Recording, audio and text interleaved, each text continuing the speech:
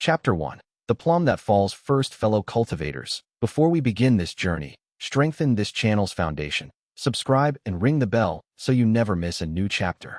A single like fuels the furnace. Now let us begin. The Iron Plum sect occupied the eastern face of Mount Taihan like a scar that had learned to bloom. Its buildings clung to the granite slopes in terraced rows, training halls with curved roofs the color of dried blood, meditation pavilions balanced on outcroppings that would have killed a mortal architect, and at the summit, the Elder's Pagoda, whose shadow fell across the entire sect when the afternoon sun grew tired. Iron plum trees lined every pathway, their dark metallic bark resistant to frost and fire alike, their blossoms a deep crimson that never quite faded, even in winter. Xianxia knelt on the outer training platform, 300 meters below the Elder's Pagoda and a lifetime away from everything it represented. He was 17, thin, but not frail. His frame carried the lean efficiency of someone who had never eaten quite enough, but had always found a way to move. His hair was pulled back in a simple knot, and his robes were the faded gray of an outer disciple, patched at both elbows and hemmed shorter than fashion dictated because fabric cost contribution points he didn't have. Around him, 43 other outer disciples knelt in identical rows, cycling their chi through the Iron Plum sect's foundational breathing technique. Morning mist clung to the mountain, carrying the faint metallic scent of the plum trees. Somewhere above, a crane called, a sharp, lonely sound that dissolved into the fog. Xianxia breathed in through his nose, pulling ambient spiritual energy into his lower dantian. The energy entered his meridians like cool water filling narrow channels, circulating through the 12 standard pathways before pooling in the reservoir below his navel. His spiritual root hummed as the energy passed through it, a subtle vibration, barely perceptible, as though something inside him was resonating with the world's pain and wonder in equal measure. The mirror heart root. No one at the Iron Plum sect truly understood what it did. The identification Jade Elder Fong Zhua had pressed against Xianxia's chest 5 years ago had simply flickered and displayed 2 characters that the Elder had squinted at, frowned at, and ultimately filed away as unremarkable. A variant root, he'd said, in the tone of a man discussing an oddly shaped potato. It won't hinder your cultivation. Continue with the standard path.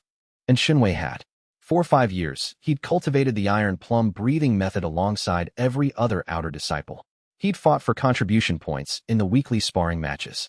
He'd gathered herbs from the lower slopes, cleaned the training halls after the inner disciples finished their sessions, and slept in a dormitory that housed 16 other boys who all snored at different frequencies. He'd reached Qi gathering late stage, a respectable achievement for an orphan with no clan backing, no external resources, and a spiritual root that didn't fit neatly into any of the standard categories. By any reasonable measure, he should have been proud. But pride required someone to notice. Attention! Instructor Gao's voice cracked across the platform like a whip made of granite. The middle-aged cultivator at Foundation Establishment Peak stood at the platform's edge, hands clasped behind his back, his Iron Plum insignia catching the early light. Today's sparring matches will determine the final rankings before the Celestial Root ceremony. Lose, and your position drops. Win, and you advance. Simple as the Tao itself. A ripple of tension moved through the kneeling disciples. The Celestial Root ceremony happened once every 5 years, a comprehensive evaluation of every disciple's spiritual root, cultivation base, and potential.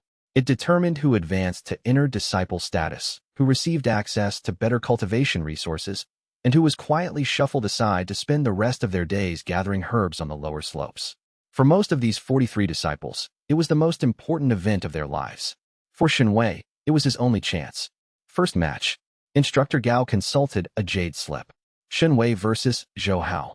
Xianxia's stomach dropped. Not because he feared Zhou Hao, not because the match was unexpected, but because of the small, knowing smile that appeared on Zhou Hao's face as he rose from his position in the front row, the position reserved for the highest-ranked outer disciple, and turned to face Xianxia with the confidence of someone who already knew the outcome. Zhou Hao was everything Xianxia was not. Tall, broad-shouldered, with sharp features that hovered between handsome and cruel, depending on the angle.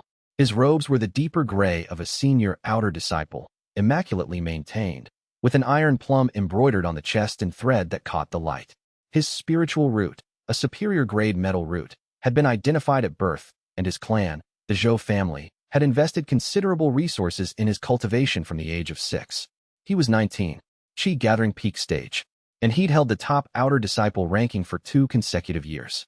"Come on, junior brother," Zhou Hao said. his voice carrying easily across the platform. Let's not keep everyone waiting. Xianxia rose from his knees. His joints didn't pop. His movements were measured and precise. 5 years of disciplined cultivation had given him that, if nothing else. He walked to the center of the sparring circle etched into the stone, stopping 3 paces from Zhou Hao. The height difference was noticeable. Xianxia had to tilt his chin up slightly to meet Zhou Hao's eyes. He found them bright, sharp, and amused, the eyes of a cat watching a particularly optimistic mouse. Begin, Instructor Gao said. Zhou Hao struck first. His fist came wrapped in metallic qi, a silver sheen that hardened the skin of his knuckles to something approaching actual iron. The iron plum fist, the sect's signature combat technique, which Zhou Hao had mastered to the 3rd layer. Xianxia had mastered it to the 2nd. He angled his body, letting the first strike slide past his ribs by a margin that would have made his instructors wince. The wind of it tugged at his patched robes. He countered with a palm strike toward Zhou Hao's exposed flank, channeling qi into his fingertips. Zhou Hao caught the palm with his free hand, fingers closing around Xianxia's wrist like a vice. Too slow, he said, and drove his knee into Xianxia's midsection. The impact folded Xianxia forward. Air left his lungs in a rush. He tasted copper and felt his qi circulation stutter. Zhou Hao's metallic energy had entered through the point of contact, disrupting his channels like a rock thrown into a stream. But Xianxia didn't fall. He wrapped both hands around Zhou Hao's gripping wrist and used the momentum of the knee strike to swing his weight, pulling Zhou Hao off balance. It was an unorthodox move, more wrestling than cultivating, and it worked for exactly half a second before Zhou Hao broke free with a pulse of qi that sent Xianxia stumbling backward. Not bad, Zhou Hao said. For you.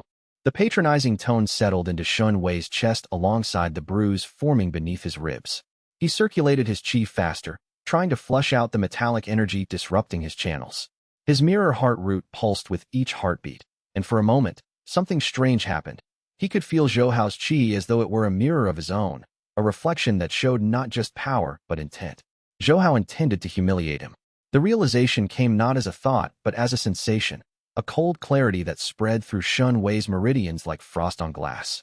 He could feel the shape of the next attack before Zhou Hao launched it, not through combat experience or predictive analysis, but through something deeper. A resonance. An echo of emotion translated into physical awareness. Zhou Hao launched a combination. 3 punches and a sweeping kick, each layered with metallic qi. Standard, but devastating at his level. Xianxia dodged the first 2 punches, blocked the 3rd with crossed forearms that screamed in protest, and jumped the kick. But he'd been pushed to the edge of the sparring circle. Out of bounds in 3 steps, Instructor Gao observed. Zhou Hao grinned and pressed forward. His next strike was the iron plum fist at full power, 3rd layer, with the qi condensed into a single point that could crack stone. It hit Xianxia in the center of his chest. The world went white for a moment, then red. Then Xianxia was on his back, staring at the morning sky through a haze of pain, his qi circulation in complete disarray. He could feel his spiritual root vibrating, not with power, but with something that felt disturbingly like grief. Match goes to Zhou Hao, Instructor Gao announced. Xianxia, report to the healing pavilion if needed. Xianxia lay there for 3 breaths. The stone was cold against his back. Above him, the mist was beginning to burn away, revealing a sky so blue it seemed almost aggressive in its indifference. He could hear murmuring from the other disciples. Not sympathetic, not cruel, just the background noise of 42 people watching someone else lose and feeling grateful it wasn't them. He sat up. The motion sent fire through his ribs. Zhou Hao was already walking away, accepting congratulations from disciples who'd learned long ago that proximity to power was its own form of cultivation. Good match, Zhou Hao called back over his shoulder, loud enough for everyone to hear. You've improved, junior brother. Really. The condescension was perfect. Not harsh enough to draw censure, not kind enough to be genuine. It was the art of diminishment, practiced and refined, and every disciple on that platform understood exactly what it meant.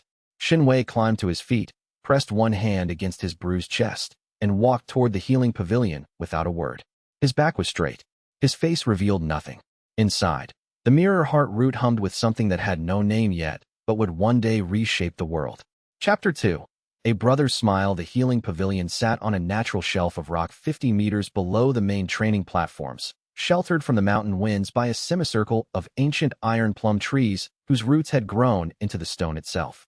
The building was modest. 4 rooms, a dispensary stocked with basic medicinal herbs, and an elderly cultivator named Physician Ma, who had reached foundation establishment decades ago, and seemed content to spend the rest of his life treating bruises and setting bones. Cracked rib, Physician Ma said, pressing 2 fingers against Shun Wei's side with the clinical detachment of a man who saw at least 12 cracked ribs per week. Hold still. Warm qi flowed from the physician's fingers into Shun Wei's injury, knitting bone and soothing the inflamed tissue surrounding it. Shun Wei gritted his teeth through the initial spike of heat, then felt the pain recede to a dull ache. Metallic qi disruption in your 4th and 7th meridian channels. Physician Ma withdrew his hand and wiped it on his apron as though he'd been handling something unpleasant.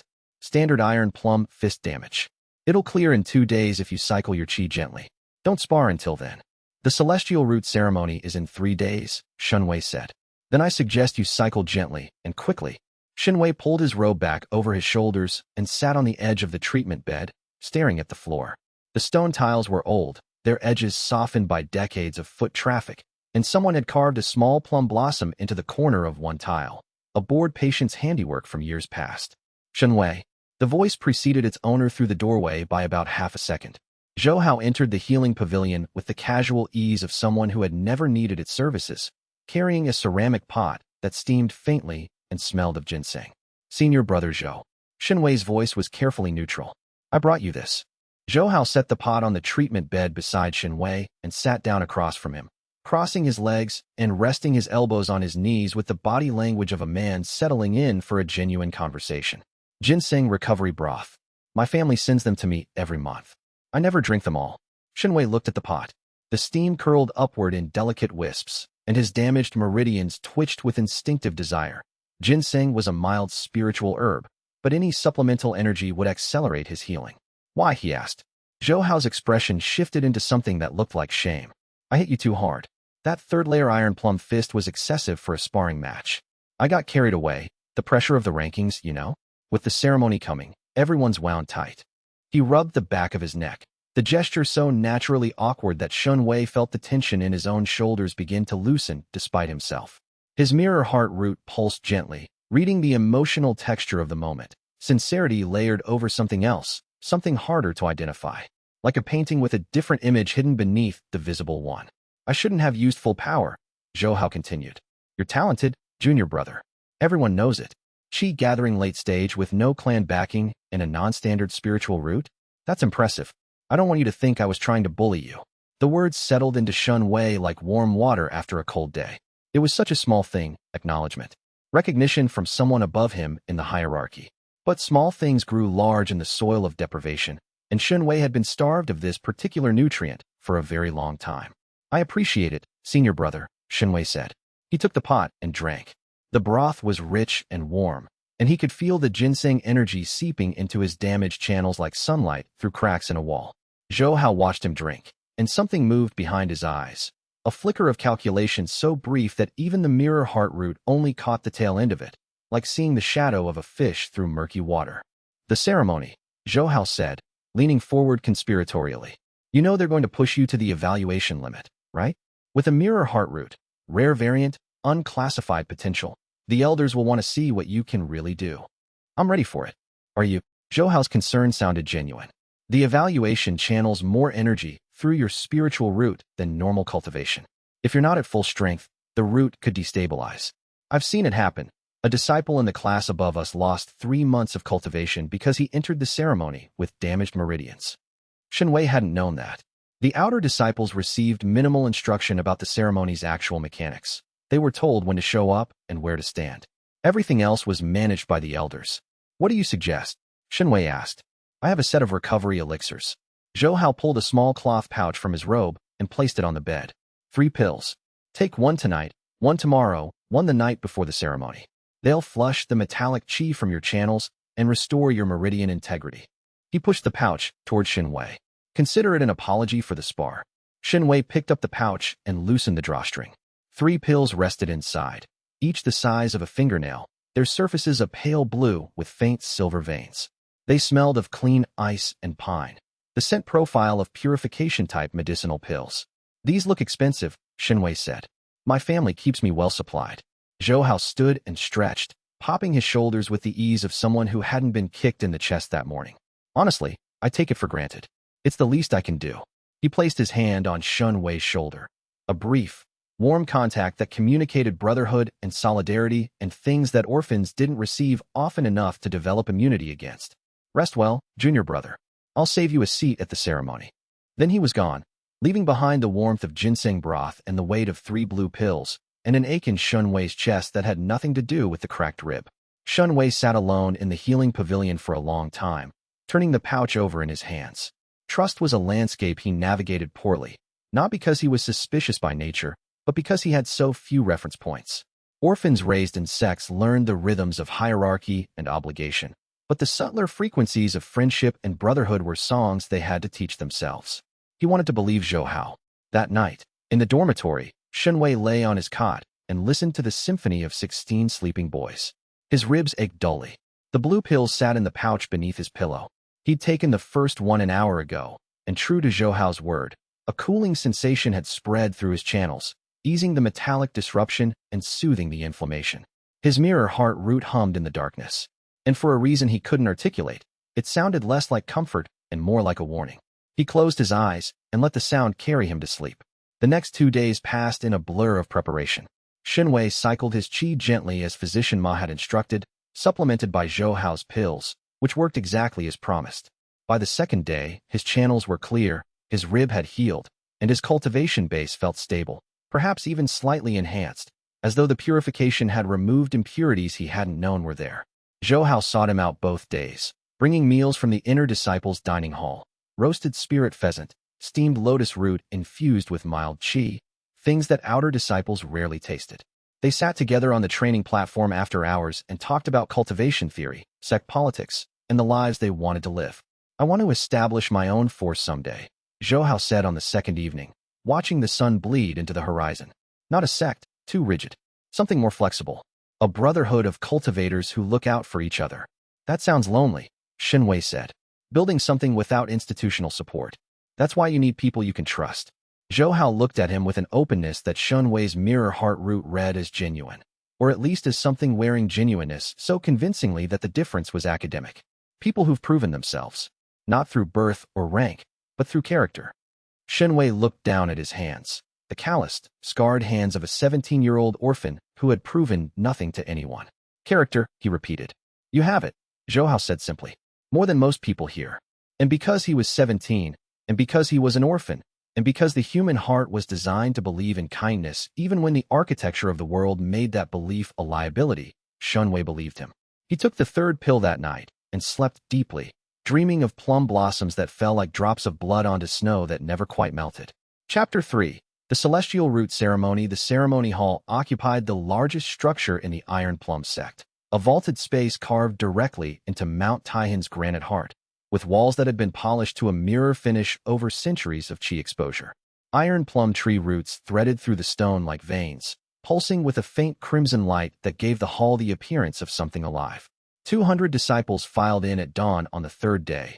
Outer disciples in their patched gray, inner disciples in the deeper iron-red robes that signified their elevated status, and a scattering of core disciples in black who sat in the upper tiers and observed with the detached interest of eagles watching sparrows.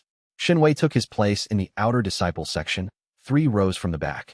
His body felt clean, his channels clear, his spiritual root humming with the quiet anticipation of a tuning fork about to be struck. He'd meditated for 2 hours before dawn, bringing his qi circulation to its peak efficiency. Zhou Hao sat in the front row of the outer section, where his rank placed him. He caught Shunwei's eye and gave a small nod. Encouraging, warm, completely at odds with what Shunwei's mirror heart root was whispering at the base of his awareness.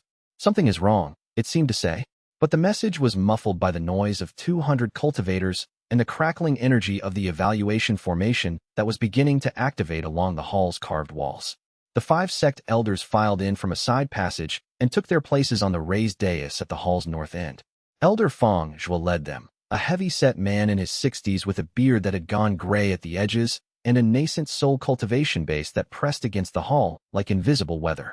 His eyes were shrewd and dark, set deep in a face that might have been kind once but had been polished by decades of politics until all that remained was a smooth, functional surface. Disciples of the Iron Plum sect, Elder Fong Zhuo's voice resonated through the hall without shouting, carried by the qi-enhanced acoustics. Today we evaluate your foundations, your roots, your potential. The celestial root ceremony sees what you are and what you might become. Approach it with honesty, and it will reward you.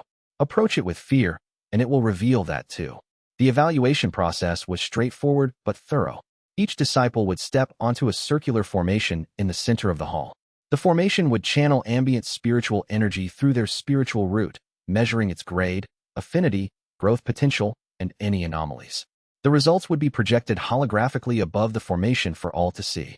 It was, essentially, a public dissection of every disciple's most fundamental attribute. Outer disciples went first, called in order of ranking.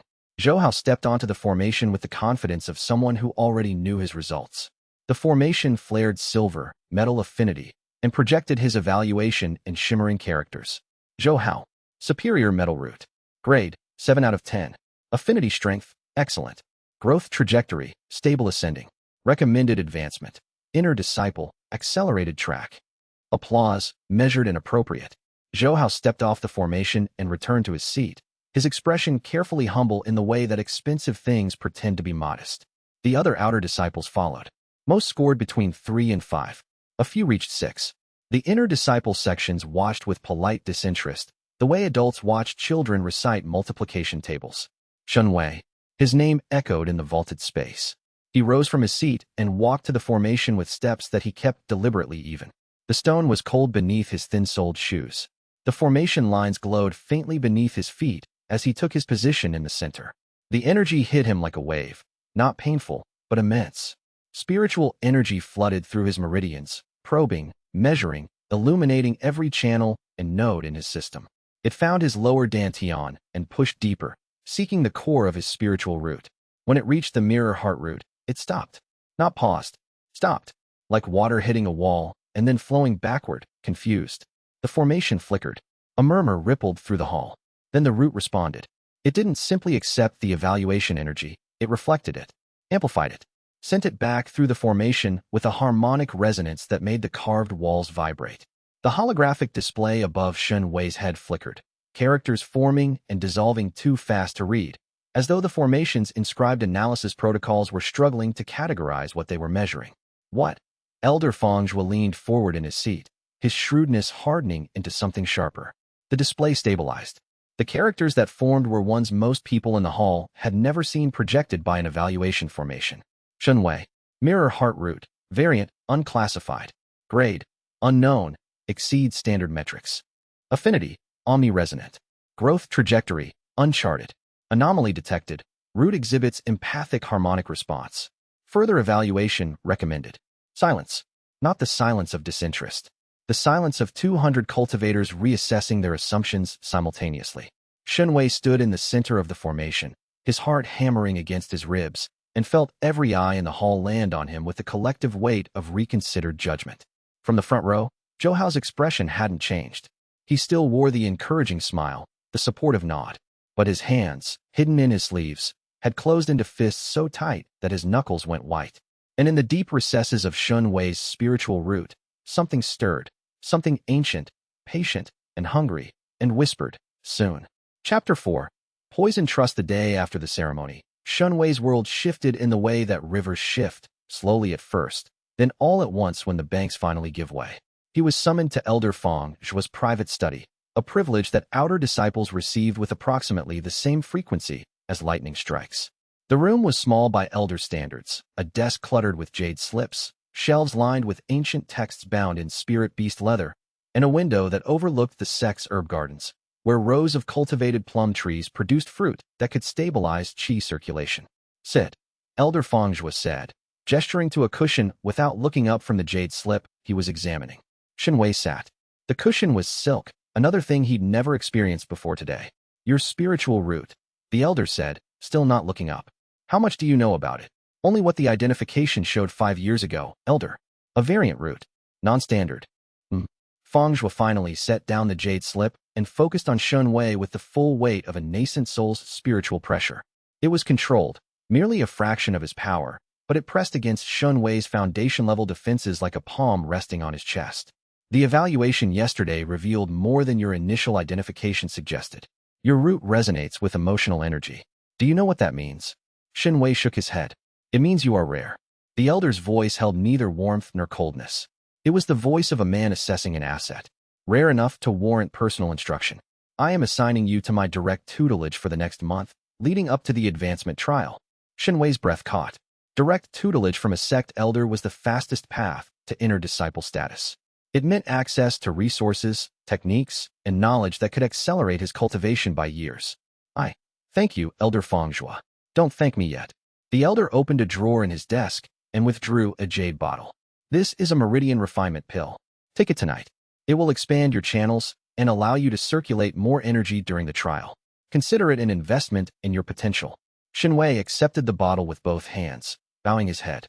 The pill inside was a deep crimson, the color of the sect's signature plum blossoms, and it radiated a warmth that his spiritual root found deeply appealing.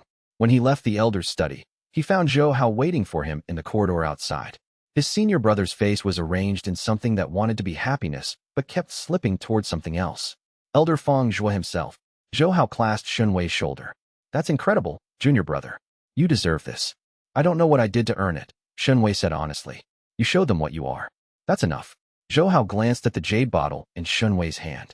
What's that? A meridian refinement pill. For the trial. Something flickered behind Zhou Hao's eyes, there and gone in a heartbeat. Generous. The elder must see real potential in you. They walked together back toward the outer disciple quarters. The afternoon sun filtered through the iron plum trees, casting lattice shadows on the stone path. Other disciples they passed gave Xianxia looks he'd never received before. Not hostility, exactly, but a wary reassessment. The way prey animals regard something that has suddenly and unexpectedly grown teeth. I need to tell you something, Zhou Hao said when they were alone on the lower path. He stopped walking and turned to face Xianxia with an expression of grave concern. About the trial tomorrow. What about it? The formation puzzles in the first phase are rigged. Not officially, but the inner disciple candidates from the major clans receive hints about the solutions in advance. Everyone knows it happens, no one talks about it. Xianxia frowned. That doesn't seem fair. It isn't. Zhou Hao's voice dropped lower. But I know someone who can get us the hints too. I've been saving contribution points for months. I have enough for both of us. Both of us. We're in this together, aren't we? Zhou Hao's smile was open, warm, brotherhood incarnate. You helped me see that. These past few days, talking with you, I realized I've been so focused on climbing alone that I forgot what it means to have someone at your side. Xianxia's mirror heart root pulsed. The resonance was complex, layered frequencies that his untrained awareness couldn't fully decode. There was sincerity in Zhou Hao's words. But it was the sincerity of a man who genuinely believed that what he was doing served his own interests, and who had learned to dress self-interest in the clothing of fellowship so expertly that even he could no longer always tell the difference.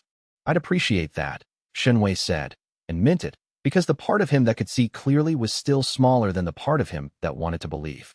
That night, he took the meridian refinement pill Elder Fangzhua had given him. The energy spread through his channels like branching rivers of heat, widening his meridians by fractions of a hair's breadth, invisible improvements that would compound during intense cultivation. But there was something else in the pill. Hidden beneath the legitimate medicinal properties, like a razor blade in bread, was a secondary compound that Xianxia's cultivation base was too low to detect. It settled into his spiritual root and went dormant, waiting. Zhou Hao, in his own quarters, prepared a different set of pills, the trial hints he'd promised Xianxia. These pills contained a subtle chi-disrupting agent that would activate under physical stress, causing the consumer's spiritual energy to spiral out of control at the worst possible moment. He prepared them with steady hands and the clear conscience of someone who had decided, with complete sincerity, that Xianxia's elimination was necessary for his own advancement, and that the pain this would cause was simply the cost of the cultivation world's arithmetic. Before he slept, he meditated on his plan, found it sound, and smiled the smile that would one day cost him everything.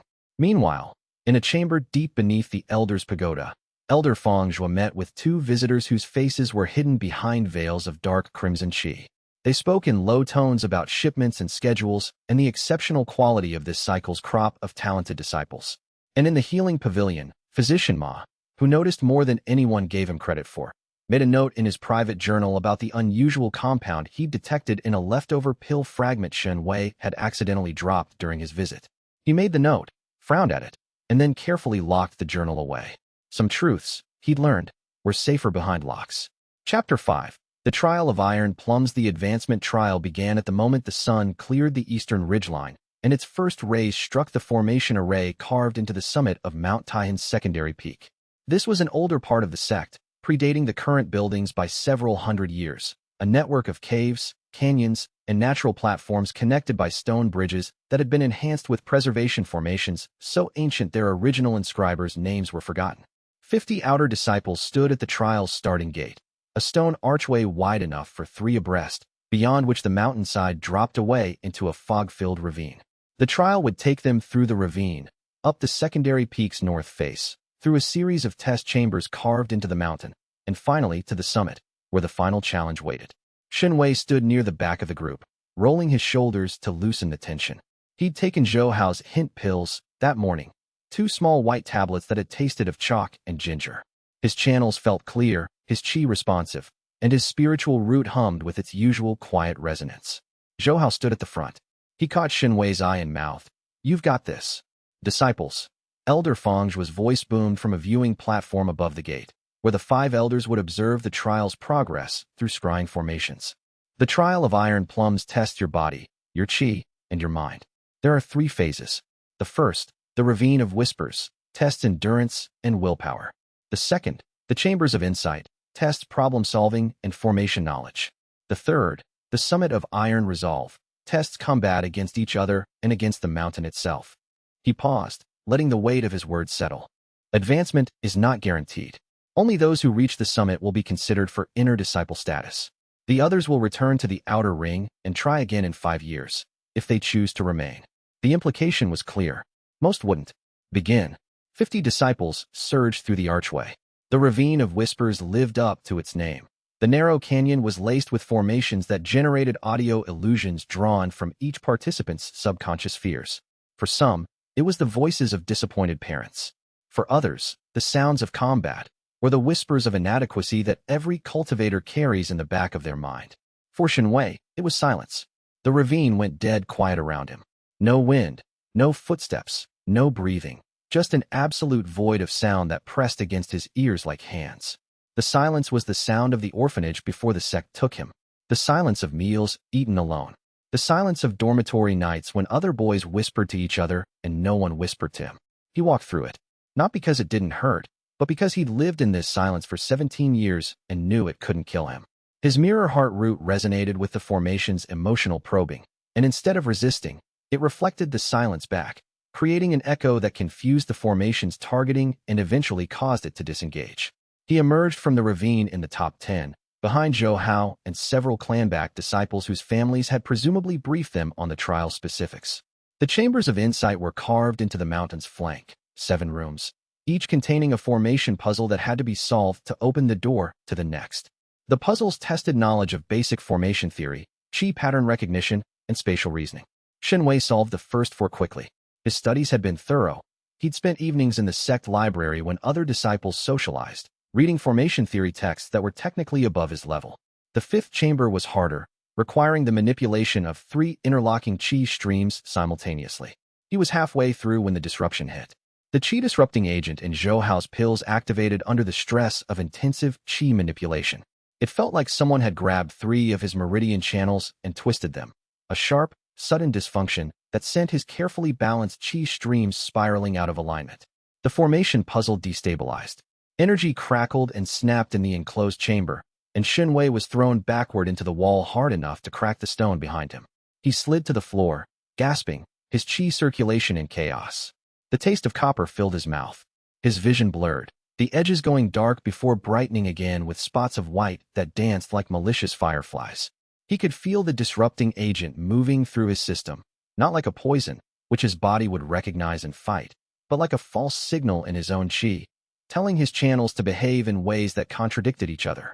What? He pressed his hand against his chest and tried to cycle his qi in the stabilization pattern every cultivator learned in their first year. The pattern held for 3 rotations and then collapsed as the disrupting agent introduced a countering frequency. He was going to fail. The realization hit him with a cold clarity that his mirror heart root amplified into something almost unbearable. He was going to fail the trial, and he was going to fail it in a locked chamber inside a mountain, alone, with no one to witness or care. Unless his spiritual root pulsed. Not with power. He didn't have enough of that. But with awareness. The mirror heart root did what it was designed to do. It resonated with the emotional energy in its environment and reflected it back as understanding. In this case, the understanding was chemical. The root couldn't heal the disruption, but it could perceive its pattern, the specific frequency at which the false qi signal operated. And if he could perceive it, he could work around it. Xianxia sat up, blood dripping from his nose, and began cycling his qi in a new pattern, one he invented on the spot, routing his energy around the disrupted channels the way water flows around a rock. It was inefficient. It was ugly. It would have made his instructors weep. But it worked. He solved the fifth chamber's puzzle with shaking hands and a qi circulation that looked like a river during a flood. The sixth and seventh chambers followed in a blur of determination and improvised qi routing that pushed his cultivation base to its absolute limit. When he emerged from the final chamber onto the mountainside, he was trembling, soaked in sweat, and near the back of the remaining group, 23 disciples who had solved all 7 puzzles. Zhou was already on the upper path, waiting. His expression as he looked down at Xianxia was one of carefully constructed surprise. "You made it. I was worried when I didn't see you come out of the 5th chamber." Xianxia climbed the path on legs that felt like they were made of wet paper. "Something went wrong with my qi circulation. A disruption, I don't know what caused it." "Strange." Zhou fell into step beside him. Maybe the stress of the formation puzzles triggered a reaction with Elder Fong, Zhuo's pill. Meridian expansion can sometimes make channels more sensitive to external energy. It was a perfectly reasonable explanation. It was also, Xianxia would realize later, a pre-prepared deflection designed to redirect suspicion away from the actual cause. "Maybe," Xianxia said. The summit of Iron Resolve waited above, a broad natural platform at the secondary peak summit, surrounded by a formation barrier that prevented falls and ensured combat remained contained. Here, the remaining disciples would fight in a round-robin format, with the top finishers securing advancement. Xianxia fought 4 matches. He won 2 through sheer stubbornness and the unorthodox qi routing technique he developed in the chambers. He lost 2, one to a clan disciple with a rare ice root, and one to a girl named Mei Lianhua whose speed exceeded anything he could match with his damaged circulation. Zhou won all his matches. Easily. When the dust settled and the formations dimmed, 12 disciples had earned inner advancement. Xianxia was 13th, one slot below the cutoff. He stood on the summit as the sun set, watching the 12 successful disciples receive their new robes and the congratulations of elders whose attention was the most valuable currency in the sect. Zhou, among the 12, accepted his new iron-red robe with the grace of someone who had never doubted the outcome. They made eye contact across the summit. Zhou's expression was, to anyone watching, one of sympathetic disappointment. He even took a step toward Xianxia, as if to offer comfort. But the mirror heart root saw something else. For one unguarded instant, as Zhou's foot lifted to take that step, the root caught the emotional signature beneath the surface and reflected it into Xianxia's awareness with crystalline clarity. Relief. Not sympathy. Relief. The deep, bone-level satisfaction of a threat that had been successfully neutralized. The vision lasted only a heartbeat before Zhou's emotional discipline reasserted itself. But it was enough. A seed of doubt, small as a grain of sand but harder than diamond, lodged itself in the space between Xianxia's ribs and began the slow, painful work of growing into truth. He descended the mountain alone. The iron plum trees lined the path, their crimson blossoms falling in the evening wind like drops of blood that the earth was too tired to absorb. Chapter 6. Betrayal at the Summit. 3 days after the advancement trial, the sect held a secondary evaluation for disciples who had scored near the cutoff. It was called the Redemption Ascent, a less formal but equally grueling test that offered a final chance at advancement. Typically, 2 or 3 disciples from each cycle earned their place through this route. Xianxia entered the Redemption Ascent with the determination of someone who had understood, in the silence of 3 sleepless nights, that the seed of doubt in his chest could not be allowed to remain dormant. If it grew, it would become paranoia. If it was addressed, it would become knowledge. And knowledge, in the cultivation world, was the only weapon that couldn't be taken away. He also entered with a body that had recovered from the qi disruption. 3 days of careful cycling, supplemented by herbal baths he'd paid for with the last of his contribution points, had flushed most of the disrupting agent from his system. His circulation wasn't perfect, but it was functional, and his mirror heart root seemed to have grown more perceptive in the process, as though the experience of fighting through false signals had taught it to distinguish truth from deception with greater precision. The Redemption Ascent followed a different format from the main trial. Instead of 3 phases, it was a single continuous challenge. Climb the secondary peak's north face. a sheer cliff of chi-enhanced granite, from base to summit, while carrying a formation stone that amplified gravity on the carrier by a factor of 3. 12 disciples attempted it. Xianxia was the lightest, which was both an advantage and a disadvantage. Less weight to multiply, but less muscle to carry what remained. He climbed. The stone face was cold under his fingers, the enhanced gravity pulling at his body like the mountain's own hunger. Each handhold required full engagement of his chi circulation, reinforcing his arms and legs against the crushing force that wanted to peel him from the rock and return him to the earth where, the gravity seemed to suggest, he belonged. 2 hours in, he was halfway up and alone. 3 disciples had fallen below him, caught by formation nets that deposited them safely but unsuccessfully at the base. Ahead of him, 5 others clung to the cliff face at various heights, their breath visible in the cold air as ragged clouds of exertion. Zhou Hao appeared at the summit. Xianxia saw him through sweat-blurred eyes, a figure in the new iron-red robes of an inner disciple, standing at the cliff's edge and looking down. He shouldn't have been there. The redemption ascent was supposed to be observed only by the presiding elder, who was positioned at the midpoint. But Zhou Hao was there, and his hands were moving. The formation stone in Xianxia's arms pulsed. The gravity increased, not by a factor of 3, by 5, then 6. The change was sudden and devastating, and it wasn't happening to anyone else on the cliff. Xianxia's fingers screamed. His chi circulation, already strained, buckled under the additional weight. He looked up at Zhou Hao and saw his senior brother's hands glowing with metallic chi, feeding energy into the cliff's enhancement formation from the top, a modification that required inner disciple access codes, and the casual cruelty of someone who had decided that a threat deserved to be removed permanently. Zhou Hao, Xianxia gasped. Not a shout, not an accusation, just a name, spoken to the wind and the rock and the space between what he'd believed and what was true. Zhou Hao met his eyes. There was no mask now, no encouraging smile, no brotherly concern, no carefully constructed camouflage. There was only the raw, naked face of a 19-year-old who had decided that someone else's potential was a threat to his future, and who had found that decision as easy as breathing. You should have stayed in 13th place, Zhou Hao said. His voice carried on the mountain wind, clear and conversational, as though they were discussing the weather. I gave you every chance. The pill should have kept you out of the trial entirely. But you keep climbing. Xianxia's arms trembled. The enhanced gravity was crushing. He could feel his fingerprints being ground into the stone. The pills, he said. Understanding arrived like a blade. Clean, cold, and final. You poisoned me. I gave you an opportunity to fail quietly. That's different. Zhou Hao crouched at the cliff's edge, bringing his face closer. Your spiritual root, that unclassified variant. Do you know what happens to disciples with unclassified roots? The elders research them, dissect them. If the root is valuable enough, they extract it. I was saving you from that. The lie was so smooth, so internally consistent, that Xianxia almost admired it. Almost. But his mirror heart root was resonating now with the full force of betrayal's frequency, a pitch that cut through deception the way lightning cuts through darkness. And what it showed him was simpler and uglier than any justification Zhou Hao could construct. Jealousy. Pure, corrosive, and fundamental. The jealousy of someone who had been told he was special his entire life and could not tolerate the existence of someone who might be more so. Let go, Zhou Hao said, and there was almost kindness in it. Fall. The formation net will catch you. You'll wake up tomorrow with bruises and the knowledge that this path wasn't meant for you. There are worse fates. Xianxia's fingers were slipping. The gravity formation pressed down on him like the palm of a god that had been bribed to look the other way. His chi was failing. His body was failing. But his heart was doing something new.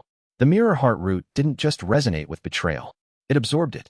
The emotional energy of Zhou Hao's deception, every false smile, every poisoned pill, every calculated kindness that had been nothing more than the baiting of a trap, flooded into the root and was transformed. Not into rage, not into despair, into something harder and older and infinitely more dangerous. Clarity. Xianxia looked up at Zhou Hao with eyes that had changed, not in color or shape, but in depth, as though a door had opened behind them, revealing a room that had always existed but had never been occupied. No, he said. He let go of the cliff. Not downward. Sideways. His body swung like a pendulum on his remaining handhold, and he used the momentum of the enhanced gravity to launch himself toward a narrow ledge 10 meters to the left that wasn't part of the designated climbing route. He hit it with his shoulder, rolled, and felt the gravity formation's influence weaken. The modification Zhou Hao had made was directional, focused on the main path. Zhou Hao's expression shifted for the first time, surprise cracking through the composure like a stone through ice. Xianxia scrambled along the ledge. His destination wasn't the summit anymore. It was a shadow in the cliff face, a natural gap in the granite that his enhanced senses, sharpened by survival and the mirror heart root's awakening perception, had detected during the climb. He reached the gap. It was narrow, barely wide enough for his thin frame. He wedged himself inside and felt the cliff's enhanced gravity formation cease to affect him. The stone here was different. Older, carved with symbols he couldn't read, radiating a resonance that made his spiritual roots sing like a struck bell. Behind him, above him, Zhou was shouting something. Words that the wind shredded into meaningless syllables. Xianxia didn't listen.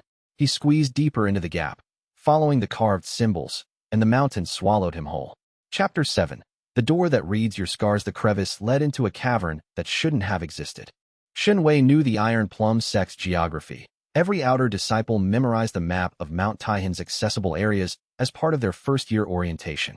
The secondary peak's interior was supposed to be solid granite, with no natural chambers larger than a fist. The geomancy surveys, conducted every 50 years by earth element specialists, confirmed this with boring reliability. But the cavern he dropped into was vast. The ceiling arced 40 meters overhead, studded with luminescent crystals that cast a pale blue light across walls of smooth, dark stone. The air was still and dry and carried a scent that Xianxia had never encountered before. Something ancient, like the smell of a book that had been closed for so long it had forgotten it was meant to be read. His injuries caught up with him all at once. He sat heavily on the cavern floor, his arms shaking from the climb, his shoulders raw from squeezing through the crevice, and his chi circulation running on fumes. The formation stone, which he'd somehow held onto through the fall, had deactivated when he left the cliff face, and he set it down beside him with the grateful exhaustion of someone putting down a burden they'd been carrying for too long. The cavern extended in one direction, forward, toward a darkness that the crystal light didn't quite reach. Xianxia could see the outline of something in that darkness, a vertical shape, symmetrical, too perfect to be natural. A door. He stood. His legs protested. He walked toward the door anyway, because curiosity and desperation made equally effective fuel, and he was running on both. The door was made of a material he couldn't identify, darker than obsidian, smoother than jade, with a surface that seemed to absorb light rather than reflect it. It stood 3 meters tall and 2 meters wide, set into the cavern wall without frame or hinge. Characters were carved into its surface in a script that was old enough to make the sect's founding inscriptions look like yesterday's grocery list. As Xianxia approached, the characters began to glow. Not all of them, only certain ones, activating in a pattern that seemed to track his proximity. When he was 2 meters away, roughly half the characters were lit. At 1 meter, 3/4. When he reached out and pressed his palm against the door's surface, every character blazed with light, so intense he had to close his eyes. The door didn't open. It read him. He could feel it. Tendrils of energy that weren't quite chi and weren't quite spiritual pressure flowing through his palm, into his meridians, seeking something specific. They passed through his cultivation base without interest. They ignored his physical condition. They found his mirror heart root and circled it like wolves circling a campfire, drawn and cautious. Then they found the scars. Not physical scars, emotional ones. The fresh wound of Zhou's betrayal, still raw and bleeding chi. The older aches of 17 years of isolation, of meals eaten alone, of a childhood defined by the absence of people who were supposed to be present. The door's energy read these scars with the precision of a physician examining an X-ray and the hunger of something that had been waiting a very long time for this specific combination of rare spiritual root and fresh betrayal. The door opened, not inward or outward. It dissolved, the dark material flowing away like oil on water, revealing not another chamber but a threshold, a visible boundary between the cavern's reality and somewhere else entirely. The air on the other side was different, warmer, denser, carrying the unmistakable weight of a pocket dimension's compressed space-time. Xianxia stepped through. The betrayer's archive materialized around him. It was a library. That was the simplest description, and it was insufficient in the way that calling the ocean some water was insufficient. The space was circular, with walls that curved upward and inward like the inside of a sphere. Every surface was covered in shelves, thousands of them, carved from a wood so dark it was almost black, each shelf holding scrolls, books, and jade slips that radiated varying intensities of spiritual energy. The shelves were arranged in 10 concentric rings, spiraling upward from the floor to the ceiling. The first ring was at eye level, its shelves barely within reach. The second was higher, the third higher still, and so on, with the 10th ring so far overhead that Shunwei could barely make out its contents, shapes wrapped in golden light that pulsed like slow-beating hearts. 9 of the 10 rings were sealed behind barriers of energy, translucent walls that shimmered like heat haze, preventing access to the shelves behind them. Only the first ring was open, its barrier dissolved, its shelves accessible. And in the center of the circular space, floating in the air at approximately eye height, was a sphere of light. As Shunwei watched, the sphere contracted, elongated, and formed the outline of a figure. Humanoid, translucent, wearing robes that were suggested rather than rendered, with a face that hovered between young and ancient, male and female, specific and universal. Ah, the figure said. Its voice was the sound of a page turning in an empty room. Finally, Shunwei's hands balled into fists at his sides. His chi was depleted, his body battered, and he was standing in a pocket dimension he hadn't known existed until 2 minutes ago, facing a spectral entity that spoke with the casual familiarity of someone greeting a late-arriving guest.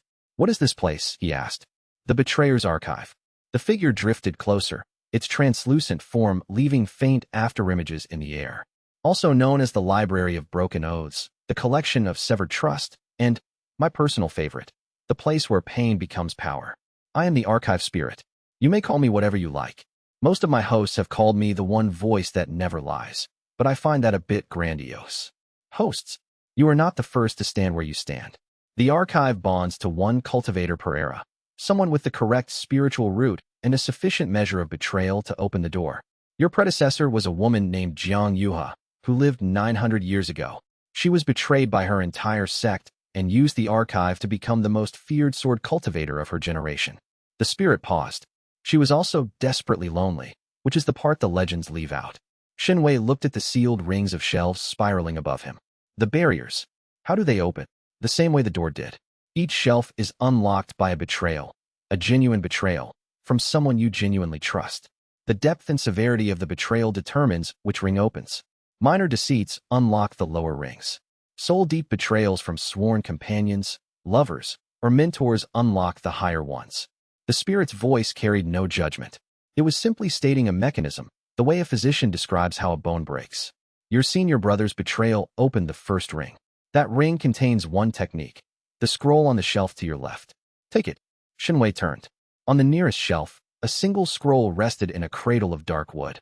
It radiated a warm, amber-colored energy that made his damaged meridians ache with wanting. He reached for it. And the moment his fingers touched the scroll, the energy surged through him, not painfully, but overwhelmingly.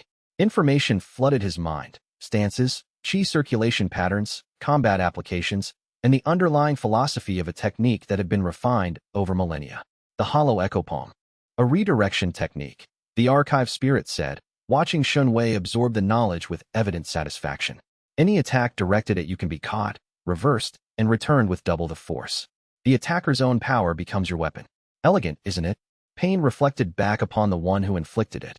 Shunwei's hands trembled as the technique's knowledge settled into his consciousness. He could feel the pathways forming, not yet mastered, but understood, like a mathematical proof that needed only practice to become intuitive. There are 9 more techniques, the spirit continued. 9 more shelves. 9 more betrayals. It tilted its head, the gesture eerily human for something that had no fixed form. I don't wish you suffering, host. But I would be lying if I said I didn't anticipate your journey with considerable interest. Shunwei looked up at the sealed rings of shelves. 9 barriers of shimmering energy, each one representing a future wound, a future broken trust, a future moment when someone he believed in would prove that belief misplaced. And if I never trust anyone again? He asked. If I guard myself against betrayal? The spirit's face did something that was almost sad. Then the shelves remain sealed, and you remain at the power of one technique. The Archive requires genuine trust for the mechanism to function. A heart that never opens can never be broken. It paused.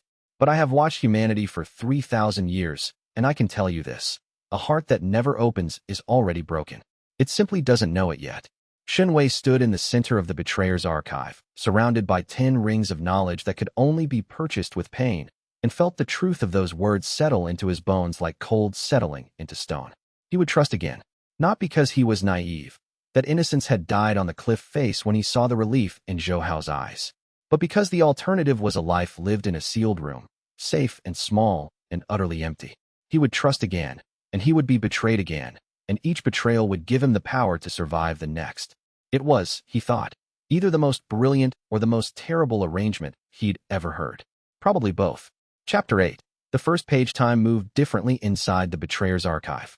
Xianxia discovered this on his first morning, or what felt like morning, though the library's interior existed in a permanent state of ambient illumination that made concepts like morning and evening a matter of personal decision. He'd fallen asleep on the smooth stone floor after hours of studying the hollow echo palm scroll, and when he woke, his body felt as though 8 hours had passed. But when he reached his awareness toward the threshold between the library and the cavern beyond, he could sense that the external world had advanced by approximately 2 hours. Time dilation.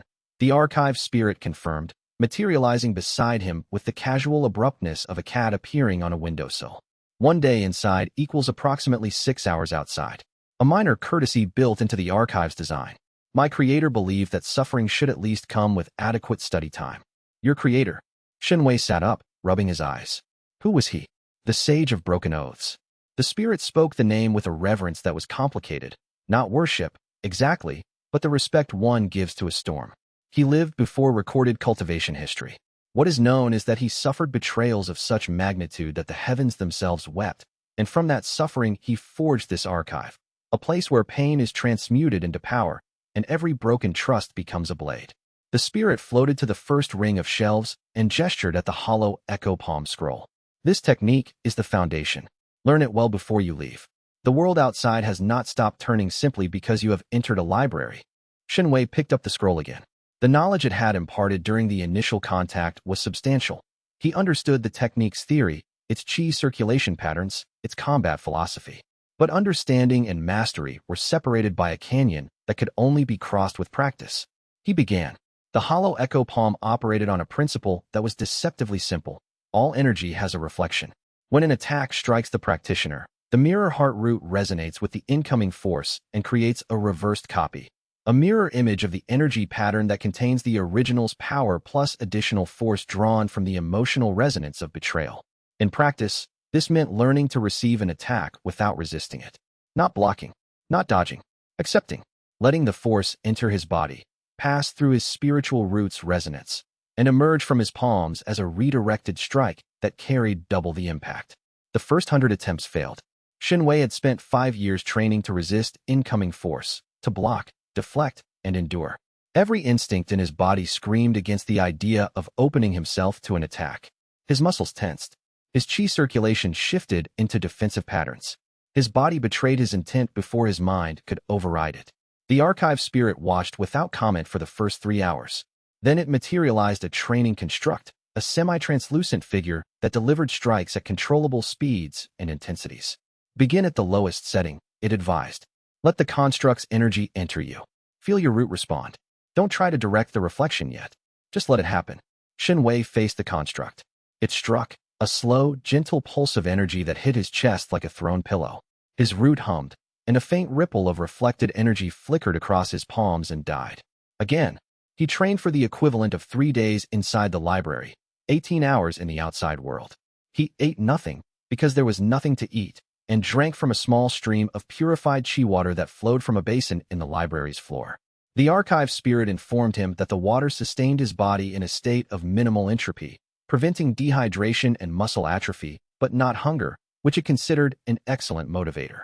By the end of the first day, he could receive a low-power strike and produce a discernible reflected pulse. By the second day, the pulse carried enough force to push the training construct back a step. By the third day, he could receive a mid-power strike, equivalent to a foundation establishment cultivator's punch, and return it with sufficient force to stagger the construct. The breakthrough came at the 72-hour mark. He was exhausted, running on chi water and stubbornness, his body aching from hundreds of practice impacts. The construct delivered a strike at its highest setting, a blow that hit his chest like a hammer and sent shockwaves through every channel in his body. His instinct screamed to block. He didn't.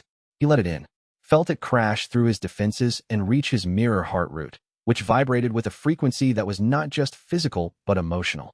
The frequency of Zhou Hao's poison pills, of the enhanced gravity on the cliff, of the word brother, spoken with a liar's tongue. The root took that frequency and the construct's energy and wove them together and sent them out through Xianxia's palms in a strike that hit the construct with twice the original force and shattered it into dispersing light. Xianxia stood there, palms extended, breathing hard, and felt something shift in his cultivation base. His qi, which had been circulating at qi gathering late stage for months, suddenly found new pathways, channels that the hollow echo palm's mastery had opened. Energy flowed faster, cleaner, with a resonance that felt less like forced circulation and more like a river finding its natural course. Qi gathering peak stage. Well done, the archive spirit said. You've mastered the basics. The advanced applications, redirecting multiple attacks simultaneously, storing reflected energy for delayed release, channeling the reflection into different techniques.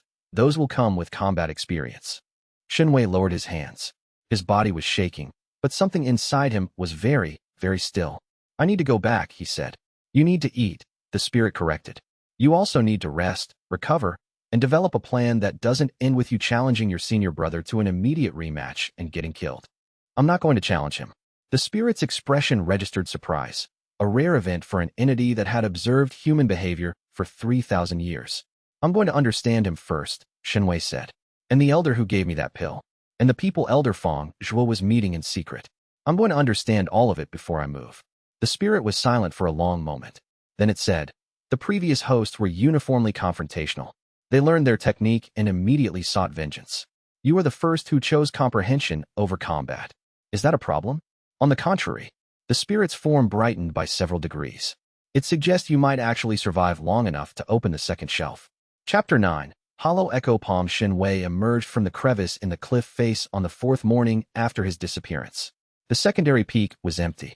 No disciples trained here between trial cycles, and the formation arrays had been deactivated. The morning sun had already climbed past the ridgeline, and the mountain air was thin and biting. He stood on the narrow ledge where he'd originally landed, looked down at the 300-meter drop to the base, and felt nothing but the calm assessment of a mind that had spent 3 equivalent days in silent, focused labor. He was different. Not dramatically. He still looked like a thin 17-year-old in patched gray robes with a bruised face and torn fingers. But his qi circulation ran at qi gathering peak stage, smooth and strong, and carrying the unique resonance of the hollow echo palm's energy signature. His spiritual root hummed with a deeper frequency, attuned to something that no one in the Iron Plum sect could perceive or understand. And his eyes, those had changed. They carried a watchfulness that hadn't been there before. Not suspicion, not fear. The quiet, patient attention of someone who had learned, at great cost, to look beneath surfaces.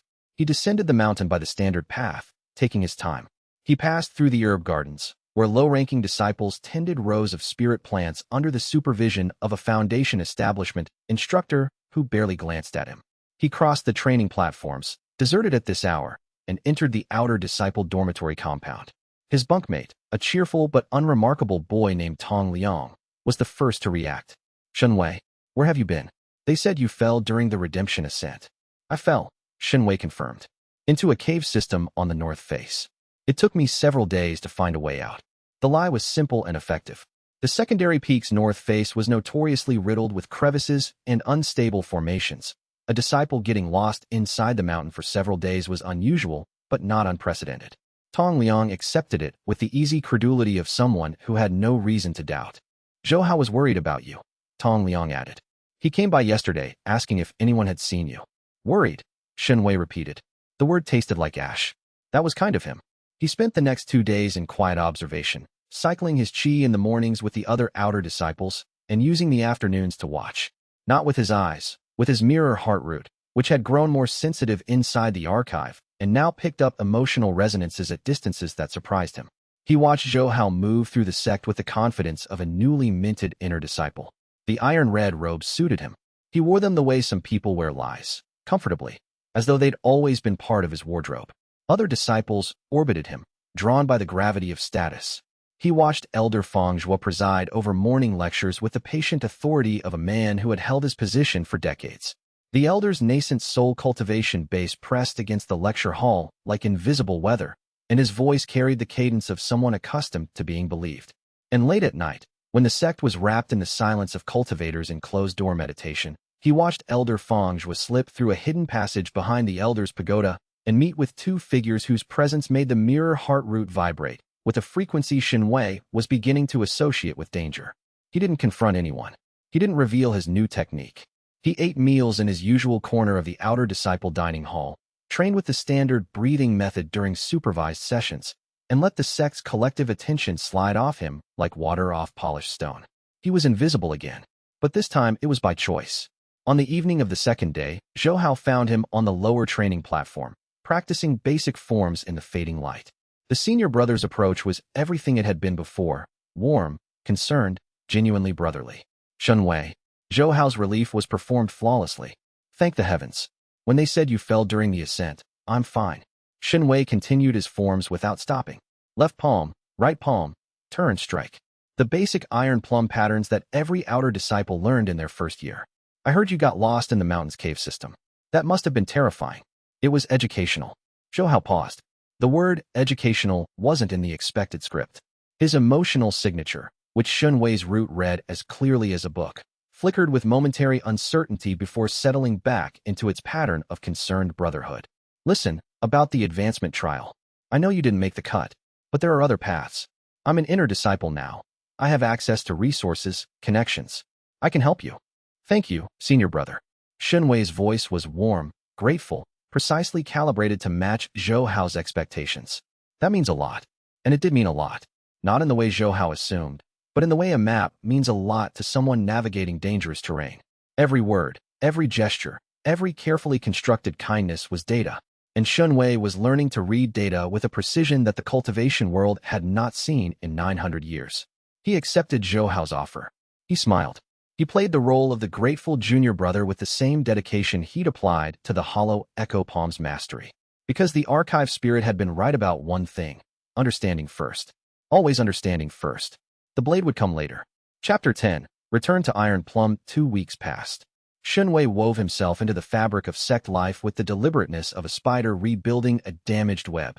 Each thread placed with precision, each connection serving a dual purpose. On the surface, nothing had changed. He was still an outer disciple, still ranked 13th in the last evaluation, still treated with the casual disregard that the sect reserved for the unremarkable. He attended morning cultivation sessions, gathered herbs on the lower slopes, and maintained the training halls after the inner disciples finished their sessions. Beneath the surface, everything had changed. His qi circulation ran at qi gathering peak, concealed behind a technique the archive spirit had taught him during his final hours in the library: presence dampening, a passive method of masking one's cultivation level by circulating qi in a slower, more compressed pattern. To any casual observer, he still appeared to be at qi gathering late stage. Only someone who specifically probed his spiritual root and knew what to look for would detect the difference. Every evening after the sect's supervised sessions ended, Xianxia slipped away to the cave system beneath the secondary peak. Not to the archive itself. He didn't need new techniques yet. Instead, he practiced the hollow echo palm in the cavern's open space, striking the walls and using the reflected force to train his body's acceptance reflex. The technique was becoming instinctive. His muscles had learned to relax instead of tense when force approached. His qi circulation automatically opened the mirror heart root's resonance channels at the first sign of incoming energy.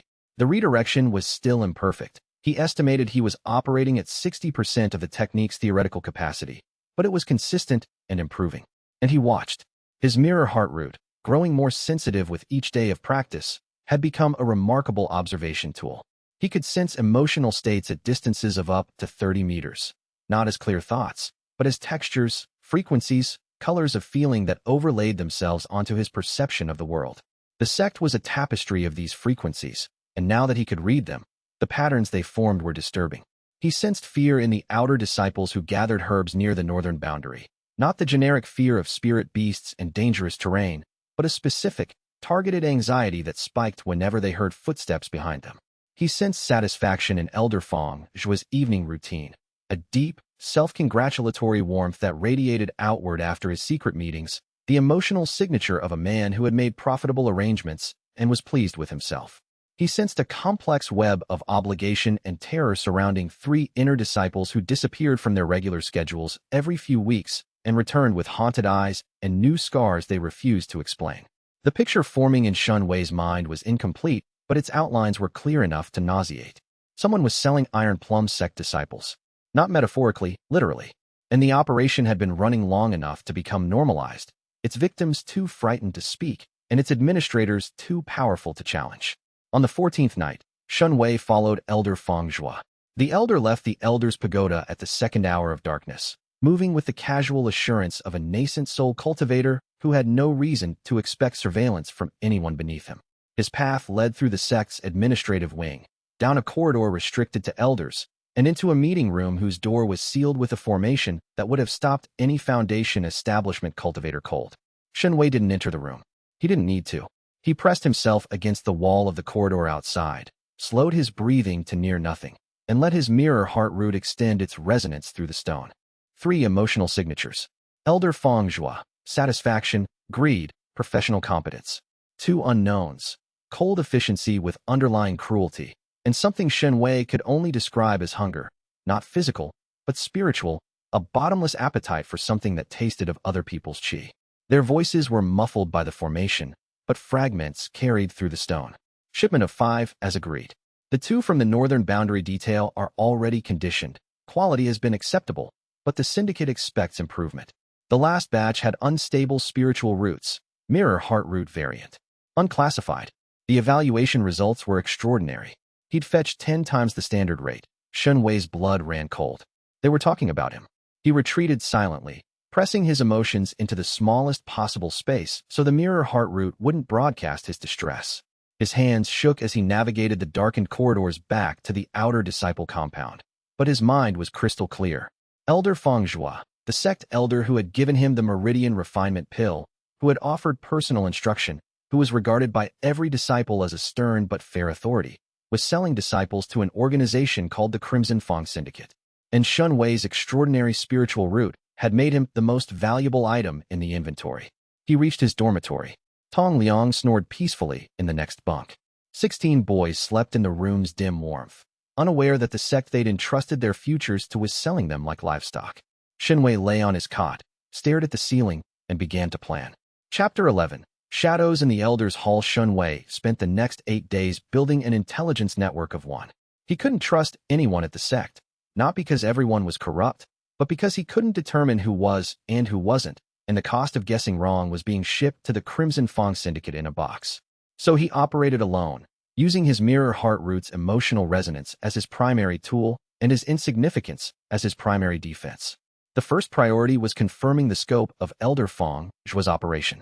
Shun Wei tracked the Elder's movements by sensing his emotional signature, which was as distinctive as a fingerprint, a base-frequency hum of satisfied avarice that was detectable from 50 meters away. Over 8 days, he confirmed the following.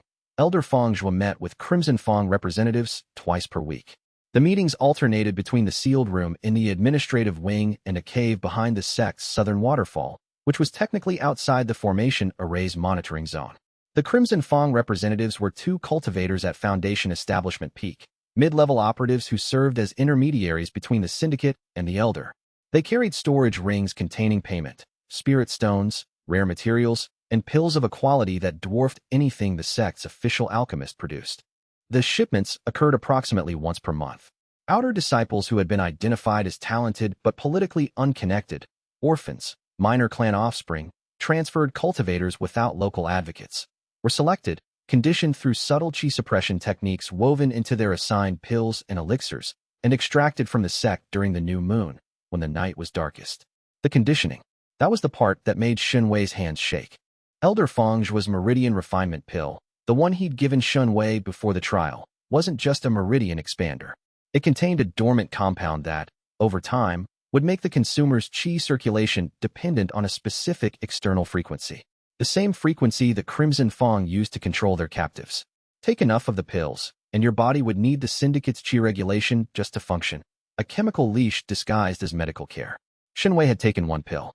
The compound was still in his system, dormant and incomplete. Had he taken the recommended course, 1 pill per week for 6 weeks, as the Elder had originally prescribed before Shun Wei disappeared during the trial, he would have been fully conditioned. The second priority was understanding why the sect's other elders weren't intervening. The answer, when Shun Wei pieced it together from fragments of overheard conversation and emotional resonance readings, was disappointingly simple. They didn't know. Elder Feng Zhua managed the outer disciple administration, and the other 4 elders focused on inner disciples, sect defense, resource management, and external relations respectively. The outer disciples were, by institutional design, the least monitored population in the sect, It was a blind spot large enough to drive a criminal enterprise through, and Xianxia had been doing exactly that for at least a decade. On the 8th day, Zhou Hao gave Shunwei a piece of intelligence without knowing he'd done it. They were eating together in the outer disciple dining hall, a routine Shunwei maintained because Zhou Hao's emotional signature was a better source of information than most jade slips. The senior brother was discussing his transition to inner disciple status with the cheerful openness of someone who believed his audience was too simple to extract useful data from casual conversation. Elder Feng Zhuo is sending me on my first official assignment, Zhou Hao said between bites of spirit grain rice. A goodwill visit to the Azure Lotus sect. It's a 3-day journey, and I'll be traveling with 2 of the elders' personal attendants. Shunwei's root read the emotional signature beneath Zhou Hao's words: excitement, ambition, and a thread of something that felt like complicity, the emotional flavor of someone who knew more about his employer's side business than he admitted. That sounds like a great opportunity, Shunwei said, and filed the information away. 3 days later, while Zhou Hao was away and Elder Feng Zhuo was occupied with monthly sect administration, Shunwei entered the elder's private study. Getting inside required 3 things: knowledge of the formation locks pattern, which he'd observed during his meeting with the elder, precise qi manipulation to mimic the elder's authorization frequency, which his mirror heart root could replicate after prolonged exposure to the elder's emotional signature, and the brass-plated nerve to walk into a nascent soul cultivator's private chambers while said cultivator was in a meeting 2 buildings away. The study was as he remembered it, cluttered, scholarly, with the careful disorder of a man who knew where everything was precisely because no one else could. Shunwei moved quickly and methodically, using his root's resonance to detect formation traps. There were 3, all keyed to the elder's qi signature, all circumvented by the same mimicry technique, and locating the items he needed. In the second drawer of the desk, beneath a stack of sect administrative forms, he found a jade slip with a restricted access seal. He pressed his palm against it, fed it a trickle of mirrored qi, and the seal cracked.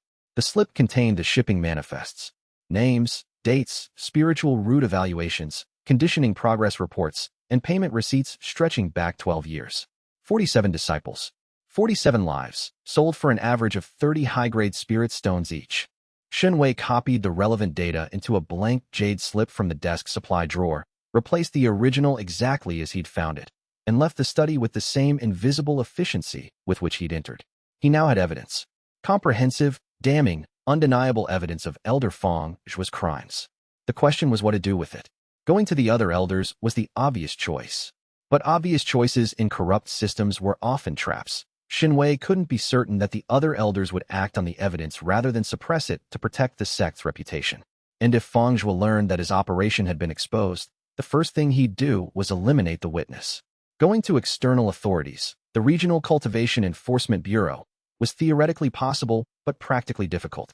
Shunwei was a 17-year-old outer disciple at Qi gathering peak stage. The Enforcement Bureau handled cases involving sects whose weakest disciples were at foundation establishment. They would not take his testimony seriously. That left the third option: hold the evidence. Wait. Continue gathering intelligence. And prepare for the moment when the system's contradictions would force it to crack on its own. It was a patient strategy. A difficult strategy.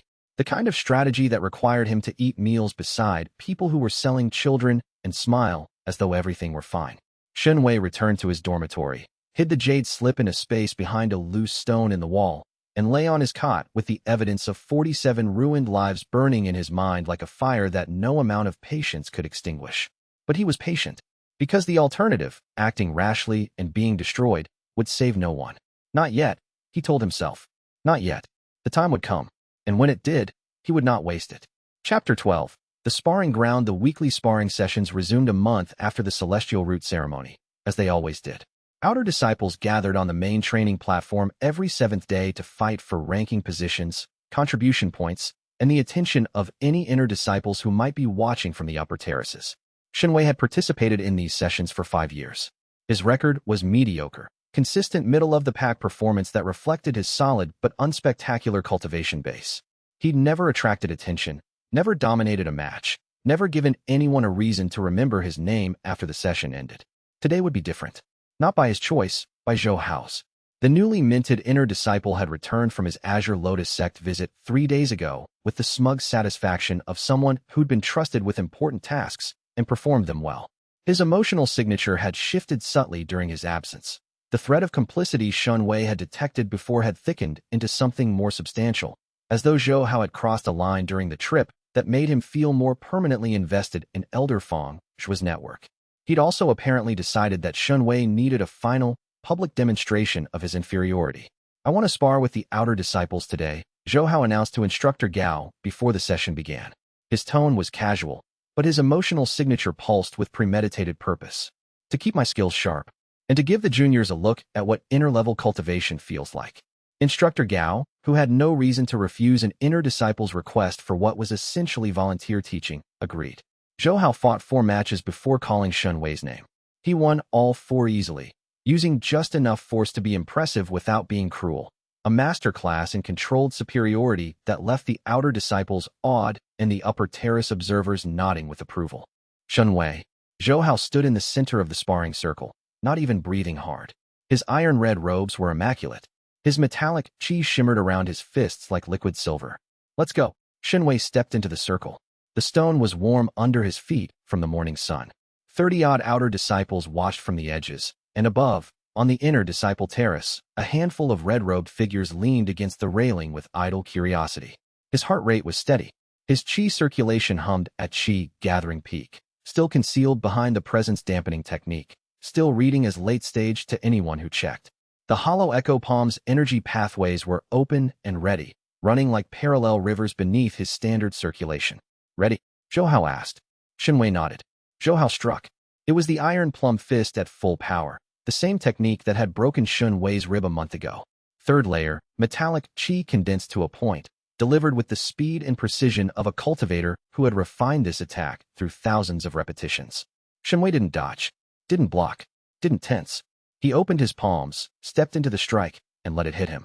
The impact point was his left palm, positioned at exactly the angle the hollow echo palm required. Zhou Hao's fist connected with a crack of metallic chi that made the air ring. The force entered Xianxui's hand, traveled up his arm, reached his mirror heart root, and was reflected. Xianxui's right palm struck Zhou Hao's chest. The returned force was double the original. It hit Zhou Hao like a battering ram made of his own energy, multiplied by the resonance of every lie he'd ever told to the person who'd just redirected it. His feet left the ground. His body flew backward 4 meters and hit the sparring circle's boundary with a force that cracked the stone. Silence. Not the silence of boredom. Not the silence of routine. The silence of 40 people who had just witnessed the laws of the sparring ground being rewritten in real time. Zhou Hao was on the ground. His iron-red robes were torn at the chest where the palm had connected. His face was white, not with pain, though the pain was considerable, but with the shock of encountering something his calculations had not accounted for. "What?" he wheezed. Xianxia stood in the center of the circle, his left palm still extended, his right palm still glowing faintly with the amber energy of the hollow echo palm. His expression was calm, not triumphant, not vengeful, not satisfied. Simply calm, in the way that truth is calm when it finally surfaces after a long submersion. "That's the match," he said. The silence held for 3 more heartbeats. Then it broke. Murmuring erupted from the outer disciples, excited, confused, disbelieving. On the upper terrace, the inner disciples straightened from their idle postures and stared. Instructor Gao, who had overseen thousands of sparring matches and developed the professional numbness of a long-tenure official, blinked several times as though his eyes needed recalibrating. Zhou Hao got to his feet slowly. His hand pressed against his chest where the reflected force had hit him, and his eyes had the glassy quality of someone whose worldview had just been forcibly restructured. "How?" he said. It wasn't a question. It was a demand for the universe to explain itself. Xianxia lowered his hands. "I've been training." The understatement landed in the stunned silence with the weight of a truth that didn't need volume to be heard. Zhou Hao's emotional signature was a chaotic storm of disbelief, recalculation, and something Xianxia had never sensed from him before. "Fear." "Impressive," Instructor Gao said carefully. "Xianxia, what technique was that?" "A personal variant of the redirection principle," Xianxia said. "It uses the opponent's force against them." It was technically true. It was also the kind of vague explanation that cultivators used when they didn't want to reveal their complete methods, and Instructor Gao, who had been a cultivator for 40 years, recognized it for exactly what it was. "I see." The instructor's tone carried professional neutrality that was itself a form of commentary. Ranking updated. Xianxia advances to first position among outer disciples. The session continued. Xianxia fought no more matches. He sat on the edge of the platform, cycling his chi gently to ease the aftereffects of the hollow echo palm's activation, and watched the remaining bouts with the patient attention of someone who had accomplished exactly what he intended and nothing more. Zhou Hao disappeared after the session, heading toward the inner disciple quarters with the rigid stride of someone whose composure was held together by momentum alone. Shun Wei sat alone on the platform as the other disciples filed away, their glances at him carrying the new weight of reassessment. The iron plum trees rustled in the afternoon wind, and their crimson blossoms fell like slow drops of blood, and Shun Wei felt, for the first time in his life, the strange and terrible comfort of being seen. Chapter 13. Fallout. The consequences of the sparring match arrived with the predictability of weather and the speed of rumor. By evening, every disciple in the Iron Plum sect knew what had happened. The outer disciples discussed it in breathless clusters, their conversations equal parts admiration and speculation. The inner disciples, who had watched from the upper terrace, discussed it with the more measured tones of people assessing a new variable in their calculations. The core disciples, who heard about it secondhand, expressed the mild interest of eagles learning that a sparrow had killed a hawk. And Elder Fong was summoned Xin Wei to his study for the second time. The room was the same, cluttered, scholarly, precisely disordered. But the elder's emotional signature had changed. The baseline avarice was still there, but it was overlaid with something new, a sharp, calculating attention that reminded Xin Wei of the way a merchant examines an item whose value has just dramatically increased. Sit, the elder said. Xin Wei sat. The silk cushion was the same. You defeated an inner disciple. I redirected his own attack. The outcome was more about his force than mine. Don't be modest. Elder Fong Zhua leaned back in his chair and steepled his fingers, a gesture that Shun Wei's root read as preparation for manipulation. That technique was not from our sect's curriculum. Where did you learn it? During my time in the cave system on the north face. Shun Wei had prepared this answer. I found a partially damaged scroll in one of the deeper chambers. It described a redirection principle that seemed compatible with my spiritual root. A fortuitous find. The elder's voice was neutral, but his emotional signature was anything but. Xin Wei could feel the rapid calculations running beneath the surface, value assessments, risk evaluations, the mental arithmetic of a man who was revising his asking price upward. I'd like to see this scroll, the elder said. It crumbled after I read it. The preservation formations had failed. I was able to memorize the core principles before it disintegrated. A lie, delivered with the calm confidence of truth. Xin Wei had rehearsed it until his emotional signature during the telling was indistinguishable from genuine honesty, a trick the mirror heart root made possible by allowing him to monitor his own emotional output in real time. Elder Fong Zhua studied him for a long moment. The elder's probe was subtle, a whisper of nascent soul spiritual pressure directed at Shun Wei's emotional state, designed to detect deception. Against a normal chi-gathering cultivator, it would have been devastating. Against someone with a mirror heart root, it found exactly what Shun Wei wanted it to find. Confidence, honesty, and a trace of the nervous deference that a 17-year-old should show when questioned by a sect elder. Unfortunate about the scroll, the elder said finally. But the technique itself is remarkable. Far too powerful for an outer disciple to practice without supervision. He opened a drawer and produced a jade token, red, stamped with the sect's inner formation seal. Effective immediately, I'm advancing you to inner disciple status under my direct supervision. Report to the inner disciple quarters tomorrow morning. Thank you, Elder. Xin Wei accepted the token with both hands and bowed his head.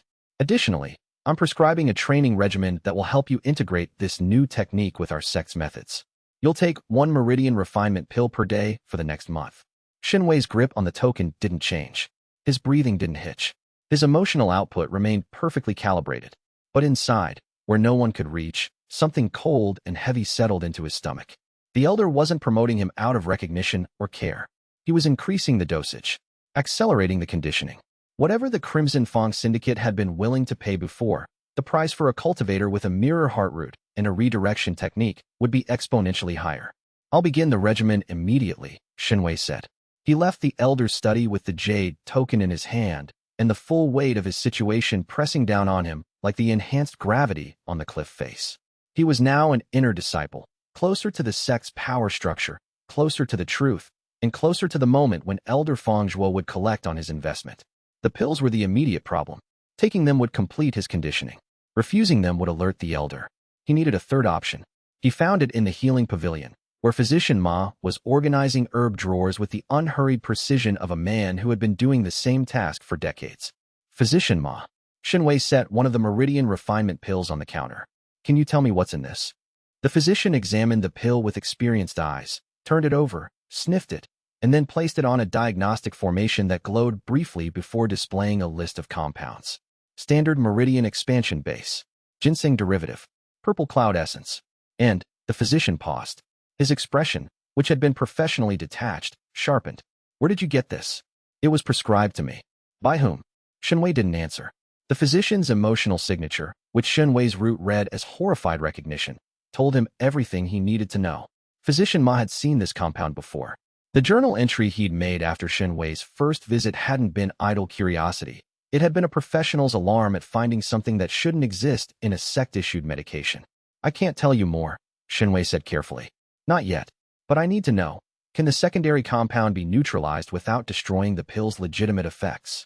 Physician Ma was silent for a long time. His hands, usually steady, trembled faintly. Yes, he said finally. Soak the pill in 3 parts vinegar and 1 part spiritual water for 2 hours. The compound will dissolve. The medicinal properties will remain. Shenwei took back the pill. Thank you, Shenwei. The physician's voice stopped him at the door. Be careful. The person who makes pills like this is not someone who handles exposure gracefully. I know. He left the healing pavilion with the pill, the knowledge, and the growing weight of a truth that would, very soon, demand to be spoken aloud.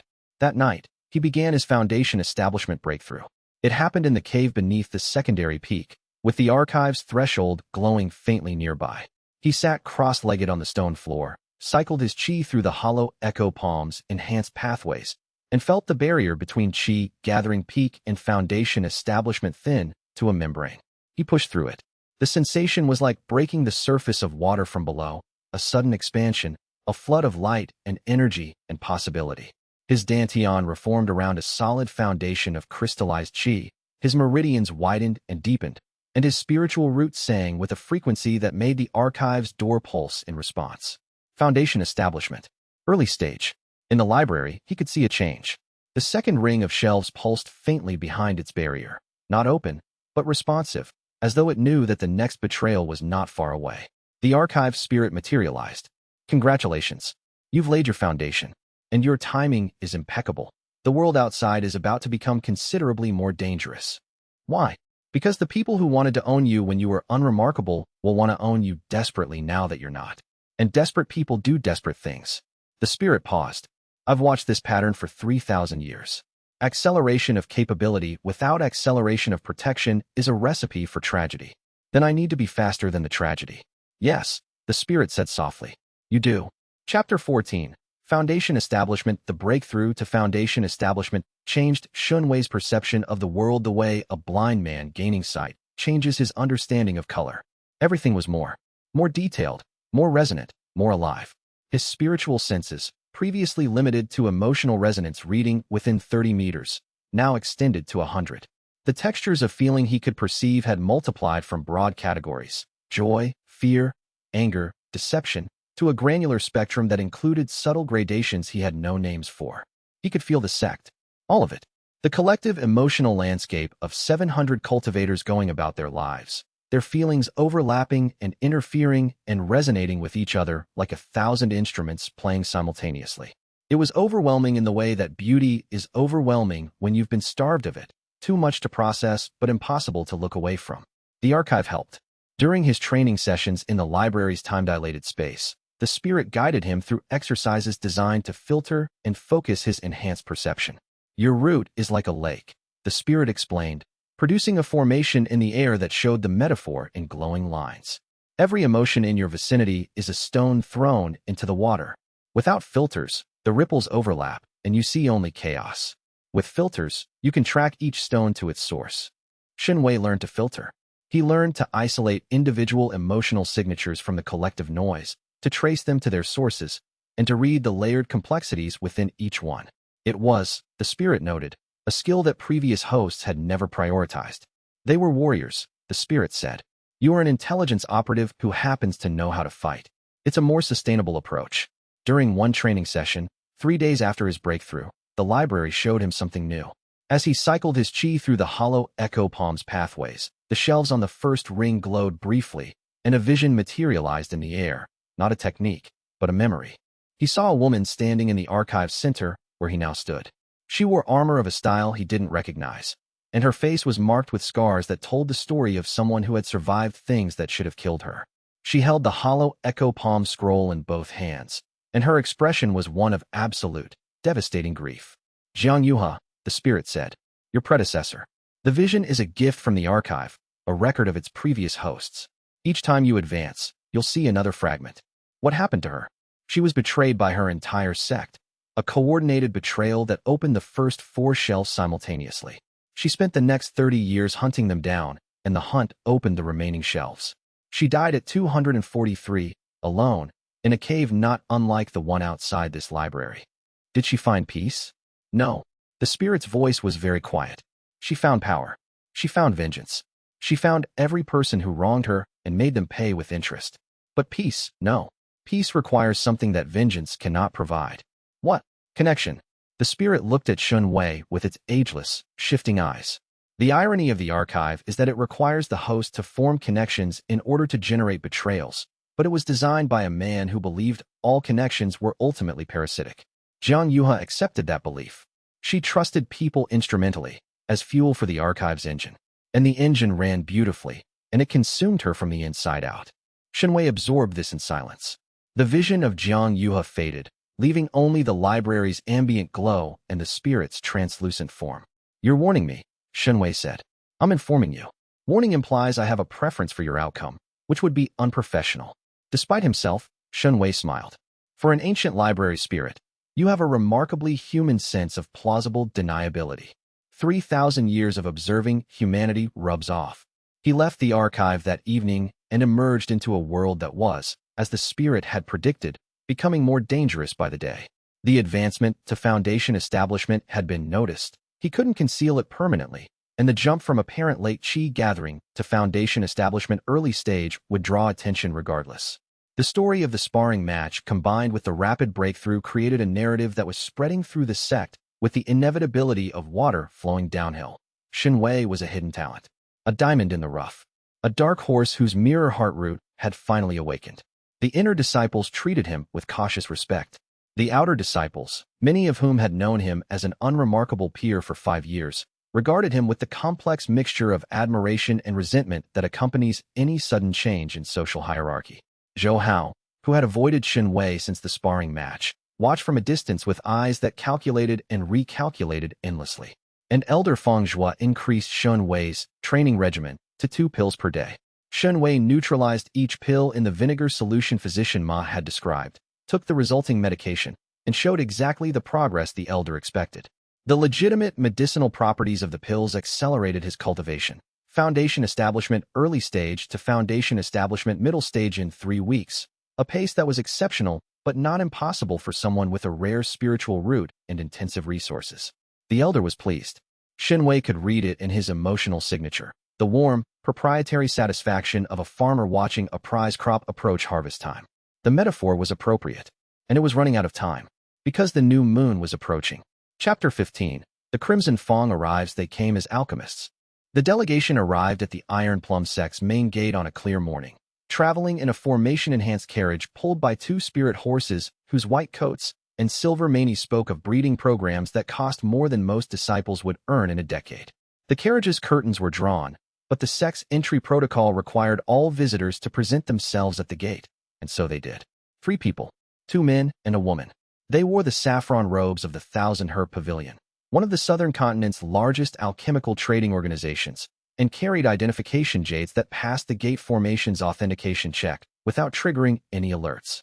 To everyone in the sect, they were visiting traders, here to negotiate a seasonal supply contract for medicinal herbs.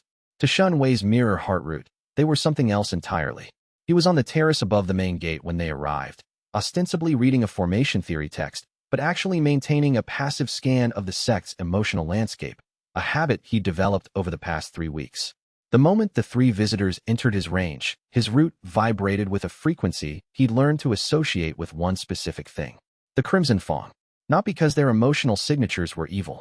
Evil didn't have a specific frequency. What they carried was a composite signature that Shun Wei had cataloged from his observations of Elder Feng Zhua's meetings: cold operational efficiency, spiritual hunger, and beneath everything, the particular emotional texture of people who had trained themselves to view other human beings as commodities. The woman was the leader. Her emotional signature was the strongest and the most controlled, a smooth, professional veneer that concealed depths Xianxia couldn't fully read at this distance.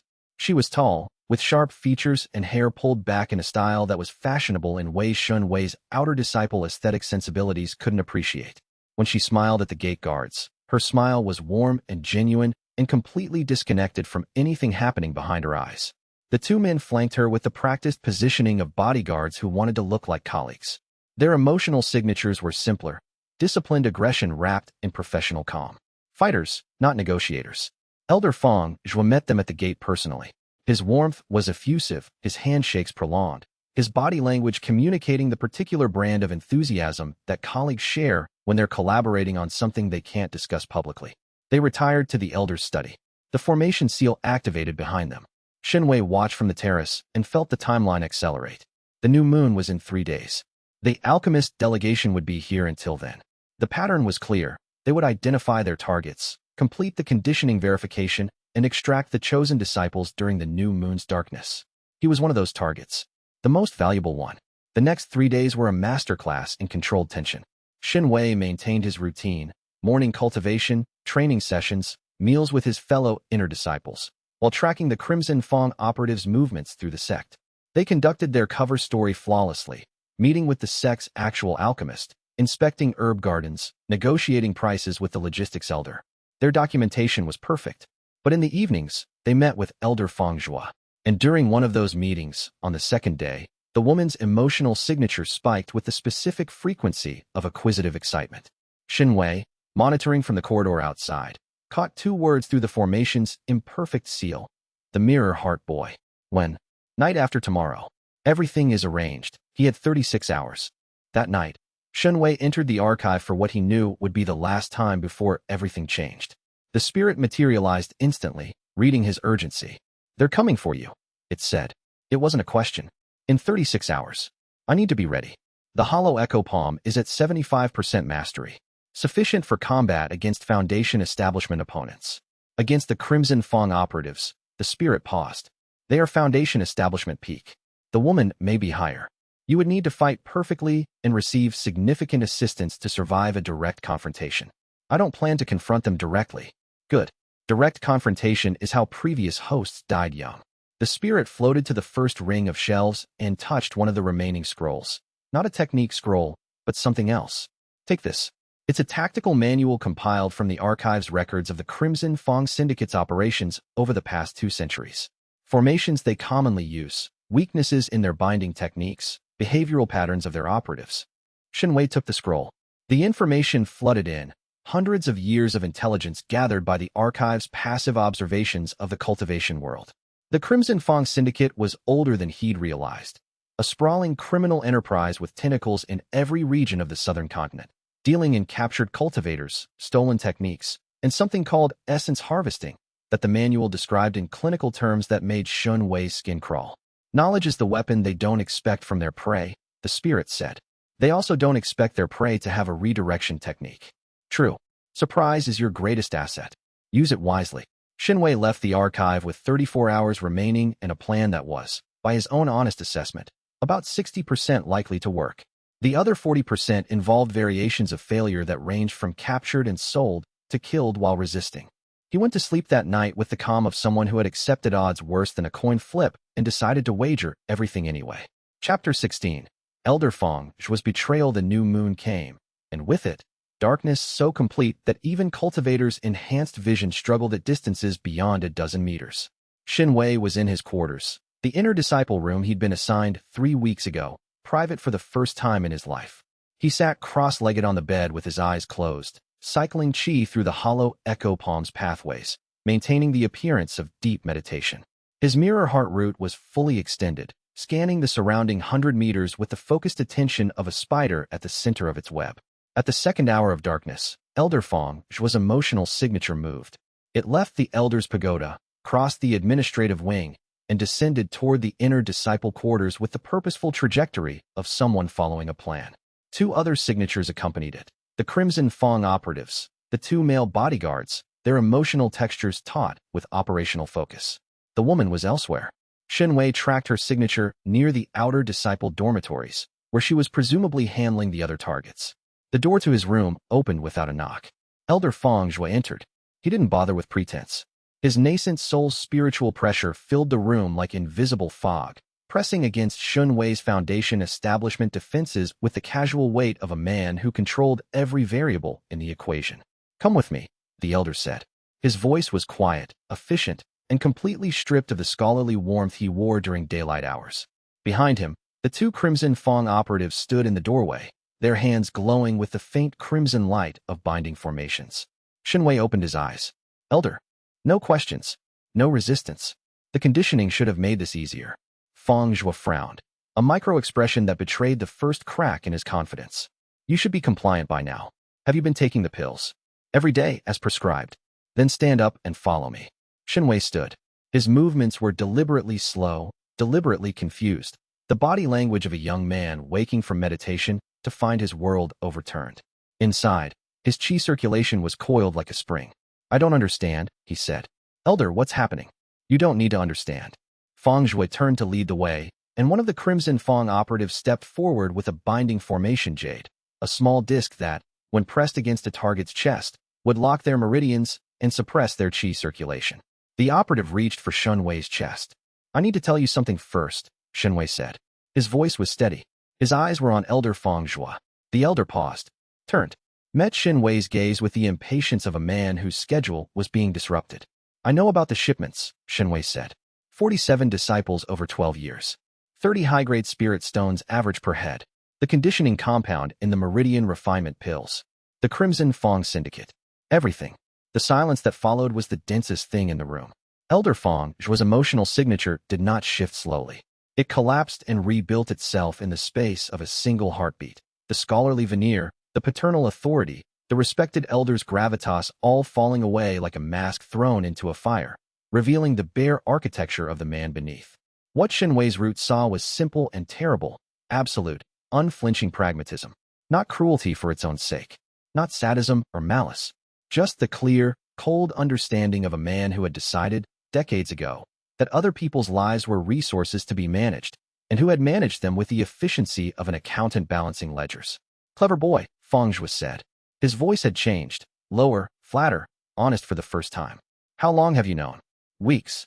"And you stayed?" "Took my pills. Smiled in my study." The elder's eyes narrowed. "You have more nerve than I gave you credit for.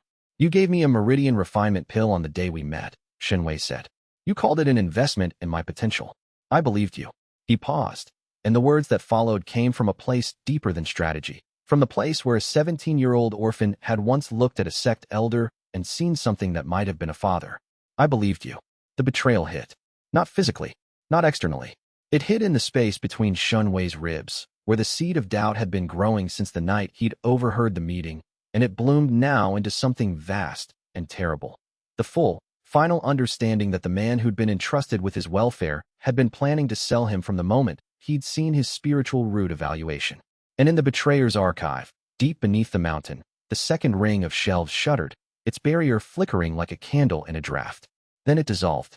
Power flooded through Xianxia's meridians, not the hollow echo palm's warm amber, but something else. Something cold.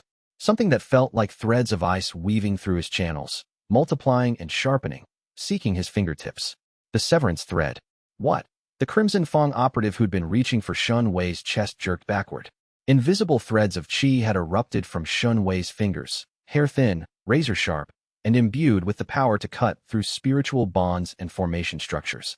They sliced through the binding formation jade like it was wet paper. Fragments of shattered jade rained on the floor with the musical tinkling of someone's plan falling apart. "Seize him." Xianxia's command was sharp and immediate. The two operatives moved as one. Foundation establishment peak cultivators with combat training and the coordinated precision of people who had done this many times before. The first operative launched a crimson binding chain, a formation technique that wrapped around targets like a constricting serpent. Xianxia's severance threads intercepted it, the invisible qi lines cutting through the chain's links before they could close. The chain dissolved into fragments of dissipating energy. The second operative came from the side with a palm strike infused with the distinctive crimson qi of the Crimson Fang's combat style. Xianxia turned, opened his left palm, and caught the strike with the hollow echo palm. The reflected force sent the operative through the room's wall. Wood and stone exploded outward, and the operative's body tumbled across the corridor beyond, trailing a comet tail of shattered debris. Elder Fang's nascent soul cultivation surged. The spiritual pressure in the room intensified tenfold, and Xianxia felt it press against him like the weight of the mountain itself. At Foundation Establishment, he couldn't match a nascent soul directly. The gap was too vast. But he didn't need to match it. He needed to escape it. Severance threads erupted from both hands in a fan pattern, targeting the room's structural formation nodes, the anchor points that kept the building's defensive array intact. The threads cut through the nodes with surgical precision, and the building's formation collapsed. Without the formation stabilizing the structure, the room began to buckle. Walls cracked. The ceiling groaned. Xianxia dove through the hole the hollow echo palm had made, rolled across the corridor, and ran. Chapter 17. Severance Thread. The iron plumb sect at night was a labyrinth of shadows and chi-enhanced architecture, and Xianxia navigated it with the desperate efficiency of a man who had memorized every path, passage, and formation array during 3 weeks of intelligence gathering. Behind him, Elder Fang's spiritual pressure radiated outward like a searchlight, sweeping the sect's grounds for Xianxia's cultivation signature. The nascent soul's range was enormous. He could sense cultivators across the entire sect compound. But Xianxia's presence-dampening technique, refined over weeks of practice, compressed his signature to a whisper. Combined with the Severance Thread's ability to cut through detection formations as he passed through them, he was nearly invisible to the Elder's sweep. Nearly. He headed for the outer disciple dormitories. Not to hide, to warn. The woman from the Crimson Fang delegation was there, and she had targets of her own. The dormitory compound was quiet under the new moon's absence of light. Xianxia rounded the corner of the main building and found what he'd feared. 2 outer disciples. The boys from the northern boundary detail, the ones whose fear he'd sensed weeks ago, being led toward the compound's rear gate by the Crimson Fang woman, who held a formation jade that pulsed with subduing energy. The boys walked in a daze, their eyes glassy, their movements mechanical. The conditioning pills had done their work. The woman sensed Xianxia's approach before he'd closed to 30 meters. She turned, and in the new moon's darkness, her eyes reflected no light at all. They absorbed it, like the entrance to the archive. The Mirror Heart Boy. Her voice was amused. Running from Elder Fangzhua? Brave. Stupid, but brave. Her cultivation surged. Not Foundation Establishment. Core formation. Early stage, but core formation nonetheless. A full major realm above Xianxia's level. She struck without warning. A technique he'd never seen before. Crimson chi shaped into blade-thin arcs that screamed through the air like weaponized heartbreak. 3 arcs, converging on him from different angles. Xianxia activated both techniques simultaneously for the first time. Severance threads intercepted 2 of the arcs, cutting through their formation structure and dissolving them into harmless chi scatter. The 3rd arc hit his extended palm and was caught by the hollow echo palm, reflected back at the woman with double its original force. She dodged. Core formation reflexes carried her 3 meters to the left in the time it took the reflected arc to cross the space she'd occupied. Her expression shifted from amused to professional, the casual confidence of a predator encountering prey that fought back being replaced by the focused engagement of a combatant who had identified a genuine threat. Interesting techniques, she said. The Syndicate will pay triple for someone who fights back. Resistance cultivators are valuable for the arena circuits. She attacked again. A concentrated beam of crimson chi that drilled toward his chest like a lance of compressed malice. Xianxia couldn't redirect this one. The hollow echo palm required physical contact to activate the reflection, and the beam technique maintained distance. Severance threads. He wove them into a net in front of his body, the invisible chi lines layered in a grid pattern. The beam hit the net and fractured, not destroyed, but dispersed into dozens of smaller beams that scattered harmlessly into the darkness. But the woman was already moving, circling to his flank. Her core formation speed was simply faster than his Foundation Establishment reactions could fully track. He caught glimpses of her, shadow on shadow, and felt her emotional signature circling like a shark. She struck from behind. A binding technique, similar to the one the operative had used, but vastly more powerful. Crimson chains erupted from the ground beneath Xianxia's feet, wrapping his ankles, climbing his legs. Severance threads cut downward, shredding the chains. But more came. The woman was pouring chi into the formation with core formation reserves that dwarfed his ability to counter indefinitely. He needed an edge. His eyes fell on the 2 conditioned disciples, standing in their daze near the rear gate. Their binding formation jade pulsed with a steady rhythm, the frequency that controlled their suppressed qi circulation. Xianxia extended a single severance thread toward the jade, hair thin, invisible, crossing the 10 meters between him and the jade in a heartbeat. It cut the jade in half.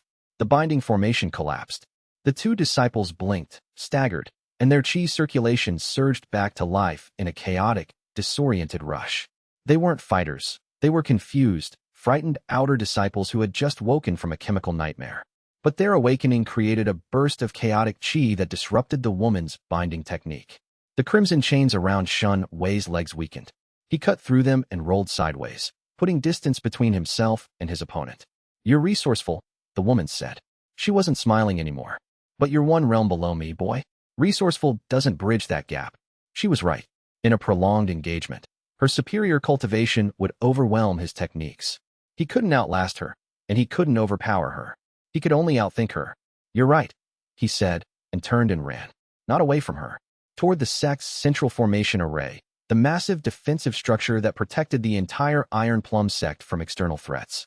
It was controlled from the Elder's pagoda, and it was powerful enough to suppress any cultivator below nascent soul. The woman pursued. She was faster, closing the gap with every second. Xianxia felt her crimson qi gathering for a finishing technique. Something big, something he wouldn't be able to block or redirect. He reached the formation array's central node, a pillar of carved stone in the sect's main courtyard, and pressed his palm against it. His severance threads entered the formation structure, found the activation sequence, and triggered it. The sect's defensive formation roared to life. Spiritual pressure slammed down on the courtyard like a giant's fist, targeting every cultivator who wasn't keyed into the formation's friend or foe identification system. The Crimson Fang woman was not keyed in. The pressure hit her mid-stride and drove her to her knees. Her core formation base resisted. She was strong enough to survive the formation suppression, but she was pinned, immobilized, her qi fighting to maintain her basic defenses against the overwhelming force. Xianxia was also affected. The formation didn't distinguish between disciples below Foundation establishment peak and external threats. But he'd anticipated this. He channeled his qi into the presence-dampening technique at maximum intensity, reducing his spiritual signature to a level the formation's targeting threshold couldn't detect. The pressure slid off him like water off oiled cloth. He stood over the immobilized woman, breathing hard, his severance threads extended from both hands. "The sect's formation will hold you until the elders arrive," he said. "The other elders. The ones who don't know about Elder Fang was side business. You think they'll believe you over a sect elder?" She laughed, even pinned under the formation's weight. "You're an orphan, a nobody." "I have evidence," Xianxia said. 12 years of shipping manifests. "And I have you." The woman's laughter died. Chapter 18. Escape from Iron Plum. What happened next was chaos, and chaos was something no plan fully survived. The defensive formation's activation woke the entire sect. 700 cultivators emerged from their quarters into a night suddenly alive, with formation energy and the pressure of institutional defense mechanisms triggering for the first time in years. Elders mobilized. Inner disciples formed defensive perimeters. Outer disciples huddled in doorways, confused and frightened. Elder Fangzhuo arrived in the main courtyard 4 minutes after the formation activated, flanked by his remaining Crimson Fang operative and 2 inner disciples who were either complicit in his operation or simply following their elder's orders. His emotional signature was a controlled blaze, fury tempered by calculation, the rapid processing of a man whose carefully maintained operation was collapsing around him and who was deciding, in real time, how much he was willing to sacrifice to contain the damage. He saw Xianxia standing by the formation pillar. He saw the immobilized Crimson Fang woman. He saw the 2 freed outer disciples stumbling away in confused terror. And he made his calculation. This disciple has sabotaged the sect's defensive formation. Fangzhuo's voice carried across the courtyard with the authority of decades of institutional power. He has been corrupted by the Crimson Fang Syndicate. The woman is his handler. Detain them both. The lie was masterful. In one sentence, it transformed Xianxia from a whistleblower into a suspect, reframed the evidence as manufactured, and positioned Fangzhuo as the protector who had discovered the infiltration. It was the kind of lie that only worked because the liar held institutional authority and the truth-teller was a 17-year-old orphan. The 3 other elders who had arrived, Elder Mei, Elder Gu, and Elder Shun, no relation, hesitated. They weren't corrupt, but they also weren't inclined to question a colleague's assessment in the middle of a crisis without strong evidence to the contrary. Shenwei had evidence. The jade slip, hidden behind the loose stone in his former dormitory room.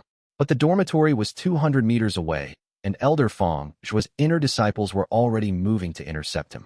Don't let him reach the outer compound, Fang Zhuo commanded. 2 inner disciples, Foundation establishment late stage, loyal, efficient, closed in from both sides. Behind them, the Crimson Fang operative circled to cut off his retreat. Shenwei ran the numbers. 3 opponents, 2 at Foundation establishment late, 1 at Foundation establishment peak. He was at Foundation establishment early with 2 techniques. The hollow echo palm required incoming attacks to function. The severance thread was offensive but limited by his chi reserves. He couldn't fight all 3 and maintain the sect formation that kept the Crimson Fang woman immobilized. If he released the formation, she'd be free, a core formation combatant who would tip the balance irrecoverably against him. He had to choose. He chose to let her go. Shenwei pulled his severance threads from the formation pillar, and the defensive array stuttered. The woman's binding weakened. She surged to her feet, her core formation cultivation flooding the courtyard with crimson pressure. But she didn't attack Shenwei. She did the rational thing. She ran. A core formation cultivator against a sect with a nascent soul elder was a losing proposition, and the Crimson Fang trained its operatives to prioritize survival over mission completion. She vanished over the sect's outer wall in a blur of crimson chi, and Elder Fang Zhuo's expression betrayed a flicker of dismay. His primary witness to the false narrative had just escaped. Shenwei used the momentary distraction. Severance threads erupted from his hands in a wide arc, not targeting people but targeting the formation nodes embedded in the courtyard stonework. Each severed node disrupted the local communication array, creating pockets of formation static that interfered with the inner disciples' coordination techniques. He dove through a gap between the 2 approaching inner disciples, rolling under a palm strike that would have knocked him unconscious, and sprinted toward the outer compound. A crimson chi blast from the Crimson Fang operative caught him in the shoulder. Pain erupted like a hot iron brand. He stumbled, but didn't fall. The hollow echo palm had partially absorbed the strike, and he redirected the residual energy through his right palm into the ground, shattering the stonework and creating a cloud of debris that covered his retreat. He reached the dormitory building. 30 seconds to find the loose stone, retrieve the jade slip.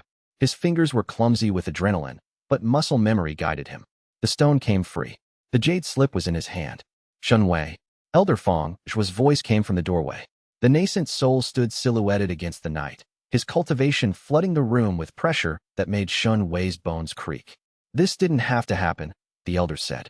There was genuine regret in his voice, not for his actions, but for the inconvenience of discovery. You could have been comfortable. The syndicate treats high-value assets well. Shenwei faced him. The jade slip was in his pocket. His severance threads were extended, but against a nascent soul, they were threads against a mountain. I'm not an asset, Shenwei said. Everyone is an asset. Fang Zhuo raised his palm. Nascent soul chi gathered, a strike that would shatter every bone in Shenwei's body if it connected. A blade of white light bisected the doorway. Fang Zhuo leaped backward. The white light carved a groove in the stone floor where he'd been standing. In the corridor behind the elder, Physician Ma stood with a scalpel-thin formation blade in each hand and the cold, quiet fury of a man who had been keeping records for a very long time. I may only be Foundation establishment, the physician said, but I know where every nerve in your body is. And these blades are designed for cutting things smaller than a man. The standoff lasted 3 heartbeats. Fang Zhuo's calculation was visible in his expression. Fighting a Foundation establishment physician was trivial, but the delay would allow Shenwei to reach the other elders with his evidence. The elder turned and left. Not in defeat, in strategic retreat. The calculation had yielded a clear result. This battle was lost, but the war could still be managed. Go, Physician Ma said to Shenwei. The east wall has a maintenance gap in the formation. I'll buy you time. Come with me. I'm 73 years old, and I have 47 names in a journal that deserve justice. The physician's voice was steady. I'll give the other elders my records. That's my part. Yours is to survive. Shenwei wanted to argue, but the sound of inner disciples approaching, the ones loyal to Fang Zhuo, ended the debate. He ran. Through the outer compound, past the training platforms, down the terraced paths that he'd walked every day for 5 years. The maintenance gap in the eastern wall was exactly where Physician Ma had said, a 2-meter section where the formation array had been patched imperfectly, leaving a sliver of unmonitored space. Shenwei squeezed through the gap, stepped beyond the iron plum sect's boundary for the first time since he'd arrived as a child, and kept running. Behind him, the sect was ablaze with formation light and shouting voices. Ahead of him, the mountain wilderness spread in every direction under a moonless sky. He ran until he couldn't hear the shouts anymore. Then he ran some more. Chapter 19. The wandering path. The world outside the Iron Plum sect was larger, more indifferent, and considerably less organized than Xianxia had expected. He'd known, intellectually, that the sect occupied only a small portion of Mount Taihan's massive terrain, and that beyond the mountain lay hundreds of kilometers of wilderness before the nearest significant settlement. But knowing something and experiencing it were different, the way knowing the word hungry and not eating for 4 days were different. He walked for 4 days. The mountain wilderness was dense forest and rocky terrain, punctuated by streams that provided water and spirit herbs that provided minimal sustenance. His cultivation at Foundation establishment allowed him to survive conditions that would have killed a mortal. His body was tougher, his senses sharper, his need for food reduced, though not eliminated, as his complaining stomach reminded him with increasing volume. The wound in his shoulder from the Crimson Fang operatives' chi blast healed slowly. He treated it with crushed herbs and chi circulation, but it left a scar, a pale, star-shaped mark on his left shoulder that would remain for the rest of his life, a souvenir of the night his childhood ended. He thought about Physician Ma, about the jade slip in his pocket, with its 47 names and 12 years of evidence. About Elder Fang's last words, "Everyone is an asset." About Zhou Hao's smile, that perfect, devastating smile that had covered a betrayal as smoothly as snow covers ice. He thought about the archive, about the spirit's warning that previous hosts had prioritized vengeance over understanding. About Jiang Yuha, who had hunted down every betrayer and died alone in a cave. And he thought about the second shelf, now open, and the severance thread technique flowing through his channels with the cold precision of a tool designed by someone who understood that the sharpest blades are forged from broken things. On the morning of the 5th day, he found a road. It was a trade route, a wide, packed dirt path that connected the mountain communities to the lowland cities. Merchant caravans traveled it in both directions, their formation-enhanced wagons carrying goods that ranged from basic provisions to cultivation resources. Spirit beast handlers walked beside their charges, tamed beasts of various sizes and temperaments that served as guards, transport, or companions. Xianxia joined the foot traffic heading east, toward the lowlands. He looked like what he was, a young, disheveled cultivator with torn robes and a haunted expression. No one gave him a second glance. The cultivation world was full of young, disheveled cultivators with haunted expressions. His first meal in 4 days was a bowl of rice porridge purchased from a roadside stall with a single low-grade spirit stone he'd found in a stream bed. The porridge was bland, lukewarm, and, he reflected while eating it, the best thing he'd ever tasted. The stall owner, an old woman with the weathered face of someone who had seen every variety of desperate young cultivator the road produced, gave him an extra portion without being asked. "You look like you could use a second bowl more than I need the stone," she said. "Thank you." Xianxia's voice cracked on the words. Not from weakness, from the unexpected impact of unsolicited kindness from a stranger, a reminder that the world contained people who gave without calculating returns. He walked for 3 more days, his cultivation base stabilizing and growing as his body recovered. The hollow echo palm and severance thread techniques cycled through his meridians in complementary patterns, and his mirror heart root processed the emotional landscape of the road with an intensity born of heightened awareness. He sensed joy in a merchant's apprentice who had just completed her first successful trade. He sensed worry in a father traveling with a sick child to a healer in the next town. He sensed the quiet contentment of a retired cultivator who walked the road for no reason other than the pleasure of walking. He also sensed, intermittently and at the edge of his range, the cold signature of someone following him. The follower was skilled. They stayed at the extreme boundary of his detection range, moving when he moved, stopping when he stopped. Their emotional signature was tightly controlled, professional surveillance, not the sloppy trailing of a random bandit. Crimson Fang. Had to be. Xianxia didn't panic. He adjusted his route, taking a side path that led through denser forest, and set a simple trap using severance threads stretched between trees at ankle height. Then he climbed a tree and waited. The follower came. A man in nondescript traveling clothes, Foundation establishment middle stage, moving through the forest with the trained caution of an operative who expected traps. He found the severance thread approximately 1 second before it would have taken his feet off at the ankles. He jumped, cleared the threads, and landed in a crouch with a blade in his hand. Xianxia dropped from the tree and hit him with the hollow echo palm before his feet were fully settled. The reflected force of his own landing momentum, redirected and doubled, sent him tumbling backward. The blade flew from his hand. Severance threads wrapped the operative before he could recover, pinning his arms and legs in a web of invisible, razor-sharp qi. One wrong move, and the threads would cut. How many? Xianxia asked. How many are following me? The operative grinned through the pain of threads pressing into his skin. Just me, kid.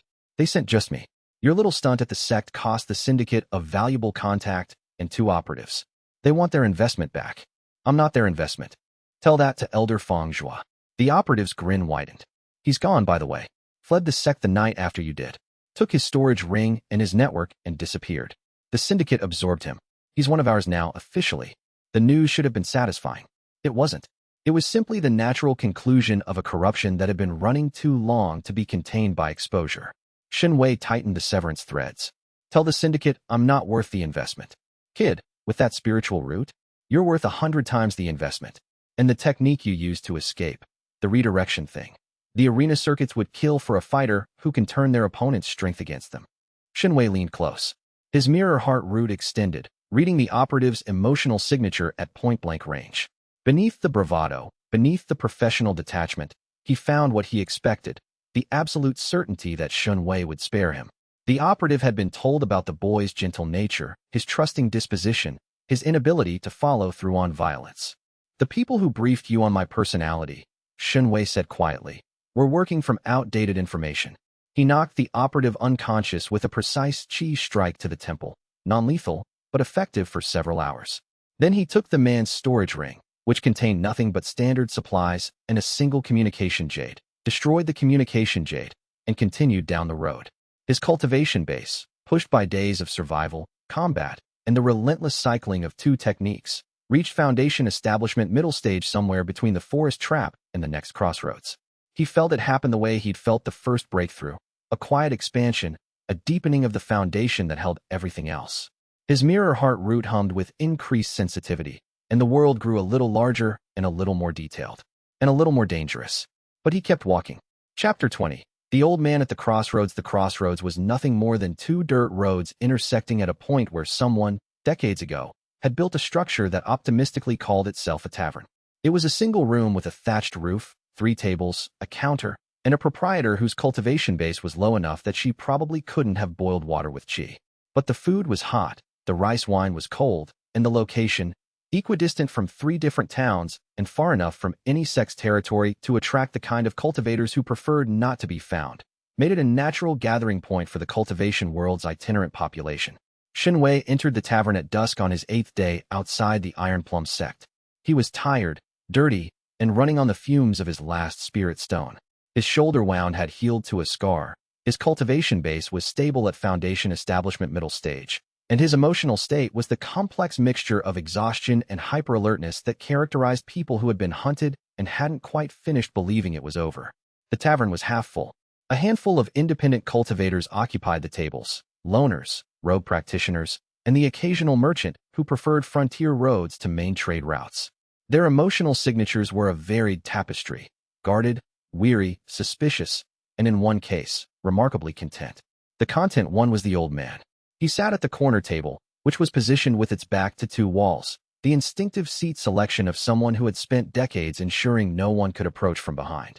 He was drinking rice wine from a ceramic jug that looked older than most of the cultivators in the room, and his robes were the faded, patternless gray of someone who had been traveling long enough that the concept of style had become irrelevant. He looked 70, maybe 80. His face was a landscape of wrinkles organized around sharp eyes that had the particular clarity of someone who was either very drunk or very wise. And in Xianxia's experience, those 2 states were not mutually exclusive. His cultivation base was, Xianxia blinked, extended his mirror heart roots perception, pushed deeper. Nothing. The old man's spiritual signature was blank. Not suppressed. Xianxia knew what suppression felt like. He practiced it himself. Not absent. Even mortals had the faint spiritual hum of living energy. This was something else, a void so perfectly calibrated that it looked like emptiness but felt, at the very edge of perception, like depth. Like looking at a lake so clear and deep that the bottom was invisible, and the surface reflection gave the impression of shallow water. The old man was either a mortal with a unique spiritual constitution, or he was something far beyond Xianxia's ability to perceive. There was no middle ground. Xianxia ordered rice and vegetables, the cheapest thing on the limited menu, and sat at a table near the center of the room. He ate with the mechanical efficiency of someone refueling a machine. His awareness split between the food in front of him and the unfathomable old man in the corner. "You're staring," the old man said, without looking up from his wine. Xianxia froze. He'd been careful. His eyes hadn't lingered. His body language hadn't oriented toward the corner. His staring had been purely through his mirror heart root's spiritual perception, which was invisible to normal senses. The old man had detected invisible spiritual perception while apparently being drunk. "I'm sorry," Xianxia said. "I didn't mean to be rude." "You weren't rude. You were cautious. There's a difference." The old man finally looked up, and his eyes, clear, bright, deeply amused by something that might have been Xianxia or might have been the universe in general, locked onto Xianxia's face with a focus that was like being pinned to a board. "You're young," the old man observed. "Foundation establishment, though you're hiding it well. You've been walking for about a week. You've fought at least twice in the last 3 days, and you're using a concealment technique that's far too sophisticated for someone at your level." Xianxia set down his chopsticks. "How do you know all that? You've got road dust from the eastern mountain paths in your robes. That's the walking distance. Your right shoulder moves differently from your left. Old wound, recently healed, consistent with the chi blast scar. There are faint thread marks on your fingers. Whoever you fought, you bound them with something very thin. And your spiritual signature has the specific flutter of someone maintaining active concealment while trying to eat dinner, which is like trying to hold your breath and carry on a conversation. Possible, but noticeable." The old man took a long drink of wine. "Also, your spiritual root is doing something I've never seen before, and I've seen quite a lot." Xianxia's hands tightened under the table. "My spiritual root? It's reaching toward me." The old man's amusement deepened, like a vine seeking sunlight. "Your root resonates with emotional energy, doesn't it? And right now, it's trying to read me and coming up empty. I imagine that's confusing. It's unusual." The old man laughed, a genuine, full-bodied sound that made the other patrons glance over in surprise. "Unusual? Yes, I like that word. Most people my age would say terrifying or fascinating, but unusual is nice. Polite." He pushed the wine jug toward Xianxia. "Have a drink. You look like you need one." "I'm 17. In the cultivation world, 17-year-olds who've survived what you've survived have earned the right to drink wine." Xianxia looked at the jug. His mirror heart root was still extending toward the old man, straining to read something. Anything, from the void where his emotional signature should have been. It found nothing. Just depth and quiet, and the faintest whisper of something that might have been compassion. He took the jug and drank. The wine was sharp and warm and tasted of plums. "I'm called Old Man Su," the old man said. "I wonder. It's a living of sorts." Xianxia. Xianxia. The old man rolled the name around in his mouth like the wine. "You're running from something. Not in the panicked way. You've gotten past that. You're running in the deliberate way, which means you have somewhere you want to get to, but you haven't decided where yet." "That's accurate. Where are you thinking?" Xianxia considered lying. Considered deflection, evasion, the safe non-answers that the last 3 weeks had taught him to use as naturally as breathing. Instead, he told the truth. "Anywhere that isn't what I left behind." Old Man Su nodded. "That's a good start. Bad destination, but a good start." He refilled Xianxia's cup, when had it become a cup, and leaned back against the wall. "I'll tell you something, Xianxia. Free of charge, no strings, no obligations. The cultivation world is larger than you think, crueler than you hope, and kinder than you fear. The trick is surviving long enough to discover which parts are which. You sound like you've had practice." "I've had too much practice. That's why I drink." The old man smiled, and for a moment, the void where his spiritual signature should have been flickered, not opening, not revealing, but acknowledging that there was something there worth hiding. "Walk with me tomorrow," Old Man Su said. "I'm heading toward Bright Moon City. It's a neutral zone. No sect has jurisdiction. The markets are fair, and a young man with your particular talents might find opportunities that don't involve being someone else's asset." The word asset landed like a stone in water. Xianxia's expression must have changed, because the old man's eyes sharpened. "Touched a nerve," Old Man Su observed. "Good. Nerves that are touched can heal. It's the ones that go numb you have to worry about." Xianxia looked at this impossible old man, this void in the shape of a person who read week-old injuries and concealment techniques from across a room, and hid his cultivation so perfectly that even a mirror heart root couldn't penetrate the mask. Trust was a landscape he navigated poorly. The last 3 people he'd trusted had poisoned him, sold him, and tried to kill him respectively. Every instinct honed by those experiences told him to be wary, guarded, and alone. But the mirror heart root, which had proven itself as a truth detector again and again, was doing something it had never done before. It wasn't reading the old man's emotions, it couldn't. Instead, it was responding to his presence with a resonance that felt like recognition, like a tuning fork finding its matching pitch. Not trust, not yet, but the possibility of trust, which was the seed from which the real thing grew. I'll walk with you, Xianxia said. Old man Su raised his cup. To new roads. They drank. The tavern hummed with the low conversations of travelers. Outside, the sky darkened toward another moonless night, but this time the darkness felt less like a predator and more like a curtain, behind which the next act was preparing to begin. Xianxia finished his wine, and the warmth spread through his chest where the mirror heart root lived, and the root hummed with something that he allowed himself, cautiously and provisionally, and with the full understanding that it might cost him everything, to call hope. But hope in the cultivation world was a fragile thing, and the road ahead was long, and the question that the archive's spirit had posed, can you afford to trust again? Hung in the air like an echo that hadn't finished reverberating. The answer, Xianxia was beginning to understand, would define not just his path through the cultivation world, but the very nature of the power he would wield. Because the betrayer's archive fed on broken trust. And broken trust required trust to exist in the first place. To grow stronger, he would have to keep trusting. And to keep trusting, he would have to keep bleeding. It was, he thought for the second time, either the most brilliant or the most terrible arrangement he'd ever heard. Old man Su poured another cup and winked, as though he'd heard the thought and found it amusing. Probably both. Chapter 21. The Rogues Road. Old man Su walked like someone who had nowhere to be and all of eternity to get there. His pace was unhurried, not the deliberate slowness of age, but the measured rhythm of a man who had learned, through experiences Xianxia could only guess at, that rushing accomplished nothing the road didn't give you anyway. His wine jug hung from his belt by a frayed cord, sloshing gently with each step, and he had a habit of humming tuneless melodies that seemed to shift with the terrain. Faster on uphill stretches, slower on the descents, silent when they passed through sections of forest where the trees pressed close and the shadows grew thick. They left the Crossroads Tavern at dawn and headed east on the main trade road toward Bright Moon City. Old man Su estimated 3 days of walking, unless the road has opinions of its own, which it sometimes does. Roads don't have opinions, Xianxia said. Roads built by cultivators do. The one we're on was laid down by a feng shui master during the Zhou dynasty. She wove intent into the foundation stones. On good days, the road cooperates. On bad days, it meanders. Xianxia looked down at the packed dirt beneath his feet.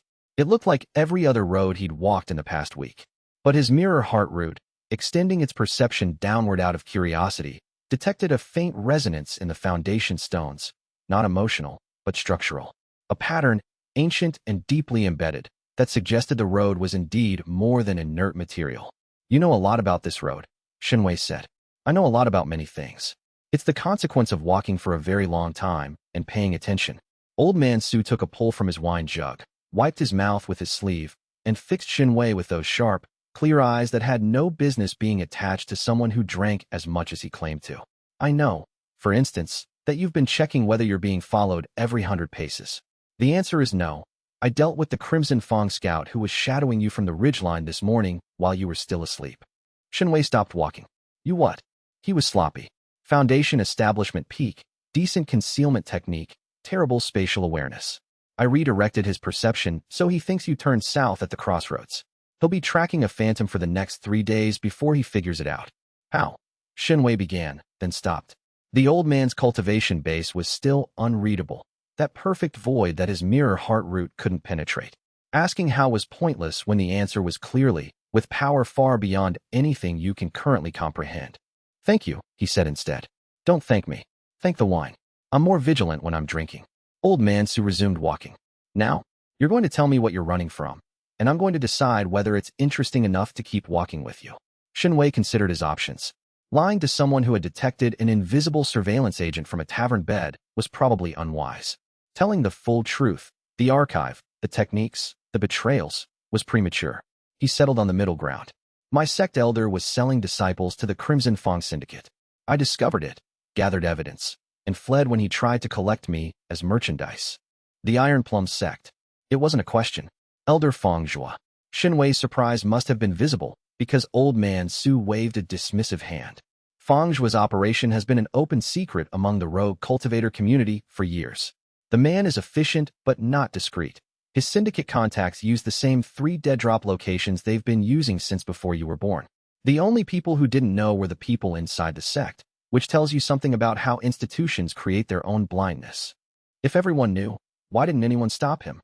Because stopping a nascent soul cultivator with Crimson Fong backing requires resources, authority, and the willingness to make powerful enemies. Most rogue cultivators have the first two in limited supply, and the third not at all. Old Man Su's voice carried the particular bitterness of someone who had watched preventable crimes continue because the math of intervention didn't add up. They walked in silence for a while.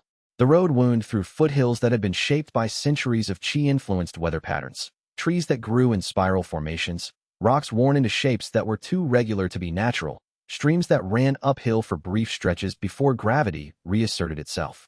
Old Man Su began teaching. Not formally, he didn't announce lessons or assign readings. He simply talked, in the wandering, tangential way of someone who had organized a vast body of knowledge into a personal system that had no curriculum and no endpoint.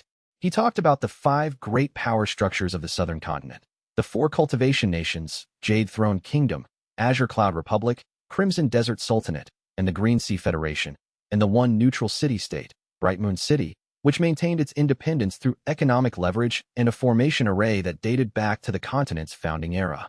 He talked about the underground organizations that operated in the spaces between legitimate power, the Crimson Fong Syndicate, cultivation trafficking and essence harvesting, the Phantom Market, illegal technique trading, the Blood Moon Society, contract assassination, and, mentioned once, briefly, with a tension in his voice that Shun Wei's root noted carefully, the Eternal Covenant, which was described as something you should know exists and hope never to encounter.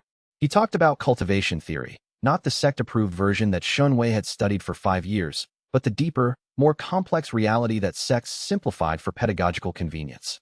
Spiritual roots weren't fixed at birth, as most sects taught. They evolved based on experience, emotional development, and the nature of the cultivation techniques practiced.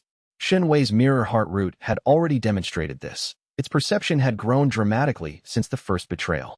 Your root is a bridge, Old Man Su said on the second day, as they crossed a river via a formation-enhanced stone bridge that hummed under their feet. Between you and everything around you. Most spiritual roots are one way. They pull energy in and process it. Yours is bidirectional. It reads the world and reflects it back. Is that rare? Rare doesn't begin to cover it. In my considerable experience, I've encountered exactly one other cultivator with a root that shared similar properties. She lived 800 years ago and was known as the empathic sovereign. He paused. She was also known for being betrayed by nearly every person she ever trusted, which I mentioned because it seems relevant to your situation. What happened to her? She reached tribulation transcendence, established a kingdom built on mutual trust, and was eventually overthrown by her own council of ministers. She died in exile, and her kingdom collapsed within a generation. Old Man Su drank from his jug. The moral, if there is one, is that a root like yours attracts both the best and worst of human nature. People are drawn to your capacity for connection, and the ones who can't reciprocate it honestly will eventually betray the trust you offer. That's a depressing moral. All the true ones are. By the afternoon of the third day, the road began to change. The foothills gave way to flatlands, and the vegetation shifted from chi-shaped wilderness to cultivated fields, spirit grain paddies, herb gardens, orchards of fruit trees whose branches glowed with faint luminescence. Houses appeared, then villages, then the outskirts of something considerably larger. Bright Moon City rose from the plain like a crystallized dream. Its walls were white stone veined with formation circuits that glowed blue at the seams, rising 30 meters to crenellated battlements patrolled by guards whose cultivation bases averaged core formation. Towers punctuated the walls at regular intervals, each topped with a formation array that scanned incoming traffic for hostile intent. The main gate was wide enough to admit 3 carriages abreast, and the queue of travelers, merchants, and cultivators waiting for entry stretched back 200 meters.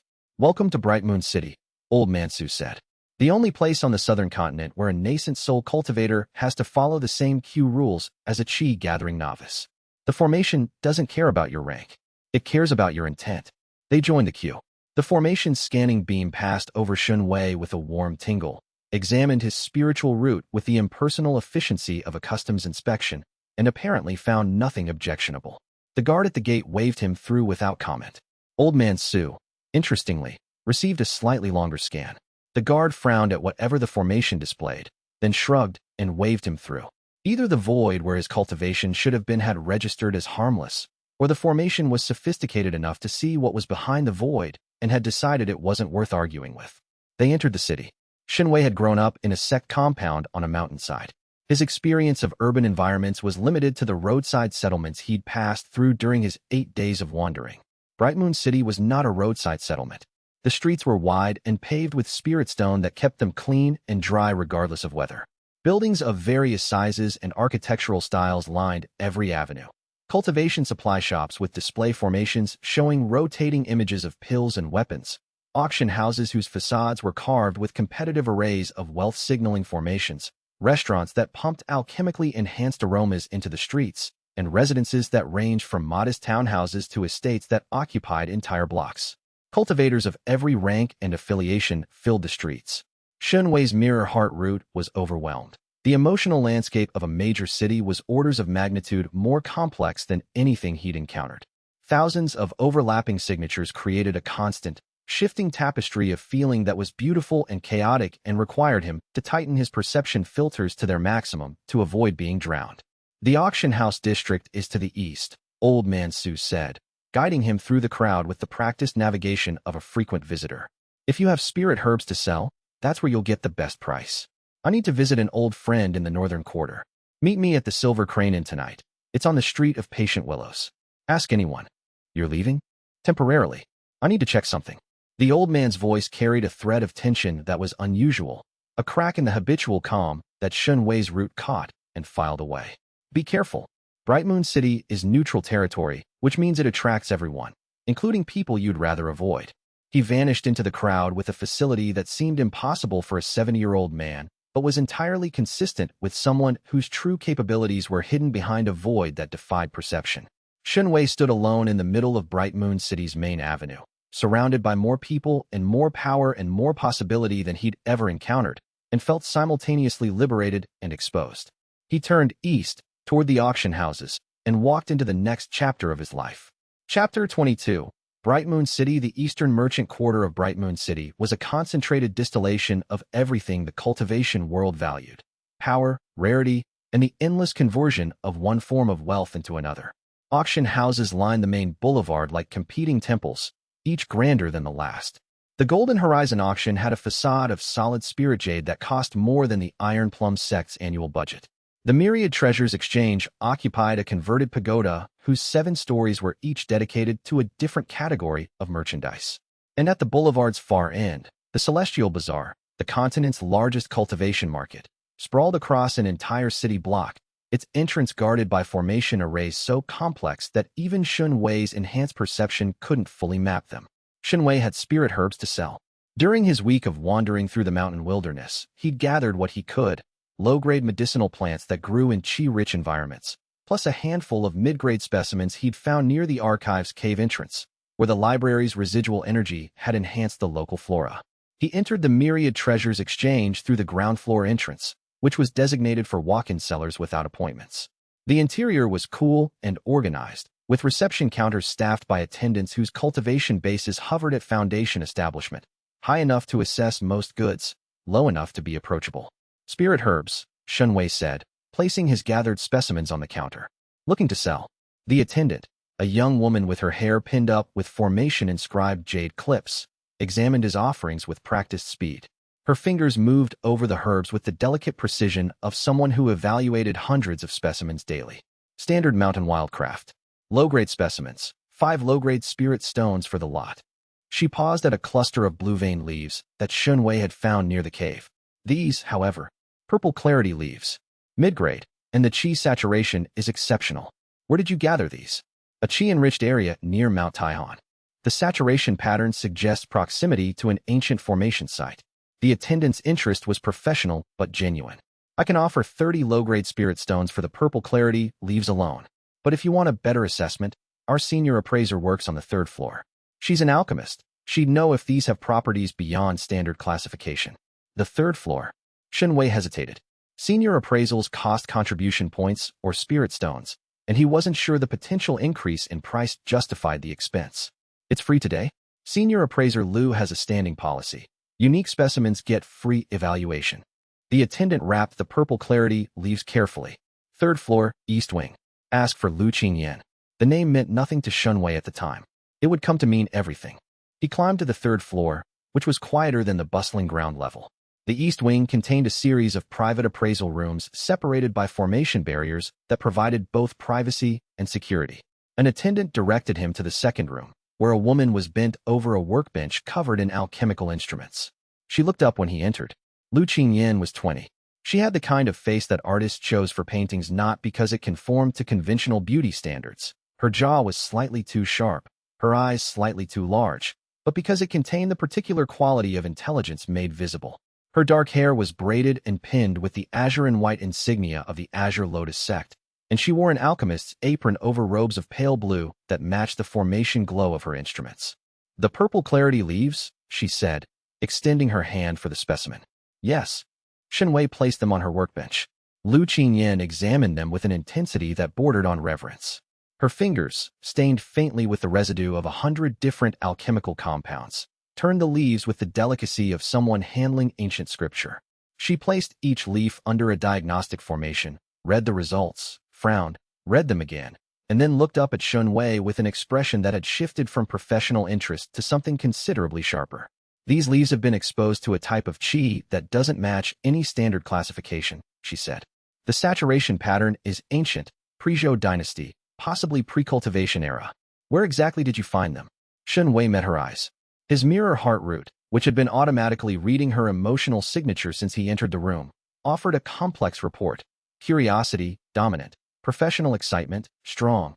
A baseline of disciplined focus, constant. And beneath all of it, barely detectable, tightly controlled. A thread of something that felt like assignment. Like purpose that hadn't been self-generated. She was here for a reason that extended beyond appraising herbs. "A cave system in the mountains east of here," he said, keeping the details vague. "The area had unusual qi characteristics. I'd say unusual is an understatement." She set the leaf down and picked up a different instrument, a jade disc that emitted a scanning beam. She passed it over Xianxui's hand, the one that had held the leaves. "The residual energy on your skin matches the leaves. You've been in prolonged contact with this qi source." She lowered the instrument. "What was in that cave?" "Formation remnants. Very old. I didn't stay long." The lie was functional but thin, and Lu Qingyan's expression indicated she recognized it for what it was. But she didn't push. Instead, she set down her instruments and leaned back against the workbench with the posture of someone shifting from professional interaction to something more personal. "I'm Lu Qingyan. Azure Lotus Sect, Alchemy Division." She extended her hand, not in the formal cultivator's greeting, but in the casual way that peers shake hands in neutral territory. "You have an unusual spiritual root. I noticed it when you walked in. It resonates with the ambient emotional energy in the room. I've only read about roots like that." "Xianxia." He shook her hand. Her grip was firm, and the brief contact gave his mirror heart root a clearer reading. The thread of assignment was still there, but it was wrapped in layers of genuine interest and the cautious openness of someone who had been trained to engage with people but was discovering that the engagement was becoming real. "The leaves are worth at least 50 mid-grade spirit stones to the right buyer," she said. "I know an herbalist in the northern quarter who specializes in ancient pattern specimens. I can introduce you, if you'd like." "Why would you do that?" "Because rare finds interest me, and you're clearly traveling on a budget." She smiled, and the smile was genuine in the way that water is genuine when it flows downhill, naturally, without calculation. The assignment thread beneath it notwithstanding.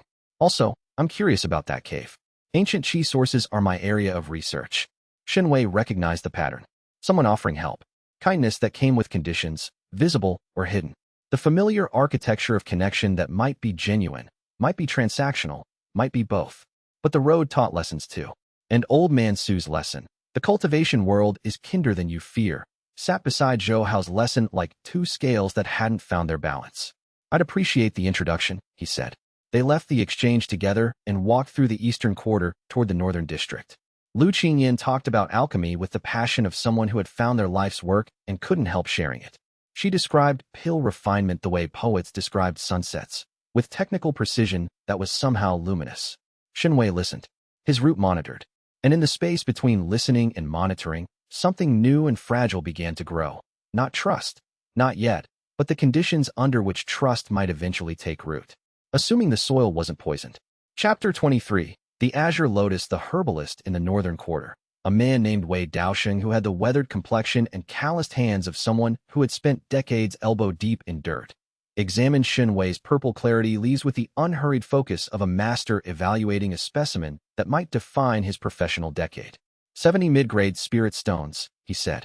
Final offer. These leaves contain formation-resonant qi that I can use to create soil amendments for my experimental garden. The ancient qi patterns act as a template. They teach modern spirit plants to grow in configurations that modern cultivators have forgotten. Shenwei accepted the offer. 70 mid-grade spirit stones represented more wealth than he'd possessed in his entire life, the equivalent of several years' worth of a junior cultivator's expenses.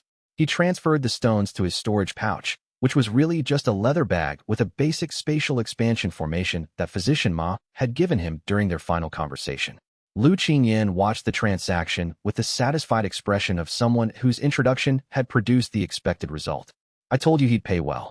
You did. Thank you. Buy me lunch. That's thanks enough. They ate at a restaurant in the northern quarter that specialized in spirit beast cuisine. The menu was beyond anything Shenwei had experienced. Preparations of spirit-enhanced ingredients that delivered both nutrition and cultivation benefits. He ordered conservatively. Lu Qingyan ordered with the confidence of someone whose sect provided generous expense allowances. Over-braised spirit chicken and steamed qi grain. She told him about the Azure Lotus sect. We're primarily an alchemy-focused sect, she said, tearing into a drumstick with enthusiasm that contradicted her otherwise refined presentation. Our combat capabilities are not impressive, but our pills are the best on the southern continent, and that gives us leverage that combat sects can only dream of. What kind of leverage? The kind where nascent soul cultivators queue up for our services. The Azure Lotus Breakthrough Pill, our signature product, has an 80% success rate for core formation to nascent soul transitions. No other sect comes close. That makes us diplomatically untouchable. And what brings an Azure Lotus alchemist to Bright Moon City?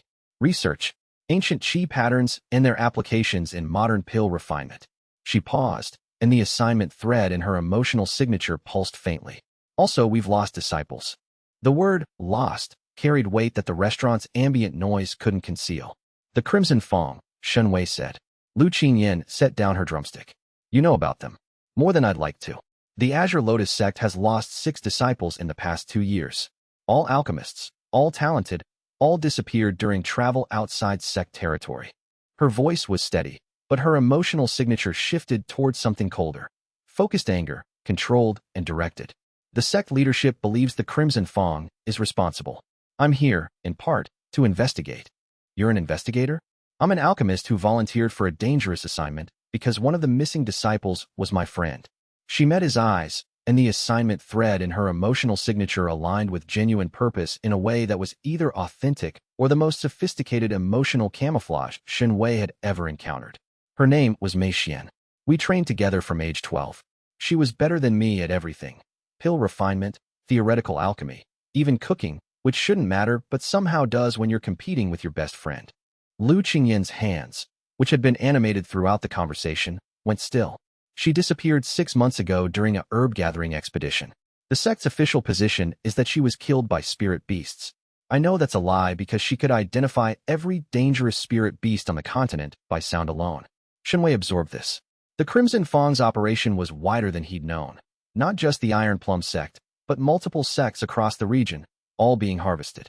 I have information about the Crimson Fong's operations, he said.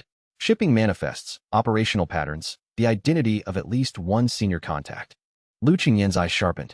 What kind of information? He told her about Elder Feng Zhua. Not everything.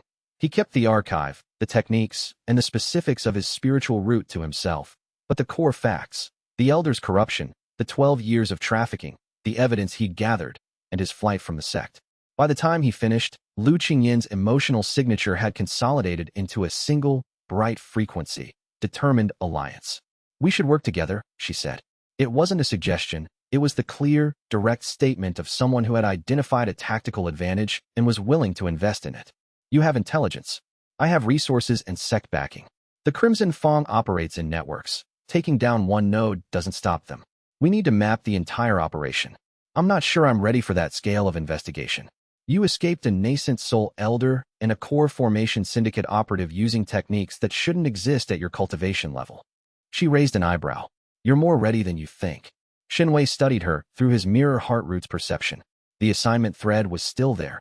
She was here on sect orders, and her engagement with him served a strategic purpose that extended beyond personal interest. But the layers above it, genuine curiosity about his situation, real anger about her missing friend, authentic enjoyment of their conversation, were not manufactured.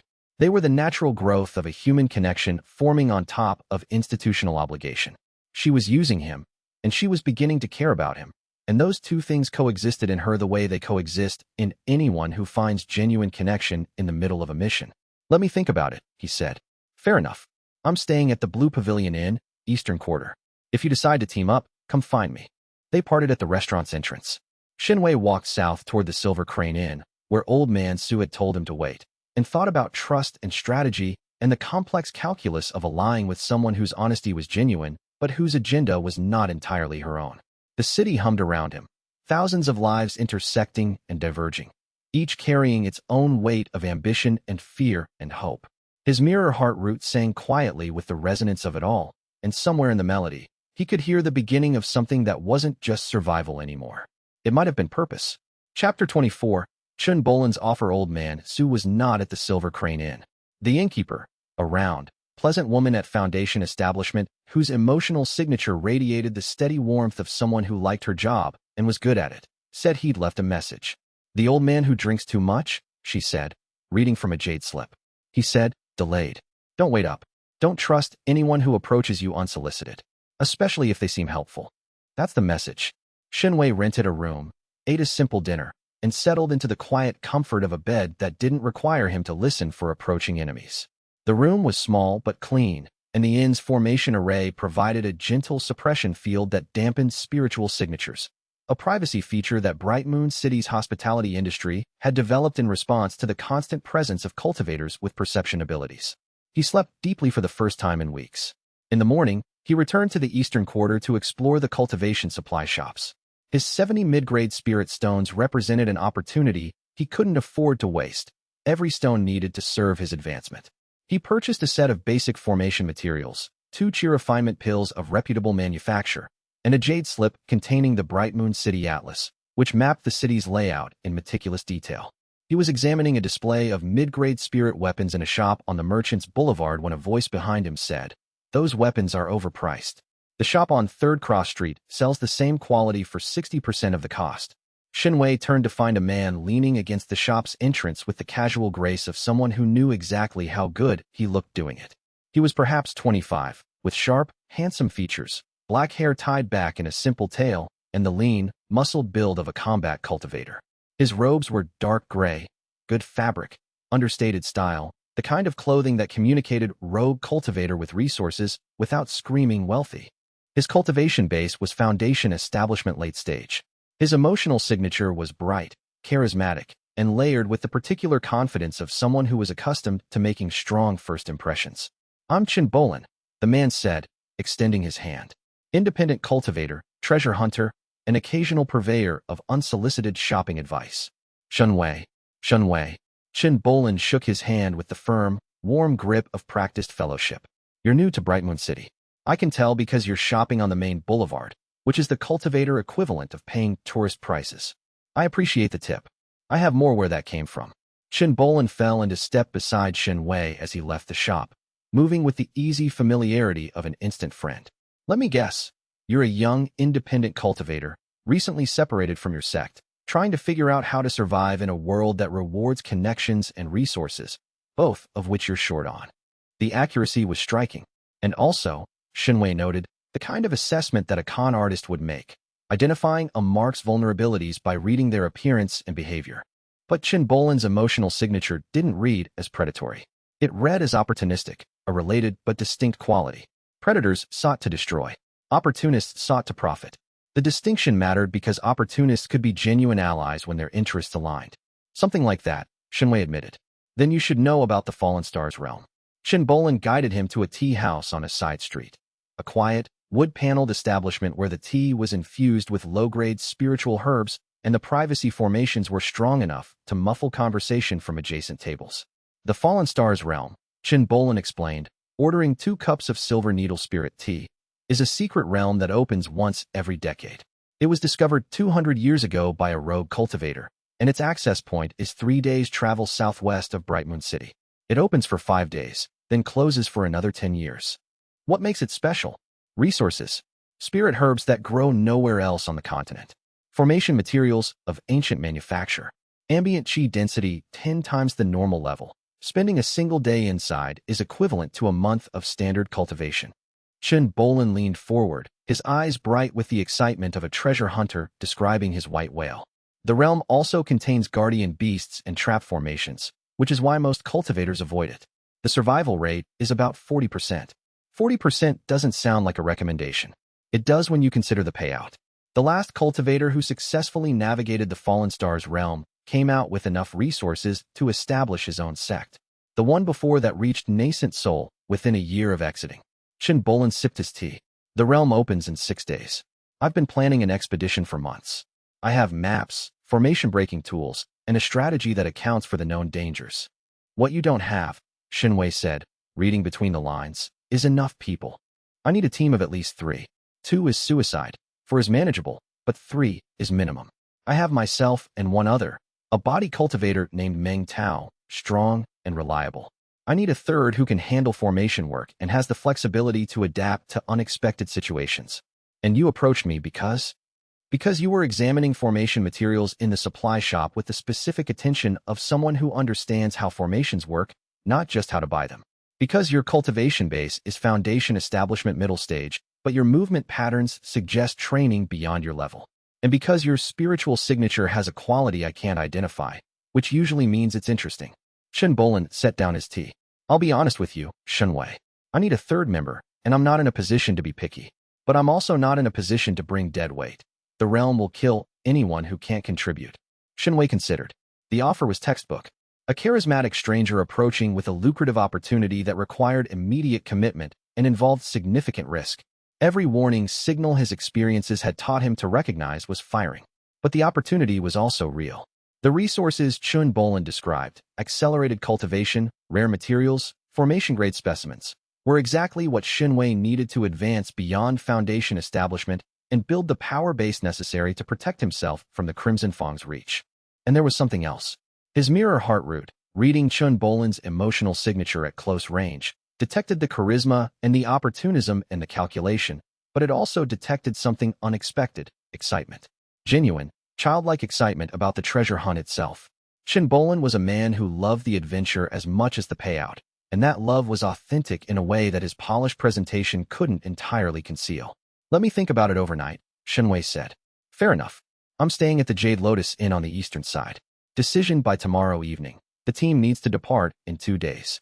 They parted, and Xinwei walked back to the Silver Crane Inn with Chen Bolin's proposal turning in his mind like a puzzle with missing pieces. Old Man Su was in the inn's common room when Xinwei arrived, sitting at a corner table with his wine jug and the expression of someone who had been waiting specifically for this conversation. A man named Chen Bolin offered you a spot on a secret realm expedition, the old man said before Xinwei had even sat down. How did you? I know Chen Bolin. He's a competent treasure hunter, a reasonable combatant, and a man whose self-interest is so perfectly calibrated that he will never betray you unless it's more profitable than not betraying you. Old Man Su took a long drink, which means he'll be a fine ally until the moment he isn't. Should I refuse? I didn't say that. The old man set down his jug. The Fallen Stars realm is real, and the resources inside are everything Chen Bolin described. You need those resources. Your cultivation is foundation establishment middle stage, and the threats pursuing you are nascent soul and above. The math is simple, grow or die. But you're warning me about Chen Bolin. I'm informing you that Chen Bolin's loyalty has a price point, and you should be aware of that price before you enter a situation where loyalty matters. That's different from warning you away. Old Man Su's sharp eyes found Xinwei's. The boy who walked out of the Iron Plum sect would have trusted Chen Bolin's handshake. The man you're becoming should trust Chen Bolin's self-interest. Know what he wants, ensure your goals align, and be prepared for the moment they don't. Xinwei absorbed the advice.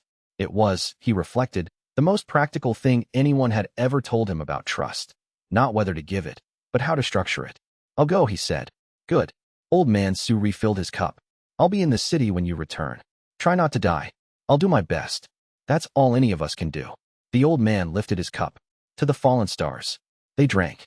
And Xinwei went to sleep that night with the plan crystallizing in his mind, and his mirror heart root humming with the particular frequency of calculated risk, not quite hope, not quite fear, but the space between them where decisions lived. Chapter 25. The secret realm of fallen stars. The access point to the fallen stars realm was a natural cave in a hillside 3 days southwest of Bright Moon City, unremarkable from the outside except for the faint shimmer in the air at its entrance that indicated a spatial boundary between the normal world and something else. Xianxia arrived with Chun Bolin and Meng Tao, the body cultivator, on the morning of the opening. 2 days of travel had given him time to assess his teammates. Chun Bolin was exactly what Old Man Su had described: competent, charismatic, self-interested, and genuinely enthusiastic about treasure hunting. His combat style was fluid and adaptive, combining formation-breaking techniques with a short sword that he wielded with the casual proficiency of long practice. His emotional signature was consistent, bright, confident, alert, with the calculated undertone of someone who was always assessing risk-to-reward ratios. Meng Tao was simpler, a large man with the thick build and dense chi of a body cultivator at Foundation establishment late stage. He was quiet, professional, and loyal to Chun Bolin in the transactional way that hired muscle is loyal to a reliable employer. His emotional signature was steady and uncomplicated. He was here because Chun Bolin paid well, and the treasure would be worth the danger.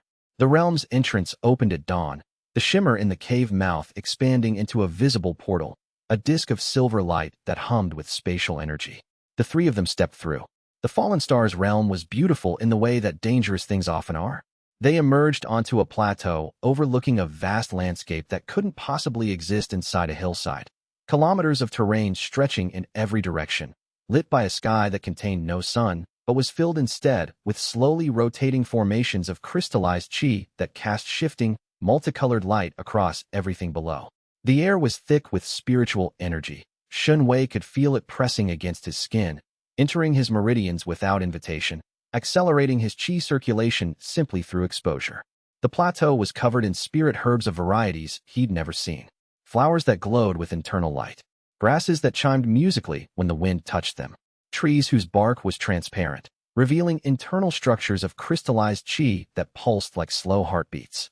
"Welcome to the Fallen Stars," Chun Bolin said, his voice hushed with the genuine reverence of someone standing before something greater than himself. 5 days. Let's make them count.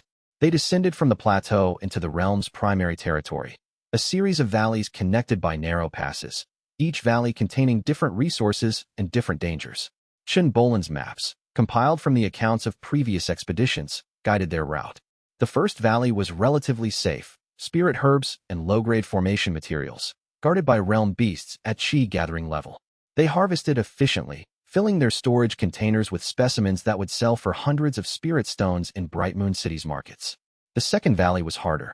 The guardian beasts were at Foundation establishment, and the terrain itself was hostile. Gravity formations that changed direction without warning, illusory fog that scrambled spiritual perception, and trap formations buried in the ground that activated at random.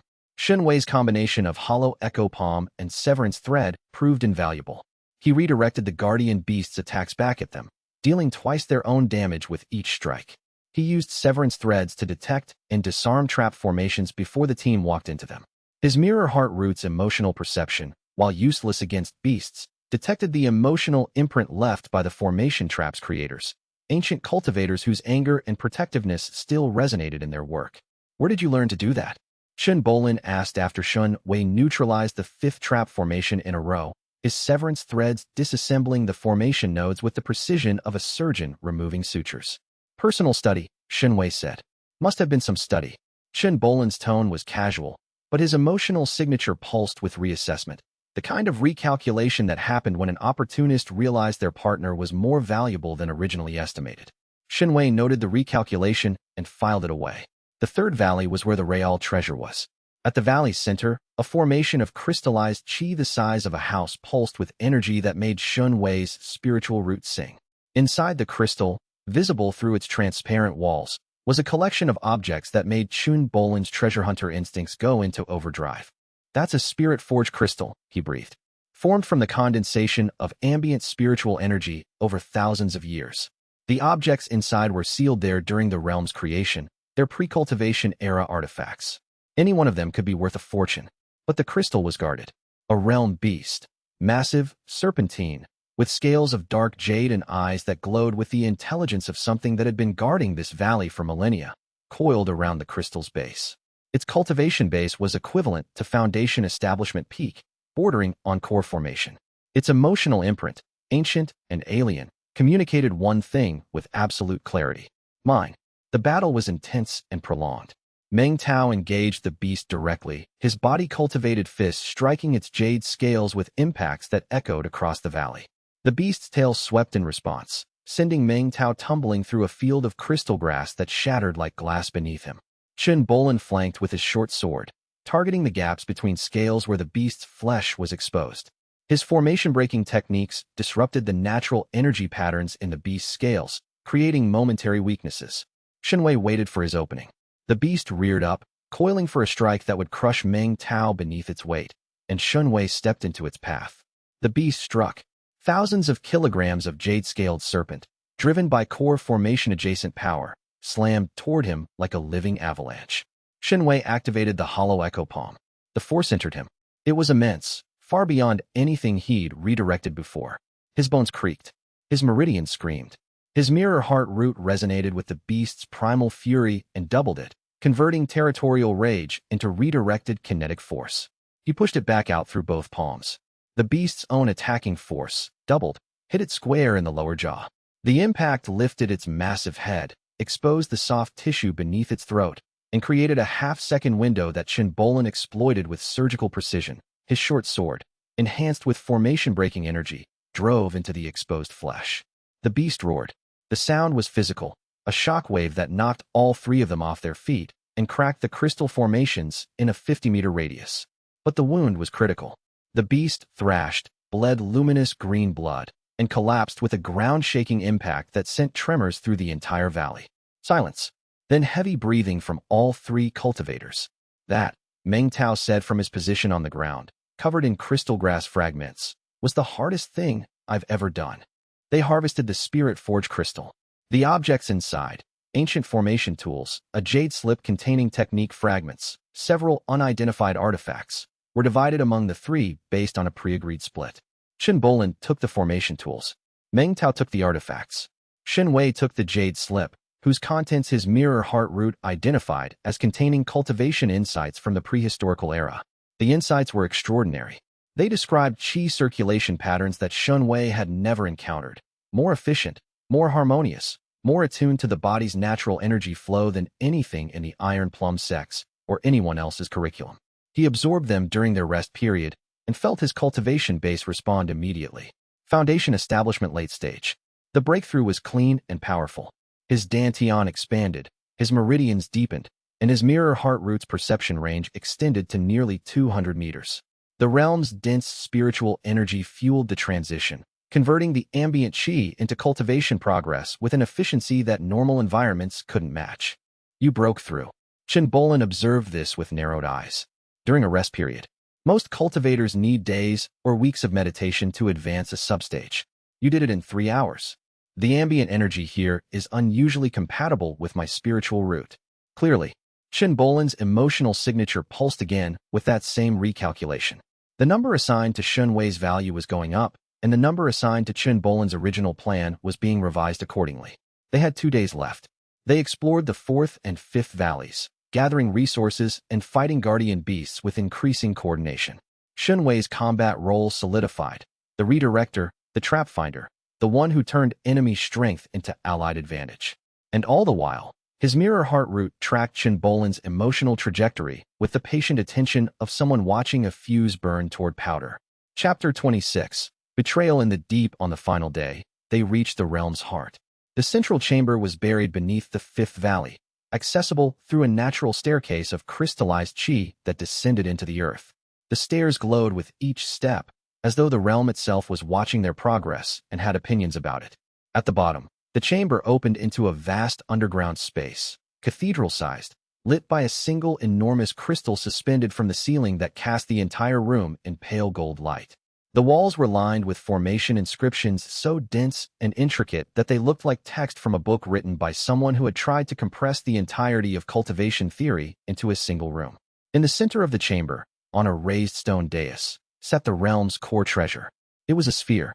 The the size of a man's head, made of something that was simultaneously solid and liquid, its surface shifting with patterns that Xianxia's spiritual perception identified as raw, condensed spiritual energy of extraordinary purity. The sphere radiated power, not the aggressive pressure of a cultivator's qi, but the passive presence of something fundamental, like standing next to a waterfall and feeling the weight of all the water that would ever fall. The star core, Qin Bolin whispered. His emotional signature had shifted entirely. The charismatic treasure hunter was gone, replaced by something older and hungrier. A condensation of the entire realm's spiritual energy. If harvested correctly, it can provide enough qi to fuel a core formation breakthrough. Or it can be sold for, I don't even know, thousands of high-grade spirit stones. Hundreds of thousands. Meng Tao whistled. How do we extract it? There's a formation built into the dais. I have the extraction sequence from a previous expedition's records. Qin Bolin produced a jade slip and began studying the formation. It takes about 30 minutes to cycle through. We need to channel our qi into the dais simultaneously to power the extraction. They positioned themselves around the dais, 3 cultivators, evenly spaced, each placing their hands on the stone surface and channeling qi into the formation inscriptions. The formation activated, drawing their energy in measured pulses, using it to gradually loosen the star core from the realm's spatial fabric. 15 minutes in, Xianxia felt it. A change in Qin Bolin's emotional signature. Not sudden. It had been building throughout the expedition, each recalculation adding weight to a decision that was now reaching its tipping point. The opportunist scales had balanced, and Xianxia was on the wrong side. At the 20-minute mark, the formation's extraction pattern shifted. Subtly, Xianxia's mirror heart root detected the change before his conscious mind could process it. The qi flowing from his hands into the dais was no longer cycling through the extraction sequence. It was cycling somewhere else, into a secondary formation that had been hidden beneath the primary one. A drain. The formation was pulling his qi, not the ambient energy, not the star core's power, but Xianxia's personal spiritual energy, and channeling it into the extraction process as fuel. The more he gave, the more it took, and the drain was accelerating. He looked at Qin Bolin across the dais. The treasure hunter's face was composed, focused, but his emotional signature was a clear, bright note of calculated betrayal, the frequency of someone executing a plan they designed before the expedition began. The extraction requires a sacrifice, Qin Bolin said, his voice calm. A significant qi investment from a third party to power the release. The previous expedition's notes mentioned this. I just left that part out of the briefing. Xianxia tried to pull his hands from the dais. The formation held them. Adhesion-type bindings woven into the stone's surface that activated upon contact and required external override to release. Qin Bolin. Xianxia's voice was level, despite the drain pulling at his qi with increasing force. This will kill me. It won't kill you. It will drain your cultivation to qi gathering and leave you severely weakened. I'll make sure you get medical attention afterward. Qin Bolin's sincerity was genuine. He truly intended to keep Xianxia alive, not out of compassion, but because killing wasn't necessary for his plan to work. I'm sorry, truly, but the star core is worth more than both of us, and someone has to pay the cost. The drain intensified. Xianxia could feel his qi being pulled from his dantian, his foundation establishment base eroding like a cliff in a storm. If this continued, he would lose everything. Every breakthrough, every technique's power source, every advancement he'd fought and bled for. But the drain had triggered something. In the betrayer's archive, the third shelf shuddered. Qin Bolin had offered friendship. Qin Bolin had shared meals, fought beside him, called him partner. The bond wasn't deep. 3 days of partnership wasn't a lifetime of brotherhood, but it was genuine enough that the betrayal registered in Xianxia's mirror heart root as real. The third barrier dissolved, and something new flooded through Xianxia's meridians. Not cold like the severance thread, not warm like the hollow echo palm, but fluid, quick, mercurial, a technique that manifested as motion itself. Phantom archive step. Xianxia's body moved, not with his muscles, with his qi. The technique bypassed physical motion entirely, translating intention into spatial displacement. He was at the dais, hands trapped, qi draining. Then he was 3 meters to the left, hands free, the adhesion binding's grip broken by afterimages. Residual spiritual projections left at his previous location that the formation continued to drain, buying him precious seconds of deception. The afterimages were the technique's genius. They weren't illusions. They contained real qi, real spiritual presence, real enough to fool formations and fighters alike. The formation kept pulling energy from the afterimages, while the real Xianxia recirculated his remaining qi and assessed the situation. Qin Bolan's eyes widened. What? Xianxia extended his severance threads into the dais formation. He could see its architecture now, clearly.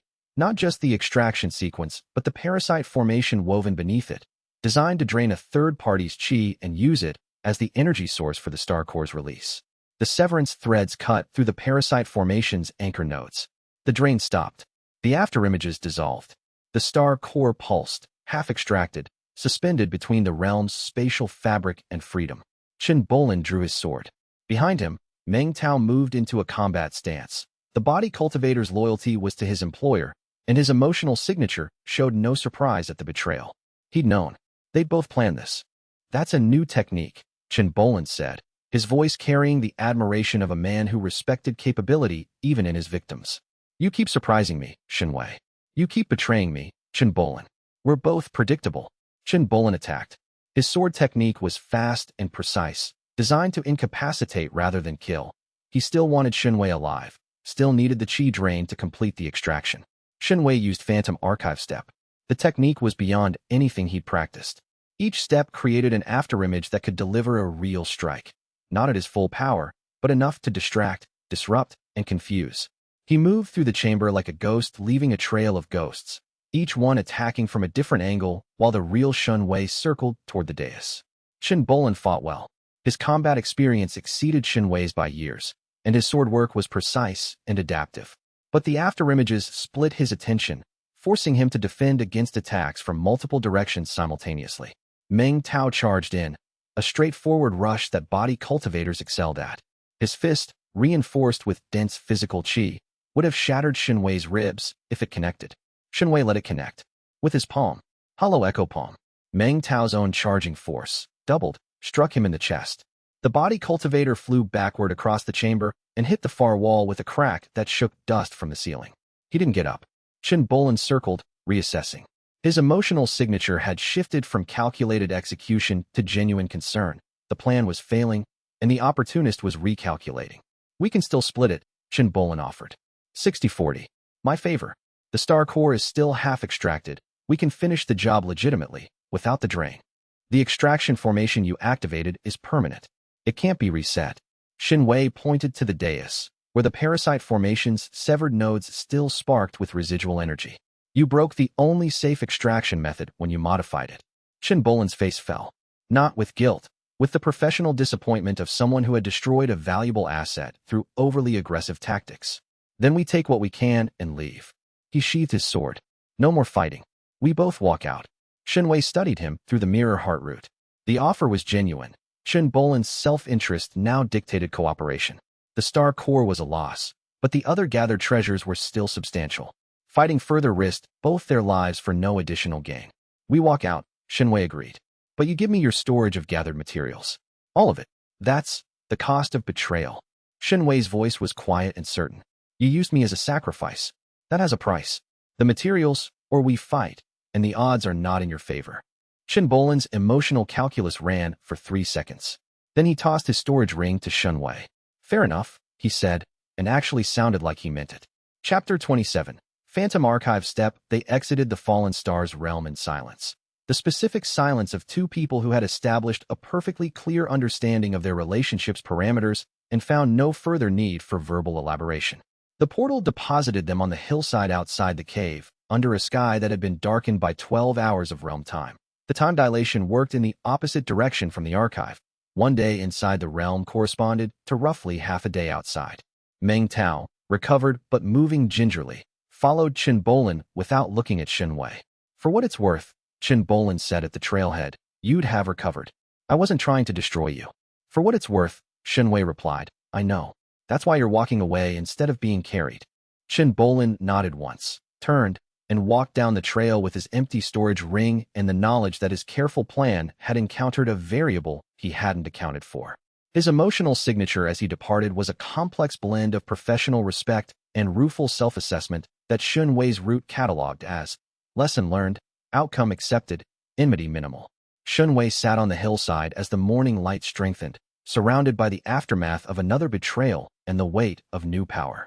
The Phantom Archive step was still settling into his meridians, a technique fundamentally different from the Hollow Echo Palm and the Severance Thread. Where those techniques were reactive, redirecting attacks, cutting through barriers, the step was proactive. It was movement, pure and versatile, and its afterimages added a dimension to his combat capability that made him exponentially more dangerous than his cultivation base alone would suggest. He spent 2 hours on the hillside, meditating, cycling the new technique through his channels, and letting his body adapt to its demands. The afterimages were the most chi-intensive aspect. Each one cost a fraction of his total reserves, and sustaining multiple afterimages during combat had nearly drained him completely. He needed to be more efficient, more precise, more strategic about when and how he deployed each technique. He also needed to reach foundation establishment peak. The gap between late stage and peak was significant, and the resources in Chun Bolin's surrendered storage ring, formation materials, rare herbs, and the jade slip from the Spirit Forge crystal provided the fuel.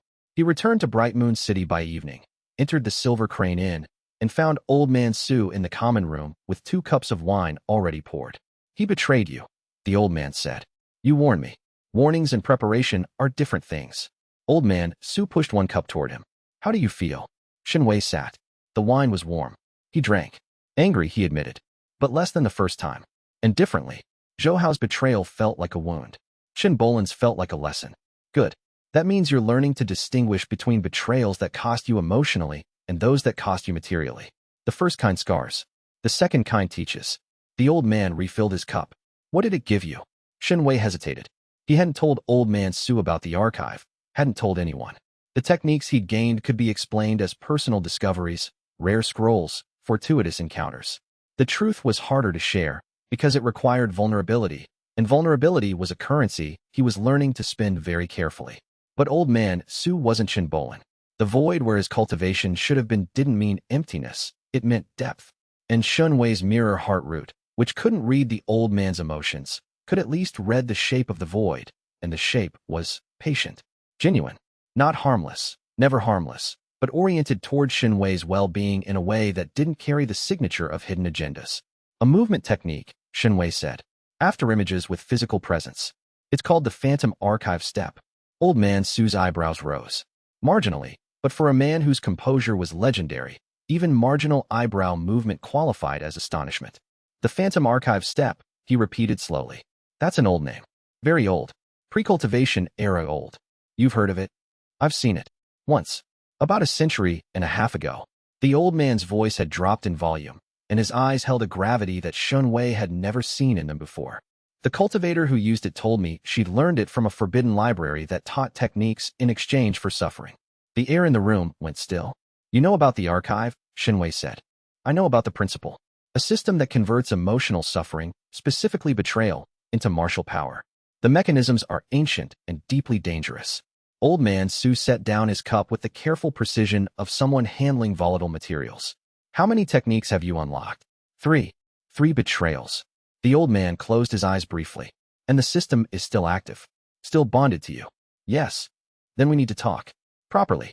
Not here." He stood. "My room. Bring the wine." They talked until dawn. Shenwei told Old Man Su everything. The archive's discovery, the spirit's explanation, the 10 shelves, the mechanism of betrayal-powered technique acquisition. He described each technique and its capabilities. He described the previous host, Jiang Yuha, and her fate. Old Man Su listened with the focused attention of someone assembling a puzzle from fragments he'd been collecting for over a century. "The Sage of Broken Oaths," the old man said when Shunwei finished. "That's who created it. A being of such power that his name was erased from cultivation history by people who feared that even speaking it would invite his influence. He believed that suffering was the purest fuel for cultivation, and he engineered systems to generate that suffering on an industrial scale. You're saying the archive is one of those systems. I'm saying the archive is the prototype, the original design that everything else was built from." Old Man Su's voice was very quiet. "And I'm saying that the archive doesn't just respond to betrayal. Over time, across millennia, it influences events to ensure betrayal occurs. The system needs fuel. When the fuel doesn't come naturally, the system encourages it." The implication settled into Shunwei's consciousness like a stone sinking through still water. "You're saying the archive caused my betrayals. I'm saying the archive exists in a probability field that makes betrayal more likely around its host. Not certainty, Human choice is still the mechanism, but the dice are weighted. Old man Su met his eyes. Did you ever wonder why Zhou Hao's jealousy reached its peak at exactly the right moment? Why Chen Bolan targeted you specifically? Why Elder Feng Zhuo chose to act when he did? Shenwei had wondered.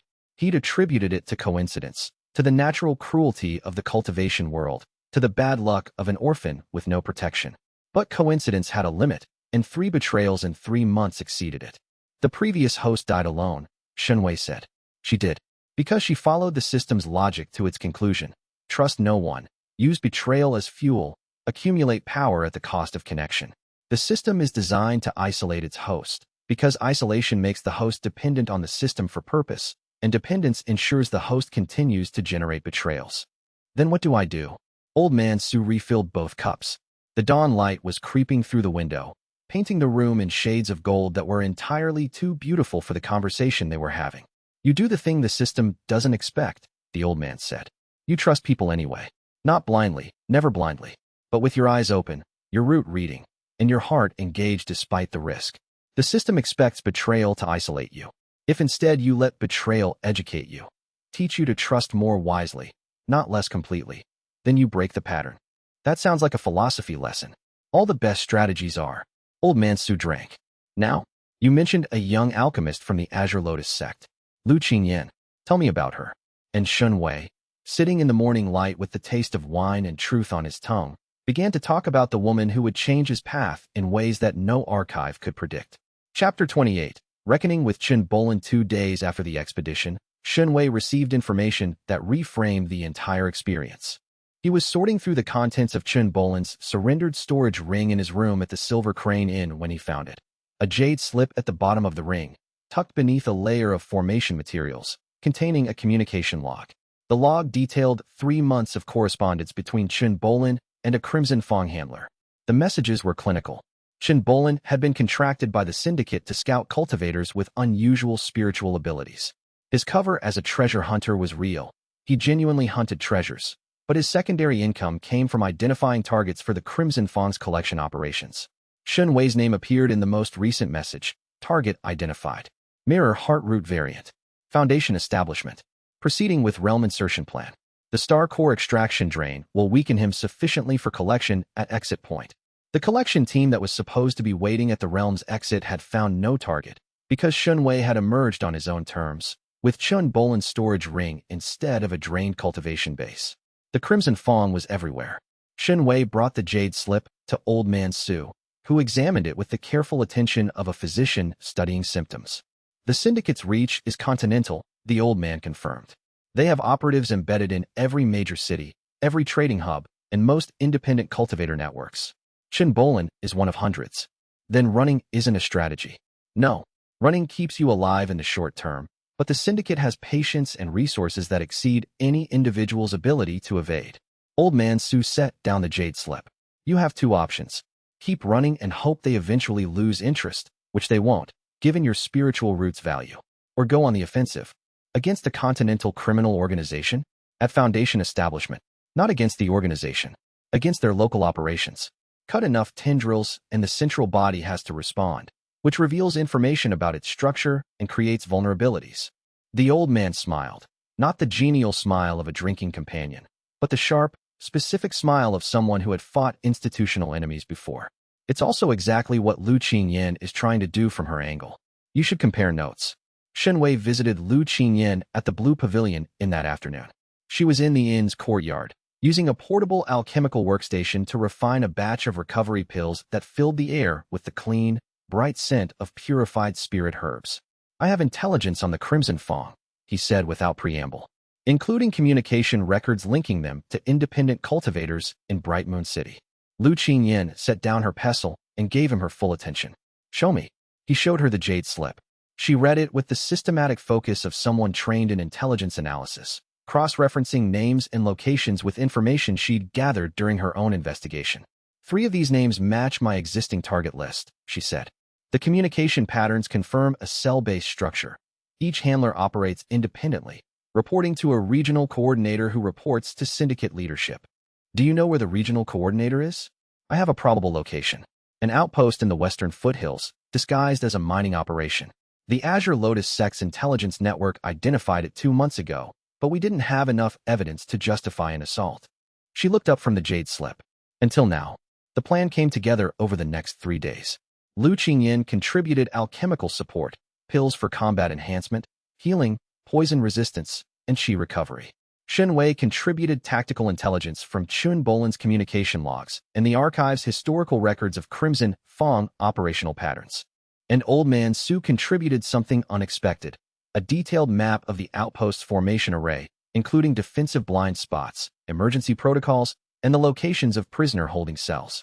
How do you have this? Shen Wei asked. I told you. I've been walking for a long time, and I pay attention. The old man's voice was flat, and his emotional void offered nothing. But Shen Wei's mirror heart root detected something at the void's edge, the faintest ripple of personal pain, quickly suppressed. Whatever Old Man Su's connection to the Crimson Fang was, it wasn't just academic. They departed on the 4th day. Shen Wei, Lu Qingyin, and Old Man Su, heading west into the foothills.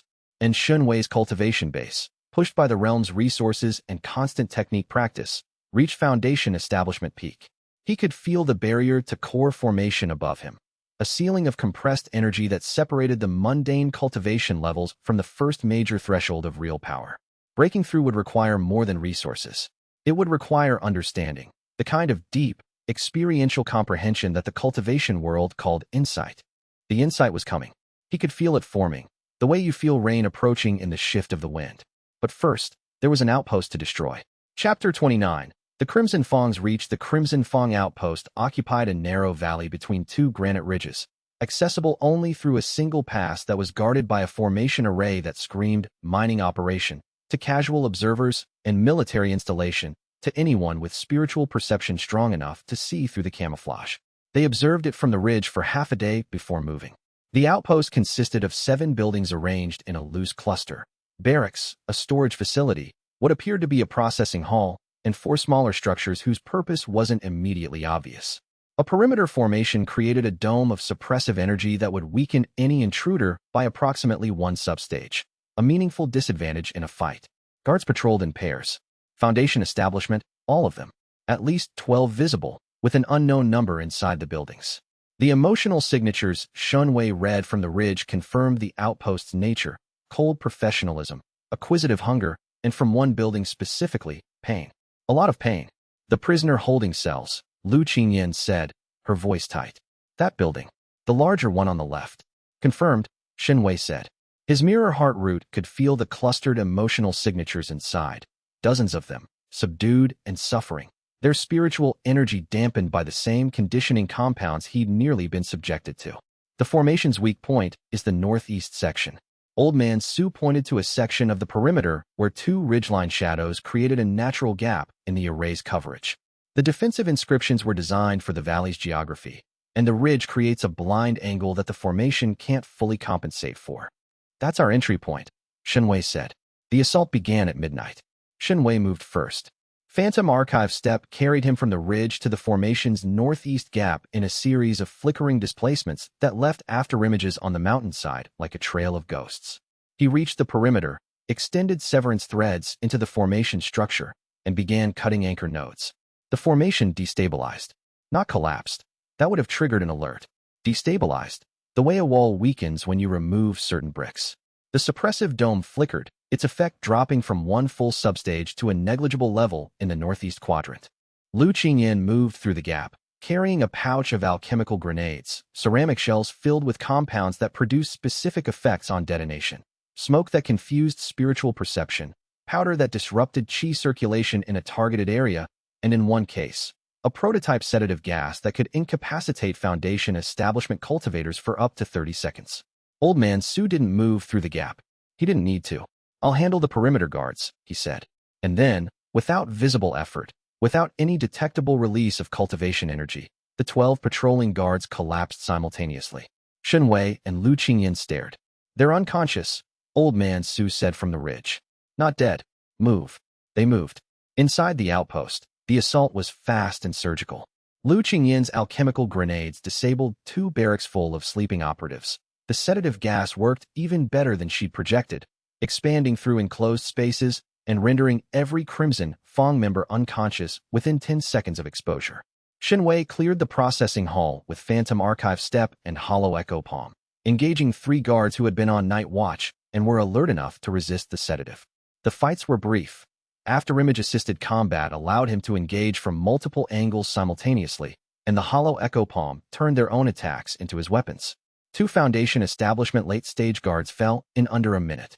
The third, Foundation Establishment Peak, experienced and furious, lasted 3 minutes before a redirected palm strike sent him through the processing hall's wall and into unconsciousness.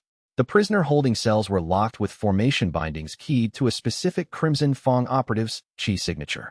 Shenwei's severance threads cut through them. Inside, they found 34 cultivators.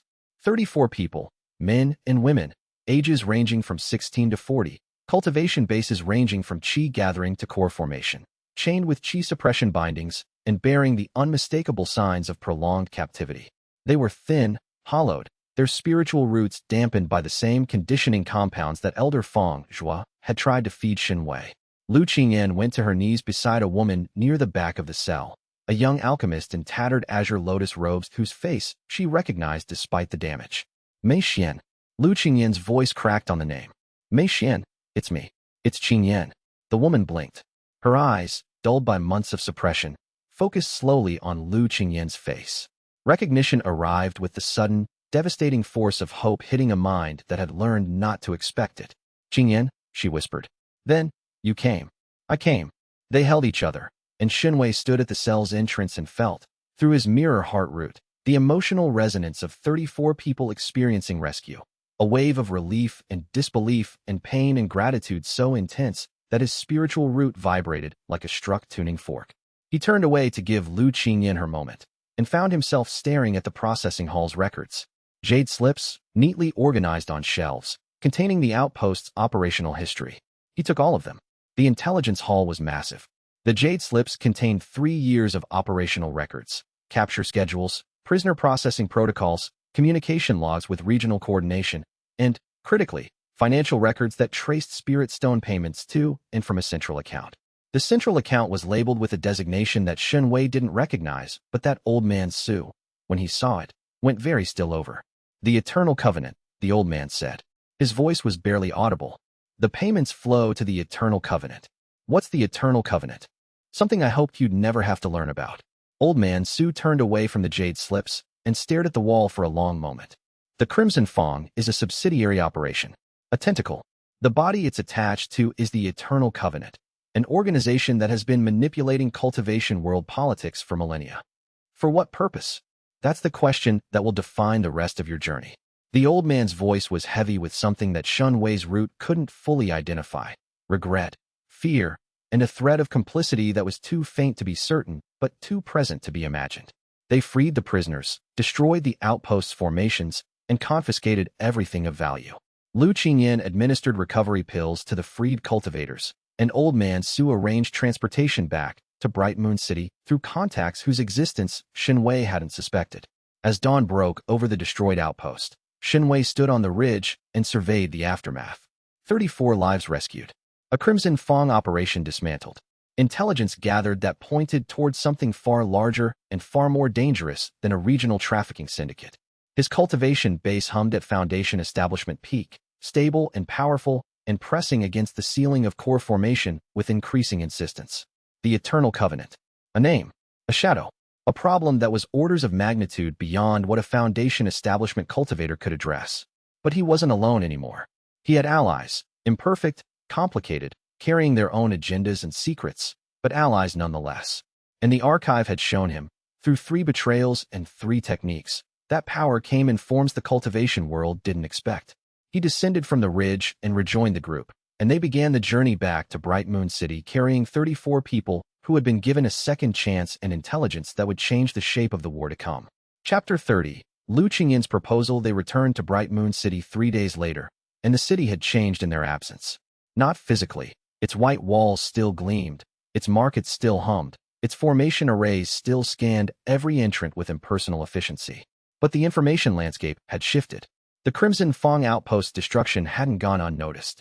Word traveled through the cultivation worlds and formal networks with the speed of scandal, and by the time Shen Wei's group reached the city gates, the story had grown. A mysterious team had dismantled a major trafficking operation, freed dozens of prisoners, and extracted intelligence that implicated high-ranking figures across the southern continent. The freed cultivators had been distributed among the city's healing houses and friendly sections. Mei Xian, Lu Qingyin's friend, was recovering under Azure Lotus care, her conditioning being reversed by specialists who had studied the Crimson Fang's methodology. Lu Qingyin came to the Silver Crane Inn on the evening of their return. She brought a bottle of Azure Lotus Sect's finest spirit wine and the expression of someone who had made a decision. "I need to talk to you," she said. Officially, they sat in Shen Wei's room, the privacy formations activated. Lu Qingyin poured 2 cups of wine and set the bottle aside with the deliberateness of someone establishing a framework for a significant conversation. "The intelligence we gathered changes things," she said. "The Crimson Fang's connection to the Eternal Covenant means this is bigger than missing disciples. It's continental, maybe global. I know. The Azure Lotus sect is willing to commit resources to a broader investigation. But we need partners, other cultivators with direct experience against the syndicate and the capability to operate in hostile environments." She met his eyes. "I'm proposing a formal alliance. You, me, and whoever else we can recruit. Ongoing investigation, coordinated operations, shared intelligence." "A formal alliance implies ongoing contact," Shen Wei said carefully. "And ongoing contact requires trust." "Yes. You haven't been entirely honest with me, Lu Qingyan." The words landed in the quiet room with the precision of thrown stones. Lu Qingyin's emotional signature, which Shen Wei had been reading since she entered, didn't flinch. It shifted, acknowledging the observation without denial. "No," she admitted. "I haven't. The Azure Lotus sect sent me to Bright Moon City with 2 objectives. Investigate the Crimson Fang and evaluate you." "Evaluate me?" "Your spiritual root." The Mirror Heart root variant was flagged in cultivation databases after the Iron Plum sect's celestial root ceremony results leaked. The evaluation data was supposed to be internal, but someone sold it. The Azure Lotus elders recognized the root's significance and wanted an assessment. An assessment of what? Whether you're a potential ally or a potential threat. She held up a hand before he could respond. "I know how that sounds." I argued against it.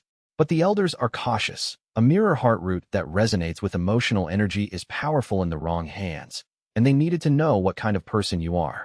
"And what did you tell them?" "I told them you're someone who risked his life to rescue 34 strangers because it was the right thing to do, and that your spiritual root makes you more human, not less.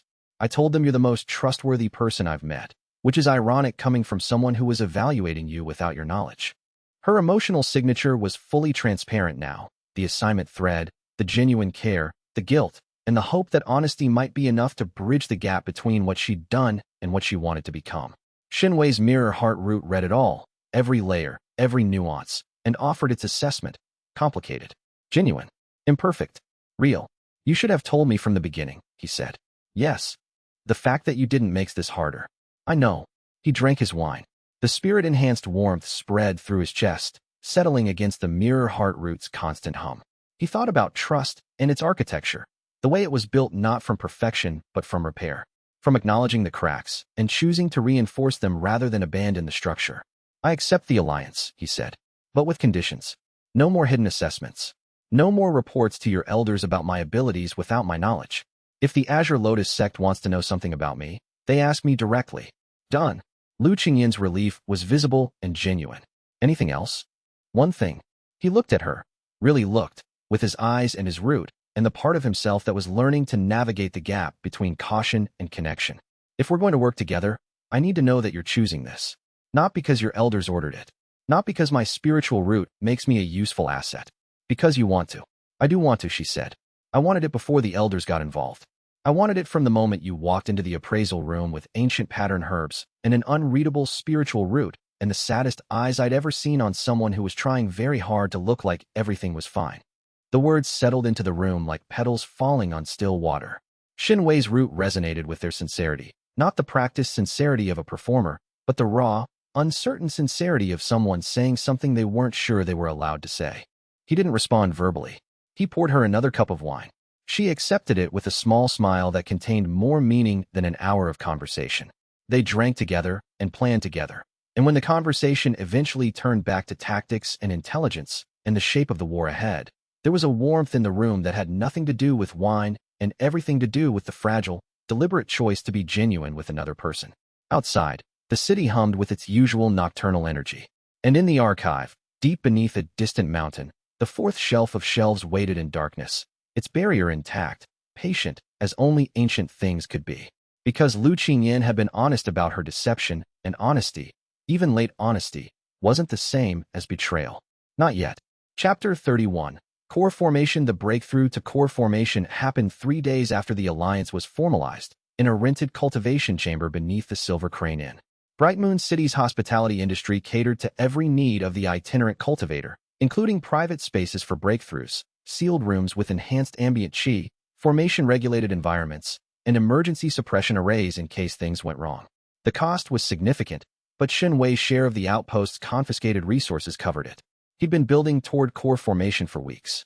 The foundation was there, his qi reserves exceeded the threshold, his meridians were refined to the necessary width, and his spiritual roots' evolution through 3 techniques had given it the processing capacity to handle the energy density that core formation demanded. What he'd been missing was the insight. Core formation was the first major boundary in cultivation, the point where a cultivator transitioned from manipulating external energy to generating internal power. The core was a sphere of condensed, self-sustaining qi that formed in the dantian, serving as a personal energy source independent of environmental conditions. It was the difference between a candle that needed constant fuel and a star that burned on its own. The insight came during meditation, in the cultivation chamber's qi-rich silence.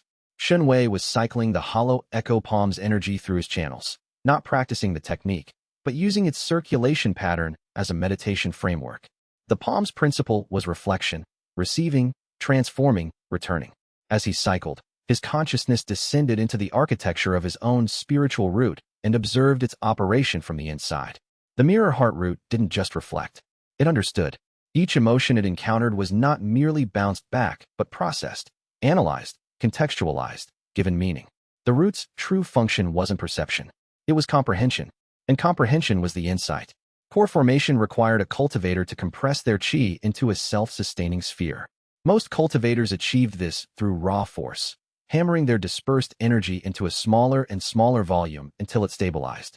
It worked, but it was brutal, and the resulting cores were crude, efficient, but unrefined. Shen Wei's root offered a different path. Instead of forcing compression, he comprehended it. He understood the relationship between each qi particle, felt how they wanted to align, how their natural tendencies could be guided rather than forced. He conducted his qi the way a master conducts an orchestra, not through domination, but through understanding. The core formed, not with the violent compression that most cultivators experienced, but with the quiet inevitability of a raindrop forming from condensation, each molecule finding its place because the conditions were right. The sphere stabilized in his dantian. It was small, the size of a marble, but its structure was extraordinary.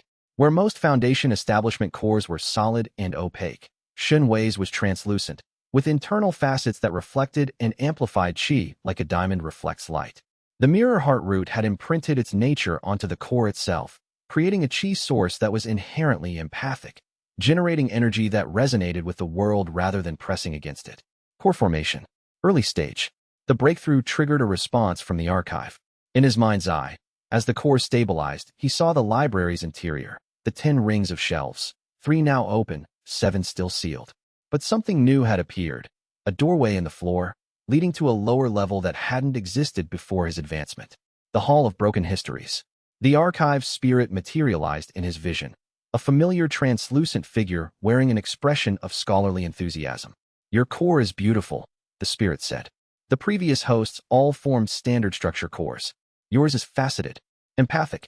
It will amplify your techniques by approximately 30% across the board. What's the Hall of Broken Histories? A sublevel that opens when the host reaches core formation. It contains records, not techniques, but knowledge.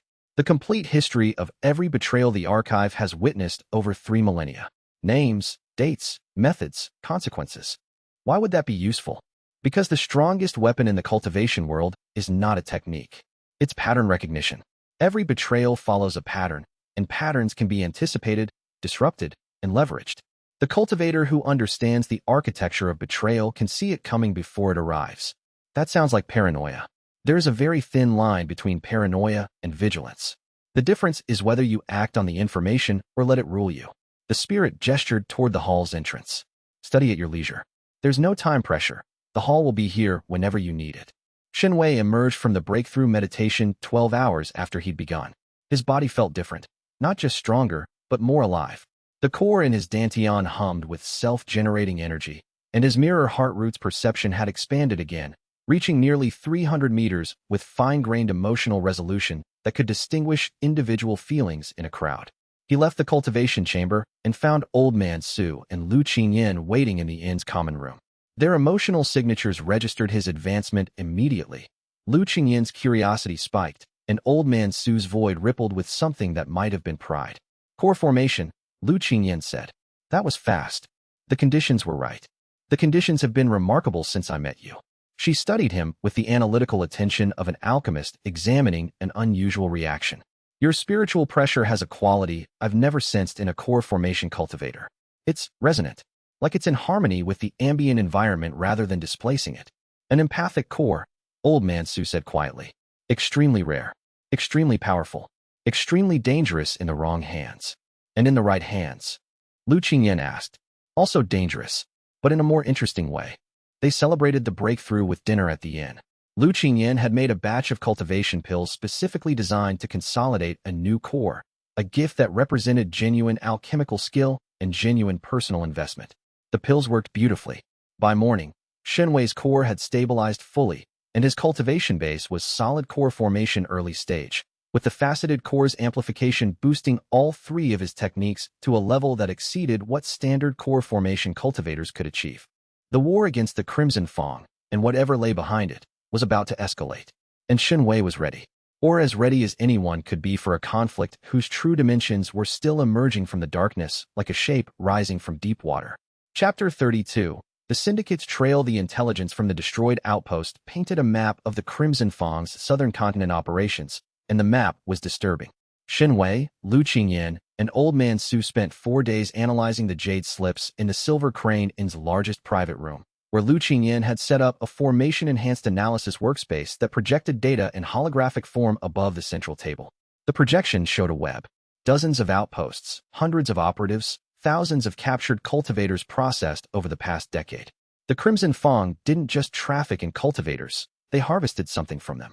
The processing hall records described a procedure called essence extraction, a formation-based technique that pulled specific types of spiritual energy from captive cultivators and stored it in crystallized form. They're collecting betrayal energy, Old Man Su said, studying the records with the grim focus of someone recognizing a pattern he'd seen before.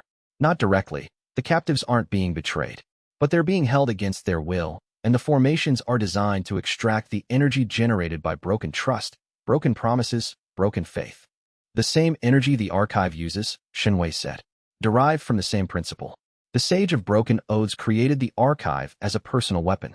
Someone, the Eternal Covenant, has industrialized the concept.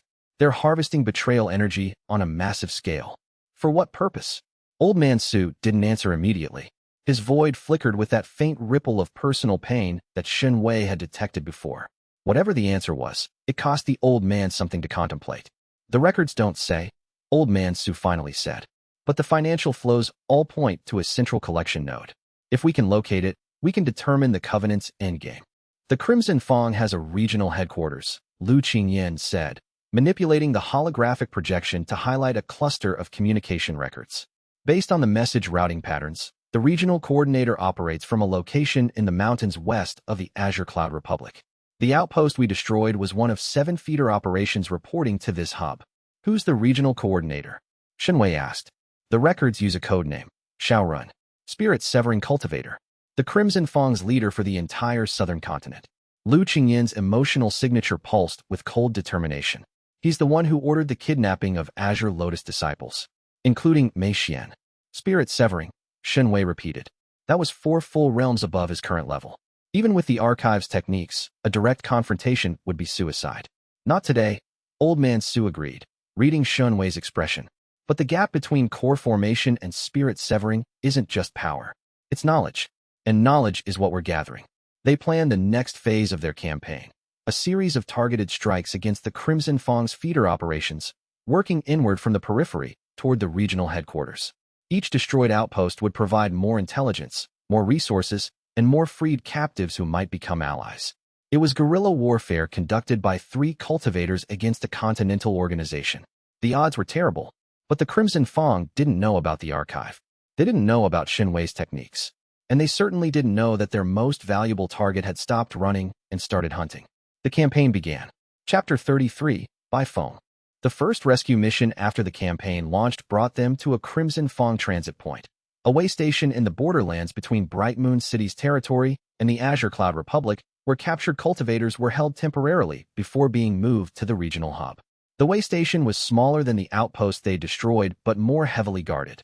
8 Foundation establishment guards, 2 core formation overseers, and a formation array that was significantly more sophisticated than the previous targets.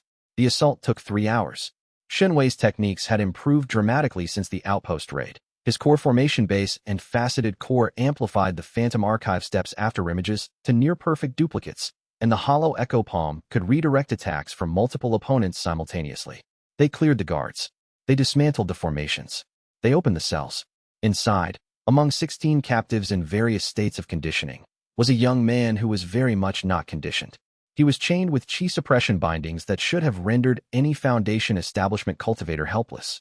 Instead, he had twisted the chains into a weapon. His wrists were raw and bleeding from the effort, but the chains themselves had been bent and reshaped into something approximating a garrote, and the nearest cell wall bore the marks of his attempts to use it against the door. He was perhaps 19, tall, lean, with the specific musculature of a sword cultivator, developed shoulders, strong wrists, and the calluses that came from spending more time holding a sword than not. His face was sharp-featured, almost aristocratic, with the arrogant architecture of good bone structure and the softening element of eyes that were currently blazing with barely contained fury. Finally, he said when the cell door opened. Not thank you. Not who are you. Just finally, in the tone of someone who had been waiting for the world to correct itself and was disappointed it had taken so long. By phone, Lu Qingyan said, reading the way station's prisoner manifest. Sword cultivator. Foundation establishment peak. Captured 4 days ago during transit from the Jade Wind sect to Bright Moon City. 3 days, by phone corrected. They grabbed me 3 days ago. I killed 2 of them before they got the suppression bindings on. Almost got a third, but he had a core formation bodyguard. He rubbed his wrists where the chains had been. Who are you? Xianxia. We've been targeting Crimson Fang operations. Bai Feng's eye sharpened. You're the group that destroyed the Western Outpost. The entire syndicate is buzzing about it. That's concerning and flattering in roughly equal measure. Bai Feng laughed, a sharp, bright sound that filled the cell with unexpected warmth. I like you, he announced, in the immediate, certain way of someone who made decisions about people quickly and didn't revisit them. You saved my life, which I don't take lightly. The Jade Wind sect taught me that debts are spiritual obligations. I owe you. You don't owe us anything. I do, and I'm telling you I do, which means you should accept it gracefully. Bai Feng stood, wincing as blood returned to his legs. I'm also telling you that I'm a spirit-severing level sword technique master trapped in a Foundation establishment body, because my sect's resources are terrible. If you have enemies worth fighting, I want in. Xianxia read his emotional signature. It was remarkably clean, bright, fierce, and honest in the way that well-forged steel is honest. There was no hidden agenda, no calculated self-interest, no layers of deception. Bai Feng was exactly what he appeared to be, a talented, proud, fiercely loyal warrior who had decided, in the space of 30 seconds, that Xianxia was someone worth following. The clarity was almost disorienting after weeks of navigating complex emotional landscapes. We're fighting the Crimson Fang, Xianxia said, and possibly something larger behind them. Good. Bai Feng grinned, a flash of teeth that was simultaneously charming and slightly unhinged. I was getting bored. Chapter 34, Sworn Brothers. The oath was Bai Feng's idea. They'd been traveling together for a week. Bai Feng integrating into the group with the natural ease of someone who had been designed by the universe to work as part of a team. He sparred with Xianxia daily, his sword technique pushing Xianxia's combat abilities to evolve faster than solo practice ever could. He trained alongside Lu Qingyan, because some things were worth the risk. And if the archive wanted to use his trust as fuel for power, then at least the trust would be real, and the power would serve the person he was choosing to become. Lu Qingyan watched from across the fire. Her emotional signature was a complex blend of warmth and worry. Warmth for the bond forming between 2 people she cared about, and worry for the part of her that understood, perhaps better than anyone, that the deeper the trust, the harder the fall. Old Man Su drank his wine and said nothing. But in the void where his emotions should have been, Shun Wei's root detected the faintest impression of something that felt very much like grief. Chapter 35. Training and Trust. The weeks that followed were the most intensive training period of Shun Wei's life. The group established a semi-permanent base in a hidden valley 2 days from Bright Moon City, a location Old Man Su produced from his seemingly infinite knowledge of the southern continent's geography. The valley was shielded by natural formation patterns that concealed spiritual signatures, and its ambient chi density was high enough to support accelerated cultivation. They trained. Every day, from dawn until exhaustion, they pushed each other's limits. Xin Wei and Bai Feng sparred with the relentless intensity of sworn brothers who understood that combat skill kept the people they cared about alive. Bai Feng's sword technique was extraordinary. He had a natural affinity for the blade that transcended his foundation establishment cultivation, allowing him to manifest sword intent that should have been impossible at his level. Sword intent is a matter of understanding, not power, he explained after a sparring session that had left both of them bruised and gasping. The sword is the simplest weapon in the cultivation world. One edge, one point, one purpose. Everything else is how you use it. You sound like a philosopher. All good sword cultivators are. The ones who aren't are just holding sharp sticks. Lu Qingyan taught Xin Wei alchemy. Not the basics. He'd learned those through sect education. The advanced theory. Pill refinement as a metaphor for cultivation itself. The relationship between material components and spiritual properties. The way an alchemist's intent affected the outcome of every pill they created. Alchemy is empathy, she said one afternoon, guiding his hands as he attempted to refine a basic chi recovery pill. You have to understand the ingredients, not just their properties, but their nature, why they react the way they do, what they want to become. Herbs want things. Everything in the cultivation world contains spiritual energy. Energy has patterns. Patterns have tendencies. Call it wanting or call it thermodynamic inclination. The practical result is the same. She adjusted the flame under his cauldron. Your spiritual root should make you a natural alchemist. It resonates with everything, including pill ingredients. She was right. When Shun Wei extended his mirror heart root's perception into the alchemical process, he could feel the ingredients' energy patterns with extraordinary clarity. The ginseng wanted to expand. The moonflower wanted to cool. The spirit crystal wanted to catalyze. His job wasn't to force them into a pill. It was to guide them into a configuration where their natural tendencies aligned. His first pill was crude. His 10th was competent. By his 30th, Lu Qingyan pronounced it better than most of my Azure Lotus classmates produced in their first year. The pill work brought them closer. Alchemy required physical proximity, standing together over a cauldron, hands occasionally brushing, breath mixing in the warm air above the refinement flame. Shun Wei's mirror heart root read Lu Qingyan's emotional signature during these sessions with a clarity that was sometimes overwhelming.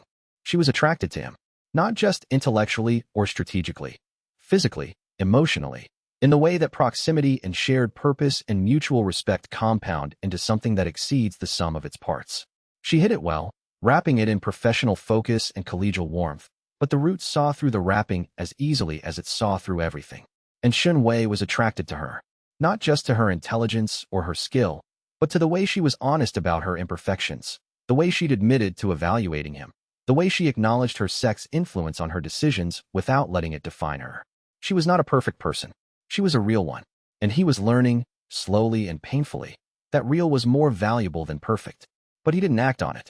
Not because he didn't want to, but because the archive's shadow fell across every potential connection, whispering that deeper bonds meant deeper betrayals. And deeper betrayals meant more power, and the system's logic was circular and consuming, and he refused to let it dictate the terms of his relationships. They trained. They grew. They drew closer by inches, the way continents drift, imperceptibly in any given moment, but seismically significant over time. And Shun Wei's cultivation base climbed to core formation middle stage, fueled by daily practice, alchemical supplements, and the relentless ambition of a man who was learning that power without purpose was just another kind of emptiness. Chapter 36. Lu Qingyan's secret. The discovery was accidental. Shun Wei woke before dawn on a morning 3 weeks into their training period and left the shelter to cycle his chi in the valley's open space. He walked to the stream that bisected the valley floor, his preferred meditation spot, and found Lu Qingyan's communication jade sitting on a rock. It was active. The jade was a two-way device, projecting holographic text for the holder to read. In the pre-dawn darkness, the projected text glowed faintly, visible enough for Shun Wei's enhanced perception to read, even though he wasn't the intended recipient. He should have looked away. A better person, A person who hadn't been shaped by 3 betrayals and an ancient library's influence might have respected the privacy of a friend and ally without hesitation. But Shenwei's mirror heart root was already resonating with the jade's emotional residue, the lingering imprint of Lu Qingyin's feelings while reading and composing messages. And what the root detected made his blood go cold. He read the messages. They were reports. Detailed, analytical, comprehensive reports sent to the Azure Lotus Sect's Elder Council, documenting Shenwei's abilities, cultivation progress, technique analysis, and behavioral patterns. Every session they'd shared, every conversation, every vulnerability he'd shown her during their growing closeness. All of it recorded, contextualized, and transmitted to people Shenwei had never met. The most recent report included a recommendation. Subject demonstrates extraordinary cultivation potential through an unidentified technique acquisition system. Recommend formal recruitment to Azure Lotus Sect. If recruitment fails, recommend containment protocol. Containment protocol. The words burned themselves into Shenwei's mind with the slow, devastating precision of acid eating through metal. She had been reporting on him. Despite their agreement, despite her promise, despite the alliance, the training, the alchemy, the slow drift towards something that felt like it might eventually become love. She had been reporting on him because her sect had asked her to, and she had chosen institutional obligation over personal loyalty. Again, the mirror heart root resonated. It resonated with the frequency of betrayal, not the cold shock of Zhou Hao's ambush or the calculating efficiency of Chun Bolan's drain, but something worse. Something warmer and therefore crueler. The particular frequency of someone who genuinely cared about you and chose to deceive you anyway, because their world was structured so that caring and deceiving could coexist without contradiction in the same heart. In the archive, the fourth shelf trembled. The barrier cracked. Light flooded through the fissures. Not the amber of the hollow echo palm or the cold of the severance thread or the fluid quicksilver of the phantom archive step. This light was the color of grief, a deep, bruised violet that pulsed with the emotional resonance of heartbreak made tangible. The grief lantern domain. The technique erupted from Shenwei before he could control it. A dome of violet light expanded from his body, rushing outward in a sphere that encompassed the entire valley in under a second. Within the dome, every emotional wound Shenwei carried was projected into the physical world, not as illusion, but as force. The pain of Zhou Hao's poisoned kindness pressed down on the ground like gravity. The cold efficiency of Elder Fong was commodification of children hung in the air like freezing rain. The calculating warmth of Chun Bolan's friendship-ash trap moved through the space like a bitter wind. And at the center of it all, dominant and devastating, was the specific anguish of reading Lu Qingyin's reports. The discovery that the person he'd been allowing himself to care about had been writing assessments of his value, as though he were a pill recipe rather than a person. Lu Qingyin, sleeping in her shelter 30 meters away, was hit by the domain's full force. The emotional energy slammed into her with the physical weight of a collapsing building. She screamed, a short, sharp sound of someone suddenly and completely overwhelmed by pain that wasn't hers but was about her. She collapsed. Old Man Su appeared. Not walked, not ran. Appeared, between one heartbeat and the next, standing at the domain's edge with his hand extended and a pressure emanating from him that Shenwei's mirror heart root perceived, for the first time, as something beyond its capacity to measure. Control it, the old man said. His voice was calm, authoritative, and completely devoid of its usual casual amusement. The grief lantern domain responds to your emotional state. Control your emotions, control the domain. Shenwei tried. The grief was a flood, and he was trying to build a dam with his bare hands. The domain pulsed, contracted, expanded again, a heart made of light and pain beating with its own terrible rhythm. Think about why you're grieving, Old Man Su said. Not the betrayal, the grief. Not what she did. Why it hurts. Why did it hurt?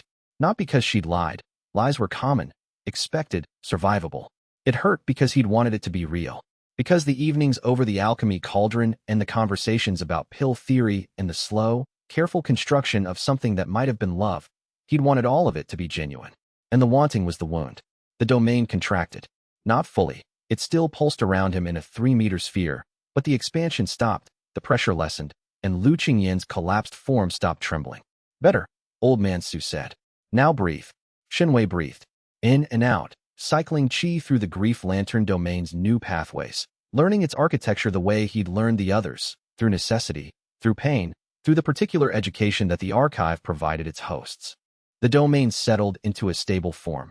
a localized sphere of emotional projection that he could expand or contract with focused intention. Within the sphere, his grief became a weapon, a suppressive force that could crush an opponent's will, disrupt their qi circulation, and impose the physical weight of emotional suffering on anyone caught inside. It was, he reflected with the part of his mind that was still capable of irony, exactly the kind of technique that a library fueled by betrayal would create. A domain that weaponized heartbreak. Lu Qingyan sat up.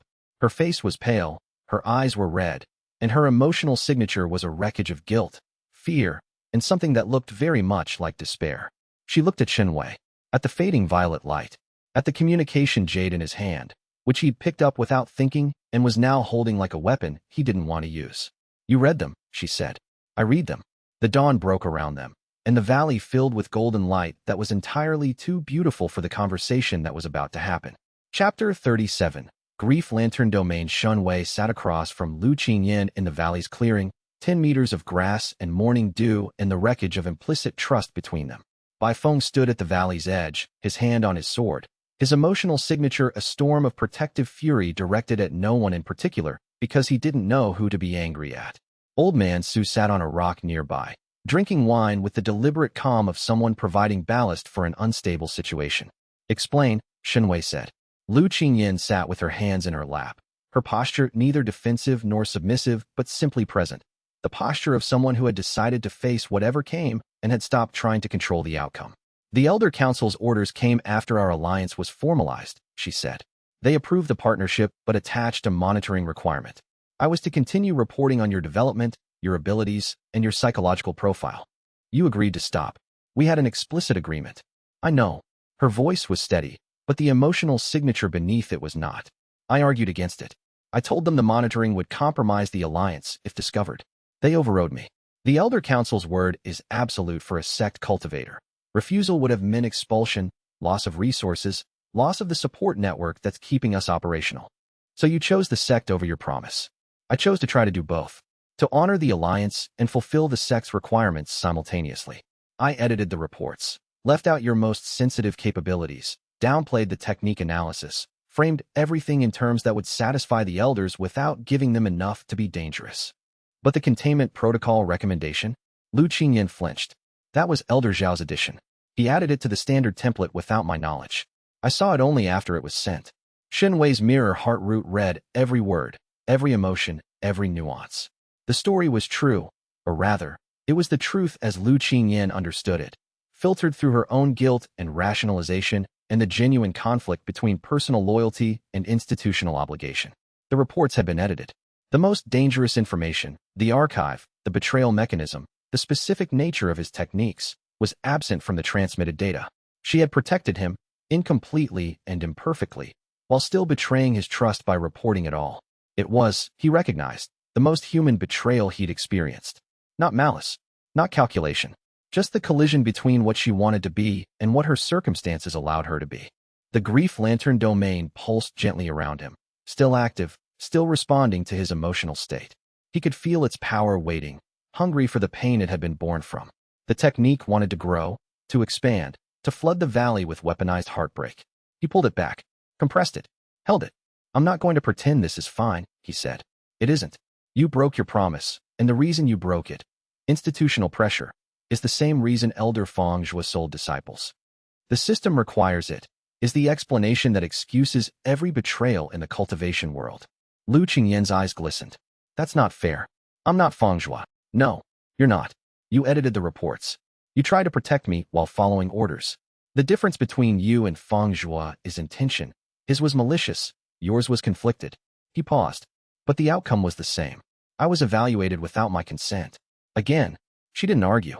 The tears that fell from her eyes were silent and genuine, and her emotional signature was an open wound that Xianxui's root read with painful clarity. He sat with the pain, his and hers, and let it exist without trying to resolve it. I'm not sending you away, he said finally, because sending you away would mean the betrayal wins. It would mean I become the person the archive expects me to become, someone who responds to broken trust by severing all connections. What do you want me to do? I want you to make a choice. The sect or the alliance. Not both. Both is what got us here. The choice hung in the morning air. Lu Qingyan's emotional signature churned, love and duty and fear and determination, and the agonizing recognition that some choices could not be unmade. The alliance, she said. You. 2 words. 2 syllables each. Enough to reshape the architecture of a human life. Then destroy the communication jade, Xianxia said. And write your elders one final report, telling them that their monitoring requirement has been discovered and their containment protocol has been rejected, and that their alchemist has chosen her path. She destroyed the jade. She wrote the message. And when it was done, she sat in the morning light with nothing left. No sect backing, no institutional safety net, no authority to fall back on. Just her skills, her conviction, and the hope that the person she'd wronged would give her the chance to prove that her choice was real. Xianxia didn't forgive her. Not yet. Forgiveness, he was learning, wasn't a moment. It was a process, and processes took time. But he accepted her choice. And acceptance, in the brutal arithmetic of the cultivation world, was already more than most people received. Chapter 38. Confrontation and confession. The days after Lu Qingyan's choice were difficult in the specific way that honesty is difficult. They continued training. They continued planning operations against the Crimson Fawn. But the emotional landscape of the group had shifted. A fault line had been exposed, and while it wasn't widening, it also wasn't healing. Not yet. Bai Feng, whose emotional clarity allowed him to process the situation faster than anyone, served as an unexpected mediator. His approach was direct. You both need to stop being careful around each other, he told them on the 3rd evening, during a meal that had been conducted in the strained politeness of people eating adjacent to unresolved pain. Careful is poison. Careful is what you do with enemies, not with people you care about. Since when are you a relationship counselor? Lu Qingyan asked. Since I noticed that the 2 people I trust most in the world are making each other miserable through excessive restraint. Bai Feng pointed his chopsticks at Xianxia. You're angry. Be angry. Tell her what it felt like. Bai Feng. And you. The chopsticks swiveled to Lu Qingyan. You're drowning in guilt. Tell him what you were actually thinking when you wrote those reports. Not the diplomatic version. The real version. The silence that followed was charged in a way that alchemy couldn't replicate. Then Lu Qingyan set down her bowl and turned to Xianxia with an expression that had shed every protective layer. I was terrified, she said. The reports were a lifeline. As long as I was sending them, the sect maintained its investment in our operation. Resources, intelligence contacts, safe houses, all tied to the monitoring agreement. Without them, we'd have been operating without support in a war against a continental organization. She paused, steadying herself. But that's not the whole truth. The whole truth is that I was also afraid of what would happen if I chose you over the sect, and you eventually decided you couldn't trust me. I'd have lost everything. The sect, the alliance, and you. The reports were insurance. Cowardly, dishonest, hurtful insurance. Xianxia listened. His mirror heart root confirmed what he already suspected. She was telling the absolute truth, including the unflattering parts. The vulnerability was total. It felt like being at the Iron Plum sect again, he said. His voice was quiet, and the words cost him more than combat ever had. Elder Feng Zhua evaluated me. Zhou Hao evaluated me. Every person who looked at me and saw an asset instead of a person. That's what the reports felt like. Like I was a specimen. I never saw you as a specimen. I know. That's what makes it worse. If you'd been clinical, like Feng Zhua, I could have categorized it as malice and moved on. But you cared about me and evaluated me simultaneously, and I don't know how to process that. Because it means caring isn't protection. It doesn't prevent people from hurting you. No, she said. It doesn't. But it's the only thing that makes the hurt worth surviving. They sat in the aftermath of honesty, and the distance between them was smaller than it had been in days. Not gone. Distance earned through pain couldn't be erased by conversation, but reduced to a size that 2 people could reach across if they tried. They tried. It would take time. More conversations, more vulnerability, more of the exhausting, essential work of rebuilding trust with someone who had demonstrated, through both failure and subsequent choice, that they were worth rebuilding with. But the process had begun, and in the cultivation world, beginnings were the hardest part. Xianxia's cultivation climbed to core formation late stage during a breakthrough meditation that happened, coincidentally or not, the evening after the confrontation. As though his cultivation base had been waiting for the emotional blockage to clear before advancing. The grief lantern domain refined itself during the breakthrough, its control mechanisms becoming more precise, its emotional projection more focused. He could now create targeted zones within the domain, directing specific types of emotional pressure at specific opponents while shielding allies from the effect. He was becoming something the cultivation world had never seen. Not just powerful, empathic. A cultivator whose strength was built on understanding, whose techniques were born from suffering, and whose growth was tied inextricably to the most fundamental aspect of human experience, the capacity to trust, be hurt, and choose to continue trusting. The road ahead led to Xiaorun and the Crimson Fang's regional headquarters, to the Eternal Covenant's shadow, to enemies of a scale he couldn't yet comprehend. But for the first time since leaving the Iron Plum sect, Shenwei felt that the road was carrying him towards something worth reaching. Chapter 39. Assault on Crimson Fang Headquarters. The assault on Xiaorun's regional headquarters took 4 months of preparation and 11 minutes of execution. In those 4 months, Shenwei's group, now expanded to include Bai Feng, Yunshu, a spirit beast tamer they'd recruited during their third operation, whose tiger-like beast, Rumble, had proven invaluable for reconnaissance, and Iron Ghost, a former assassin-turned-monk who had appeared one morning at their valley camp and simply never left, conducted 9 operations against Crimson Fang feeder outposts, freeing a total of 112 captives and gathering enough intelligence to map the regional headquarters' complete defensive architecture. The headquarters was embedded in a mountain, naturally, because every significant cultivation installation on the southern continent was embedded in a mountain, with 3 levels of defensive formations, a garrison of 40-plus operatives at various cultivation levels, and Xiaorun himself at the core. Xiaorun, spirit severing, the Crimson Fang's southern continent commander. Shenwei's cultivation had reached core formation peak during the months of preparation. He'd spent the time not just advancing his base, but refining his 4 techniques into an integrated combat system. Hollow Echo Palm for defense and counterattack. Severance Thread for formation disruption and precision strikes. Phantom Archive Step for mobility and deception. Grief Lantern Domain for area control and psychological warfare.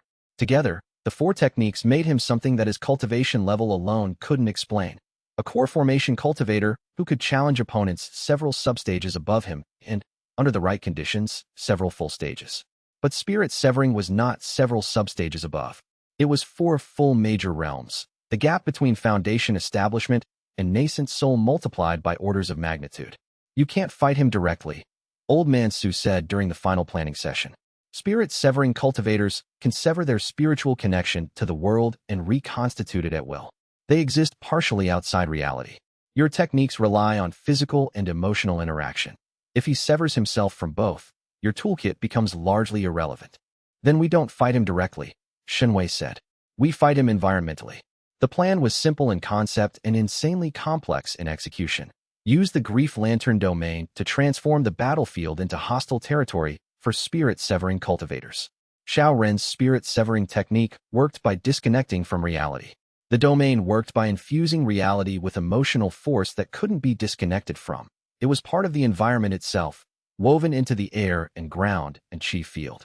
If the domain could saturate the battlefield before Xiaorun engaged, he would have to fight within an environment that suppressed his primary advantage.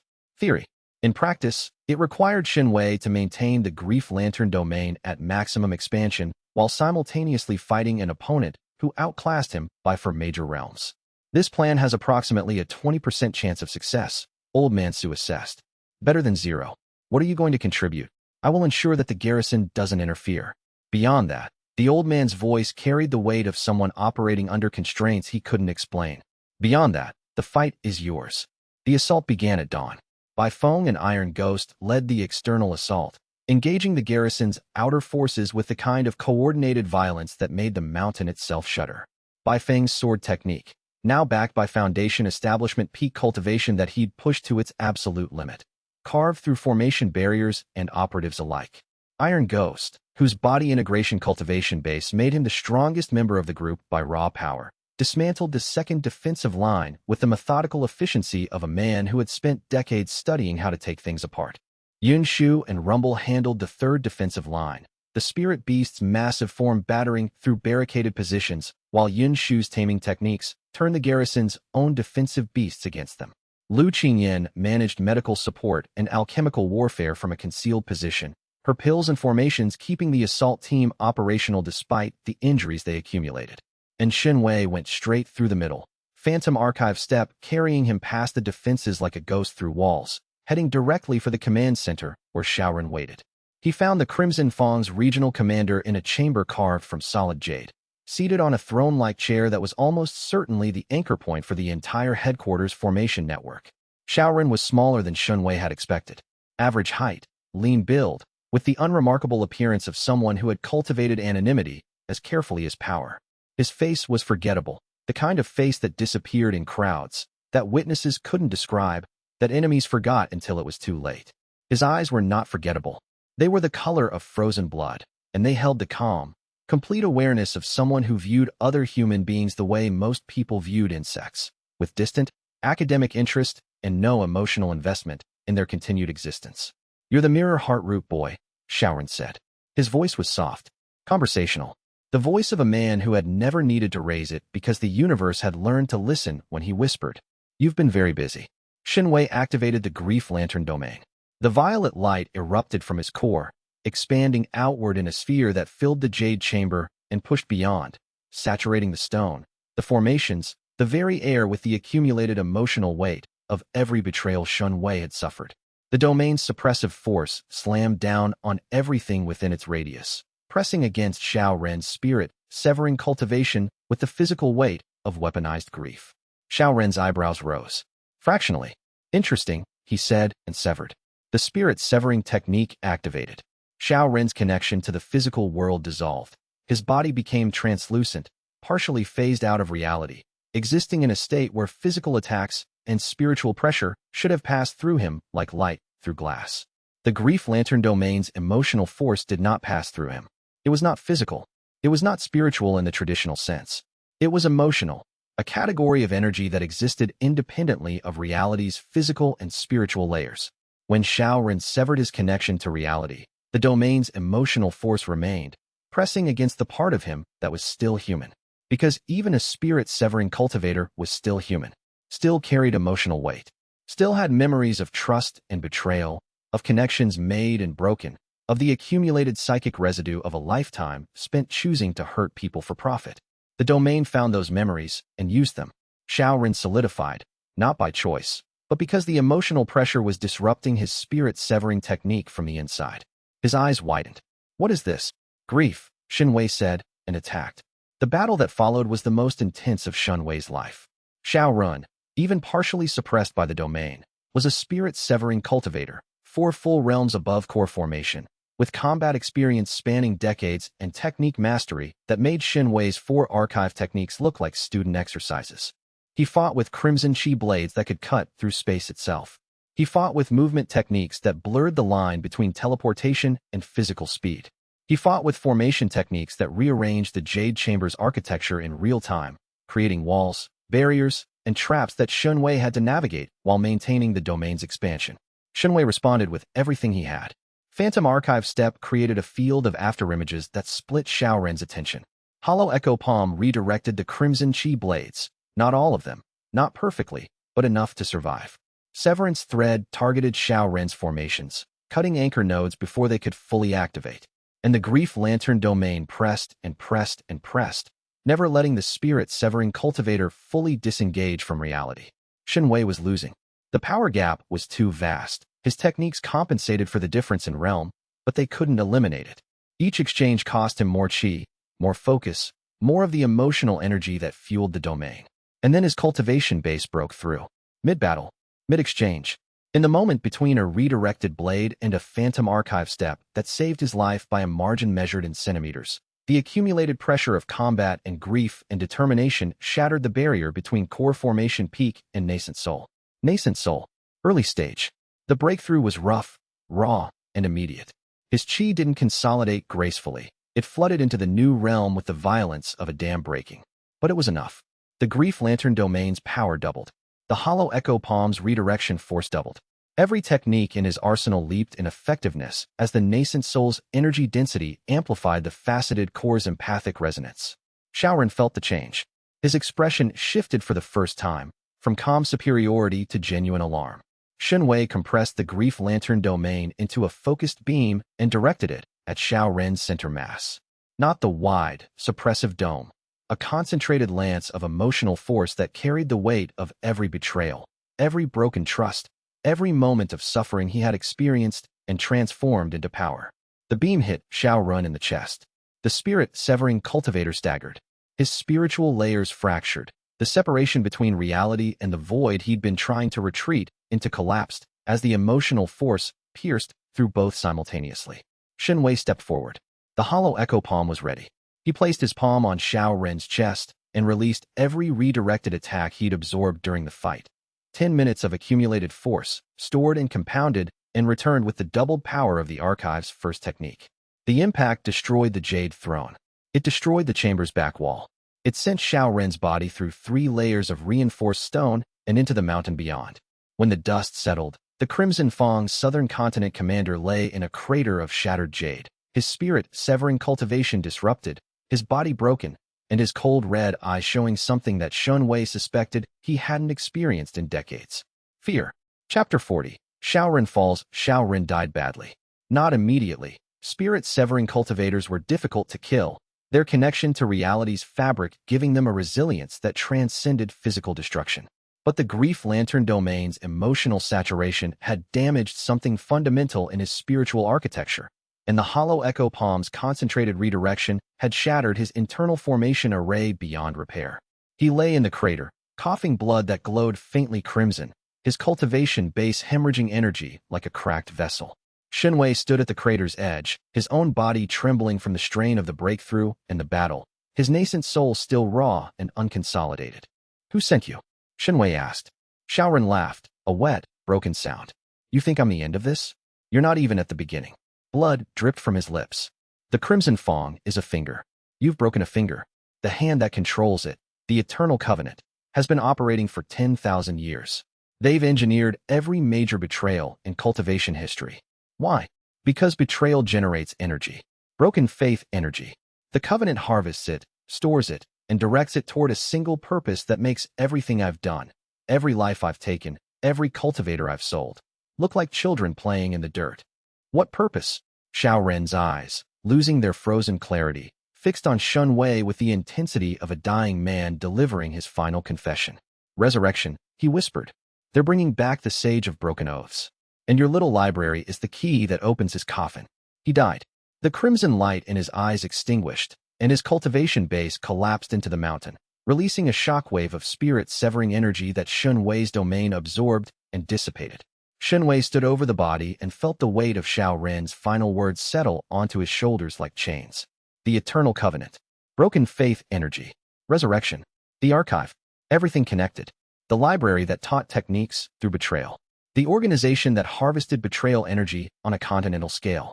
The Sage of Broken Oaths. The archive's creator, waiting somewhere in the depths of history to be reborn. Shen Wei was carrying the mechanism of his enemy's resurrection in his own spirit. He descended from the shattered command center to find the rest of the headquarters secured. Bai Feng and Iron Ghost had neutralized the garrison. Yin Shu's beasts were guarding the perimeter. Lu Qingyan was treating the wounded with the focused efficiency that she brought to everything she did. And Old Man Su was gone. Not captured. Not injured. Simply absent. His wine jug left beside the campfire where he'd been sitting before the assault began, with a note tucked beneath it. Shen Wei unfolded the note. "The Eternal Covenant is real. It is larger than you imagine. I know this because I have been part of it. Not by choice. A debt from a century ago that I can never fully repay. They hold someone dear to me. They have held her for longer than you've been alive. I guided you because you deserve guidance. I mentored you because you deserve a mentor. And I concealed my association because telling you would have changed nothing except to add my name to the list of people who have betrayed your trust. That list is long enough. I'm going to try to free her. If I succeed, I'll find you again. If I don't, remember that not every betrayal is a choice, and not every person who fails you wanted to. Forgive an old man's weakness. The Covenant held my granddaughter. Su." Shen Wei read the note 3 times. Each reading carved the words deeper into his consciousness, and each reading hurt less. Not because the betrayal diminished, but because he was learning, through repetition and survival and the slow accumulation of understanding, that betrayal was not the opposite of love. Sometimes it was its most painful expression. He folded the note. He put it in his storage pouch. He turned to face his companions, Bai Feng, loyal and fierce. Lu Qingyan, complicated and choosing. Yin Shu, bright and steady. Iron Ghost, silent and dependable. "The Eternal Covenant," he said. "That's our next target." They looked at him. They saw what he'd become, not just a cultivator, but a man shaped by suffering into something that suffering hadn't intended. Someone who grew stronger with each wound but refused to let the wounds define him. Someone who trusted not because it was safe, but because it was necessary. "The Eternal Covenant," Bai Feng repeated and grinned. "I was getting bored. Shenwei almost smiled. The road ahead was long, dark, and studded with betrayals he could feel coming the way you feel thunder before the storm arrives. But the road behind him was illuminated by the people who had chosen to walk it with him, and that light, imperfect, complicated, fragile, real, was enough. It had to be enough. Because the alternative was the darkness, and Shenwei had spent enough of his life there to know that some darkness never ended unless you brought your own light. He turned to the east, toward the rising sun and the shadow of the eternal covenant, and walked forward into the next arc of a story that was only beginning to reveal its true dimensions. And in the archive, the first 4 shelves glowed with the accumulated power of 4 betrayals, and the remaining 6 waited in their sealed darkness, patient as the grave, hungry as the void, certain, with the mathematical certainty of a system 3,000 years old, that the pain would come. It always came. The question was whether the man who carried it would break, or whether he would do what no host before him had ever managed: transform the pain into something the system's creator had never imagined. Something like hope. Chapter 41. Aftermath and Ambition. The destruction of the Crimson Fang's regional headquarters sent shockwaves through the southern continent's underworld that Shenwei could feel, not metaphorically, but literally, through the expanded perception of his newly formed nascent soul. In the 6 weeks following Xiao Ren's death, the cultivation world's informal intelligence networks buzzed with speculation. A spirit-severing commander, eliminated by an unknown force. 40 operatives captured or fled. 146 prisoners freed across the campaign's total operations. And at the center of it all, rumors of a young cultivator with an empathic spiritual root and techniques that turned betrayal into power. Shenwei's name was becoming known. He wasn't sure he liked that. The group had established a new base. The Hidden Valley was compromised after Old Man Su's departure revealed that the Eternal Covenant had been aware of their location all along. Their new camp occupied a network of caves in the Jade Ridge Mountains, 200 kilometers south of Bright Moon City, concealed by natural formation patterns that even nascent soul perception couldn't penetrate without physically entering the cave system. Shenwei sat at the cave's mouth on a morning that smelled of mountain pine and the particular mineral sharpness of high-altitude air. His nascent soul cultivation had stabilized over the past weeks. The rough, combat-forged breakthrough had smoothed into a solid early-stage base, his faceted core now generating energy with the steady rhythm of a heart that had found its permanent beat. His mirror heart roots perception extended nearly half a kilometer. At this range, he could sense the emotional signatures of mountain villages in the valleys below, the collective hum of hundreds of ordinary lives, their daily concerns and joys and sorrows creating a tapestry of feeling that was both beautiful and humbling. "You're brooding," Bai Feng announced, dropping onto the rock beside him with the graceless confidence of someone who treated all surfaces as potential seating. His sword lay across his knees. He never let it out of reach, a habit from his captivity that he hadn't bothered to break. "I'm thinking." "Same thing, different vocabulary." Bai Feng squinted at the mountain panorama. "What are you thinking about?" "The Grand Tournament of the Southern Continent." Bai Feng's emotional signature spiked with immediate, intense interest. "The tournament? The one that happens once per century." "That one." The Grand Tournament was legendary. Every 100 years, the Southern Continent's greatest cultivators gathered at Jade Peak Mountain to compete in combat, alchemy, formation mastery, and a dozen other categories. The prizes were extraordinary: spirit treasures, cultivation resources, and the kind of political connections that could transform a nobody into a continental power. Past champions had become sect founders, kingdom advisors, and in one famous case, the ruler of a small nation. More importantly for Shenwei's purposes, the tournament attracted everyone. Every sect, every independent faction, every underground organization, including, presumably, the Eternal Covenant. An event that concentrated the cultivation world's elite in one location was an intelligence goldmine. "The tournament opens in 4 months, Shenwei said. "We enter. We compete. And while we're competing, we map every Covenant connection in the gathering. And if the Covenant has operatives in the tournament itself, then we find them." Shenwei turned to Bai Feng. "The Crimson Fang was a tentacle. The Eternal Covenant is the body. We can't fight the body until we understand its shape." Bai Feng's grin was the sharp, bright expression of a sword cultivator who had just been told there would be fighting. "I'm in. Obviously. The Southern Continent's strongest sword cultivators will be there. I've been waiting my entire life for a stage that big. It's not just a stage. It's a trap, for us and for them. Best kind of stage." Bai Feng stood and drew his sword in one fluid motion, the blade catching the morning light. 4 months to prepare. That's enough time to reach core formation if I push hard. Core formation minimum. The tournament's combat bracket requires it. Then let's get to work. They returned to the cave system, where the rest of the group was assembled around a breakfast fire. Lu Qingyan was refining pills. Her mobile workstation had become the group's most valuable piece of equipment, producing everything from healing pills to cultivation accelerants. Yun Shu was feeding Rumble, the massive tiger spirit beast whose appetite for spirit beast jerky was rivaled only by its appetite for combat. Iron Ghost sat in meditation, his body integration cultivation base radiating the stable, heavy presence of a mountain-given human form.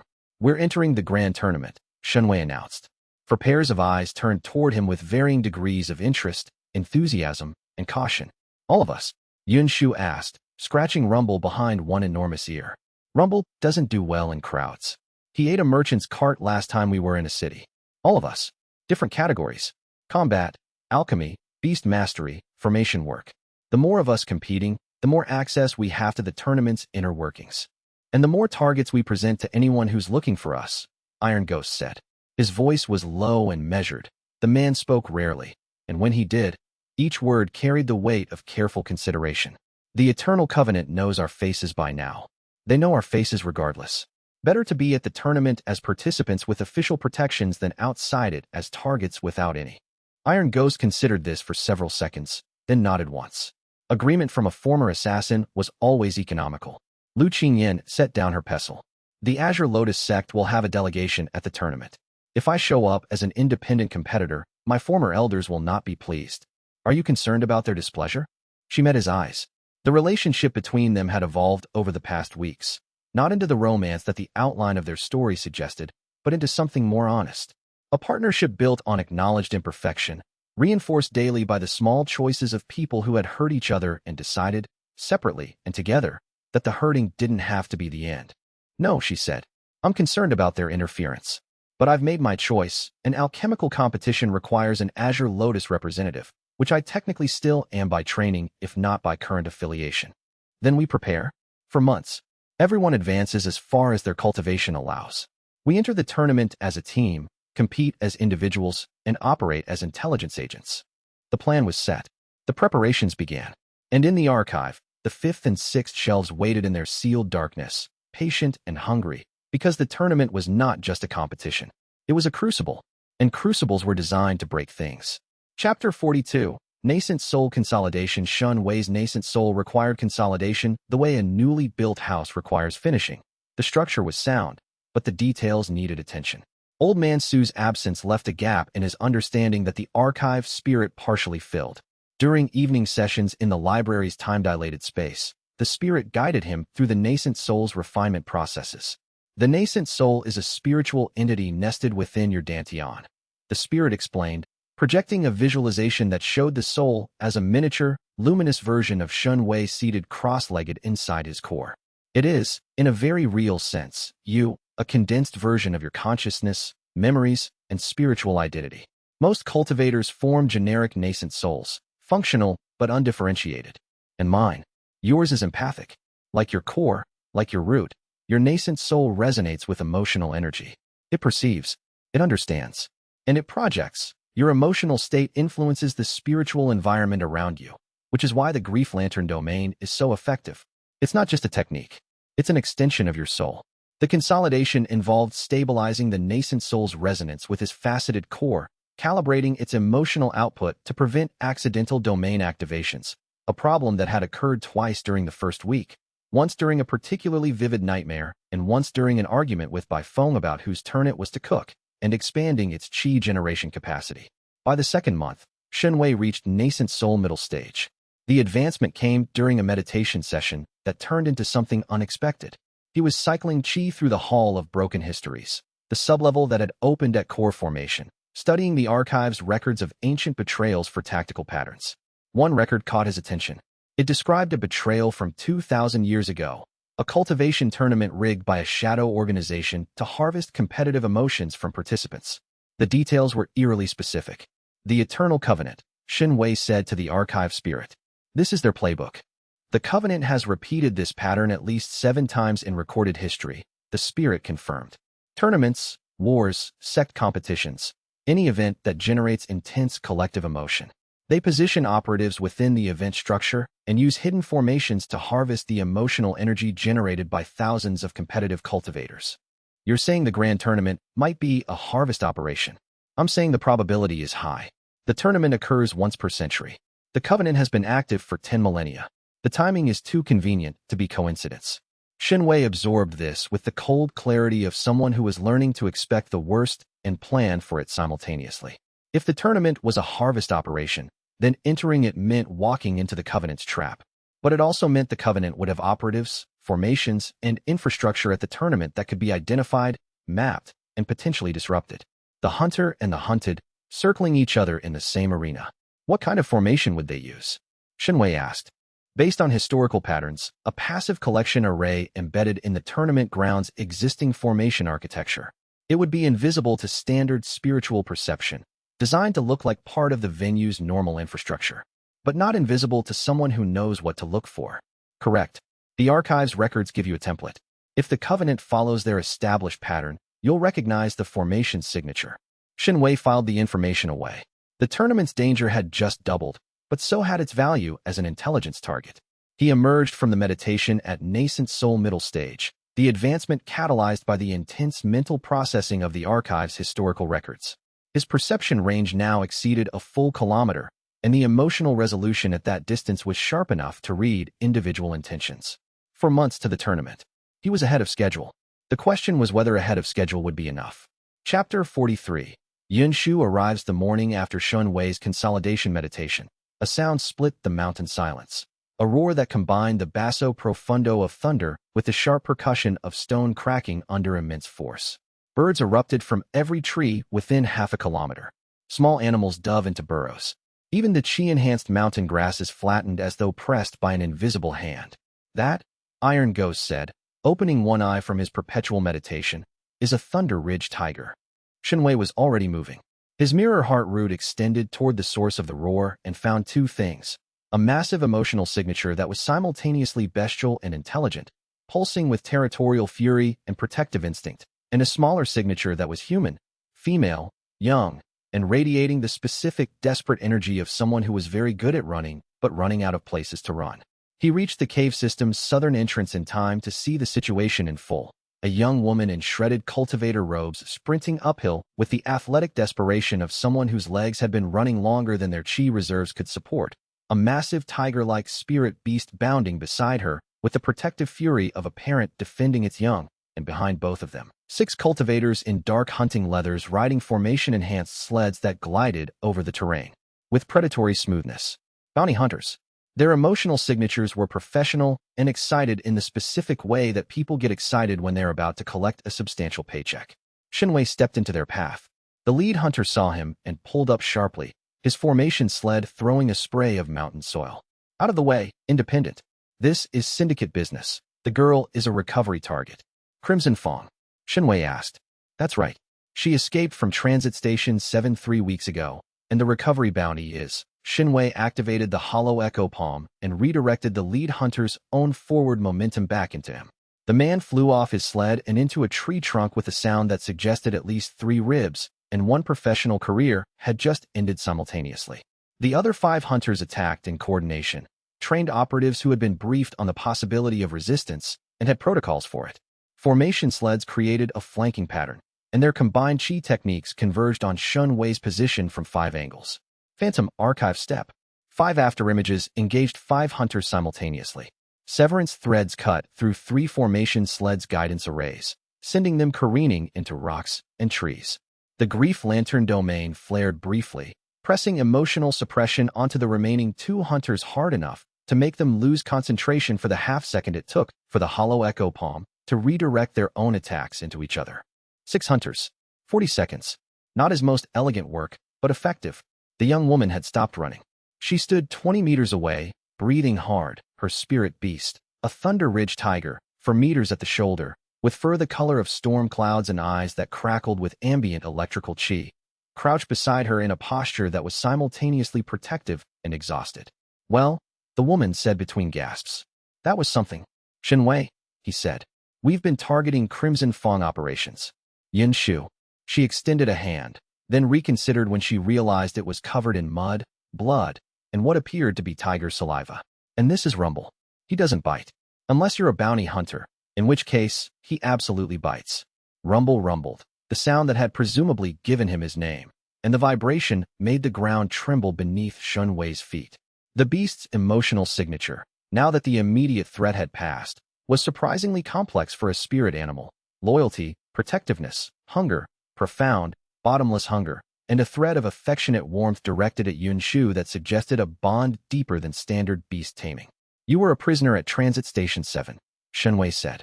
We raided that station 2 months ago. You're the ones who freed us. I knew I recognized the technique, that redirecting palm thing. You used it on the station guards. Xianxia's emotional signature brightened considerably. I've been running since then.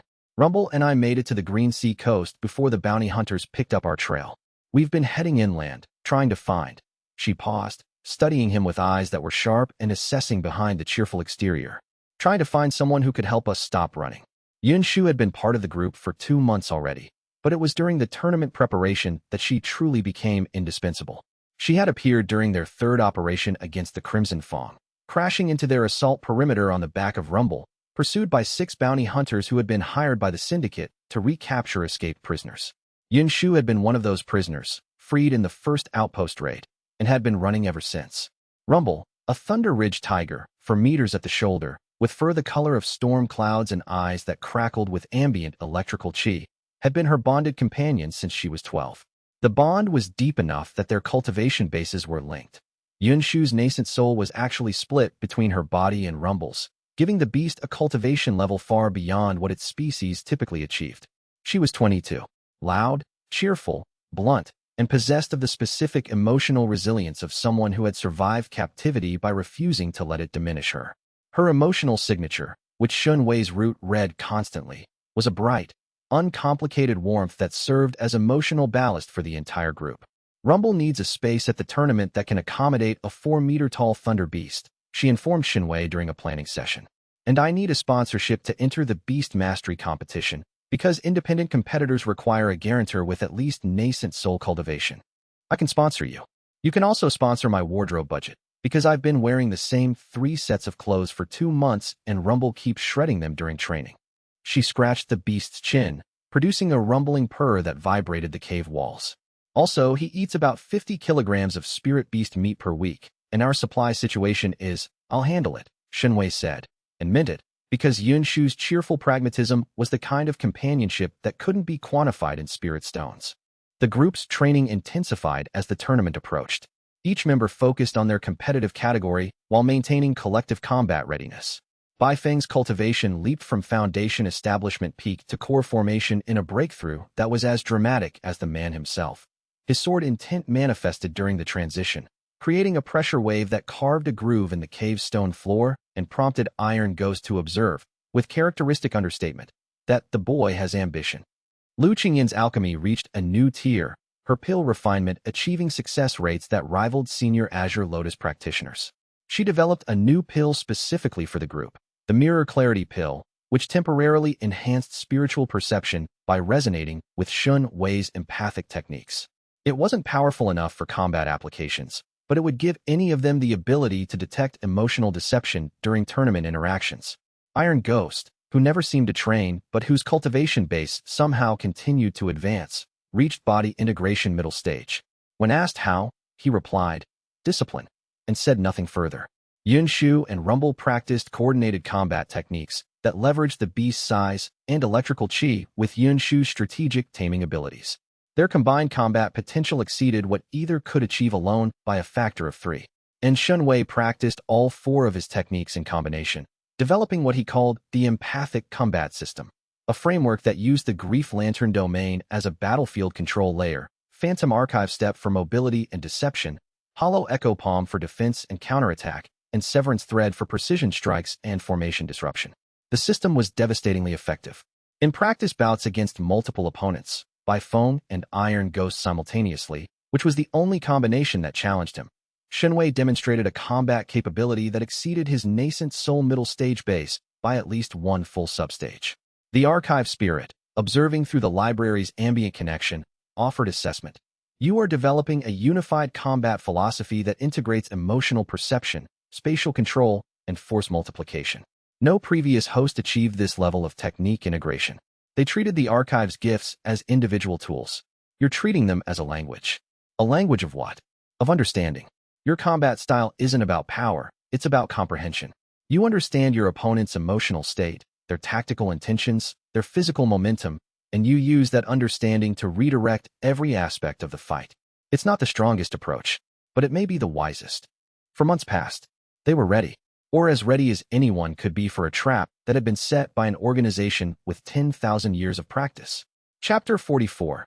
Journey to the tournament. The 4 months of preparation transformed the group from a collection of talented individuals into something more, a unit, a family, a small civilization of 6 people and one enormous tiger that had developed its own rhythms, rituals, and private language. Morning training became sacred. Every dawn, without exception, the group assembled in the cave system's largest chamber, a natural amphitheater of stone that echoed with the sounds of cultivation practice. Xianxia and Bai Feng sparred while Iron Ghost observed and offered the occasional correction that came in the form of 3 words and saved their lives during the next sparring session. Lu Qingyan refined pills while analyzing the combat, her dual focus producing both alchemical products and tactical insights. Yun Shu and Rumble practiced coordinated techniques that shook the cave walls and occasionally dislodged stalactites, which Iron Ghost caught with one hand without interrupting his meditation. Evening meals were communal and loud.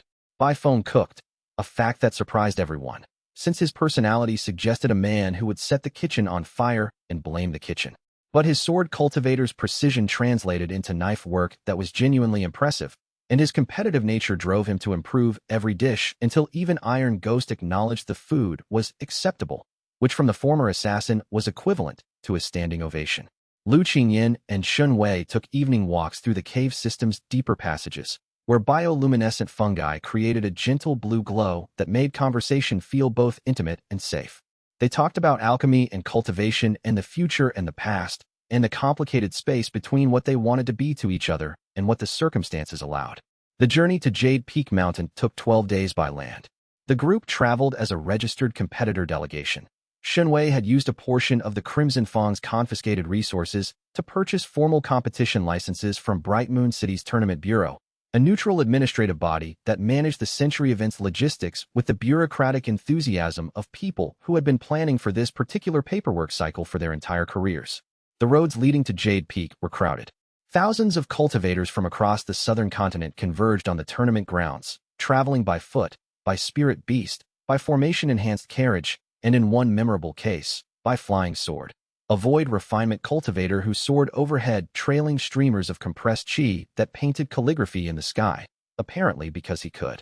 Among the travelers, Xianxia's group encountered competitors of every type.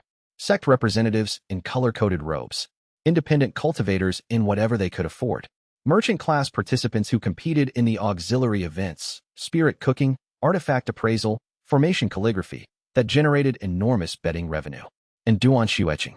They met on the 7th day of travel, at a rest station where the main road forked toward Jade Peak's eastern and western approaches. The eastern approach was longer but gentler. The western was direct but climbed through a mountain pass that was notorious for bandit activity and unstable formation weather. Most travelers took the eastern route. Xianxia's group, valuing speed over comfort, was heading west. Duanshu etching was also heading west. She was 24, with the precise, controlled bearing of a formation master. Every movement measured, every gesture deliberate, as though she were constantly calculating spatial relationships and finding them satisfactory. Her robes were gray with blue trim, unaffiliated with any sect, and her cultivation base was a solid core formation late stage. "You're Xianxia," she said, approaching the group's campfire with the direct confidence of someone who had researched her competition. "The one who destroyed the Crimson Fang outpost. Your reputation precedes you." "I didn't realize I had a reputation." "You have a significant one in the formation community. The way you dismantled that outpost's array, severance thread technique against a 12-node anchor system, that was elegant work. Most cultivators would have brute-forced it." Xianxia studied her through his mirror heart root. Her emotional signature was bright, genuine, and carried the particular enthusiasm of a specialist encountering someone who appreciated her field. There were no hidden layers, no assignment threads, no concealed agendas, just the clean, focused energy of someone who loved formations the way Bai Feng loved swords. "I'm entering the formation competition," she continued.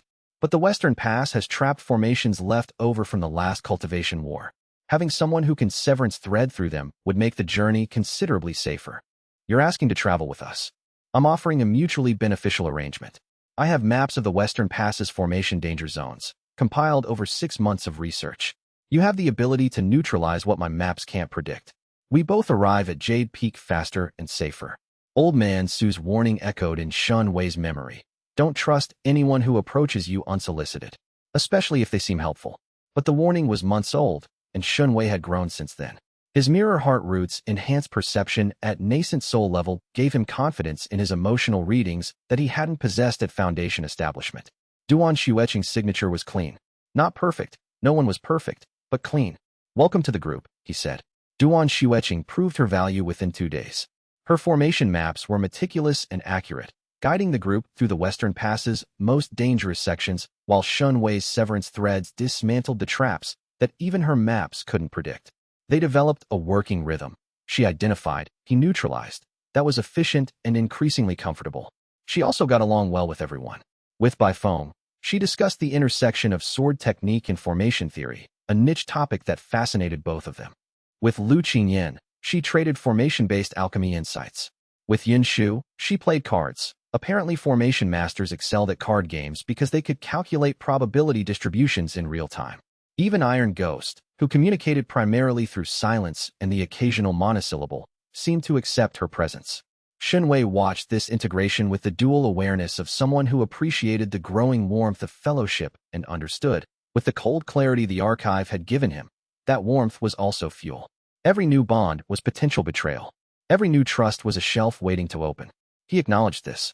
He filed it. And he let Duan Xueqing into the group anyway, because the alternative was a life spent behind walls so thick that no one, enemy or friend, could reach him. And that, the archive spirit had told him, was a life already ended. On the last day of travel, as Jade Peak Mountain appeared on the horizon, a massive silhouette against the sunset that made even Baifeng go quiet, Xianxia stood at the road's crest and let his mirror heart root extend to its maximum range. The mountain radiated spiritual energy on a scale he hadn't experienced before. The accumulated qi of centuries of cultivation events, embedded in the stone and soil and air. It was beautiful. It was also, he noticed, subtly wrong. The energy patterns contained harmonics that didn't match natural formation resonance, as though something artificial had been woven into the mountain's spiritual fabric so long ago that it had become indistinguishable from the natural baseline. The archive's historical templates stirred in his memory, comparing what he perceived with patterns from the Hall of Broken Histories. He didn't like what the comparison suggested, but the road led forward, as roads always did, and the tournament waited, and the answers to questions he hadn't finished formulating lay somewhere in the mountain's ancient stone. Chapter 45, Jade Peak Mountain. Jade Peak Mountain was not merely large. It was excessive, the kind of geological feature that made observers suspect the heavens had been showing off when they designed the terrain. The mountain rose from the surrounding plains like a throne made of stone and ice, its summit lost in clouds that glowed with the faint luminescence of condensed spiritual energy. The lower slopes were covered in ancient forests whose trees had been growing since before the cultivation world established its current ranking system. The upper slopes were bare granite, polished smooth by millennia of wind and qi weather, reflecting sunlight in patterns that changed with the time of day. The tournament grounds occupied a massive natural amphitheater on the mountain's eastern face, a bowl-shaped depression 2 kilometers across, carved by ancient geological processes and enhanced by formation masters whose work had accumulated over centuries.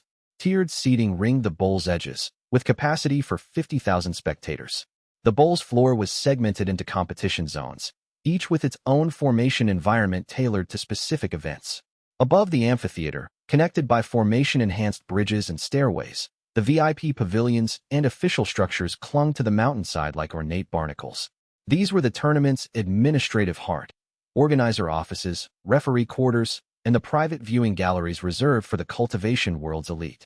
Xianxia's group arrived on the afternoon of the final registration day.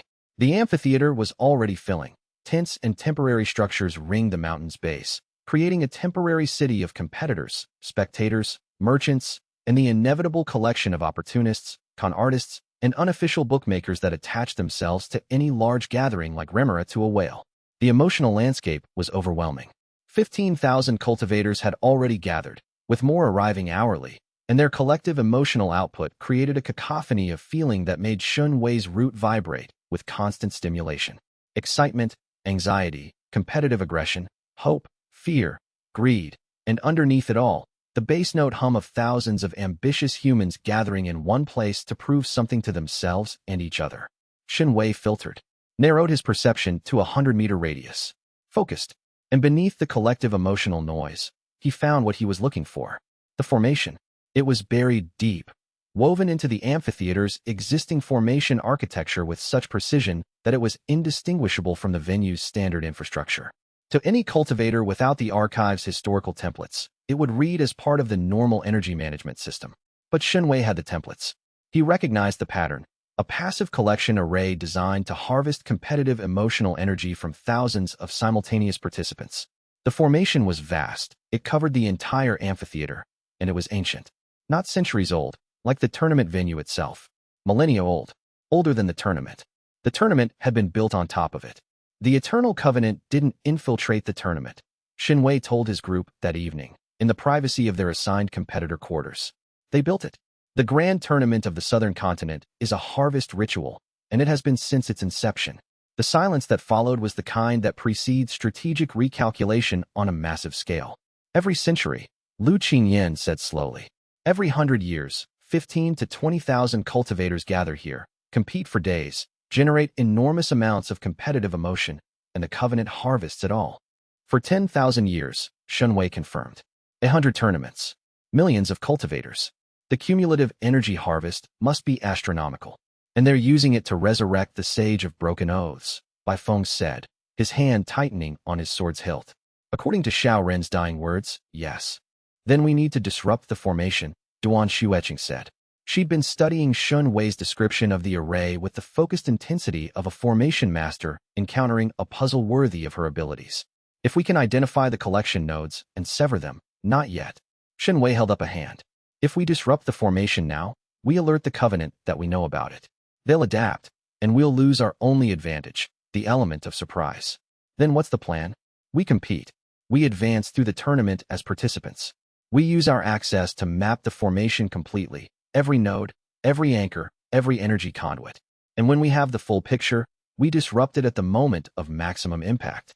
When the finals generate the most intense emotional energy, Iron Ghost said, understanding immediately. The formation will be at peak capacity, maximum vulnerability. Exactly, the plan was set. But as the group dispersed to their quarters, Shun Wei stood alone on the balcony of their competitor quarters, looking out over the amphitheater that glowed in the evening light with the accumulated formation energy of 100 centuries. His mirror heart root extended into the formation structure, tracing its pathways with the intimate understanding that the archive's historical templates provided. The array was beautiful, in the same way that a spider's web is beautiful when you're not the fly. Every strand served a purpose. Every node was positioned with mathematical precision. The entire structure was a masterwork of formation engineering that would have earned its creator a place in cultivation history. Assuming that creator wasn't a monstrous organization dedicated to the resurrection of a being who viewed human suffering as fuel, Shun Wei pulled his perception back and looked at the sky. Stars were appearing. Not the formation-projected lights that decorated the tournament grounds, but real stars, ancient and indifferent, burning in the darkness above a world that was smaller and more fragile than anyone standing in the amphitheater below could imagine. He thought about trust, about the people sleeping in the rooms behind him, Bai Feng, Lu Qingyan, Yin Shu, Iron Ghost, Duan Xueqing. 5 people who had chosen to stand with him, each for their own reasons, each carrying their own burdens. 5 people, 5 potential betrayals, 5 shells that might open. He closed his eyes and breathed, and the stars continued burning, and the tournament grounds hummed with the energy of 15,000 hearts. And somewhere beneath it all, the Eternal Covenant's formation pulsed with the slow, patient hunger of something that had been feeding for 10,000 years and was still not satisfied. Chapter 46. The tournament begins. The opening ceremony of the Grand Tournament of the Southern Continent was a spectacle that would have been considered excessive by anyone who hadn't grown up in a culture where flying sword processions and formation-projected dragons the size of buildings were considered tasteful decorations. 50,000 spectators filled the amphitheater's tiered seating. The southern tier blazed with the colors of the 4 great cultivation nations: Jade Green for the Jade Throne Kingdom, Azure Blue for the Azure Cloud Republic, crimson red for the Crimson Desert Sultanate, and seafoam green for the Green Sea Federation. The northern tier housed independent factions, sect delegations, and merchant guilds. The VIP pavilions above sparkled with the spiritual signatures of the cultivation world's most powerful individuals. The competitors, 3,000 in total, drawn from every corner of the continent, were arranged by category in the amphitheater's floor zones. Combat cultivators in the eastern zone, alchemists in the western zone, formation masters in the northern zone, beast tamers, artifact smiths, and auxiliary competitors distributed across the remaining zones. Xianxia stood in the combat zone, surrounded by cultivators whose emotional signatures ranged from coiled aggression to calculating calm. His competition registration classified him as an independent competitor at nascent soul level, a designation that earned him curious looks from sect-backed competitors who had never heard his name and dismissive glances from veterans who had seen 100 unknown nascent souls come and go. The tournament master, a wizened tribulation transcendence cultivator named Grand Arbiter Zhao, whose spiritual pressure could probably flatten buildings if he sneezed, rose from his elevated platform and addressed the crowd with the practiced authority of someone who had been managing this event since before most of the competitors were born. Competitors and spectators. His voice resonated through formation-enhanced acoustics that carried every syllable to every ear in the amphitheater. The grand tournament of the southern continent opens its gates once more. For the next 7 days, you will be tested. In combat, in craft, in spirit, and in character. The prizes are substantial. The glory is fleeting. The lessons, for those wise enough to receive them, are eternal. The ceremony continued with formation displays, musical performances by cultivation bands whose instruments were literal instruments of power, and the traditional parade of champions, where previous tournament victors who were still alive processed through the amphitheater in descending order of age. The oldest champion was 312 years old, a Tao ancestor who looked like a breeze might dissolve him, but whose spiritual pressure made the amphitheater's formation arrays groan. The youngest was 47, a void refinement sword cultivator who had won the previous tournament's combat bracket and still moved with the lethal grace of someone who hadn't stopped training since. Xianxia watched the parade and simultaneously mapped the harvest formation's energy flows. The ceremony was generating enormous emotional output, pride, anticipation, competitive fire, nostalgia, and the hidden formation was absorbing it all. He could trace the energy conduits beneath the amphitheater's floor, following them toward collection nodes positioned at geometrically precise intervals. He counted 36 collection nodes. The archive's historical template suggested a standard array of this size would have 32. For extra nodes meant the formation had been modified, expanded, presumably to increase its harvesting capacity for this cycle. The Covenant was expecting a bumper crop. The first round of combat brackets began immediately after the ceremony. The format was single elimination within cultivation level tiers. Core formation competed against core formation, nascent soul against nascent soul, spirit severing against spirit severing, and so on. Cross-tier matches only occurred in the semi-finals and finals, where the winners of each tier competed for the overall championship. Xianxia's first match was against a cultivator named Feng Ruo, a nascent soul early-stage competitor from the Azure Cloud Republic's Military Cultivation Academy. He was disciplined, technically proficient, and precisely the kind of opponent that standard combat training prepared you to fight. Xianxia defeated him in under a minute. The Phantom Archive step created 4 afterimages that attacked from different angles simultaneously. When Feng Ruo committed to blocking the afterimages, the real Xianxia appeared behind him, and the hollow Echo Palm caught his panic counterstrike and redirected it into his own defensive formation. The match was called when Feng Ruo hit the arena barrier hard enough to trigger the safety formations. The crowd buzzed. The combat officials exchanged glances. And in the VIP pavilions, several pairs of eyes that had been watching casually began watching with focused attention. Bai Feng won his first match with similar efficiency. His sword technique, now backed by core formation cultivation, cut through his opponent's defenses with an elegance that drew audible appreciation from the spectators. The sword didn't merely defeat, it demonstrated. Each strike was a statement about the fundamental relationship between a blade and the world it existed in. Lu Qingyan dominated the alchemy competition's opening round, refining a recovery pill in 40% of the allotted time with a success rate that made the Azure Lotus sect's official delegation visibly uncomfortable. Her former sect had sent a team of 3 alchemists. She was beating all of them individually. Yunshu and Rumble overwhelmed the Beast Mastery Trials preliminary round. The Thunder Ridge Tiger's size alone was intimidating. Most beast tamers worked with creatures they could ride, not creatures that could use them as a toothpick. But it was the coordination between tamer and beast that truly impressed. Yinshu and Rumble moved as one entity, their split nascent soul creating a combat synchronization that no external bond could match. And Duan Xueqing solved the formation competition's first-round puzzle in record time, her hands moving over the formation materials with the confident speed of someone who had been preparing for exactly this challenge for years. The group was performing. The tournament was progressing. And beneath the amphitheater's floor, the harvest formation absorbed their competitive passion with the silent efficiency of a mechanism that had been doing exactly this for 100 centuries. Chapter 47. Round of 16. The combat bracket advanced quickly. Single elimination was brutal by design. Each round cut the field in half, and by the round of 16, only the strongest or most resourceful remained. Xinwei's path through the bracket had been efficient rather than spectacular. He used the minimum technique necessary for each match, revealing only what each opponent required. Against the nascent soul mid-stage competitor from the Crimson Desert, he used Phantom Archive Step alone. Against the nascent soul late-stage veteran from Bright Moon City's Guard Force, he added the Hollow Echo Palm. Against the nascent soul peak competitor from the Green Sea Federation's Naval Cultivation Corps, he used all three offensive techniques, but withheld the Grief Lantern domain entirely. The strategy was deliberate. Each match revealed one more layer of his capability, creating a graduated perception among the spectators and organizers, strong, but quantifiable, talented, but within parameters. No one outside his group knew about the domain, or the archive, or the full extent of what his faceted core could do. The masked arbiter knew, though, or suspected. Xinwei had detected the presence on the second day of the tournament. A VIP pavilion occupant whose emotional signature was unique in a crowd of 15,000 because it was completely absent. Not void, like Old Man Seuss.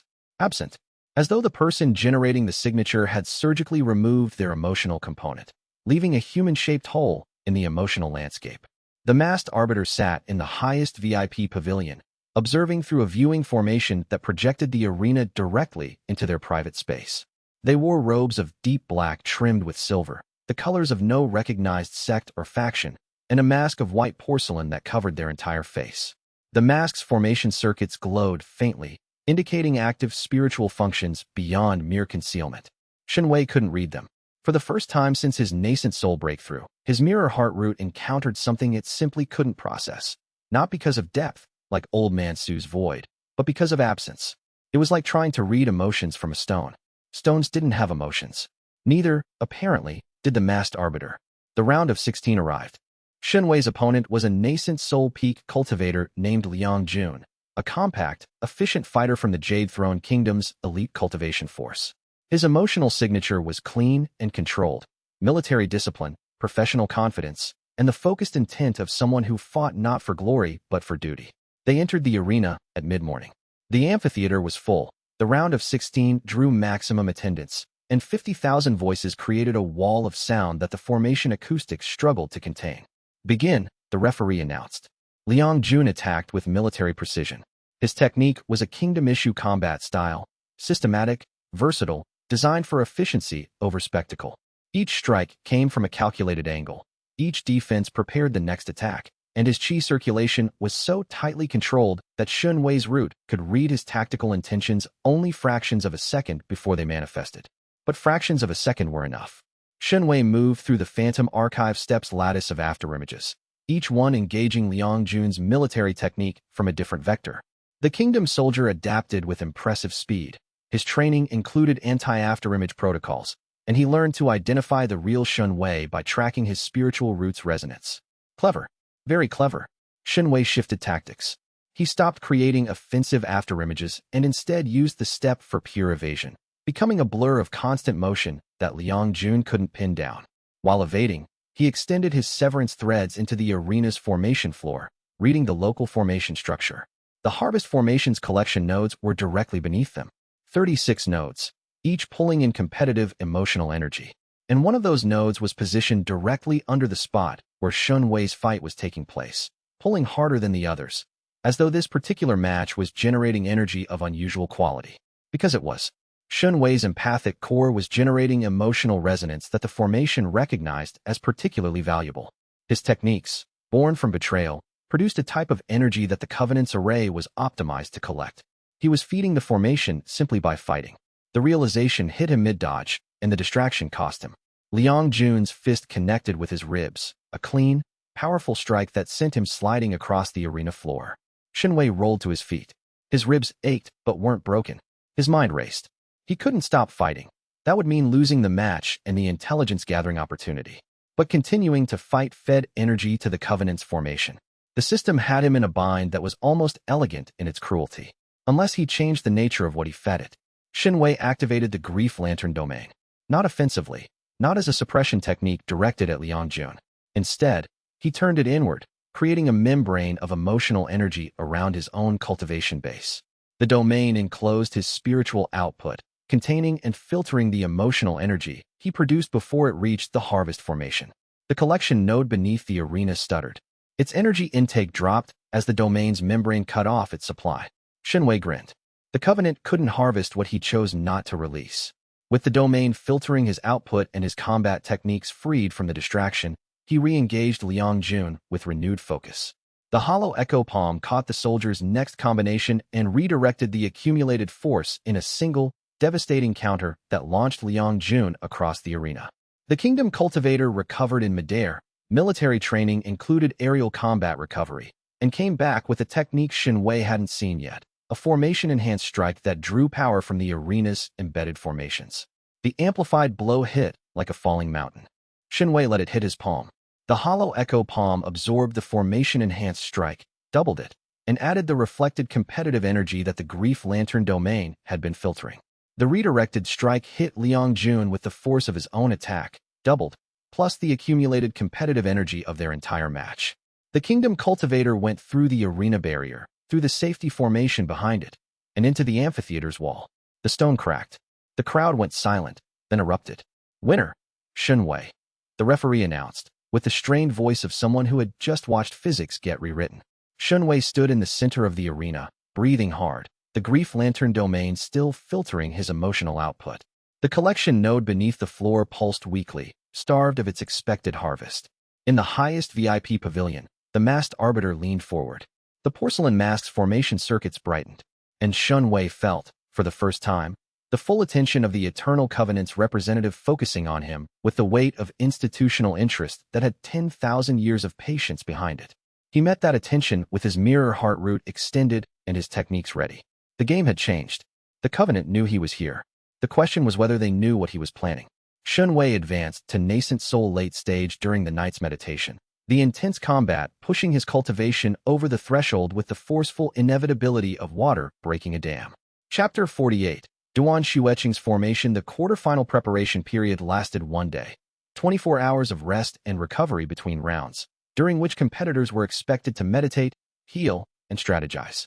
Shenwei spent the morning mapping formation nodes. The domain's filtering membrane had given him an unexpected tool. By controlling his emotional output, he could measure the harvest formation's collection efficiency in real time. Each node had a different collection rate, and those rates correlated with the emotional intensity of the activities occurring above them. He'd mapped 28 of the 36 nodes. The remaining 8 were in areas of the amphitheater he couldn't access without arousing suspicion. The VIP pavilions, the organizer quarters, and the deep infrastructure beneath the arena floor. Duan Xueqing solved that problem. I can map the subsurface nodes, she told him during a strategy session in their quarters. The formation competition requires us to analyze and reconstruct formation patterns.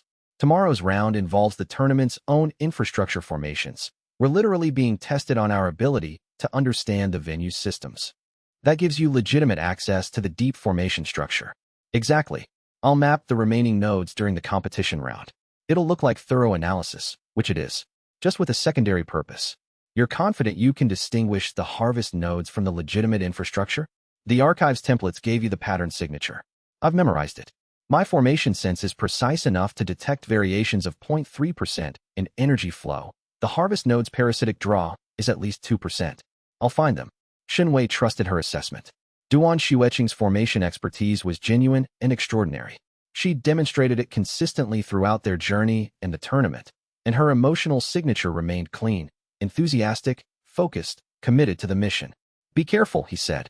If the Covenant has operatives in the formation competition, they won't see what I'm doing. Formation masters live in a world of subtlety. I'll hide my mapping inside my competitive analysis, and no one outside our group will know the difference. She left for the formation competition's quarterfinal round the next morning with the confident stride of someone who excelled under pressure. Xianxia watched her go, and his mirror heart root tracked her emotional signature as she moved toward the competition zone. Bright, focused, clean. He turned to his own quarterfinal preparation and pushed the faint unease at the base of his awareness. The archive's ambient warning, the system's low-frequency hum of anticipated betrayal, into the mental space where he kept all the things he knew but couldn't act on yet. His quarterfinal match was scheduled for afternoon. His opponent was a nascent soul peak cultivator from the Crimson Desert Sultanate, and the match would be contested in front of 40,000 spectators who had been building toward this level of competition for 3 days.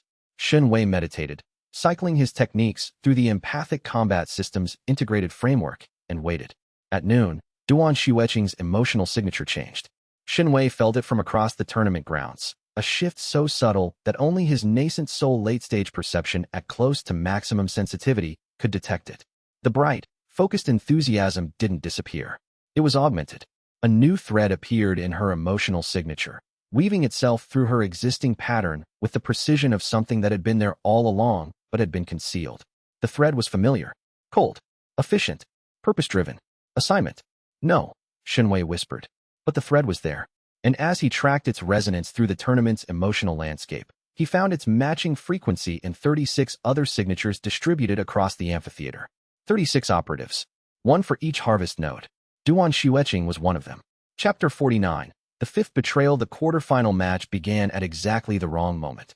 Xianxia entered the arena with his mind split between the fight in front of him and the realization he'd been processing for the past 3 hours. Duan Xueqing, the formation master who had traveled with them, trained with them, earned their trust through competence and warmth and the seemingly innocent enthusiasm of a specialist who loved her work, was an eternal covenant operative. She had been from the beginning, not recruited during the tournament, not turned or coerced, placed, deliberately positioned to intersect with Xianxia's group during their journey, using carefully constructed authenticity as camouflage for what she actually was, a formation specialist tasked with monitoring the archive host's techniques and capabilities. The realization had come in stages, each one peeling away another layer of carefully maintained illusion. The chance meeting at the rest station, the too convenient formation expertise, the easy integration into a group that should have been more cautious about accepting strangers. Xianxia had wanted to believe she was genuine. His mirror heart root had read her emotional signature as clean, because it was clean. She hadn't been lying about her emotions. She'd been lying about their context. The enthusiasm was real. The friendship was real. The assignment thread had been there all along, so deeply integrated into her personality that her emotional output didn't register it as separate. She was the most sophisticated infiltrator he'd ever encountered. Because she wasn't pretending to be a good person, she was a good person who worked for terrible people.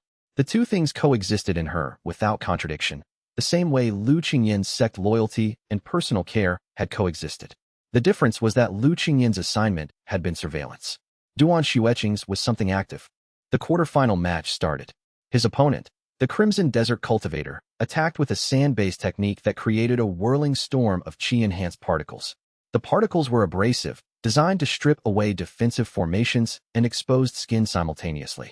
Xianxia raised the Grief Lantern domain as a shield and felt the harvest formation beneath the arena floor pull at its energy. But this time, the pull was different. Stronger. More targeted. Because Duan Xueqing had activated something. His severance threads, extending automatically into the arena's floor as they always did during matches, encountered a new formation layer that hadn't been there before. It was fresh, inscribed within the last hour, and its architecture matched the archive's template for a specific type of covenant technology. A spirit-draining array, targeted at him, designed to activate during his match, when his techniques were deployed and his defenses were committed to the fight, to siphon spiritual energy directly from his empathic core. The array activated. Pain hit Xianxia like a knife through his dantian. The draining formation bypassed his domain's filter, reaching directly into his spiritual root and pulling at the mirror heart root's empathic resonance. His chi circulation stuttered. His techniques flickered. The Crimson Desert Cultivator pressed the advantage immediately, the sandstorm intensifying with the timing of someone who had been briefed on exactly when the opening would appear. Xianxia's mind raced even as his body fought. The drain was accelerating. His nascent soul reserves were substantial but not infinite. and the array was designed to consume empathic energy specifically, the exact type his faceted core generated in abundance. But the drain had done something else. The fifth shelf's barrier cracked. In the archive, the fifth ring of shelves shuddered as the mechanism registered Duan Xueqing's betrayal. She had offered friendship. She had earned trust. She had used that trust to position a weapon directly beneath the feet of the man who had welcomed her. The betrayal was calculated, competent, and committed by someone who had genuinely liked the person she was betraying. That combination, competence plus genuine warmth, hit Xianxia's mirror heart root with a frequency that the archive's mechanism recognized as a specific tier of broken faith. The barrier dissolved. Power flooded in. Not familiar. Not any technique he'd experienced before. This was something that felt like mirrors made of smoke. Reflective, elusive, and hungry. The technique settled into his meridians and offered its nature to his comprehension. Thousand faces of the fallen. The technique allowed him to copy any technique he had witnessed being used by someone who had wronged him. Not a generic copy, a perfect replication, complete with the original user's proficiency and intent. Duan Xueqing had wronged him, and he had witnessed her formation techniques extensively during 12 days of travel and 3 weeks of competition. Xianxia's hands moved. Not with his own formation knowledge, with hers. Duan Xueqing's precise, measured gestures replicated themselves through Xianxia's fingers with a fidelity that would have terrified the original user. His severance threads, guided by copied formation mastery, dove into the draining array's architecture and dismantled it. Not cut, dismantled. Node by node, thread by thread, with the intimate knowledge of someone who understood formation construction at a level that only years of dedicated study could provide. The drain stopped. The array collapsed. Xianxia's techniques surged back to full power. His Crimson Desert opponent had approximately 2 seconds to register that something fundamental had changed before the Phantom Archive step created 8 afterimages that attacked from every direction simultaneously, and the hollow echo palm caught his desperate defense and redirected it into his own sandstorm, which collapsed inward and buried him in his own technique. Winner, Xianxia, the referee announced. The crowd erupted, but Xianxia wasn't listening. He was tracking Duan Xueqing's emotional signature across the tournament grounds, and what he found confirmed everything. She was terrified, not of being discovered, of what she'd just witnessed. The technique she'd seen him deploy was her own formation mastery, copied and used against her creation. She knew what that meant. She knew that the archive's mechanism had registered her betrayal and responded with a technique specifically designed to turn her expertise against her. Xianxia left the arena and walked directly to the formation competition zone. Chapter 50, Quarterfinal Victory. He found Duan Xueqing in the formation zone's preparation area, surrounded by half-completed formation diagrams and the debris of a competition round she'd apparently abandoned mid-attempt. Her hands were shaking. Her emotional signature, that beautiful, clean, enthusiastic pattern that he'd trusted for weeks, was fracturing, the assignment thread now clearly visible as the stress peeled away the layers of integration that had concealed it. Xianxia. Her voice was steady, but her hands weren't. I can explain. You don't need to explain. I understand the mechanism. You were placed to monitor me. The Covenant positions operatives alongside archive hosts. It's in their historical playbook. He stood 3 meters from her, his techniques at rest, his root reading every flicker of her emotional state. What I want to know is whether the draining array was your design or theirs. Mine. The admission came quickly, as though she'd been holding it behind her teeth, and it wanted out. The design was mine. The order was theirs. The masked arbiter, the tournament's real organizer, he instructed all 36 operatives to activate our assignments during the quarterfinal round. Maximum emotional output, maximum harvest. And my draining array was special. Your empathic energy is worth more than the entire rest of the tournament's harvest combined. The Covenant has been tracking archive hosts for millennia. Your energy signature is the most valuable resource they've ever detected. So they sent you. Someone I'd like. Someone who's genuinely good at formation work and genuinely warm and genuinely the kind of person I'd welcome into my group. Yes. Tears ran down her face. And the worst part is that everything real about me, the formation work, the warmth, the friendship, all of it was real. They didn't make me fake anything. They just pointed me at you and let me be myself, knowing that being myself would make me the most effective weapon. Xianxia absorbed this. His mirror heart root confirmed her statement. The tears were genuine. The remorse was genuine. The friendship had been genuine. The betrayal had also been genuine. Both things. Simultaneously. The paradox that the archive's mechanism had been designed to exploit. I'm going to expose the Covenant's formation at the tournament, he said. The harvest array. The 36 operatives. Everything. They'll kill me. Not if you're on my side when the exposure happens. Duan Xueqing's emotional signature convulsed with conflict. Loyalty to the organization that had raised and trained her warring with the remorse of someone who had just watched the consequences of her betrayal manifest as a technique that used her own expertise against her. They have my family, she said. My parents. 2 sisters. They're held in a covenant compound in the northern wastes. If I defect, I know how that works. Shenwei's voice was flat. Old Man Su's granddaughter. Lu Qingyin's sect pressure. The covenant uses leverage because leverage is more reliable than loyalty. He paused. I will help you get your family back. But first, I need you to do something. What? Map the remaining 8 formation nodes. The ones I couldn't reach. You have access to the deep infrastructure. Complete the map, and when the time comes, I'll dismantle the entire array. She studied his face. Her emotional signature slowly, painfully, began to reconfigure, the assignment thread dissolving as the underlying loyalty shifted from its original target to the man standing in front of her who had every reason to destroy her and was offering help instead. Why would you trust me after what I did? I'm not trusting you, Xianxia said. I'm choosing to work with you despite the breach, because the mission is more important than the betrayal, and because you're the most capable formation master I've ever met. It wasn't forgiveness. It was pragmatism, wrapped in the particular mercy of someone who had learned to separate a person's actions from their value. Duan Xueqing wiped her eyes, straightened her shoulders, and began drawing formation diagrams on the table with the precise, measured movements of a master returning to her craft. I'll have the complete map by tomorrow evening, she said. And the information about my group's techniques that you've already transmitted to the Covenant? She flinched. Combat reports, emotional profiles, technique analysis. Transmitted nightly through a formation link embedded in my competition materials. She swallowed. I'll provide a complete accounting of everything I've sent, and I'll feed them false information from now on. Tactical misdirection that will compromise their operational planning when the time comes. Can you make it convincing? I've been lying to people I care about for years. Convincing is unfortunately my specialty. The self-loathing in her voice was real, and Shenwei's root read it as the specific frequency of someone who had just seen themselves clearly for the first time and was not pleased with the view. Then we have work to do.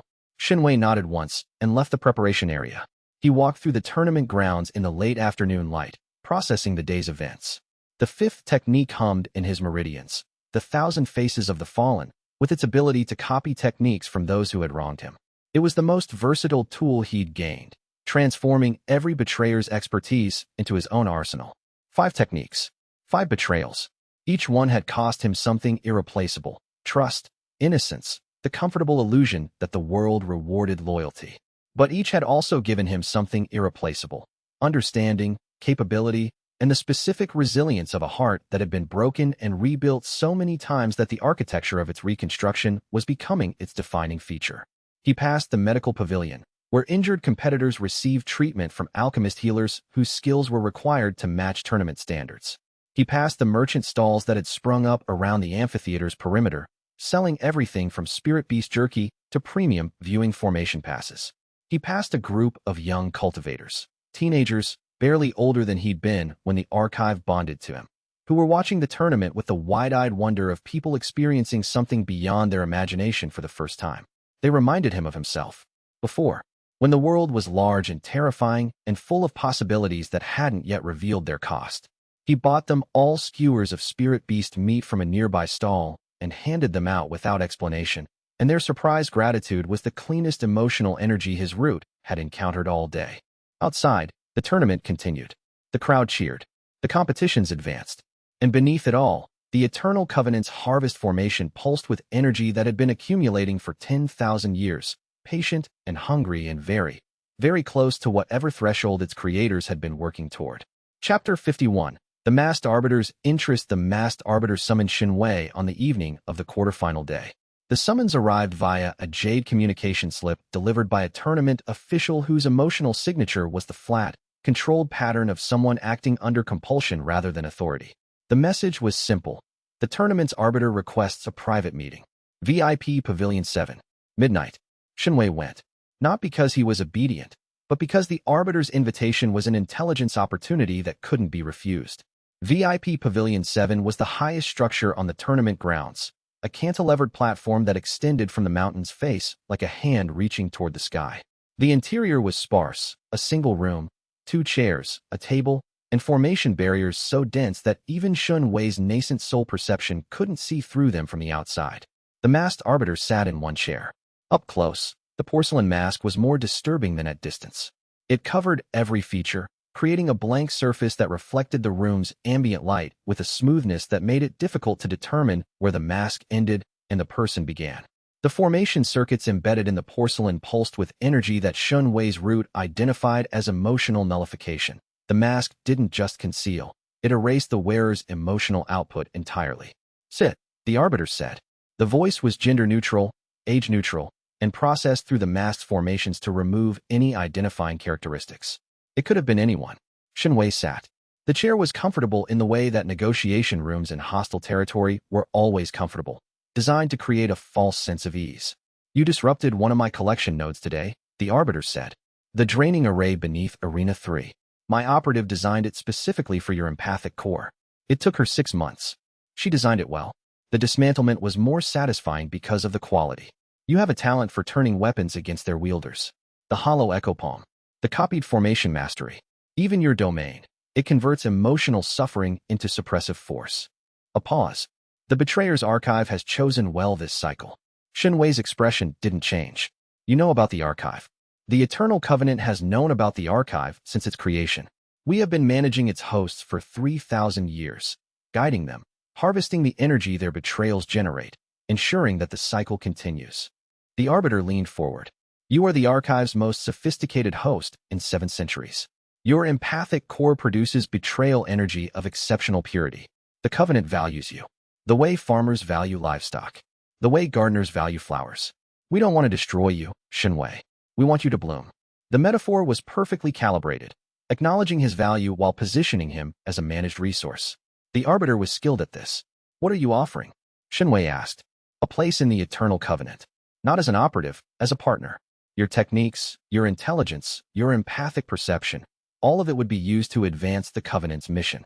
In return, you would receive resources, protection, and the answer to the question that's been consuming you since Xiao Ren's death." "What question?" "What we're trying to resurrect, and why it matters." The offer was tempting in the way that looking over a cliff's edge is tempting. The pull of the void, the attraction of completion, the seductive promise that understanding would make everything bearable. Shun Wei read the room with every tool at his disposal. The arbiter's emotional nullification prevented direct reading. The formation barriers prevented environmental scanning. The only information available was the arbiter's words and the logical framework they existed within. "I decline," Shun Wei said. "Consider carefully. The alternative to partnership is opposition, and the Covenant has been opposing enemies for 10,000 years. We have never lost. You've never faced an archive host who understood your playbook." Shun Wei stood. "The Hall of Broken Histories contains records of every betrayal the Covenant has engineered. I know your patterns. I know your methods. And I know that your harvest formation is operating at 73% capacity because 7 of your collection nodes have been disrupted by my techniques over the past 4 days." The arbiter went still. The porcelain mask reflected the room's light without expression, but the silence that followed carried the weight of recalculation. "You have more information than we anticipated," the arbiter said finally. "I have enough, and I'm not done gathering." Shun Wei turned and walked toward the door. The formation barriers didn't stop him. They were designed to contain spiritual energy, not physical bodies, and the arbiter apparently wasn't willing to escalate to physical confrontation. "Shun Wei." The arbiter's processed voice followed him. "The tournament's finals will generate more competitive energy than any event this century. If you disrupt the formation during the finals, the consequences will extend far beyond the Covenant's plans." "That sounds like a threat." "It's a warning. The formation is not merely a harvesting tool. It's a stabilization mechanism. Remove it, and the accumulated energy beneath Jade Peak Mountain, 10,000 years of competitive emotion, will be released simultaneously." Shun Wei paused at the door. "Released how?" "Explosively." The word hung in the air like a suspended blade. Shun Wei filed the information, assessed its implications, and added it to the tactical equation that was growing more complex by the hour. He left the pavilion and descended into the tournament grounds, where 15,000 cultivators slept and meditated and dreamed of victory, unaware that they were sitting on top of an energy reservoir that could, if handled incorrectly, destroy them all. The masked arbiter watched him go through the pavilion's viewing formation, and behind the porcelain mask, Calculations ran that had been perfected over 10 millennia of institutional practice. Chapter 52, Spirit-Severing Breakthrough. The breakthrough came that night, in the hours between the Arbiter's meeting and dawn. Xianxia sat in his quarters, surrounded by the quiet breathing of his companions, and processed the evening's revelations. The Covenant's offer, the formation's dual nature, the threat of accumulated energy release. And beneath it all, the 5 techniques he'd earned through 5 betrayals hummed in his meridians, each one a scar, transformed into a weapon, each one a reminder that the cost of power in the cultivation world was measured in broken hearts. He cycled his chi. The nascent soul was stable at late stage, his faceted core generating energy with the rhythmic precision of a mastercrafted clock. The mirror heart root reached outward, processing the tournament's ambient emotional energy with the reflexive ease of long practice. And Lu Qinyan placed something in his hand. He opened his eyes. She was kneeling beside him, her face illuminated by the faint glow of a pill she'd placed in his palm. The pill was extraordinary, a sphere of compressed alchemical energy that radiated a warmth so pure it made his spiritual roots sing. "I've been working on this since before the tournament," she said. Her voice was quiet, not because of the sleeping companions, but because the moment required it. "It's designed for your specific spiritual root. A resonance catalyst. It amplifies your root's natural frequency to the point where breakthrough becomes not easy, but clear. Like seeing a door that's always been there, but was hidden behind fog. You made this for me. For you. Specifically. Using everything I know about your root, your core, your cultivation path." She paused. "It's my best work. Better than anything the Azure Lotus sect taught me. Because I wasn't making it for a patient or a client. I was making it for—" She stopped. The words she'd been about to say hung in the air, unspoken but understood. "Take it," she said, "and break through." He took the pill. The energy hit like a sunrise. Not violent, not forced. Just light, expanding through his meridians, illuminating every channel and node and pathway with a clarity that made the fog around his spirit-severing threshold dissolve. Spirit-severing was the 5th major cultivation realm, the point where a cultivator learned to sever their connection to reality's constraints and reconnect on their own terms. It required understanding the difference between what the world imposed and what the cultivator chose. For most cultivators, the insight was about freedom, about breaking chains. For Xianxia, with his empathic root and his betrayal-forged techniques and his scarred but still beating heart, the insight was about something else entirely. Connection. Spirit-severing wasn't about cutting yourself off from the world. It was about choosing which connections to maintain and which to release. It was the cultivation equivalent of what he'd been doing since the archive bonded to him. Selectively trusting, selectively opening, selectively allowing the world and while maintaining the agency to determine the terms. He severed, not from reality, from the constraints that the archive's mechanism had imposed on his understanding of trust. The system wanted him to view every connection as potential betrayal fuel. He cut that thread. The system wanted him to measure every relationship by the power it might generate when it broke. He cut that thread too. What remained was choice. Pure, unfettered choice about who to trust, when to trust, and how to respond when trust was broken. Spirit-severing. Early stage. The breakthrough was quiet. No dramatic energy release. No formation-shaking pressure wave. Just a deepening of his spiritual presence and a clarification of his perception that made the world feel like a higher-resolution version of itself. The archive expanded. A new wing opened. The Hall of Prophetic Fragments, which contained partial glimpses of future betrayals recorded by the archive's predictive algorithms. Not certainties. The archive couldn't see the future with precision, but probabilities, weighted by historical patterns and current conditions. Xianxia looked at the fragments and chose not to read them, because knowing who would betray you before they did it was the surest way to make the betrayal inevitable. And he was done letting the system dictate his path. He opened his eyes. Lu Qinyan was still kneeling beside him, her expression anxious, her emotional signature a storm of hope and fear. He took her hand. "Thank you." The smile that spread across her face was, his mirror heart root confirmed, the most genuine emotion he had ever witnessed. Not complicated by assignment threads or sect obligations or the calculus of institutional loyalty. Just gratitude and affection and the quiet, fierce satisfaction of someone whose gift had been received. He held her hand for a moment longer than necessary, and she let him, and the space between them was very small and very warm and full of things that neither of them was ready to say aloud, but both of them understood. Then dawn broke, and they had a tournament to win and a covenant to expose. Chapter 53, Semifinal. Xianxia vs. Iron Ghost. The semifinal bracket paired Xianxia against Iron Ghost. This was not coincidence. The tournament's bracket structure, Xianxia had noticed, was influenced by the harvest formation. Matches that would generate maximum emotional energy were prioritized. Friends fighting friends. Rivals facing mentors. Relationships that would produce intense competitive conflict regardless of the cultivation gap between participants. Iron Ghost and Xianxia had a relationship built on mutual respect and complementary silence. They rarely spoke more than necessary, but the unspoken understanding between them was deep, the kind of bond that forms between a young man learning to navigate a dangerous world and an older man who had already navigated it and chosen to walk its quieter paths. Fighting Iron Ghost meant fighting someone he respected. The emotional energy would be substantial. The crowd knew it too. 50,000 spectators packed the amphitheater for the semifinal round, and the volume of their anticipation was a physical force that pressed against the formation barriers. Iron Ghost stood in the arena with the stillness that was his defining characteristic. His robes, simple, dark, unadorned, contrasted with the spectacle surrounding him. His emotional signature was, as always, deeply controlled.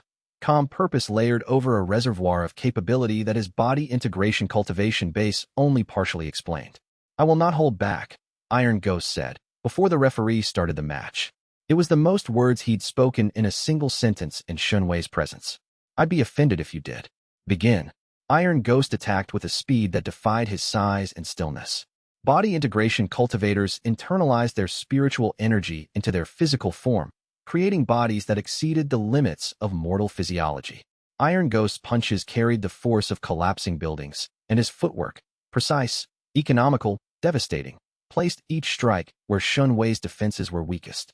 Xianxia met him with the full empathic combat system. The Grief Lantern domain expanded, creating a suppressive field that pressed against Iron Ghost's emotional control. The former assassin's discipline held. The domain's emotional force found remarkably little purchase against a mind that had been forged in the furnace of decades of monastic training.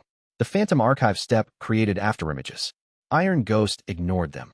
His body integration perception was attuned to physical reality rather than spiritual signatures, and he could distinguish the real Xianxia from the afterimages by the subtle difference in mass displacement. Iron Ghost's fist caught Xianxia in the sternum. The impact sent him backward 30 meters, skidding across the arena floor in a shower of sparks. The hollow echo palm caught 70% of the force and redirected it, but Iron Ghost's spiritual pressure was distributed across his entire body. There was no single point of impact to fully reflect. Xianxia adjusted.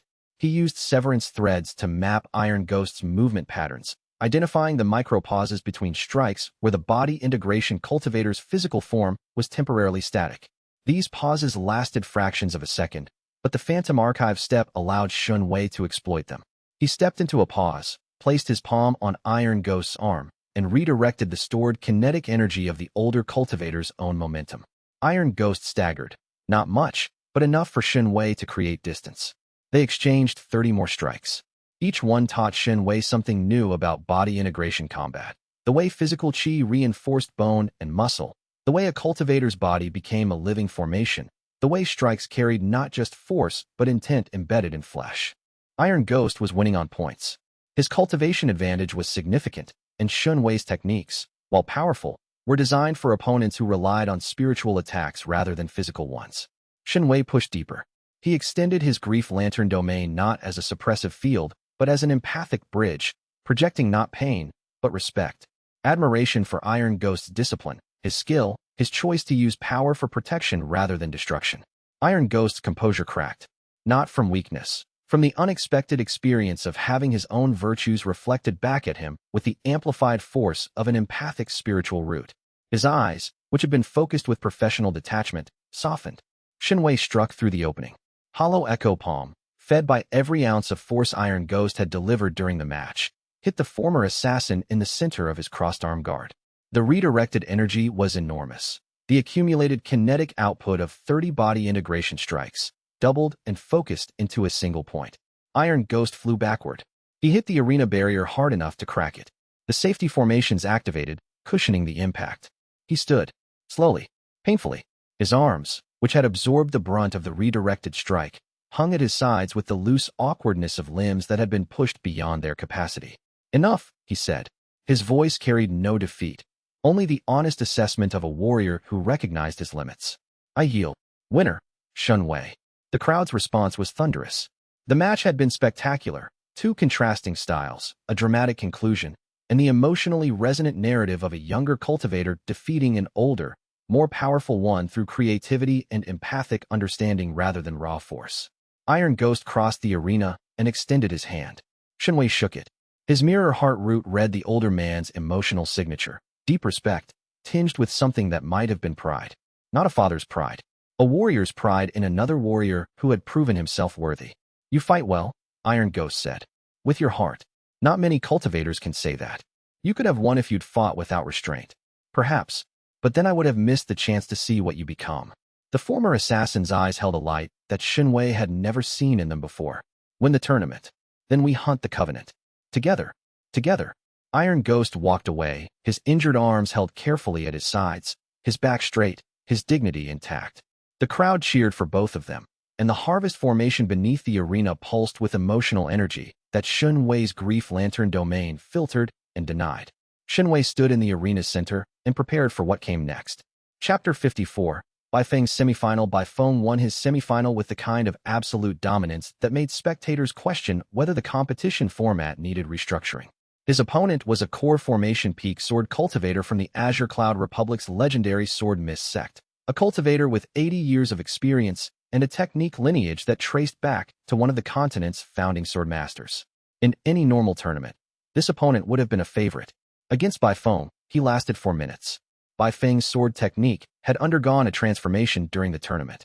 His core formation breakthrough, combined with daily combat at the highest levels, had refined his sword intent from impressive to transcendent. Each strike carried not just physical force but philosophical weight. The sword's edge embodied his understanding of purpose, loyalty, brotherhood, and the fierce, protective love he felt for the people in his life. The Sword Mist cultivator's techniques, however technically proficient, lacked that emotional depth. They were forms practiced to perfection but devoid of the living intent that separated mastery from understanding. Baifeng cut through his defenses in 3 exchanges and ended the match with a sword strike that stopped 1 centimeter from his opponent's throat, precise enough to part the skin without breaking it. The crowd went mad. Baifeng sheathed his sword, helped his opponent up with genuine respect, and turned to wave at the stands. He found Xianxia in the competitor section and pointed his sword at him, a gesture that was simultaneously a challenge, a promise, and a grin condensed into metal. Sworn brothers, fighting in the tournament finals. The emotional output from the crowd was massive. The harvest formation drank deeply, and even Xianxia's filtering domain couldn't prevent a portion from reaching the collection notes. The narrative was too perfect, too emotionally resonant, for the formation to ignore. And in the VIP pavilion, the masked arbiter watched the gesture and calculated probabilities that had been running since before either contestant was born. The finals. Brothers fighting brothers. Maximum emotional energy. Maximum harvest. Old Man Su had warned Xianxia that the archive's probability field made betrayal more likely around its host. He'd been talking about individuals. But the Eternal Covenant didn't deal in individuals. They dealt in systems. And systems that generated maximum emotional energy didn't just use betrayal. They used love. That night, as Xianxia prepared for the finals, he tracked Old Man Su's absence in his memory. The old man had been gone for weeks. The wine jug still sat in Xianxia's storage pouch, a physical reminder of the mentor who had taught him to navigate the cultivation world and then vanished into the debt that had held him. Old Man Su seemed unusually tense, the outline had said, about the semifinals. He'd known. He'd known what the tournament was, and he'd known what the finals would require. And he'd left, because staying would have meant watching it happen. Chapter 55. The Brotherhood Final. The morning before the finals, Xianxia found Baifeng on the mountain's eastern face, sitting on a ledge that overlooked the tournament grounds with his sword across his knees and the sunrise painting his face in shades of gold. Can't sleep? Xianxia asked, settling beside him. Haven't tried. Sleep feels like wasted time when you know tomorrow might be the most important fight of your life. Baifeng's emotional signature was the most complex Xianxia had ever read from him. Competitive fire, fraternal love, the deep quiet of a swordsman contemplating his blade's purpose. I've been thinking about the oath. Your enemies are my enemies. Your path is my path. I meant every word. I know. But today we fight each other. And I'm going to fight you with everything I have, because anything less would dishonor the oath. He turned to look at Xianxia, and his eyes held the specific brightness of someone who had found absolute clarity about what mattered. I love you like a brother, and I'm going to try my absolute best to beat you. Both things are true. Both things are true, Xianxia agreed. They sat in silence and watched the sun rise over a world that was about to change, and the oath between them hummed with the warm, bright energy of two people who understood that love and competition were not opposites, but complementary forces that made both stronger. The finals of the Grand Tournament of the Southern Continent's combat bracket took place at noon on the seventh and final day, under a sky so clear that the formation projected banners and decorations stood out against the blue like calligraphy on rice paper. 50,000 spectators. Every VIP pavilion occupied. Every scrying formation in the Southern Continent tuned to the arena. The collective anticipation of the cultivation world focused on a single circular platform where two cultivators stood facing each other with the specific tension of people who loved each other and were about to try their absolute best to win. Xianxia and Baifeng, sworn brothers. The blood oath's spiritual bond hummed between them, a warm, bright connection that let each feel the other's heartbeat, the other's readiness, the other's determination. Don't hold back, Baifeng said, echoing Iron Ghost's words from the day before. His sword was drawn, the blade catching the noon sun. His emotional signature was a perfect symphony of competitive fire and fraternal love, the most intense, most genuine, most beautiful emotional output Xianxia had ever perceived from a single person. Don't hold back, Xianxia agreed. The harvest formation beneath them pulsed with hungry anticipation. Begin. Baifeng attacked with the full weight of his sword cultivation, a technique sequence that combined 8 traditional forms into a single, flowing assault that covered every angle of approach simultaneously. The blade sang as it moved, creating harmonics in the air that were part combat technique and part musical composition. Xianxia responded with the empathic combat system at maximum deployment. The grief lantern domain expanded, but its emotional projection was joy rather than grief. The fierce, bright joy of competition between equals, between brothers, between two people who trusted each other enough to fight without reservation. The Phantom Archive step created 12 afterimages, more than he'd ever produced, each one attacking Baifeng with a different technique combination. The sworn brothers' sword danced between them, cutting through afterimages with the precision of a blade that knew the difference between shadow and substance. Their exchanges were fast, complex, and devastating. The arena floor cracked under the force of redirected strikes.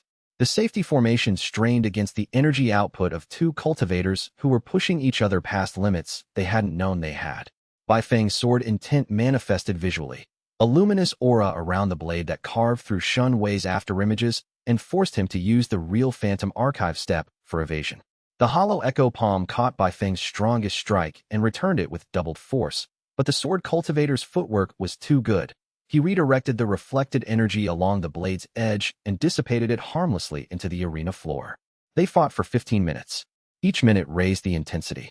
Each exchange taught them something about each other that years of training hadn't revealed. The deep, honest assessment that only real combat between willing opponents could produce. Xianxia won. Not through superior power. Baifeng's sword intent was a force that equalized the cultivation gap between them. Not through technique. The sword cultivator had found counters for every technique Xianxia deployed. He won through understanding. In the final exchange, Xianxia read Baifeng's emotional signature at the deepest level his mirror heart root could reach. He felt his brother's love, his competitiveness, his desire to prove himself, and beneath it all, the specific vulnerability that every sword cultivator carried, the absolute commitment to the blade's path, which meant that the moment of maximum power was also the moment of maximum exposure. Xianxia stepped into that moment. Not to strike, to embrace. He caught Baifeng's final sword strike between his palms, the hollow echo palm accepting the blow, absorbing its force, and holding it rather than redirecting. The technique groaned under the strain, but the empathic resonance of his faceted core gave it enough flexibility to absorb without breaking. Baifeng's sword stopped. His momentum carried him forward, into the space Xianxia occupied. They were face to face, close enough to hear each other's breathing. Xianxia's right palm, carrying every ounce of reflected force from the entire match, pressed gently against Baifeng's chest. Not a strike, a placement, a statement that said, I could end this. I choose to ask. Yield, Xianxia said. Baifeng looked at his brother's hand on his chest. He looked at the sword held between Xianxia's palms. He looked at the face of the man who had saved him from a cage and sworn brotherhood and fought him with everything he had and still chosen mercy over force. I yield, Baifeng said. And he was grinning, the wild, bright, slightly unhinged grin of a sword cultivator who had just been beaten by something better than a sword. They embraced in the center of the arena. The crowd's response was not a cheer. It was a roar, 50,000 voices unified in the visceral recognition of something that transcended competition. The sight of two brothers who had fought their hardest and emerged with their bond, not just intact but strengthened. The emotional output was staggering. The harvest formation drank it in. Not just competitive energy, but the pure, radiant warmth of genuine human connection, amplified by 50,000 empathic responses from the crowd. And in that moment of maximum harvest, the masked arbiter activated the tournament's true formation. Not the passive collection array. Something else. Something deeper. A formation that used the collected energy as fuel for a purpose that the archive's historical records had warned about, but that Xianxia hadn't fully understood until this instant. The tournament's true purpose wasn't just harvesting emotional energy. It was the trigger. Chapter 56. The tournament's true purpose. The amphitheater shuddered. Not a physical tremor. The ground remained solid. But the spiritual landscape shifted with the violence of an earthquake measured in chi rather than seismology. The collection nodes beneath the arena floor blazed to life simultaneously, their passive absorption modes switching to active projection, and the 10,000 years of accumulated broken faith energy stored beneath Jade Peak Mountain began to move. The masked arbiter rose from the VIP pavilion. The porcelain mask's formation circuits blazed white, connecting to the amphitheater's infrastructure with threads of energy that made the entire mountain sing with a resonance that Xianxia felt in his bones. Ladies and gentlemen, the arbiter's voice boomed through the formation acoustics, amplified to a volume that made the air itself vibrate. The grand tournament of the southern continent concludes. Thank you for your participation. It has been nourishing. The word nourishing landed on 15,000 cultivators like a slap.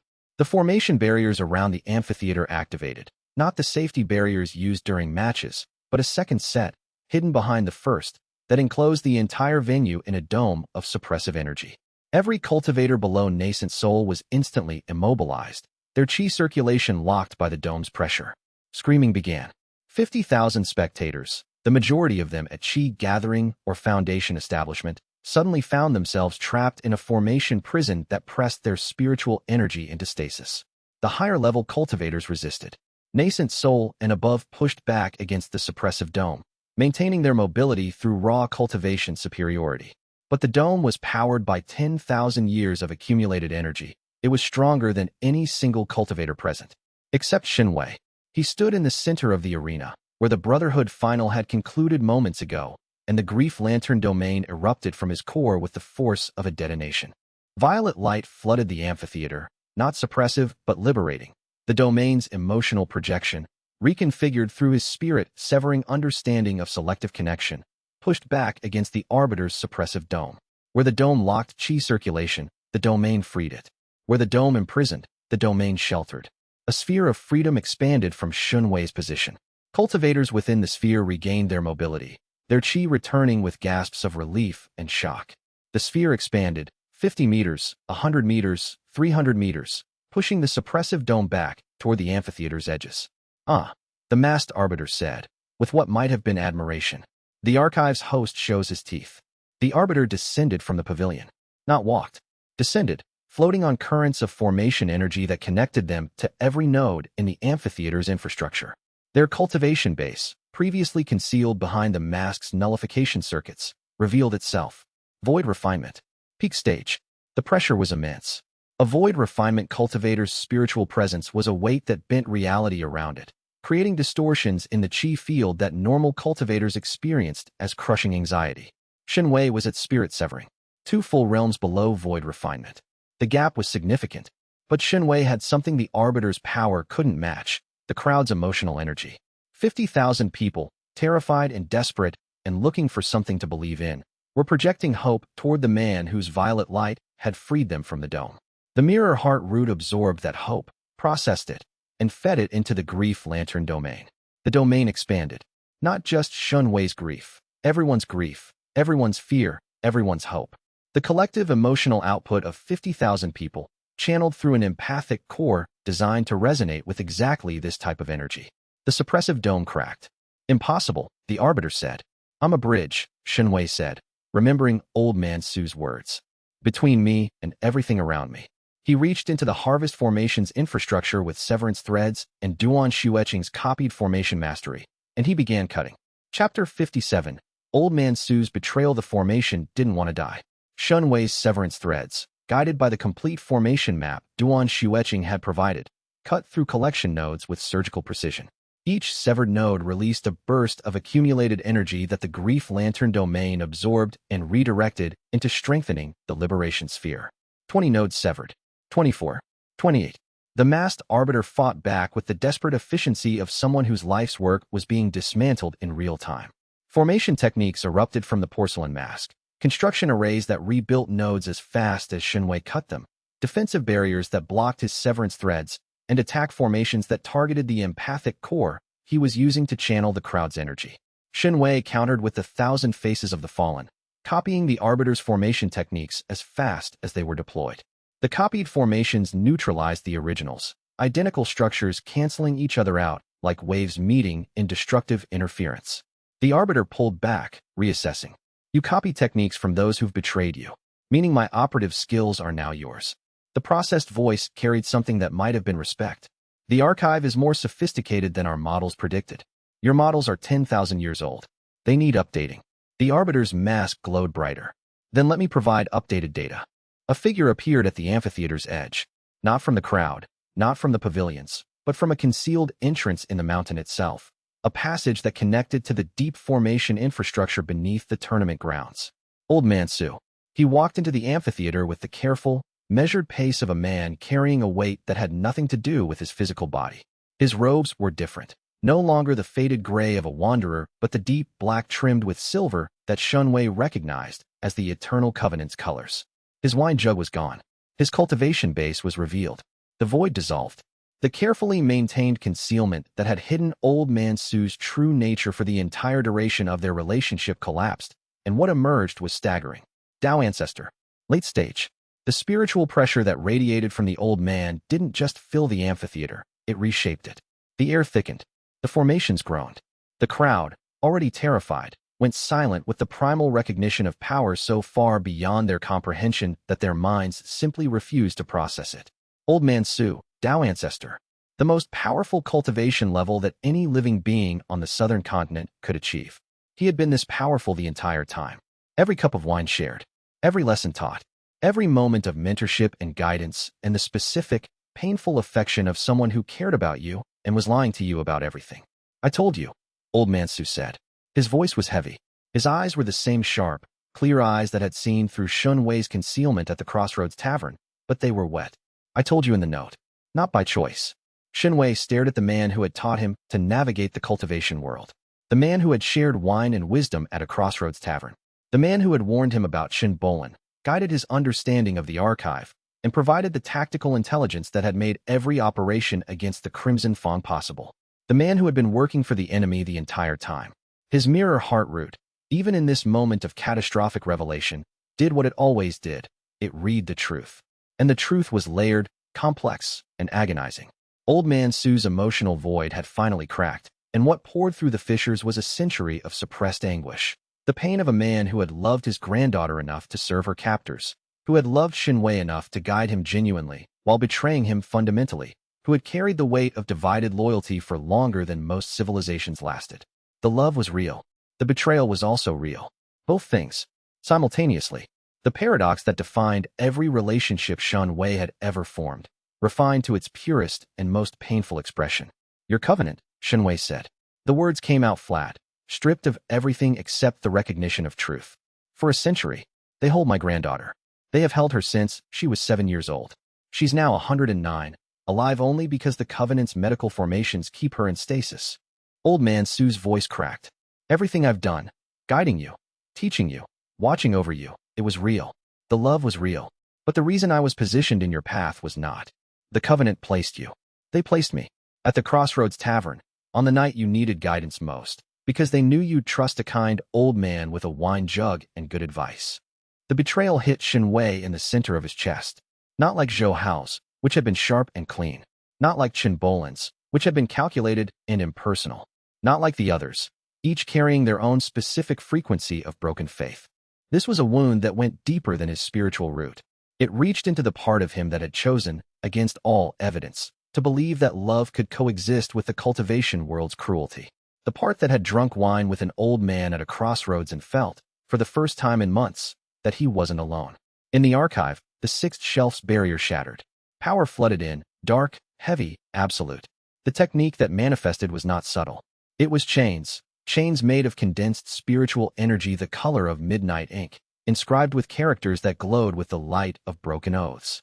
The abyssal ink chains. They erupted from Xianxia's hands without conscious activation, driven by the raw force of a betrayal so deep that his cultivator's discipline couldn't contain the response. The chains spread across the amphitheater like a living formation, targeting every cultivator who had broken an oath, a promise, a bond of trust. And in a crowd of 15,000 cultivators, that was a lot of people. The Arbiter's puppet guards were bound instantly. Covenant operatives throughout the amphitheater, 36 of them, were wrapped in chains that found the broken oaths in their histories and used them as anchor points. The chains tightened, sealing meridians, suppressing cultivation bases, rendering the Covenant's operational presence helpless. But the chains also reached for Old Man Su. And Old Man Su let them come. Chapter 58. Abyssal Ink Chains. The technique was devastation made manifest. The Abyssal Ink Chains were not merely restraints, they were judgment. Each chain was inscribed with characters that contained the broken oath it had been forged from, and when they wrapped around a target, they found the corresponding broken oaths in the target's spiritual history and locked them together. The binding was not physical but karmic, the weight of one's own broken promises made tangible. The 36 Covenant operatives throughout the amphitheater experienced this binding simultaneously. Some fought it, their cultivation bases pushing against the chains with the desperate energy of people who had never expected their past to become a weapon used against them. A few of the stronger ones managed to resist for seconds before the chains found deeper, older oaths that even they had forgotten breaking. The chains didn't care about intention. They didn't distinguish between oaths broken through malice, cowardice, or circumstance. They found every fracture in every promise and used them all. It was, Xianxia reflected even as the power surged through him, a profoundly unfair technique. Everyone broke promises. Everyone failed commitments. The chains weaponized the universal human capacity for imperfection and turned it into imprisonment. He would have to think about the ethics of that. Later, when the world wasn't ending, the chains wrapped around Old Man Su's arms, his legs, his torso. Each chain found a broken oath, and there were many, a century's worth of promises made to a granddaughter who was waiting in stasis, promises to free her, promises that had been broken again and again by the Covenant's impossible leverage. The Tao ancestor's power could have resisted. At his level, Xianxia's chains were gossamer, spiritually impressive but physically insufficient to bind someone who could reshape reality with a thought. But Old Man Su didn't resist. He stood in the chain's embrace, his cultivation suppressed by his own choice, and looked at Xianxia with the expression of someone who had carried a weight for a century and was finally, painfully, allowed to set it down. "I deserve this," he said. "You deserve a conversation," Xianxia said. His voice shook. The abyssal ink chains shook with it, the technique responding to his emotional state with the same sensitivity that all archive techniques displayed, because they were born from emotion and emotion was their fuel. "But we don't have time for conversations right now." He turned to the masked arbiter. The arbiter was backing away. The abyssal ink chains had bound the Covenant's operatives, but the arbiter themselves had evaded the chains, their porcelain masks nullification circuits preventing the chains from finding oath-breaking history to anchor to. "You are more powerful than anticipated," the arbiter said. The processed voice now carried an edge of calculation that had replaced the earlier confidence. "But the formation is still active. You've severed collection nodes, but the accumulated energy remains. 10,000 years of broken faith energy, stored beneath this mountain, waiting for release. Then I'll contain it." "You can't. No single cultivator can contain that much energy. Not even a Tao ancestor." The arbiter glanced at Old Man Su, chained and diminished. "The formation was designed to release upon my command. If I die, it releases automatically. If the remaining nodes are severed, it releases. The only safe option is to let the harvest complete and allow us to direct the energy toward its intended purpose." "Resurrection," Xianxia said. "Resurrection. Of a being who understood betrayal better than any cultivator in history. A being who created the very library that lives inside you." The arbiter's mask circuits pulsed. "The Sage of Broken Oaths will return, whether you allow it or not. The energy is sufficient. The ritual is prepared. The only question is whether you want to be standing when it happens or buried beneath the mountain when the release obliterates everything within 100 kilometers." The ultimatum was elegant. Classic Covenant tactics. Remove all options except the ones that serve their purpose. But Xianxia had learned something about covenant tactics from the Archives Hall of Broken Histories. They were sophisticated, they were ancient, and they were built on a fundamental assumption that individuals acted in self-interest, and self-interest could be predicted and channeled. The covenant didn't account for people who chose to act against their self-interest, people who accepted loss, people who trusted when trust was dangerous. By phone, Xianxia said. His sworn brother was at his side instantly, sword drawn, the brotherhood bond humming between them. The harvest formation has 36 nodes. I've severed 28. The remaining 8 are in the deep infrastructure beneath the arena. I need them cut simultaneously to prevent cascade release. I can reach them. Bai Feng's voice was certain. If you cut them simultaneously, the stored energy will have a 3-second window before it destabilizes. I need those 3 seconds to absorb it. Absorb it? Xianxia, that's 10,000 years of I know. He placed his hand on Bai Feng's shoulder. Trust me. The sworn brother looked at him. His emotional signature was fear and love and absolute trust, the specific combination that made the blood oath between them burn brightest. Always, Bai Feng said. He vanished into the arena floor, sword first, cutting through the stone like water. Xianxia turned to the masked arbiter. You have approximately 60 seconds. Chapter 59, Fall of the Masked Arbiter. The masked arbiter didn't waste those 60 seconds on conversation. The first attack was a spear of condensed void refinement energy that materialized from the amphitheater's formation infrastructure and crossed the distance between them in a fraction of a heartbeat. Xianxia's Phantom Archive step activated on pure reflex, displacing him sideways as the spear punched through his afterimage and into the arena floor, leaving a crater 3 meters wide and filling the air with the smell of superheated stone. The crowd screamed. Xianxia's liberation sphere pulsed in response, absorbing their fear and converting it into additional filtering energy. The void refinement cultivator attacked with everything. Formation arrays that materialized from the amphitheater's infrastructure, energy blasts channeled through the remaining 8 collection nodes, and the personal combat techniques of someone who had been fighting since before most civilizations on the continent were founded. Each attack was calculated to overwhelm through sheer volume. The Arbiter understood that Xianxia's techniques were defensive and reflective, and was compensating by attacking from so many directions that no single technique could address them all. But Xianxia had learned, through 6 betrayals and 6 months of constant combat, that the answer to overwhelming force was not equivalent force, but systematic dismantlement. Take away the enemy's advantages one at a time until what remained could be managed. Xianxia met the assault with the full force of his spirit-severing cultivation and 5 archive techniques deployed simultaneously. The Grief Lantern domain created a battlefield control layer that fed on the crowd's emotional output. 50,000 people generating fear, hope, and desperate investment in the outcome provided a virtually unlimited energy supply. The domain's suppressive force pressed against the Arbiter's techniques, degrading their effectiveness by 40%. The Phantom Archive step created a cloud of afterimages that engaged the Arbiter's formation arrays. Each afterimage carried enough spiritual substance to trigger formation reactions, creating false targets that consumed the Arbiter's resources. The hollow echo palm caught the Arbiter's direct energy blasts and returned them doubled.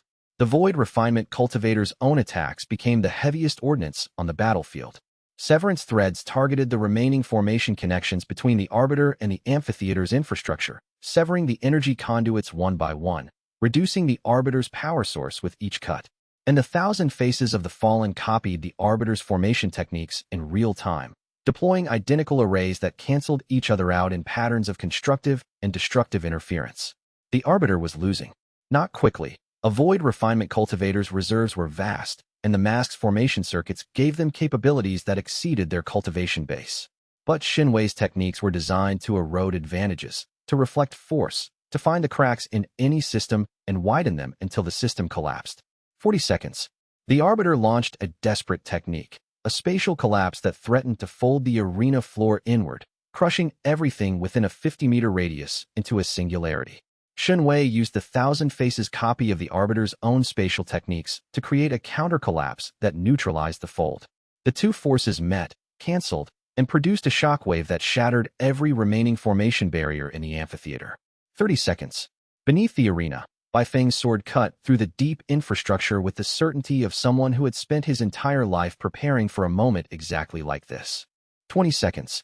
Xianxia closed the distance to the Arbiter. The abyssal ink chains reached for the Void Refinement Cultivator, seeking oath-breaking history. The mask's nullification circuits resisted, but the circuits were damaged now, cracked by the sustained assault, their power diminished. The chains found purchase. A broken oath, decades old, buried beneath layers of formation concealment. The chains anchored to it and tightened. 10 seconds. The arbiter's mask cracked. Behind it, nothing. No face, no features, no human anatomy. The masked arbiter was a puppet, a construct animated by the Covenant's formation technology and piloted remotely by intelligence that existed elsewhere. The puppet collapsed as the chains bound its animation array. The porcelain mask shattered into fragments that dissolved into formation energy. 5 seconds. Biphone cut the 8th note. The amphitheater went dark. The harvest formation died. And the 10,000 years of accumulated broken faith energy, the most dangerous reservoir of spiritual energy on the southern continent, began to destabilize. 3 seconds. Chapter 60. The weight of betrayal. Xianxia opened himself. Not his defenses. Not his techniques. Himself. The mirror heart root, the faceted core, the nascent soul, the archive connection, the 5 techniques, and the emotional landscape of a 19-year-old who had been betrayed 6 times and still chose to trust. All of it, open like a flower exposed to the full force of the sun. The broken faith energy poured into him. 10,000 years of accumulated betrayal. The emotional residue of millions of cultivators who had been deceived, abandoned, sold, and used. The distilled essence of every broken oath, every shattered bond, every moment when one human being chose to betray another. It was pain. Unimaginable, oceanic, civilizational pain. Xianxia's body convulsed. His spiritual root screamed, a frequency that every cultivator in the amphitheater felt in their bones, a sound that was part agony and part comprehension, because the mirror heart root didn't just absorb the energy. It understood it. Every betrayal had a story. Every broken oath had 2 sides. Every moment of treachery contained, somewhere in its architecture, the complicated truth that people broke faith not because they were monsters, but because they were afraid, or desperate, or unable to see any other path through the world's relentless demands. The understanding didn't justify the pain, but it gave it meaning. And meaning, Xianxia was discovering, was the difference between energy that destroyed and energy that transformed. The grief lantern domain expanded beyond anything he'd ever achieved. Not a sphere, a dome, then a shell that encompassed the entire amphitheater, the mountain beneath it, the formation infrastructure, the accumulated energy reserves. The domain took the broken faith energy and processed it, not absorbing it into Xianxia's cultivation base, because no cultivation base could hold that much, but channeling it through his empathic core and dispersing it into the environment in a form that was no longer destructive. Mended faith energy. The term came to him from the archive, not from a technique scroll, but from the deepest level of the library's memory. The sage of broken oaths had never discovered this. The archive spirit hadn't known it was possible. But Xianxia's empathic core, designed to resonate with emotional energy and reflect it transformed, was doing something that 3,000 years of archive history had never recorded. It was healing. The dispersed energy flowed into the mountain, into the formation infrastructure, into the cultivators who filled the amphitheater. Where it touched broken things, it mended them. Not perfectly, not completely, but enough to make the cracks bearable. Cultivators who had been suppressed by the Covenant's dome felt their chi circulation stabilize. Those who had been injured in the formation's collapse felt their wounds close. The amphitheater's shattered barriers reformed, not as prisons, but as shelters. The process took 3 minutes. It felt like 3 centuries. When it was done, Xianxia collapsed. He hit the arena floor with the definitive impact of someone who had given everything and had nothing left. His cultivation base was intact, miraculously, impossibly intact, but his body was exhausted, his mind was overloaded, and his emotional reserves were a dry riverbed where an ocean had been. Lu Qingyan was there. Her hands pressed healing pills against his lips, her alchemical chi flowing into his depleted channels with the warm, practiced efficiency of someone who had been preparing for exactly this contingency. Biphone was there, his sword sheathed, his hand on Xianxia's shoulder. Yin Shu was there, Rumble's massive form providing a windbreak and a wall of fur against the mountain air. Iron Ghost was there, standing guard with the silent, absolute vigilance of a man who would not let anyone approach until his friend was recovered. And at the amphitheater's edge, still wrapped in abyssal ink chains that he could have broken at any time, Old Man Su wept. Not for himself. For the boy who had trusted him, fought for strangers, absorbed 10,000 years of pain, and survived. The tournament was over. The Covenant's harvest formation was destroyed. The masked arbiter's puppet had been neutralized. and the accumulated energy of 10 millennia of betrayal had been transformed into something the world had never seen. But the Eternal Covenant still existed. Its leadership, the triumvirate of broken faith, was still intact, and the Sage of Broken Oath's resurrection was not dependent on a single formation. The energy had been dispersed, not destroyed. It would reconcentrate, given time. Xianxia lay on the arena floor and looked up at the sky. It was evening now. The battle had consumed the entire afternoon, and the stars were appearing above the amphitheater's damaged dome. He reached out with his mirror heart root.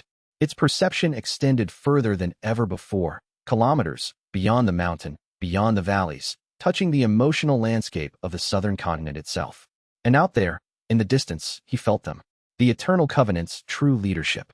3 Tao ancestors, ancient and patient, and absolutely unshaken by what had happened today.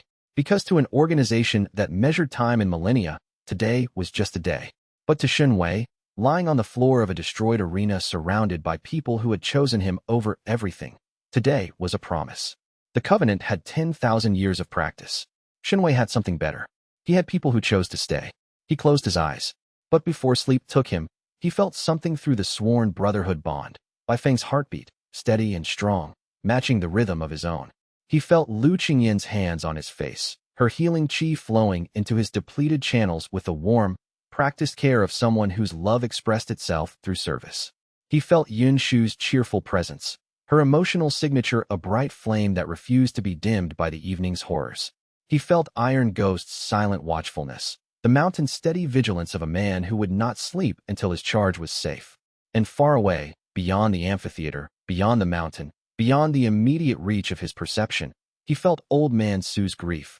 Not through the mirror heart root, but through the simpler, more powerful mechanism of knowing someone well enough to imagine their pain without needing spiritual confirmation.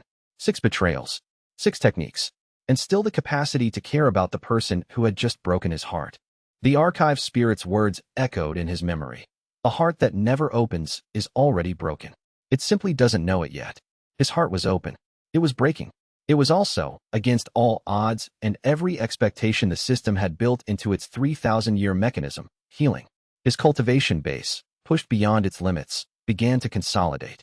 The spiritual energy he'd channeled, that oceanic reservoir of 10 millennia of broken faith, had left traces in his meridians, residues of power that his empathic core was slowly, carefully integrating into his cultivation framework. When he next opened his eyes, he would be at void refinement, the 6th major realm, the level where reality became negotiable and the distance between thought and manifestation collapsed to nothing. The war with the Eternal Covenant was no longer a guerrilla campaign fought from hidden valleys. It was a continental conflict that would determine whether the cultivation world's future was shaped by trust or by its opposite, and the war would truly begin. Chapter 61. A new path. Xianxia woke to the sound of rain. It was falling on the cave mouth with the steady rhythm of water that had been falling for hours, the kind of rain that settles into a landscape and becomes part of the background until you stop noticing it. The Jade Ridge Mountains, where they'd retreated after the tournament's destruction, were dressed in clouds that clung to the peaks like gray wool, and the world beyond the cave was a watercolor of muted greens and grays that looked like a painting someone had breathed on before the colors dried. He was at void refinement. The realization settled into his consciousness like a stone finding the bottom of a deep pool, a quiet arrival after a long descent. His cultivation base had consolidated during 3 days of unconscious meditation following the tournament. The massive energy he'd channeled through his empathic core, finding its equilibrium within a spiritual framework that had been rebuilt from the foundation up. Void refinement was the 6th major realm, the level where a cultivator's relationship with reality shifted from negotiation to authorship. The void referred to the space between what existed and what could exist, the gaps in the fabric of reality that a sufficiently advanced cultivator could perceive and manipulate. At this level, spiritual techniques approached the metaphysical. Concepts like distance, time, and causality became suggestions rather than laws. His mirror heart root's perception had expanded to a range that he could only describe as unreasonable. He could sense emotional signatures at distances exceeding 10 kilometers. The resolution at that range was sufficient to read individual feelings in a small village, and at close range, within 100 meters, he could perceive emotional states with a granularity that bordered on telepathy. The world was very loud and very detailed and very, very full of things that needed attention. He stood. His body felt different, lighter, more responsive, as though the physical vessel had been optimized during the breakthrough to match the expanded capabilities of the spiritual framework it contained. His clothes, the same worn traveling robes he'd been wearing for months, hung from his frame with the loose comfort of fabric that had long since given up any pretension of style. Lu Qingyan was asleep in a bedroll near the cave's inner wall, her face relaxed in a way that Xianxia had never seen during her waking hours. Without the weight of analysis, strategy, and the careful emotional management she practiced constantly, she looked younger, more vulnerable, more beautiful, in the specific way that truth is beautiful when the masks are down. Bai Feng was outside, practicing sword forms in the rain. His blade cut arcs through the falling water, each stroke creating momentary geometries of deflected droplets that caught the diffuse light like scattered diamonds. His emotional signature was focused and content, the specific satisfaction of a sword cultivator who had found, in the simple act of practice, the peace that the complicated world of human relationships made difficult. Yin Shu and Rumble were further down the mountain, the spirit beast's massive form barely visible through the rain as it hunted mountain rabbits with the enthusiastic overkill of a 4-meter predator pursuing 30-centimeter prey. Yin Shu sat on a rock nearby, keeping score. Iron Ghost was meditating in the cave's deepest chamber, his body integration cultivation base generating a warmth that made that section of the cave system perpetually comfortable regardless of external weather. 5 companions, 5 people who had chosen him, fought beside him, and survived the tournament's revelation together. Plus a Dao ancestor mentor who had just been revealed as a Covenant agent and was currently missing, presumably pursuing the rescue of his captive granddaughter somewhere in the cultivation world's vast and unforgiving geography. Xianxia missed Old Man Su. The admission surprised him. He had every reason to feel only anger and betrayal toward the man who had manipulated him under Covenant orders for months. But the Mirror Heart root didn't deal in simple categories. The root saw the full spectrum of a relationship, and what it showed Xianxia about his feelings toward the old man was a tapestry of contradictions. Genuine gratitude for lessons genuinely taught, real anger at concealed truth, deep affection for a personality that had been authentic even when its context was false, and a persistent, stubborn hope that the man who had left a wine jug and a tear-stained note would find his granddaughter and find his way back. The cultivation world was full of people who had been forced into impossible choices by systems larger than themselves. Old Man Su was one. Sovereign Luo, whom they hadn't met yet, might be another.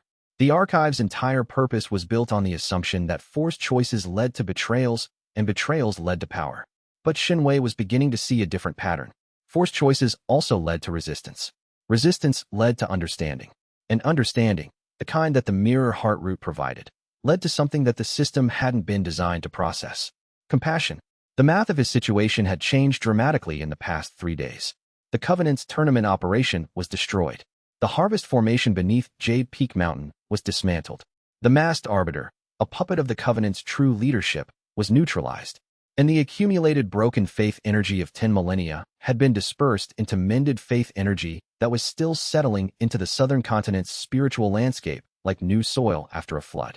But the eternal covenant itself remained.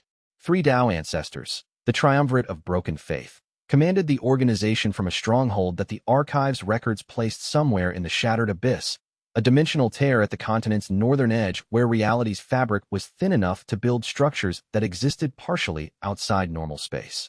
And the Sage of Broken Oath's resurrection was still their goal. The tournament's harvest had been one energy source. There were others, smaller, distributed, less efficient, but cumulatively sufficient if the Covenant had enough time. They needed to be stopped. Not eventually. Now. The Jade Throne Kingdom, Xianxia said to the group over a breakfast that Bai Feng had cooked with the competitive intensity he brought to everything. That's our next destination. Why the Jade Throne? Lu Qingyan asked, sipping spirit grain porridge. Because Sovereign Luo Tianxing, the kingdom's ruler, publicly condemned the Covenant's actions at the tournament and pledged to support any alliance against them. He's a tribulation transcendence cultivator with the resources of a major cultivation nation. If we're going to fight the triumvirate, we need allies at that level. A cultivation nation's backing would change the strategic equation significantly, Iron Ghost agreed. It would also paint a target on our backs the size of the Jade Throne itself, Bai Feng added. But I suppose we're past the point of subtlety. We were past the point of subtlety when we fought in front of 50,000 spectators and destroyed a formation that's been operating for 10 millennia. Fair point. They broke camp. The rain continued, and the group descended the Jade Ridge Mountains toward the lowlands, heading north toward the Jade Throne Kingdom's territory. Xianxia walked at the front of the group, his void refinement perception extending outward in a sphere of awareness that mapped the landscape in extraordinary detail. He could sense the emotional signatures of farming communities in the valleys below, merchant caravans on the distant roads, and the wildlife that populated the mountain forests with the busy contentment of creatures that had never heard of the Eternal Covenant and were better for it. He could also sense, at the extreme edge of his range, a signature that he recognized. Old Man Su. Following them. Far enough away to be discreet, close enough to intervene if needed. The old man was still watching over them. Even now, even after everything. Xianxia didn't acknowledge the detection. He filed it away, the way he filed everything, and continued walking toward the Jade Throne Kingdom and the next chapter of a war that was rapidly approaching its climax. Chapter 62. The Jade Throne Kingdom. The Jade Throne Kingdom occupied the northeastern quadrant of the southern continent, a vast territory of cultivated plains, terraced mountains, and river valleys that had been shaped by 1,000 years of agricultural and spiritual engineering. It was the most powerful of the 4 great cultivation nations. Its strength derived not from individual cultivators, but from institutional depth, academies, military forces, research divisions, and an administrative apparatus that managed 30 million citizens with the systematic efficiency of a machine that had been optimized over centuries. The capital city, Jade Crown, was everything that Bright Moon City was not. Where Bright Moon was neutral, cosmopolitan, and commercially oriented, Jade Crown was imperial, ordered, and designed to communicate power in every line and formation. The walls were jade-veined granite 30 meters high. The streets followed geometric patterns that served both aesthetic and formation engineering purposes. The buildings rose in tiered districts, each tier corresponding to a social and cultivation rank, with the royal compound at the summit, a complex of interconnected palaces and administrative structures that occupied the entire peak of an artificial mountain constructed by earth element cultivators 200 years ago. Xianxia's group entered through the main gate under diplomatic passage granted by Sovereign Luo Tianqing's office. The invitation had been transmitted through official channels following the tournament. The sovereign had been among the spectators who witnessed the Covenant's exposure, and his subsequent public condemnation had been the most significant political response to the revelation. The royal compound's reception hall was a masterpiece of cultivation architecture, a vaulted space 200 meters long, with jade columns carved to depict the kingdom's history and a ceiling that displayed a real-time formation projection of the entire realm's spiritual weather patterns. The floor was polished spirit stone that reflected the ceiling's display, creating the disorienting impression of walking on the sky. Sovereign Luo Tianqing received them personally. He was older than Xianxia had expected, 70 in appearance, though tribulation transcendence cultivators could live for centuries, making physical age a poor indicator. His face was kind in the specific way that powerful men's faces are kind when kindness is a political instrument, warm enough to invite trust, controlled enough to never accidentally reveal anything the kindness wasn't designed to convey. His cultivation base pressed against the reception hall like the weight of an entire mountain range. Tribulation transcendence, a realm so far beyond Xianxia's current void refinement that the gap felt less like distance and more like the difference between swimming in a pool and swimming in the ocean. Xianxia. The sovereign's voice was rich, measured, and carried formation-enhanced resonance that made it audible in every corner of the vast hall without sounding raised. The man who dismantled the Eternal Covenant's longest-running operation. I've been eager to meet you. Sovereign Luo. Xianxia bowed with the depth appropriate to a respectful visitor, not as deep as a subject, not as shallow as an equal. The distinction mattered in a court where gesture was language. Your public condemnation of the Covenant was courageous. We're here to discuss making it actionable. Direct. The sovereign's smile widened. I appreciate directness. Sit. We have much to discuss. They sat. The sovereign's attendants served spirit tea from jade cups that probably cost more than Xianxia's entire group's assets combined. The conversation began with the diplomatic formalities that the cultivation world used as lubrication for serious discussion, acknowledgments of mutual respect, expressions of shared concern, and the careful establishment of a conversational framework within which the real negotiations would occur. Xianxia's mirror heart root read the sovereign throughout. The emotional signature was fascinating. Layers of genuine concern for the Covenant threat, overlaid with political calculation, personal ambition, and something else. Something at the very bottom of the emotional architecture that his void refinement perception could just barely detect. Familiarity. Not with Xianxia, with the energy he carried. as though the sovereign had encountered betrayal-derived spiritual energy before and recognized its frequency. The Covenant's triumvirate must be neutralized, Sovereign Luo said, setting down his tea. 3 Tao ancestors commanding an organization that has infiltrated every level of cultivation world politics. The tournament's exposure damaged their operational capacity, but their leadership remains intact. We need a coalition, Xianxia said. Multiple nations, multiple sects, coordinated action against the Covenant's strongholds. I've already begun diplomatic outreach. The Azure Cloud Republic is sympathetic. The Green Sea Federation is cautious. The Crimson Desert Sultanate is, as always, inscrutable. The sovereign leaned forward. What I need from you is intelligence. Your archive. Yes, I know about it. Contains historical records that could inform our strategic planning. How do you know about the archive? The Covenant's existence became known to my intelligence service 15 years ago. We've been building a dossier ever since. Your archive, the Betrayer's archive, is referenced in ancient texts that predate the kingdom's founding. The sovereign's expression was open, honest, and entirely too well-informed. Xianxia filed the observation. A sovereign who had known about the Covenant for 15 years and done nothing until now was either very patient or very calculating. Possibly both. I'll share relevant intelligence, Xianxia said, in exchange for military support, resources, and the use of the kingdom's formation infrastructure. Done. The sovereign extended his hand, the palm-up gesture of a cultivation world agreement that carried spiritual weight. The Jade Throne Kingdom allies itself with Xianxia and his companions in the campaign against the Eternal Covenant. They clasped hands. The spiritual energy of the agreement flowed between them, a warm, binding current that registered in both their cultivation bases as a formal commitment. And Xianxia's mirror heartroot, reading the sovereign's emotional signature at the moment of agreement, detected something that made his stomach drop. The familiarity he'd sensed earlier, with betrayal-derived energy, wasn't just recognition. It was comfort. Chapter 63, Lu Qingyan's Redemption. The Jade Throne Kingdom provided resources that Xianxia's group had never accessed before. Royal-grade cultivation chambers with formation environments calibrated to individual spiritual root types. Libraries containing technique compilations spanning 1,000 years of kingdom scholarship. Alchemical laboratories equipped with ingredients that independent cultivators could spend lifetimes searching for without finding. Lu Qingyan spent every available hour in those laboratories. Her former Azure Lotus training gave her the foundation, but the kingdom's resources gave her materials that pushed her craft into new territory. She refined and discarded and refined again, each iteration bringing her closer to something that Xianxia's mirror heartroot could sense her working toward even when she didn't explain it. She was building something important, something personal, something that carried the emotional signature of devotion translated into professional expertise. In the evenings, they walked the royal gardens together.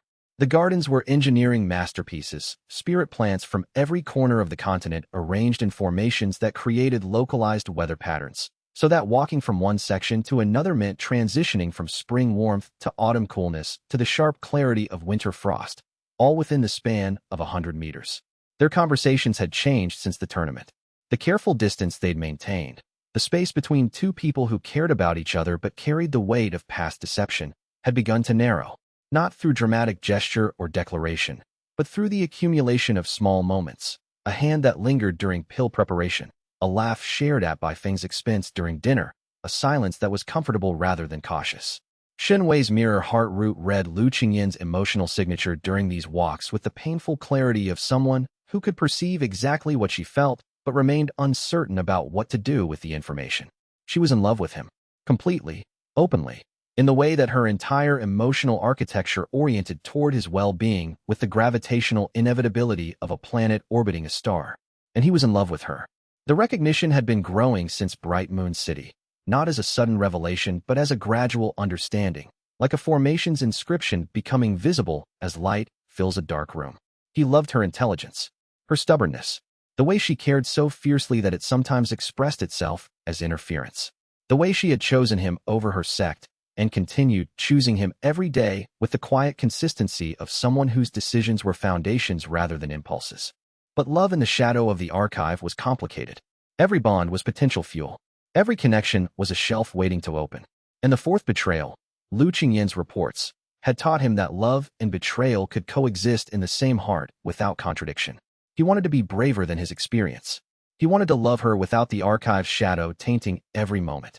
He wanted the simple thing that complicated people struggled to achieve: trust without reservation. He wasn't there yet, but he was closer every day. 3 weeks into their stay at the Jade Throne Kingdom, Lu Qingyan came to Xianxia with a pill.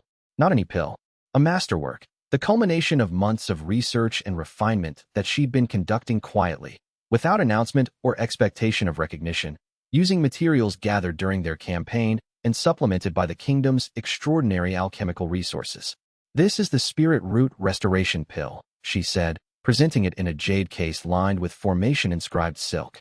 The pill was the color of sunrise, golden at the center, shifting through amber to a pale rose at the edges, radiating a warmth that Xianxia's mirror heart root perceived as deeply, specifically healing.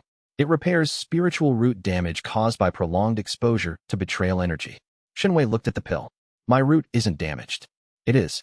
You can't perceive it because the damage is gradual, like erosion. The archive's mechanism generates power through betrayal, but the emotional processing required for each technique takes a toll on the root's fundamental structure. 6 betrayals, 6 techniques. Your root has absorbed and processed more broken faith energy than any other host in the archive's history." She met his eyes. "Eventually, the damage will compromise your ability to process new techniques. And if you reach the 9th or 10th shelf without addressing it, the root could shatter." The clinical precision of her diagnosis was undercut by the tears forming at the edges of her eyes. She'd researched this. She'd worried about this. She'd spent months developing a solution for a problem he hadn't known he had.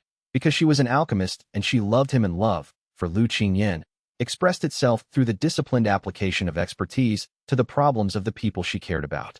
"How long have you been working on this?" he asked. "Since I first analyzed your spiritual root in Bright Moon City." She wiped her eyes with the back of her hand, a gesture so unlike her usual composure that it hit Xianxia harder than any combat technique. The damage was already present then. 2 betrayals worth. I've been developing the formula since, adjusting it as I learned more about your root's specific properties and the archive's energy signatures. Since Bright Moon City. Before the alliance. Before the confrontation. Before everything. Before everything. I started because my sect told me to analyze your root. I continued because I couldn't stand the thought of you being hurt by something I had the skills to prevent. She set the jade case down between them. "This pill represents my best work. And my apology. Not for the reports, I've apologized for those. For not telling you sooner about the damage. For letting my guilt about the reports prevent me from sharing information that could have helped you months ago." Xianxia looked at the pill. He looked at the woman who had made it. His mirror heart root read her emotional signature with the unflinching clarity of void refinement perception. Genuine love, genuine remorse, genuine fear that her gift would be rejected because the relationship it came from was still healing. He took the pill. The effect was immediate and profound. Warmth flooded through his spiritual root, not the aggressive heat of a breakthrough, but the gentle, precise warmth of something being repaired. He could feel the microfractures in the root structure, damage he'd never detected because it had accumulated so gradually that it became his baseline, being filled and reinforced. The repairs revealed how much damage he'd been carrying. 6 betrayals had left fine cracks throughout his root's crystalline structure, each one reducing its efficiency by a small percentage that compounded into a significant deficit. The pill filled those cracks with new growth that was stronger than the original material, as though the breaking had created spaces for something better to form. Kintsugi, the art of repairing broken things with gold, making them more beautiful for having been broken. When the pill's effect stabilized, his mirror heart root's perception had increased by approximately 20%. The emotional landscape of the world was sharper, clearer, and more detailed than it had ever been. He looked at Lu Qingyan, really looked at her, with the full force of his restored perception and the accumulated understanding of a man who had been learning, through suffering and survival and the slow repair of broken things, what mattered. "Thank you," he said. Then he kissed her. It wasn't dramatic. No rushing wind, no formation lights, no narrative-appropriate natural phenomena. It was quiet and gentle and tentative in the way that first kisses between people who have been through everything together always are, because the weight of what they're acknowledging makes the moment feel fragile. She kissed him back. Her hands, still stained with alchemical residue from months of ceaseless work on his behalf, found his face and held it with the gentle precision she brought to everything she cared about. Her tears fell on his cheeks, warm and real, mixing with the morning light that filtered through the royal garden's formation-enhanced canopy. The moment was quiet, not dramatic, no rushing wind, no formation fireworks, no narrative-appropriate natural phenomena. Just 2 people who had been through everything together, finally allowing themselves to acknowledge what had been growing between them since a Bright Moon City appraisal room and a handful of ancient pattern herbs. His mirror heart root sang with a frequency it had never produced before, not the resonance of betrayal or grief or combat, but something entirely new. Joy. Simple, uncomplicated, unqualified joy. The rarest thing in the cultivation world, and the one thing the archive had never been designed to process. In the library, deep in the archive's dimensional space, the spirit materialized and observed the emotional energy flowing through its host's spiritual root. It was a frequency the archive had no shelf for, no mechanism to process, no technique to generate. The spirit smiled. It had been waiting for 3,000 years for a host who could produce this particular energy. Not because the system needed it, because the system needed to be changed. And joy was the catalyst. Chapter 64. The Beast Tide. The Beast Tide hit the Jade Throne Kingdom's eastern border 3 weeks after Xianxia's arrival, and it hit like the end of the world. Spirit beasts by the millions, wolves, bears, serpents, birds, insects, and creatures that defied zoological classification, surged out of the verdant depths, an ancient forest that occupied the kingdom's eastern frontier. The forest had always produced periodic beast surges, but nothing on this scale. This wasn't a migration or a seasonal displacement. This was an invasion, driven by an intelligence that spirit beasts didn't naturally possess. The first reports came from border garrisons that were overwhelmed within hours. Foundation establishment guards who had spent careers managing routine beast incursions found themselves facing wave after wave of creatures whose behavior was coordinated, strategic, and utterly unprecedented. Xianxia felt the beast tide before the official reports arrived. His void refinement perception, extending across the kingdom's territory, detected the massive displacement of emotional energy that millions of maddened creatures produced, a wall of bestial fury and confusion that swept toward the populated areas like a spiritual tsunami. The timing is suspicious, Iron Ghost observed, which was his way of saying, this is obviously an enemy operation. The Covenant, Xianxia agreed. The beast tide is artificially induced. I can sense a formation signature beneath the animal's behavior, something that's driving them mad and directing their movement.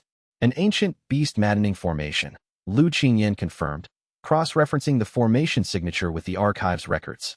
The Covenant has used this technique before, 3 times in recorded history, each time to destabilize a nation that opposed them. Then we stop it, and we use it to identify the Covenant's local operatives. Xianxia volunteered to take command of a key defensive position, the Crimson Valley Pass, a narrow approach through the eastern mountains that was the most direct route from the verdant depths to the kingdom's agricultural heartland. If the beasts broke through Crimson Valley, they'd have a straight path to the farms that fed 10 million people. The defense was desperate. Xianxia stood at the pass's entrance as the first wave arrived, a solid mass of spirit wolves, each one enhanced by the maddening formation to twice its natural aggression. Their eyes glowed with an unnatural crimson light that his root identified as the same broken faith energy frequency that the Covenant used for all their operations. They were using the stolen emotional energy of millions of betrayed cultivators to drive animals insane.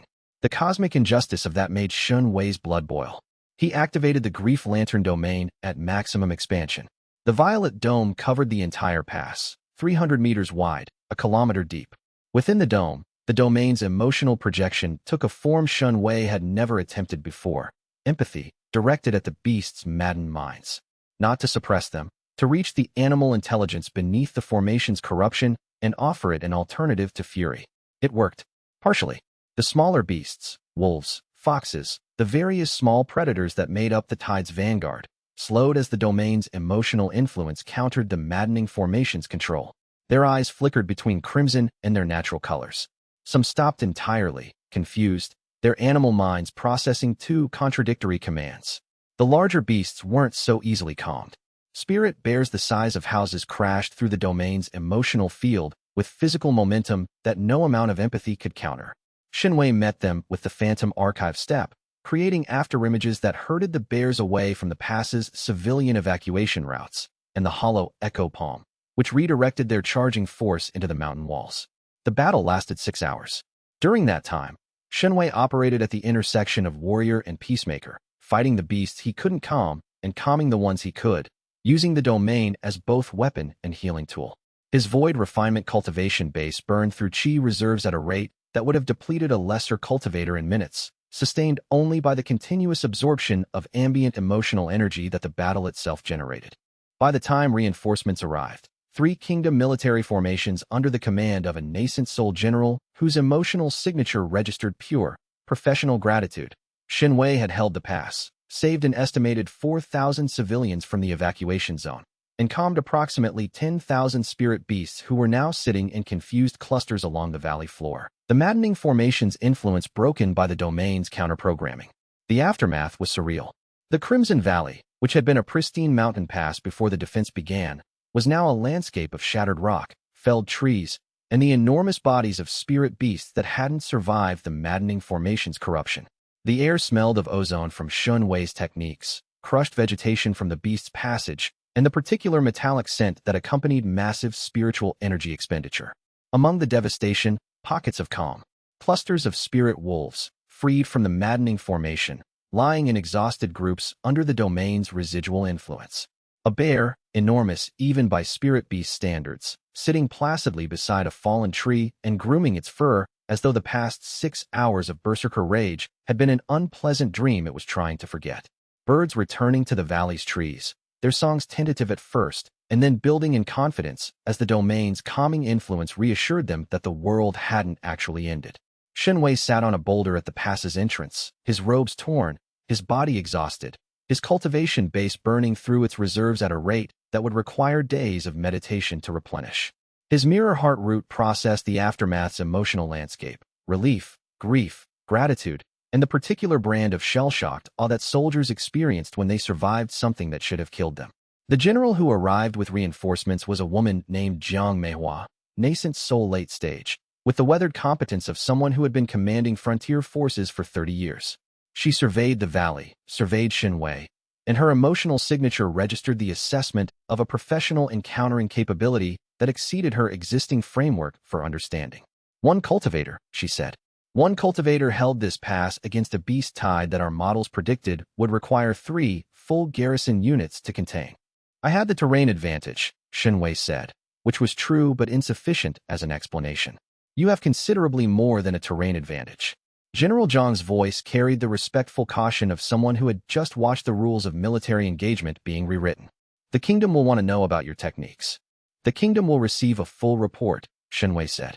Because the kingdom was an ally, and allies deserve transparency, and the lessons of secrecy and deception were ones he applied to enemies, not to the people fighting beside him. He would later reflect on the irony of that commitment, given what the kingdom actually was. His cultivation had advanced to void refinement middle stage during the defense. The intense combination of combat, empathic projection, and sustained formation-level technique deployment, pushing his base through the substage barrier with the inevitability of water finding cracks in a dam. Chapter 65. General of the Defense. The days following the Crimson Valley defense blurred together in a montage of crisis management, tactical coordination, and the slow, grinding work of defending a civilization against a threat designed by an ancient enemy. Xianxia discovered, during the defense campaign, that he was a natural military commander. Not because of his cultivation, plenty of cultivators were powerful but terrible leaders. His advantage was the mirror heart root. He could read the emotional state of every soldier under his command, detecting fatigue, fear, confusion, and desperation before they became critical failures. He could anticipate morale collapses and prevent them. He could identify the soldiers who needed encouragement and the ones who needed rest, and the ones who needed to be removed from the line before they broke. The combination of tactical intelligence, emotional perception, and overwhelming personal power made him the most effective commander the kingdom's eastern frontier had ever seen. His defenders held positions that military analysts had written off as untenable. His casualty rates were a fraction of the surrounding sectors. And his use of the Grief Lantern domain as a calming tool for maddened beasts created a secondary benefit that no one had anticipated. Thousands of spirit beasts, freed from the maddening formation's control, began actively assisting the defense, their natural territorial instincts redirected from attacking human settlements to defending the forests they considered home. Yunshu helped immensely with this. Her beast-taming abilities, amplified by the split nascent soul she shared with Rumble, allowed her to coordinate the calmed beasts into an auxiliary defense force that covered terrain the kingdom's military couldn't reach. Rumble himself became a legend among the frontier soldiers, a 4-meter thunder beast that appeared at crisis points with the predictability of lightning and the destructive force to match. News of the Crimson Valley defense spread through the kingdom like wildfire.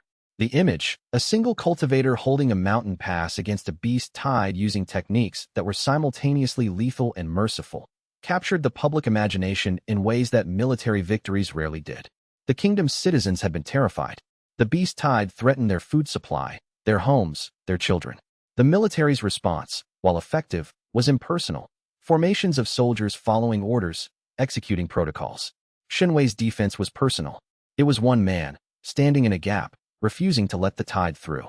Sovereign Luo Tianqing promoted Xianxia to the position of tactical advisor to the kingdom's defense council.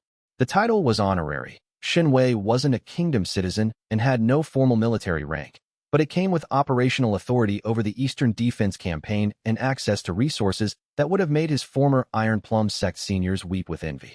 Xianxia used the authority wisely. He deployed his group across the eastern frontier, each member's unique capabilities complementing the kingdom's military infrastructure. Bifeng commanded a mobile strike force that targeted the largest beast concentrations.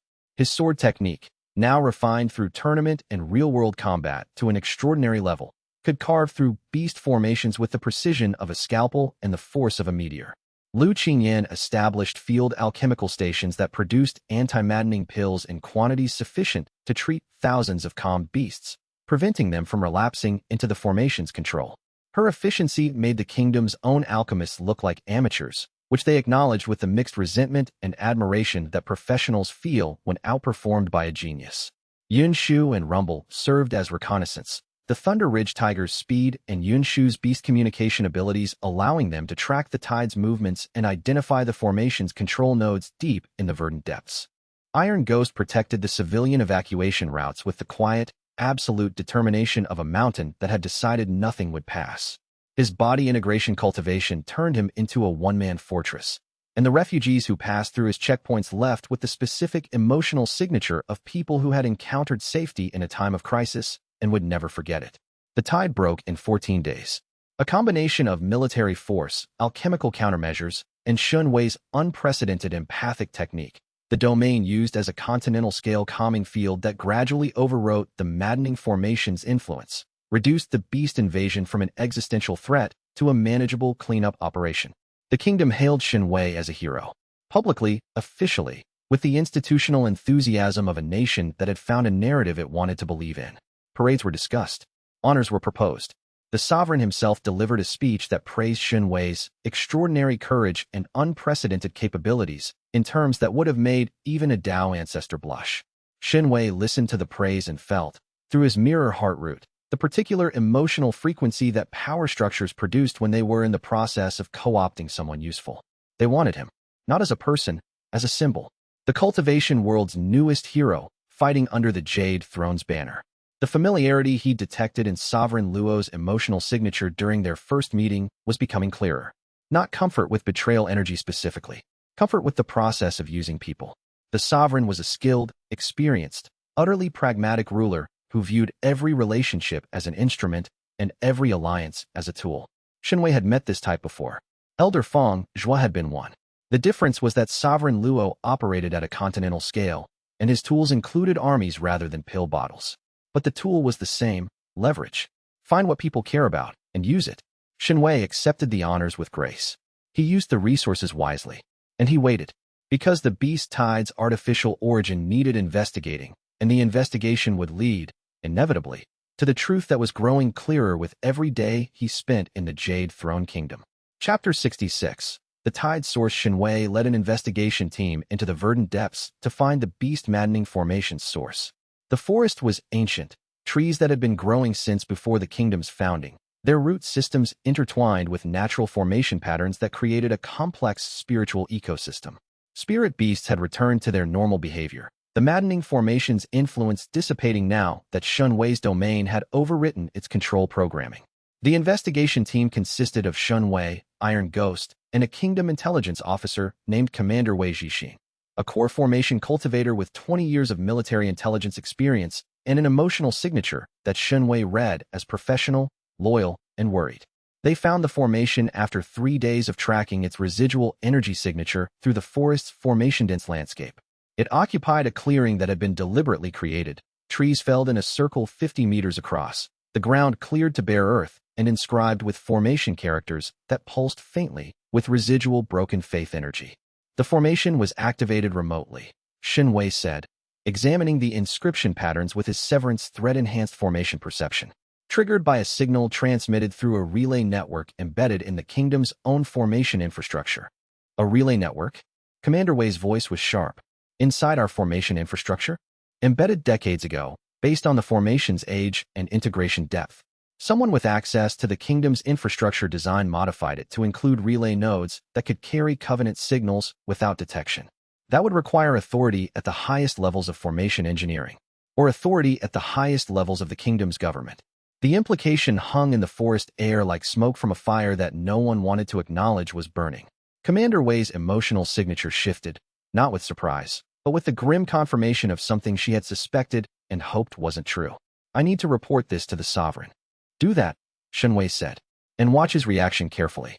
He returned to Jade Crown with the investigation's findings and a growing certainty that the Beast Tide hadn't been a Covenant attack on the kingdom. It had been a Covenant operation from within the kingdom, triggered by someone who had access, authority, and motive to create a crisis that would justify exactly the kind of emergency measures Sovereign Luo had implemented.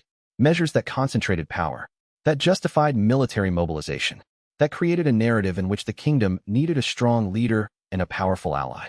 Measures that made Xianxia useful, grateful, indebted. The chess pieces were moving, and Xianxia was beginning to understand that the board was bigger than he'd thought. The Covenant didn't just infiltrate institutions, they built them. They created the conditions for their enemies to be born, guided those enemies into positions of apparent power, and then harvested the emotional energy generated when that power was revealed to be illusory. It was farming, not of crops or animals, but of hope. The most valuable commodity in the cultivation world, cultivated and harvested by an organization that had turned human optimism into an industrial resource. The recognition was sickening, but it was also clarifying, because once you understood the machine's design, you could begin to imagine how to break it. Chapter 67.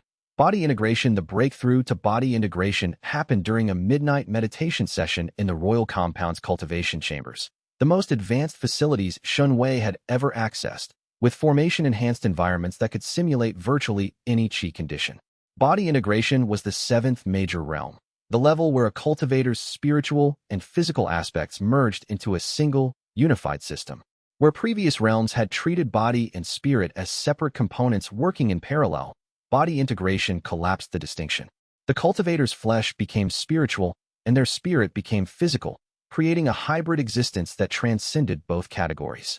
For most cultivators, the insight required was unity, the understanding that body and spirit were never truly separate, just different expressions of the same fundamental energy. For Xianxia, with his empathic root and his faceted core and his betrayal forge techniques, the insight was about integration of a different kind. 6 betrayals, 6 techniques. Each one had created a distinct energy pathway in his spiritual architecture. The hollow echo palm's warm amber, the severance thread's cold precision, the phantom archive step's mercurial fluidity, the grief lantern domain's bruised violet, the thousand faces smoky mirrors, and the abyssal ink chain's midnight darkness. 6 separate systems, each powerful, each born from a specific wound. He'd been using them in combination, but they'd never been truly integrated. They operated in parallel, sharing his chi reserves but maintaining separate identities. Body integration required him to merge them. The process was excruciating. Not physically. The chamber's formation environment managed the physical aspects with precision. But emotionally, each technique was a wound, and merging them meant experiencing all 6 betrayals simultaneously. Zhou Hao's poisoned friendship. Elder Fong Shu's commodification. Qin Bolan's calculated drainage. Duan Xueqing's hidden assignment. Lu Qingyin's divided loyalty. Old Man Su's century-long deception. 6 wounds, opened together, their combined pain flooding through his mirror heart root with a force that would have shattered a lesser spiritual foundation. But his root was restored. Lu Qingyin's pill had filled the cracks, and the new growth, the golden kintsugi of repaired trust, was stronger than the original material. The pain flowed through the root, was processed, and was transformed. Not into power, not this time, into understanding. Each betrayal had a lesson. Zhou Hao's, people who feel threatened will attack what threatens them. Fang Zhuo's, institutional power enables institutional evil. Qin Bolan's, self-interest is predictable and therefore manageable. Duan Xueqing's, genuine people can do genuine harm. Lu Qingyan's love and obligation are not the same, and confusing them causes both to suffer. Old Man Su's the deepest betrayals come from the deepest love. 6 lessons. 6 facets of a single truth. That trust was not the opposite of betrayal, but its prerequisite, and that the path to power was not through suffering alone, but through the understanding that suffering produced. The techniques merged. 6 distinct energy systems collapsed into a single, unified framework, an integrated spiritual architecture that used the emotional energy of betrayal not as fuel, but as structure. Each technique became a facet of a single, comprehensive capability that was greater than the sum of its parts. The empathic combat system, which had been a tactical framework for using the techniques in combination, became something deeper, an expression of Shun Wei's fundamental nature, as natural as breathing, as instinctive as the heart's rhythm. Body integration. Early stage. The breakthrough triggered the archive's most significant expansion yet. An entire new wing opened, not a hall or a sublevel but a wing, as large as the original library. The Vault of Covenant Records. The vault contained the Eternal Covenant's history, not the fragments and templates he'd accessed in the Hall of Broken Histories, but the complete, unredacted record of 10,000 years of institutional betrayal. Names, dates, operations, agents, targets, energy harvests, ritual preparations, and the detailed architecture of the Sage of Broken Oath's resurrection plan. The Sage had designed the archive to be both a weapon for its host and a monitoring device for the Covenant. Every host's experiences were recorded. Every technique's evolution was tracked. The archive was the Covenant's greatest intelligence asset, a device carried by the very person whose betrayals it was designed to engineer. Xianxia read the records with the cold clarity of someone who was beyond shock. He found the operational plans for every betrayal he'd experienced, not just the archive's probability field influence, but specific Covenant interventions that had pushed events toward betrayal at critical moments.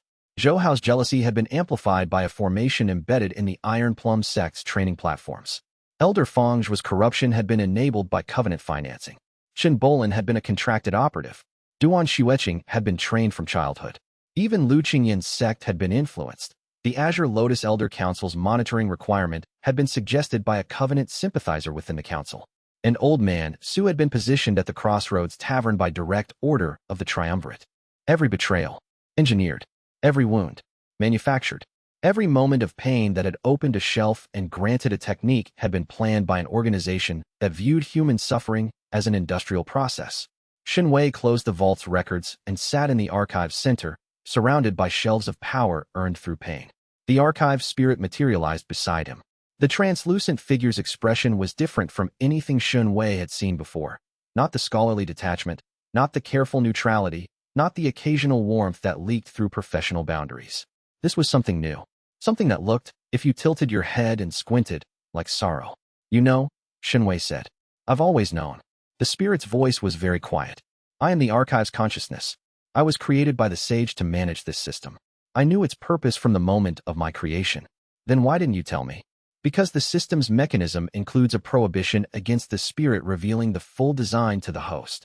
I couldn't tell you. The words would not form. The information would not transmit. It's a fail-safe designed by someone who anticipated that the spirit might develop sympathies. Have you developed sympathies? The spirit was silent for a long time. In the archive's timeless space, silence had weight. I have watched 17 hosts in 3,000 years, the spirit said finally. Each one suffered. Each one grew powerful. Each one was consumed by the system. Their bodies becoming vessels, their consciousness erased, their mirror heart roots shattered to make room for the Sage's return. 17 hosts. 17 lives ended in the service of a dead man's ambition. And you watched it happen. I watched. I could not intervene. I could not warn. I could not do anything except observe and catalog and maintain the system that destroyed them. The spirit's form flickered. You asked me once whether I had a preference for your outcome. I said no. I was lying. What's your preference? I want you to survive. I want you to be the host who breaks the cycle. I want the system that created me to end.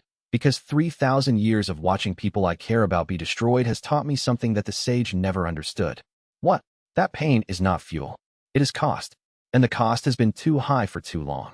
Xianxia absorbed this. The archive spirit, a being created to serve the system, had turned against its own purpose. Not through rebellion, but through the same mechanism that drove every other transformation in Xianxia's experience. The accumulation of understanding. The spirit understood suffering because it had observed it for 3 millennia. And understanding, as Shunwei was learning, was the one force that the sage's system could not control. He felt something that transcended anger. Resolve. Not the hot, reactive resolve of vengeance. The cold, architectural resolve of someone who understood the system completely and had decided, with absolute clarity, to dismantle it. Chapter 68. The Covenant's Grand Design. Shunwei shared the Vault's intelligence with his group over 3 days of intensive briefing sessions. The information was vast, and its implications were staggering. The Eternal Covenant had been engineering betrayals across the cultivation world for 10 millennia, harvesting the broken faith energy generated by each one and storing it in distributed reservoirs across the continent. The tournament formation had been the largest reservoir, but there were dozens of smaller ones, embedded in sect formation arrays, city infrastructure, trade routeway stations, and even in the natural formation patterns of certain geological features. The purpose of this energy was singular: the resurrection of the Sage of Broken Oaths. The Sage had died, or rather, his physical form had been destroyed, during a cataclysm that predated recorded cultivation history. But his consciousness had survived, fragmented across the dimensional fabric, and could be reconstituted if sufficient broken faith energy was gathered and directed through a specific ritual. The ritual required 3 components: the accumulated energy, gathered over millennia, a physical vessel, the archive's host, and a trigger mechanism, the host's complete betrayal. All 10 shelves opened, all emotional defenses shattered, the mirror heart root reduced to a conduit for the sage's consciousness. "I'm the vessel," Shunwei said. "That's why the archive bonds to hosts with mirror heart roots. That's why the betrayal mechanism exists. The system isn't designed to empower me, it's designed to break me.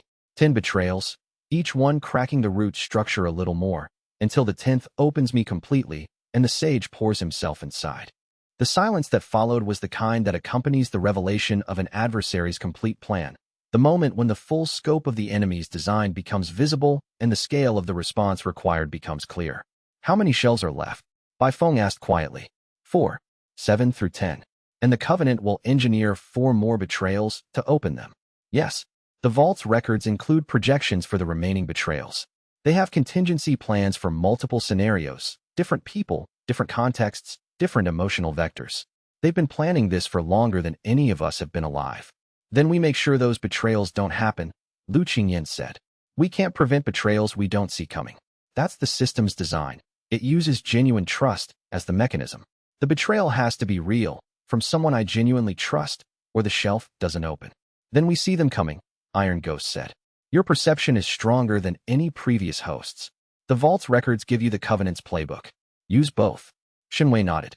"That's the plan. Know the enemy's moves before they make them, and choose how to respond rather than being forced into reactions."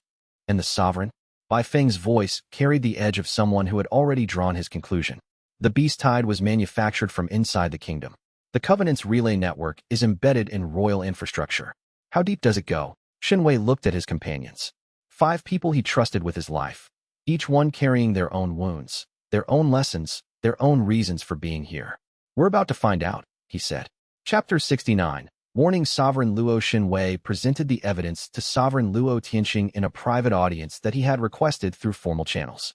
The evidence included the Beast Maddening Formation's remote activation through kingdom infrastructure, the Covenant relay network embedded in the royal formation system, and a selection of the Vault's records that documented the Covenant's historical infiltration of cultivation nations. He presented the evidence honestly, completely, and with the full knowledge that the Sovereign's reaction would tell him everything he needed to know. Sovereign Luo examined the evidence with the careful attention of a man who had ruled a nation for 40 years. His emotional signature, which Shunwei monitored with void refinement precision, displayed exactly the progression Shunwei expected: surprise, appropriate; concern, genuine; anger, visible; and determination, immediate. "This is deeply disturbing," the Sovereign said. "The Covenant has infiltrated our formation infrastructure. This represents a security breach of catastrophic proportions." "It does, Sovereign. I will order an immediate audit of all royal formations. The relay network will be identified and dismantled. Those responsible will be found and held accountable." The words were exactly right. The emotional signature was exactly right. The concern, the anger, the determination, all of it calibrated to produce the impression of a righteous ruler confronting an unexpected threat. All of it false. Not the words, the context. Shunwei's void refinement perception, enhanced by the mirror heart root's restored sensitivity, could see beneath the surface emotional display to the deeper architecture beneath. And what it found was not the pattern of genuine surprise. It was the pattern of performance. The emotional output of someone who already knew about the infiltration and was acting shocked for the benefit of an audience.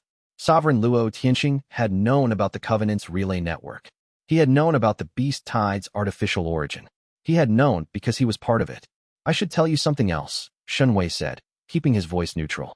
The Vault's records include a list of the Covenant's highest-ranking agents. People placed in positions of institutional power across the continent. I'd very much like to see that list. I'll compile it for you. Xianxia stood and bowed. Thank you for your attention, Sovereign.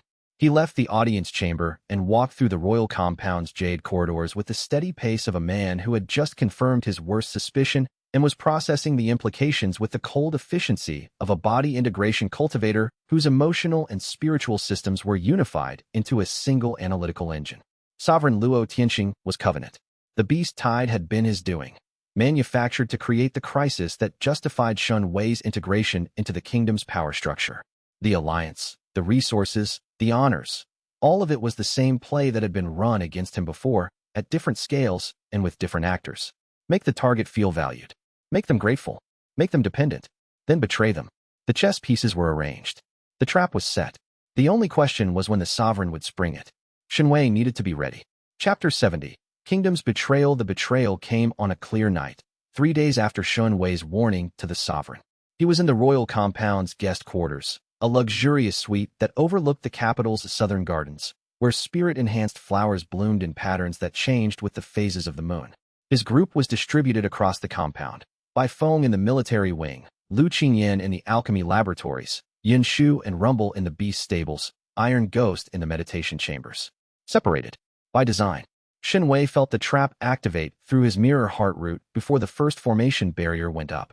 The emotional landscape of the royal compound shifted, the ambient warmth of a functioning palace replaced by the cold, coordinated precision of a military operation. Formation barriers erupted around each of his companions' locations simultaneously. Chi suppression fields activated. And the Royal Guard, 200 cultivators at core formation and above, led by 4 nascent soul commanders, materialized in the corridors with the organized efficiency of soldiers executing a pre-planned operation. Sovereign Luo Tianxing appeared in Xianxia's quarters via a spatial technique that bypassed the suite's formation defenses. He wore the crimson and gold of the Jade Throne's war regalia, and his Tribulation Transcendence cultivation base filled the room with a pressure that made the walls creak and the furniture shudder. "You saved my kingdom," the sovereign said. His voice carried genuine gratitude, the most authentic emotion Xianxia had ever read from him. The Beast Tide was manufactured. You were right about that. But the manufacture wasn't meant to destroy the kingdom. It was meant to test you, to measure your capabilities, and to create the circumstances that would bind you to me through obligations so deep that the betrayal would register at the highest possible tier. Your Covenant. I've been Covenant since before you were born. The Jade Throne Kingdom has been a Covenant asset for 300 years. Every sovereign in that time has served the Triumvirate's purpose. Luo Tianxing's expression was complex, not villainous triumph, but the weary pragmatism of a man who had accepted his role in a system too large to escape. Your archive holds the key to the sage's resurrection. The 7th shelf requires a betrayal from a figure of institutional power, a king, an emperor, a sovereign who was supposed to protect you. That's my function in the Covenant's plan. And if I detected the trap and refused to come to the kingdom, then the contingency would have been different. The Covenant has plans within plans within plans. They've had 10,000 years to develop them. The sovereign raised his palm. Tribulation Transcendence, Qi gathered, a shimmering haze of condensed power that could level buildings. I'm sorry. Genuinely. You're a remarkable young man. The world would be better with you in it. It still will be, Xianxia said. The 7th shelf cracked. Not from the sovereign's words. Not from the formation barriers, or the royal guard, or the overwhelming cultivation gap. The shelf cracked because Xianxia had trusted an institution, the Jade Throne Kingdom, its promises, its alliance, and the institution had been a trap from the beginning. The betrayal was not just personal. It was structural, systemic, the kind of betrayal that couldn't be prevented by reading emotional signatures, because the system itself was the betrayer. The karmic reversal scripture flooded through Xianxia's meridians. It was unlike any previous technique. Where the others had been tools, weapons, defenses, movement techniques, the scripture was a law. a rewriting of the local rules of reality that temporarily reversed cause and effect within a defined area. Attack and be attacked. Strike and be struck. Every action directed against Xianxia would, for the duration of the scripture's activation, be reflected back upon the actor with perfect fidelity. Sovereign Luo's palm strike launched. Tribulation transcendence force, enough to shatter a mountain, crossed the room and hit Xianxia squarely in the chest. And the same force, at the same instant, appeared in Sovereign Luo's chest. Not reflected, not the hollow echo palm's redirection, which was physical and could be countered. Reversed. The effect preceding the cause. The sovereign's own attack manifesting against him before it reached its target. Luo Tianxing staggered. Blood erupted from his mouth. The formation circuits on his war regalia cracked. What, he gasped. The karmic reversal scripture, Xianxia said. Your own power is now your enemy. Chapter 71. Karmic reversal scripture. The royal guard attacked next. 200 cultivators, led by 4 nascent soul commanders, flooding into the suite with coordinated aggression that spoke of months of tactical planning. The karmic reversal scripture didn't distinguish between attackers. Every chi technique, every physical strike, every formation-enhanced assault directed at Xianxia was reversed upon the attacker. The guard's own power became the weapon that defeated them. The first wave fell in seconds. Core formation guards who launched chi blasts found those blasts erupting from their own palms, turning inward. Nascent soul commanders who swung formation-enhanced weapons found the weapons turning in their grips, attacking the hands that held them. Chaos erupted. The royal guard, trained for organized combat, had no protocol for fighting an opponent whose defense was their own offense. The more aggressively they attacked, the more devastatingly they defeated themselves. Sovereign Luo recovered. The Tribulation Transcendence Cultivator's reserves were vast enough to absorb the reversed strike's damage, and his experience was deep enough to recognize the technique's operating principle. Karmic reversal, he said, wiping blood from his chin with the back of his hand. A technique that makes attack self-defeating. Elegant. The Covenant's records mentioned this possibility. Then the records also mentioned that direct assault is pointless. They did. The Sovereign's emotional signature shifted, not to fury, but to something more dangerous, calculation. They also mentioned alternatives. The Sovereign didn't attack. Instead, he activated the Royal Compound's formation array, the massive defensive infrastructure that protected the entire capital. The array didn't target Xianxia. It targeted the formation barriers around his companions. The barriers contracted. Chi suppression intensified. Through the sworn brotherhood bond, Xianxia felt Baifeng's spiritual pressure being crushed. Through his expanded perception, he felt Lu Qingyin's alchemical chi being suppressed, Iron Ghost's meditation disrupted, Yun Shu's bond with Rumble being jammed. The scripture reverses direct attacks, the Sovereign said. It doesn't reverse harm directed at others. Surrender, and your companions are released. Resist, and I compress the barriers until their cultivation bases are permanently damaged. Leverage, the Sovereign's preferred tool. The same tool every enemy had used against him. Find what he cared about and threaten it. Xianxia stood in the ruins of the guest suite, surrounded by fallen guards, the karmic reversal scripture humming through his meridians, and faced the calculation. He couldn't save his companions and fight the Sovereign simultaneously. The scripture required concentration to maintain, and diverting his attention to dismantling formation barriers would create openings that a Tribulation Transcendence cultivator would exploit instantly. But the Sovereign had made an assumption. He assumed Xianxia was the only member of the group capable of breaking formation barriers. In the alchemy laboratory, Lu Qingyin pulled a jade vial from her storage ring. The formation-dissolving compound she'd developed during their campaign against the Crimson Fang, improved and concentrated during her time in the kingdom's laboratories. The compound ate through the suppression barrier in 4 seconds. In the military wing, Baifeng drew his sword and cut. Not with chi, with intent. Pure sword intent, the philosophical essence of a blade's purpose, which existed in a category that formation barriers couldn't suppress because it wasn't spiritual energy. It was understanding. The barrier shattered. In the meditation chambers, Iron Ghost stood up. His body integration cultivation, which internalized spiritual energy into physical form, was partially resistant to chi suppression. He wasn't at full power, but he had enough. He walked through the barrier the way a mountain walks through weather, slowly, irresistibly, and without acknowledging the barrier's right to exist. In the beast stables, Rumble roared. The Thunder Ridge Tiger's electrical chi overloaded the suppression formation circuits, creating a cascade failure that freed both beast and tamer. 5 companions, freed simultaneously. 5 messages transmitted through the Brotherhood bond and the group's informal communication network. We're out. Coming to you. Sovereign Luo felt the barriers collapse. His emotional signature registered surprise, genuine surprise, the first authentic reaction Xianxia had seen from him. Your companions are more capable than our assessments indicated, the sovereign said. Your assessments were based on Covenant data. The Covenant's understanding of human capability is limited by their assumption that people are fundamentally self-interested. My companions aren't. Xianxia deactivated the karmic reversal scripture and activated the phantom archive step. 12 afterimages filled the suite, each one running in a different direction. The real Xianxia moved toward the corridor, toward his companions, toward the door. Behind him, Sovereign Luo made his calculation. Pursue, and risk the karmic reversal reactivating. Let them go, and lose the Covenant's carefully engineered seventh betrayal. The calculation resolved. The betrayal was already registered. The shelf was already open. The damage was done. Go, the Sovereign said. His voice was tired. The particular weariness of someone who had done something they knew was wrong and was ready for the consequences, but not for the loneliness that followed. The Covenant's purpose has been served. The seventh shelf is open. My role in the design is complete. Was any of it real? Xianxia asked. The alliance. The resources. The support against the Covenant. Was any of it genuine? The Sovereign was silent for a long moment. His emotional signature, which had been the controlled performance of a politician throughout their entire acquaintance, cracked. The beast tide killed 347 of my citizens, Luo Tianxing said.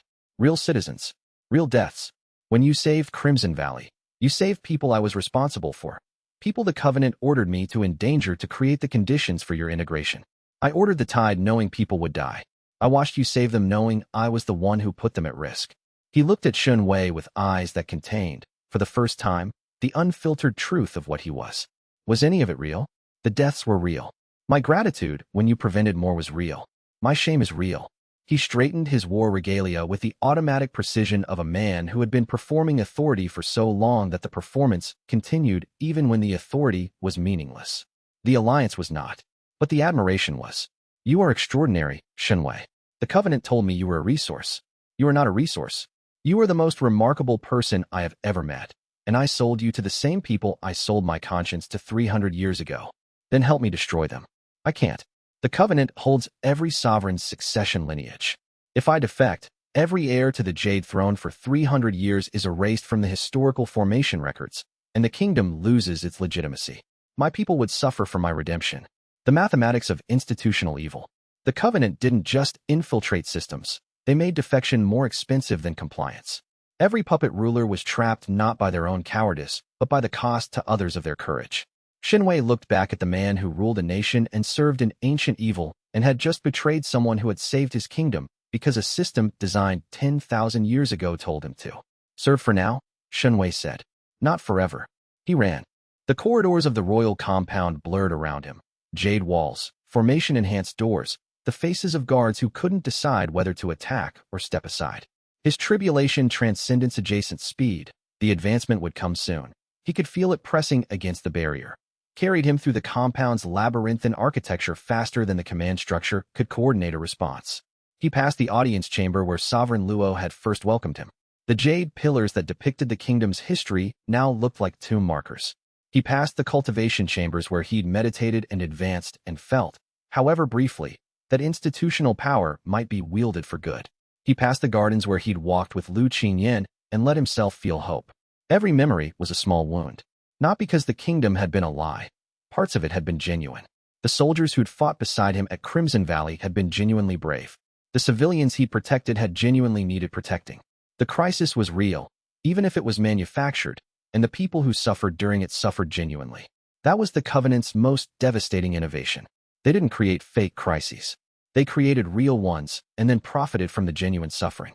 The beast tide had killed people, with real families, whose deaths were no less real for having been engineered. Xianxia filed this alongside every other lesson the cultivation world had taught him. Institutions could be weaponized. Authority could be corrupted. And the only reliable protection against systemic betrayal was the bonds between individual people who chose each other not because they were obligated, but because they cared. He reached the southern gate. Chapter 72, Flight and Fury. The escape from the Jade Throne Kingdom was a running battle that covered 12 kilometers and lasted 3 hours.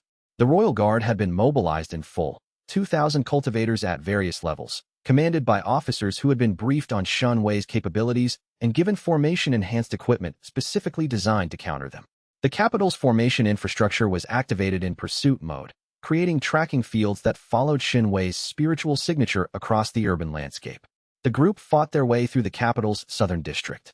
Xianxia's karmic reversal scripture made direct confrontation suicidal for the pursuers, but the guard adapted. They stopped attacking him directly and instead targeted the buildings around him, collapsing structures to create barriers, flooding streets with formation-generated obstacles, and herding the group toward kill zones where indirect force could be used without triggering the scripture's reversal. Baifeng cut through the obstacles with sword intent that shattered stone and bent metal. Lu Qingyan deployed alchemical countermeasures, smoke compounds that disrupted formation targeting, flash pills that blinded pursuing cultivators, and in one memorable instance, a compound that turned an entire street's paving stones into a frictionless surface that sent a platoon of royal guards sliding into a canal. Iron Ghost served as the rear guard, his body integration cultivation absorbing the indirect attacks that the guard deployed, falling debris, formation-generated pressure waves, and the occasional direct assault from officers brave or stupid enough to test the karmic reversal scripture's limitations firsthand. They discovered that the scripture's scope included anyone whose hostile intent was directed at Xianxia, regardless of whether the attack was direct or indirect. Yunshu and Rumble took to the rooftops. The Thunder Ridge Tiger's massive form leaping between buildings was terrifying to the guards below and exhilarating to Yunshu, who directed the beast with the gleeful precision of someone who had been waiting for an excuse to let Rumble off the leash. They broke through the southern wall's formation barrier using a combined technique. Xianxia's severance threads cut the barrier's anchor nodes, while the Thousand Faces copied the barrier's own architecture, creating a counter-formation that neutralized the original. The barrier collapsed, and the group surged through the gap into the open countryside. The pursuit continued, but without the urban infrastructure to exploit, the Royal Guard's advantages diminished rapidly. Xianxia's Grief Lantern domain expanded to maximum range, pressing emotional suppression onto the pursuing forces and degrading their coordination. The Phantom Archive step created a trail of afterimages that split the pursuit into a dozen directions, each chasing phantoms while the real group moved south. By the third hour, they'd opened enough distance for Xianxia's domain to break the tracking formations. The Royal Guard fell behind, and the pursuit transitioned from active chase to passive monitoring. They ran until the kingdom's territory ended and the neutral borderlands began. Then they ran some more, because trust in political boundaries was the kind of luxury they couldn't afford. In a cave on a mountainside overlooking the kingdom's distant walls, they stopped. Baifeng collapsed against the cave's wall, his sword arm trembling from the extended combat. Lu Qingyan immediately began producing recovery pills, her hands steady despite the exhaustion visible in every line of her face. Yunshu lay on Rumble's side, the girl and the beast breathing in synchronized recovery. Iron Ghost sat in the cave mouth, watching the approach for pursuers, his posture making it clear that he would remain on guard until specifically told otherwise. And Xianxia sat in the cave's center and felt the weight of the seventh betrayal settling into his cultivation base, like lead settling in water. Body integration middle stage. The advancement had happened during the chase, powered by the intense combat and the karmic reversal scripture's constant activation. He was growing faster than ever, each betrayal accelerating his cultivation with the compound interest of accumulated archive power. The vault of Covenant records had expanded again, revealing additional intelligence about the triumvirate's structure and their remaining plans. The picture was becoming clearer with each opened shelf, and what it showed was simultaneously encouraging and terrifying. The Covenant had 3 Dao ancestors. The archive's host, Xianxia, had 7 techniques, and 4 shells remained, meaning 4 more betrayals were planned. The Covenant's remaining playbook included betrayals from increasingly intimate sources. The 7th had been institutional. The 8th would be personal, from someone close. The 9th would be devastating, from someone beloved. And the 10th, the final shelf, was the trigger, the betrayal that would shatter the mirror heart root and open Xianxia's consciousness to the sage's resurrection. For more betrayals. For more opportunities for the Covenant to finish what they'd started. Unless Xianxia could change the rules of the game. Chapter 73, Baifeng's growing darkness. The changes in Baifeng began subtly. So subtly that even Xianxia's void refinement perception almost missed them. It started with the sword. During their escape from the Jade Throne Kingdom, Baifeng had acquired a new weapon from a fallen Royal Guard commander, a sword of black iron inscribed with characters that glowed with a faint crimson light when she was channeled through the blade. The sword was exceptional, sharper than his previous weapon, more responsive to sword intent, and capable of cutting through formation barriers that standard weapons couldn't scratch. It was also Xianxia's mirror heart root detected with growing concern, whispering, not audibly, not in any language. But the sword emitted a constant, subperceptual frequency of spiritual communication that bypassed normal hearing and went directly into the wielder's subconscious. The messages were too faint for Xianxia to decode at distance, but their emotional content was clear: dissatisfaction, comparison, and the particular breed of inadequacy that comes from measuring yourself against someone you love and finding yourself wanting. Bai Feng's emotional signature began to change. The bright, fierce clarity that had been his defining quality developed shadows, moments of darkness that flickered through his consciousness like clouds across the sun. They were brief at first, barely detectable, but they grew, each day adding another layer of shadow to a personality that had been, until the cursed sword, entirely made of light. He compared himself to Xianxia, not consciously. Bai Feng's conscious mind was still loyal, still loving, still the fierce protector who had sworn brotherhood. But the subconscious comparisons that the sword encouraged were corrosive, Xianxia's techniques, growing more powerful with each betrayal. Xianxia's cultivation, advancing faster than Bai Feng's despite their similar starting points. Xianxia's role as the group's leader, the one whose decisions shaped everyone's fate. The jealousy wasn't natural. It was manufactured, planted by the cursed sword, nurtured by the Covenant's whispered manipulations, and directed at the specific emotional fault line that existed in every relationship between people of different power levels. Xianxia noticed. He noticed the first shadow on the third day after their escape. He noticed the second on the fifth. By the end of the first week, he could see the pattern as clearly as formation inscriptions on white stone. He didn't confront it immediately. Confrontation would force the issue into the open before Bai Feng's conscious mind was ready to process it, and premature confrontation risked pushing his sworn brother toward the very outcome the Covenant wanted. Instead, he watched. He waited. And he hoped, against the evidence of 6 previous betrayals and the archive's millennia of recorded patterns, that love could outlast manipulation. The hope was genuine. It was also, he acknowledged with the painful honesty that had become his defining characteristic, potentially naive. But naivety in the service of love was a risk he was willing to take. He approached the subject once, indirectly, during a sparring session. "The sword is affecting you," he said, blocking a combination that was technically brilliant but emotionally dissonant. Bai Feng's body executing moves that his spirit didn't fully endorse. "The sword is making me better. The sword is making you faster." That's not the same thing. Bai Feng disengaged, his face flushed with exertion and something less healthy. "Better, faster, the result is the same. The Covenant isn't going to be impressed by my emotional maturity. They're going to be impressed by my sword cutting through their defenses. And when the sword cuts through things it shouldn't." The silence that followed was dense with unspoken things. Bai Feng's emotional signature churned, the darkness flaring in response to the challenge, the sword's whispers louder when its influence was questioned. "I know what I'm doing," Bai Feng said finally. Xianxia let it go. Pushing harder would trigger the sword's defensive mechanisms, which would intensify the corruption to protect itself. The cursed weapon was sophisticated. It understood that its influence worked best when its host believed the changes were natural, and it responded to external challenges by making the host more resistant to doubt. The only person who could break the sword's hold was Bai Feng himself, and the only thing that could motivate that break was a crisis severe enough to force him to confront what the sword had done to him. Xianxia prayed the crisis wouldn't be catastrophic. It would be. Chapter 74. The Covenant's Triumvirate. The intelligence from the vault of Covenant records revealed the triumvirate of broken faith in devastating detail. 3 Tao ancestors. The highest cultivation level that any currently living being had achieved. Each one was a being of such power that the word cultivator felt insufficient. They had transcended normal cultivation to become something closer to forces of nature, their influence extending across the continent not through direct action, but through the accumulated weight of 10,000 years of institutional momentum. Patriarch Void Lament was the eldest. His cultivation focused on spatial manipulation, the ability to fold, compress, and restructure the fabric of reality itself.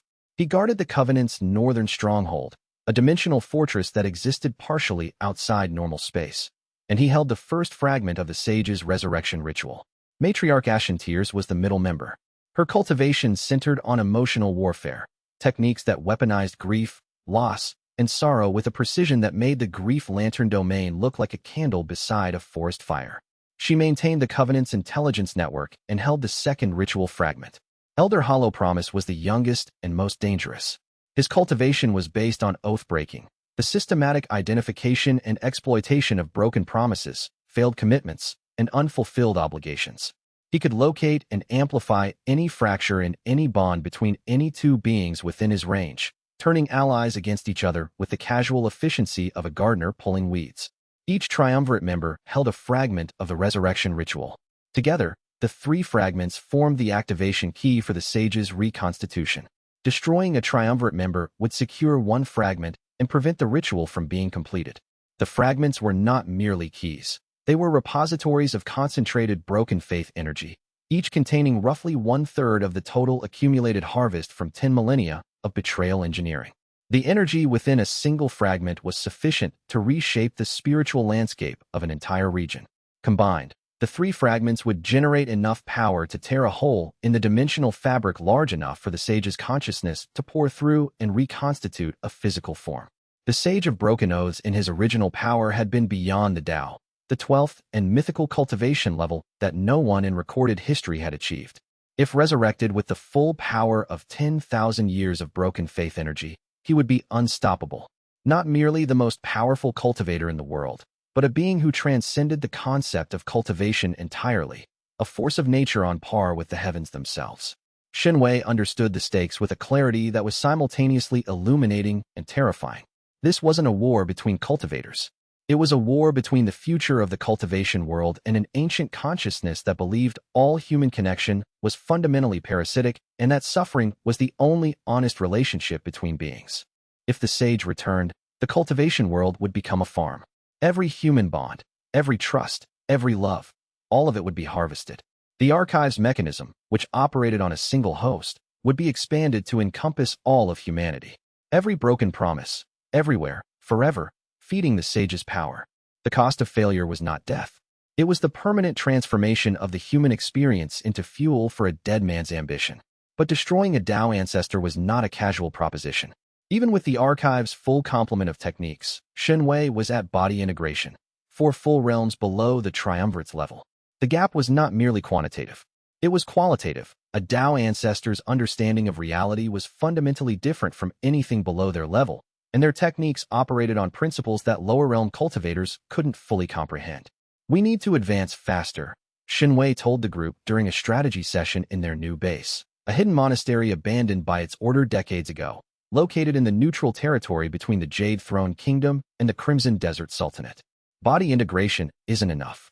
I need to reach Tribulation Transcendence minimum before we assault the first stronghold." "That's a 2-realm gap," Lu Qingyan observed. "Even with the archive's acceleration, that kind of advancement typically takes years. We don't have years. The Covenant's plans are accelerating. With the tournament formation destroyed and Sovereign Luo's betrayal completed, they'll adjust their timeline. The remaining betrayals, the 8th, 9th, and 10th, will be engineered within months, not years." "Then we strike first," Bai Feng said.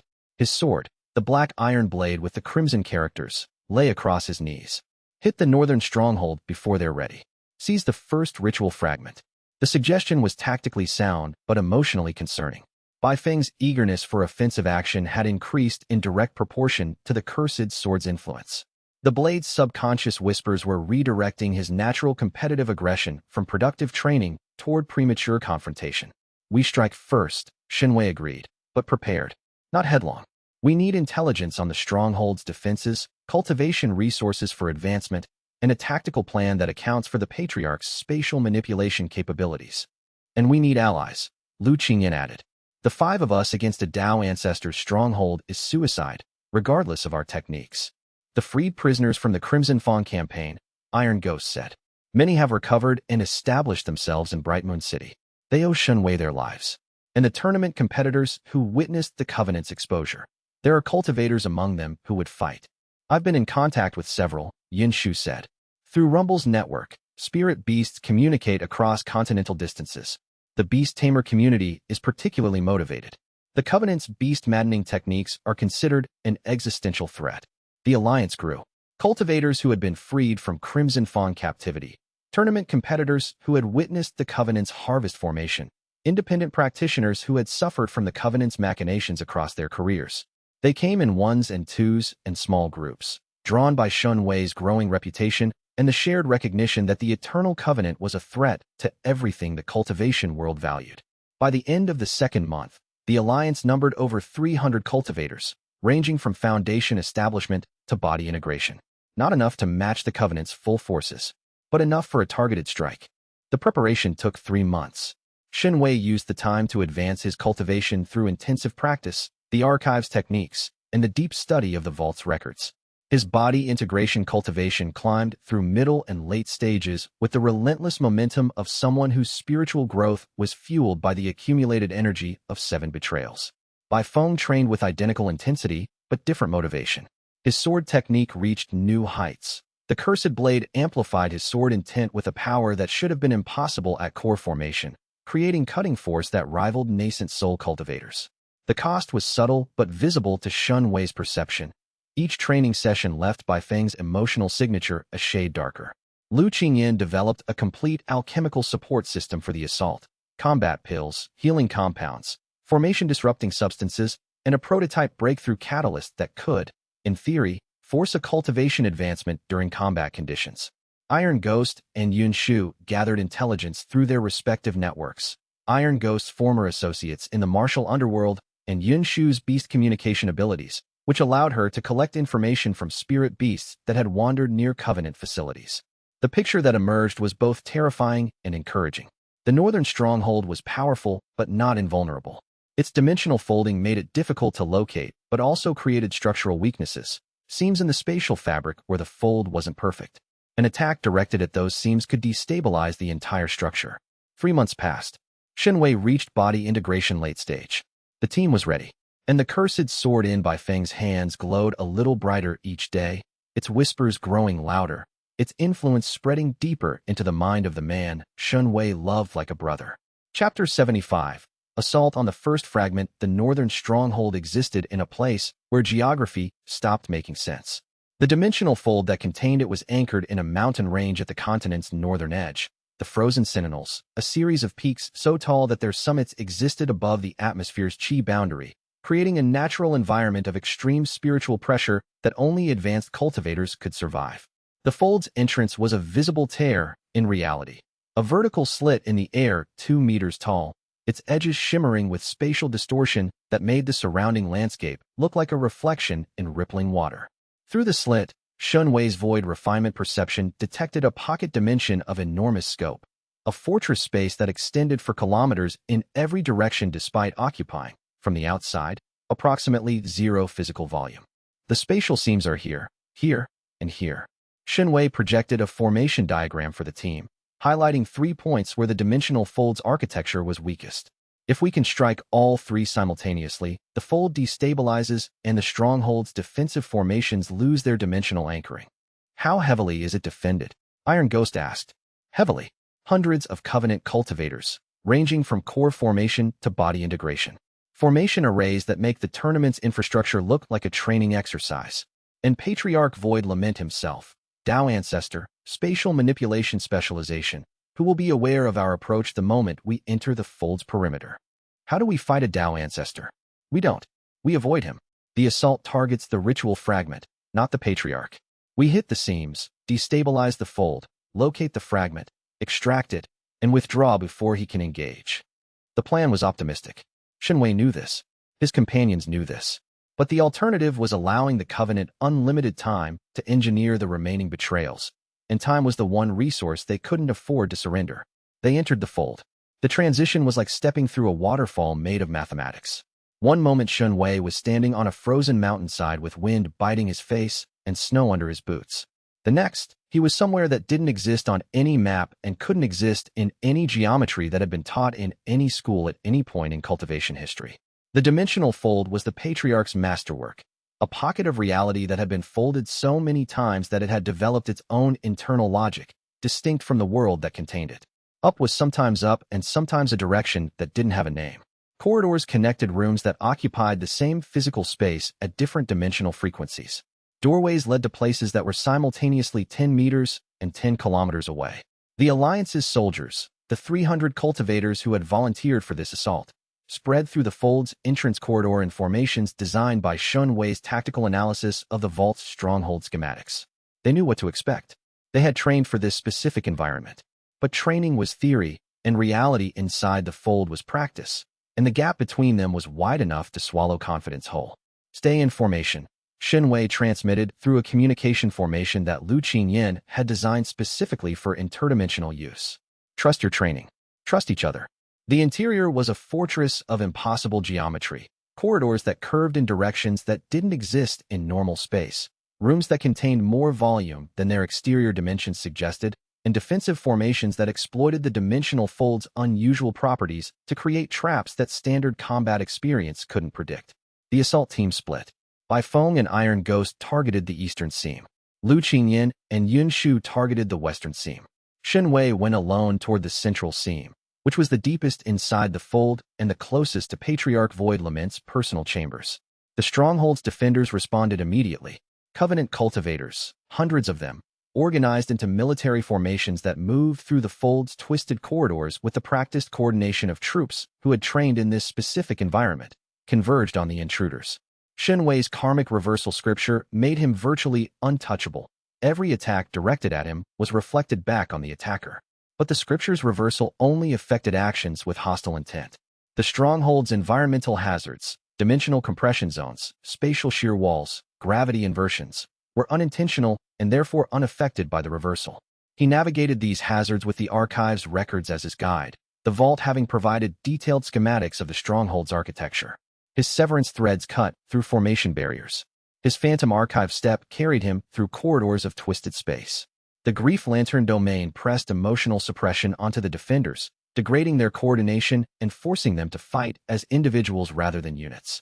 At body integration late stage, his cultivation was insufficient for direct confrontation with the stronghold's senior defenders, body integration and tribulation transcendence cultivators whose power exceeded his own. But his techniques compensated. The hollow echo palm turned their own attacks into his weapons. The Thousand Faces copied their formation techniques and deployed counterformations. The abyssal ink chains bound those whose history of broken oaths gave the technique purchase. He reached the central seam. The spatial fabric here was thin. He could see through it, like looking through ice, to the normal world beyond the fold. The seam's weakness was a point where two layers of dimensional compression overlapped imperfectly, creating a stress fracture in the spatial architecture. Xianxia extended his severance threads into the fracture and began cutting. The fold shuddered. The walls of the stronghold flexed, not visually, but spatially, the dimensions themselves stretching and contracting as the fold's integrity was compromised. And Patriarch Void Lament noticed. Chapter 76. Bai Feng's betrayal. Xianxia felt the Patriarch's attention land on him like the pressure of a collapsing star. Dao Ancestor. Spatial manipulation. The Patriarch's perception didn't just find Xianxia. It found every molecule of his body, every chi particle in his cultivation base, every thread of spiritual energy in his techniques. The detection was absolute, comprehensive, and intimate in a way that normal spiritual perception couldn't achieve. "You're in my house," a voice said. It came from everywhere, from the walls, the floor, the air, the fold itself. The voice was old, not the age of decades, but the age of epochs. A voice that had been speaking for so long that it had worn grooves in reality, the way a river wears grooves in stone. "And you're in my way," Xianxia replied. The Patriarch didn't attack directly. He manipulated the fold. The corridor around Xianxia twisted, compressing, trying to fold the space containing his body into a volume too small to sustain existence. It was the spatial equivalent of being crushed by a giant's fist, not physical force, but the removal of the space in which he existed. Xianxia activated the karmic reversal scripture. The spatial compression reversed. The fold that had been contracting around him now contracted around the point of origin, and somewhere in the stronghold, a corridor that had been wide enough for 10 cultivators abreast became a tube too narrow for a hand. "Interesting," the Patriarch said. "You reverse cause and effect. An old technique, the sage's original design. But reversal has limits." The Patriarch attacked again, not with spatial compression but with spatial disconnection. He simply removed the space connecting Xianxia to the seam he'd been cutting, inserting a dimensional gap that couldn't be crossed by physical means. The karmic reversal scripture couldn't reverse disconnection. There was no cause to reverse, only an absence. Xianxia was stranded in a corridor that no longer connected to anything. He needed the seam cut. His severance threads were 10 meters short. The Brotherhood bond hummed. Bai Feng appeared. Not through the corridor, through the dimensional gap itself, his cursed sword cutting through the spatial disconnection with an edge that shouldn't have been able to affect dimensional fabric. The black iron blade's crimson characters blazed as it carved a path through void, and Bai Feng stepped through with the fierce grin of a sword cultivator who had just accomplished something impossible. Cut the seam, Xianxia shouted. I'll hold the patriarch. Bai Feng's sword descended toward the central seam's stress fracture. The blade, empowered by intent and the cursed weapon's unnatural sharpness, bit into the spatial fabric. And stopped. Bai Feng's face changed. The grin remained, but it was no longer the grin of a brother coming to help. It was the grin of a man whose inner darkness had finally reached the surface, pushed there by months of subconscious whispers, years of competitive jealousy, and the final, devastating manipulation of an organization that had been engineering this moment since before the tournament. The cursed sword's crimson characters blazed with full power, and Bai Feng turned the blade toward Xianxia. I'm sorry, Bai Feng said, and the apology was genuine. The part of him that was still the man who'd sworn brotherhood weeping even as the part that had been corrupted drove the sword forward. I can't stop it. The sword, the whispers, they've been in my head for months, telling me I'll never match you, that you'll always be stronger, that the only way to prove myself. The blade swung, not at Xianxia's body, at his spiritual root, a strike designed by someone who understood the archive's mechanism and knew that a devastating blow to the root from a sworn brother would generate the most intense betrayal energy possible. The eighth shelf shattered. Xianxia felt it, the agony of his sworn brother's blade cutting toward the center of his being. The betrayal was the worst he'd experienced, not because of the physical danger, because he could feel, through the brotherhood bond, that Bai Feng's love was still there, still present, still genuine. The corruption hadn't destroyed the love, it had weaponized it. Bai Feng was attacking because he loved Xianxia and couldn't bear the perceived distance between them, and the sword had transformed that love into violence. Power erupted from the eighth shelf, not cold, not warm, not any temperature that physical senses could register. This was fire, black fire, fire that burned with an intensity that had nothing to do with heat and everything to do with broken oaths, shattered bonds, and the specific, devastating fury that comes from being wounded by the person you trusted most. The Ashen Covenant Flame. Chapter 77. Ashen Covenant Flame. The technique announced itself not with power, but with purpose. Where every previous archive technique had felt like a tool, something external integrated into his cultivation system, the Ashen Covenant Flame felt like something that had always existed inside him and was only now being given permission to manifest. It was the concentrated essence of every broken oath Xianxia had witnessed and experienced. The warmth of Zhou Hao's false brotherhood combusted.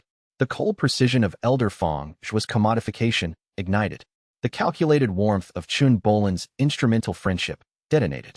Every broken promise, every violated trust, every moment when someone chose their own advantage over their commitment to another, all of it, compressed and transformed into flame that burned with a darkness so complete it seemed to consume light rather than produce it. The fire wasn't hot in the conventional sense. It was righteous. It burned with the specific, discriminating fury of a mechanism designed to identify and destroy broken faith wherever it existed. The flame could tell the difference between an oath broken through malice and one broken through circumstance, between a promise violated with intent and one abandoned through inability. It did not discriminate in its identification, it found everything. But the intensity of its burn was proportional to the deliberateness of the breaking. Against Bai Feng's cursed sword, an artifact literally constructed from broken oaths, each crimson character an inscription of violated trust. The flame was nuclear. The black fire erupted from Xianxia's hands, his eyes, his skin. It wrapped around him in a cocoon of dark radiance that pressed against the dimensional fold's spatial fabric and made it scream. A sound that existed in no audible frequency, but that every cultivator in the stronghold felt in the marrow of their bones. The Ashen Covenant Flame burned against oathbreakers. That was its fundamental property, fire that intensified in proportion to the target's broken promises. Against someone with no broken oaths, it was merely hot. Against someone who had shattered a blood oath of brotherhood, Bai Feng screamed. The black fire engulfed the cursed sword first. The crimson characters, inscriptions of covenant manipulation, each one a broken promise encoded in spiritual metal, ignited with the ashen flame's fury. The sword melted. Not gradually, instantly. The metal liquefied and evaporated, the covenant's corruption burning away in a conflagration that left nothing but ash. The fire reached for Bai Feng. It found the broken brotherhood oath, The words, "Your enemies are my enemies. Your path is my path." This bond endures until the stars forget to burn. And it burned along the fracture lines of that broken oath with surgical precision. Baifeng screamed again. The corruption was burning out of him. The months of subconscious whispers, the implanted jealousy, the artificial darkness, all of it catching the ashen flame's attention and being incinerated. But the process was agonizing, because the corruption had woven itself into his emotional architecture so deeply that removing it required burning parts of his mind. Xianxia reached through the fire, reached through his own rage and pain and the eighth technique's devastating fury, reached for the brotherhood bond, which was damaged but not destroyed, and poured healing intent through it. The fire responded to his intent. It modulated, burning hotter against the corruption, gentler against the man beneath. The distinction was difficult to maintain. The technique wanted to burn everything. The covenant's oath-breaking was entwined with Baifeng's genuine emotions, and separating them required a precision that the technique wasn't designed for. But Xianxia's empathic core was. The body integration breakthrough had unified his techniques into a single system, and that system could direct the ashen flame with the emotional granularity that his mirror heart root provided. He targeted the corruption and shielded the person. Baifeng collapsed. The fire receded. The cursed sword was gone. Nothing remained but a smear of ash on the dimensional floor. His sworn brother lay unconscious, his spiritual signature damaged but fundamentally intact. The corruption was gone. The jealousy, the darkness, the covenant's whispers, all burned away, leaving behind the raw, unprotected emotional landscape of a man who had been manipulated into betraying the person he loved most. Xianxia knelt beside him. The ashen covenant flame flickered around his hands, gentling at his conscious direction until it was barely a shimmer of dark light. "I'm going to finish this," he said to Baifeng's unconscious form. "And when you wake up, we're going to have a conversation about accepting gifts from strangers." He stood. The ashen covenant flame flickered around his shoulders like a mantle of dark light, and the dimensional fold's corridors stretched before him. Twisted, impossible, and full of enemies who had 10,000 years of broken oaths burning in their spiritual histories. The Alliance forces were fighting throughout the stronghold. He could feel their combat through his expanded perception, each engagement a bright point of violence in the fold's distorted geography. Iron Ghost held a junction point against 12 Covenant body integration cultivators, his mountain steady presence refusing to yield a single meter. Lu Qingyan had established a field medical station in a secured corridor, her pills and formations keeping wounded Alliance members alive. Yunshu and Rumble were wreaking havoc in the eastern section, the Thunder Beast's electrical chi overloading formation after formation. They were winning. Not easily, not cleanly, but winning. The Alliance's preparation and Xianxia's tactical intelligence giving them an edge that the stronghold's defenders, accustomed to operating from a position of institutional superiority, couldn't compensate for. But the Patriarch was still alive, still in the stronghold's center, still capable of ending the assault with a single application of Dao Ancestor spatial manipulation. Xianxia walked toward the center of the fold. The ashen covenant flame burned the way ahead clear, every formation barrier dissolving on contact, every covenant defender who had broken an oath in their life, which was all of them, recoiling from the fire's discriminating heat. Chapter 78, Fall of Patriarch Void Lament. The Patriarch was waiting. Xianxia found him in the stronghold's central chamber, a vast space that existed in a dimensional configuration that normal geometry couldn't describe. The Patriarch sat cross-legged on a platform of compressed space, his form both ancient and ageless, his spiritual presence filling the chamber with the weight of a being who had transcended normal existence. "Your brother's betrayal was adequate," the Patriarch said. "The 8th shelf is open. 2 more, and the sage returns. 2 more betrayals from people I trust." Xianxia's voice was steady. "That assumes I let you engineer them. You can't stop what's already in motion." The Patriarch rose. His Dao Ancestor cultivation unfolded like a dimension expanding, not just spiritual pressure, but spatial reality bending around his form, the chamber itself rearranging to accommodate his power. The 9th and 10th betrayals are already designed. The subjects are already in position. The mechanism is already turning. Then I'll break the mechanism. Xianxia attacked. 8 techniques, deployed simultaneously through the body integration's unified system. The grief lantern domain filled the chamber with emotional force. Phantom Archive Step created a cloud of afterimages. Hollow Echo Palm stood ready to redirect. Severance threads targeted the dimensional fold's remaining seam points. The 1,000 faces copied the Patriarch's spatial techniques in real time. Abyssal ink chains sought the patriarch's broken oaths. Karmic reversal scripture reversed cause and effect, and the Ashen Covenant flame wrapped every technique in black fire that burned against oath breakers. The combination was unprecedented. No archive host in 3,000 years had deployed all available techniques simultaneously with this level of integration. The unified system multiplied each technique's effectiveness by the others, creating a combat output that exceeded the sum of its parts by orders of magnitude. Patriarch Void Lament, Tao Ancestor, found himself facing something that his millennia of experience had not prepared him for, a body integration cultivator who fought like a force of nature. The battle tore the dimensional fold apart. Spatial fabric shredded as Xianxia's severance threads cut through the Patriarch's manipulations. Reversed cause and effect created paradoxes that the fold's architecture couldn't process. The ashen flame burned through the Patriarch's spatial defenses, finding the broken oaths in his 10,000-year history and using them as kindling. The Patriarch was powerful, immensely, cosmically powerful. His spatial techniques could have ended the fight instantly against any normal opponent, folding Xianxia into a dimension too small for existence, disconnecting his body's spatial coordinates, or simply removing the space in which his techniques operated. But every technique the Patriarch deployed was either reversed by the scripture, copied and countered by the Thousand Faces, or burned through by the ashen flame. The Archive's 8 techniques, designed by a being who had understood the Tao of betrayal at a level that transcended mortal comprehension, were purpose-built to fight the Covenant's leadership. The Patriarch realized this. His emotional signature, which Xianxia could read even at this level, shifted from confidence to alarm to something Xianxia had never expected to see in a Tao ancestor. Fear. Xianxia pressed the attack. Every technique at maximum output. Every ounce of qi from his body integration cultivation base channeled through the unified system.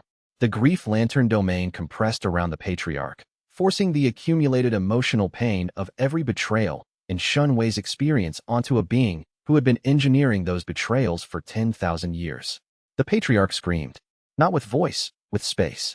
The dimensional fold convulsed as his spatial control broke, the stronghold's architecture collapsing inward as its creator lost the focus needed to maintain it.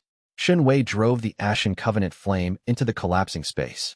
The black fire found 10 millennia of broken oaths, promises made to disciples, allies, nations, and individuals across 1,000 generations, and burned them all.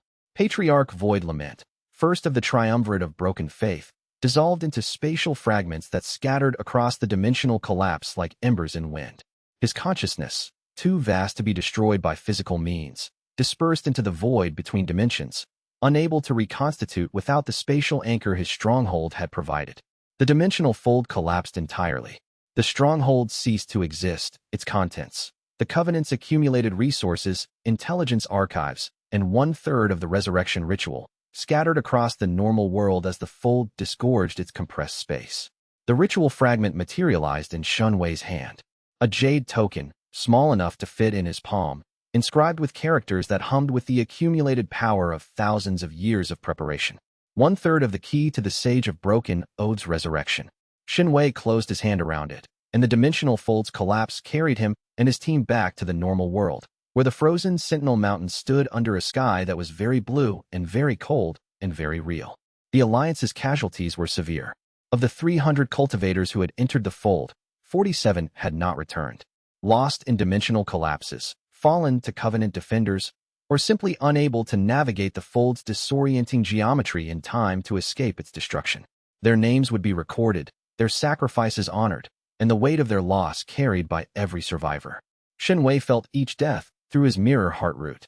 47 emotional signatures that had been alive and bright and full of purpose, extinguished in the service of a war against an enemy that had been consuming lives for 10 millennia. Each extinction was a small wound that his empathic core absorbed and processed, and added to the growing weight of understanding that defined his path. The cost was real. The price was paid in lives that would never be recovered.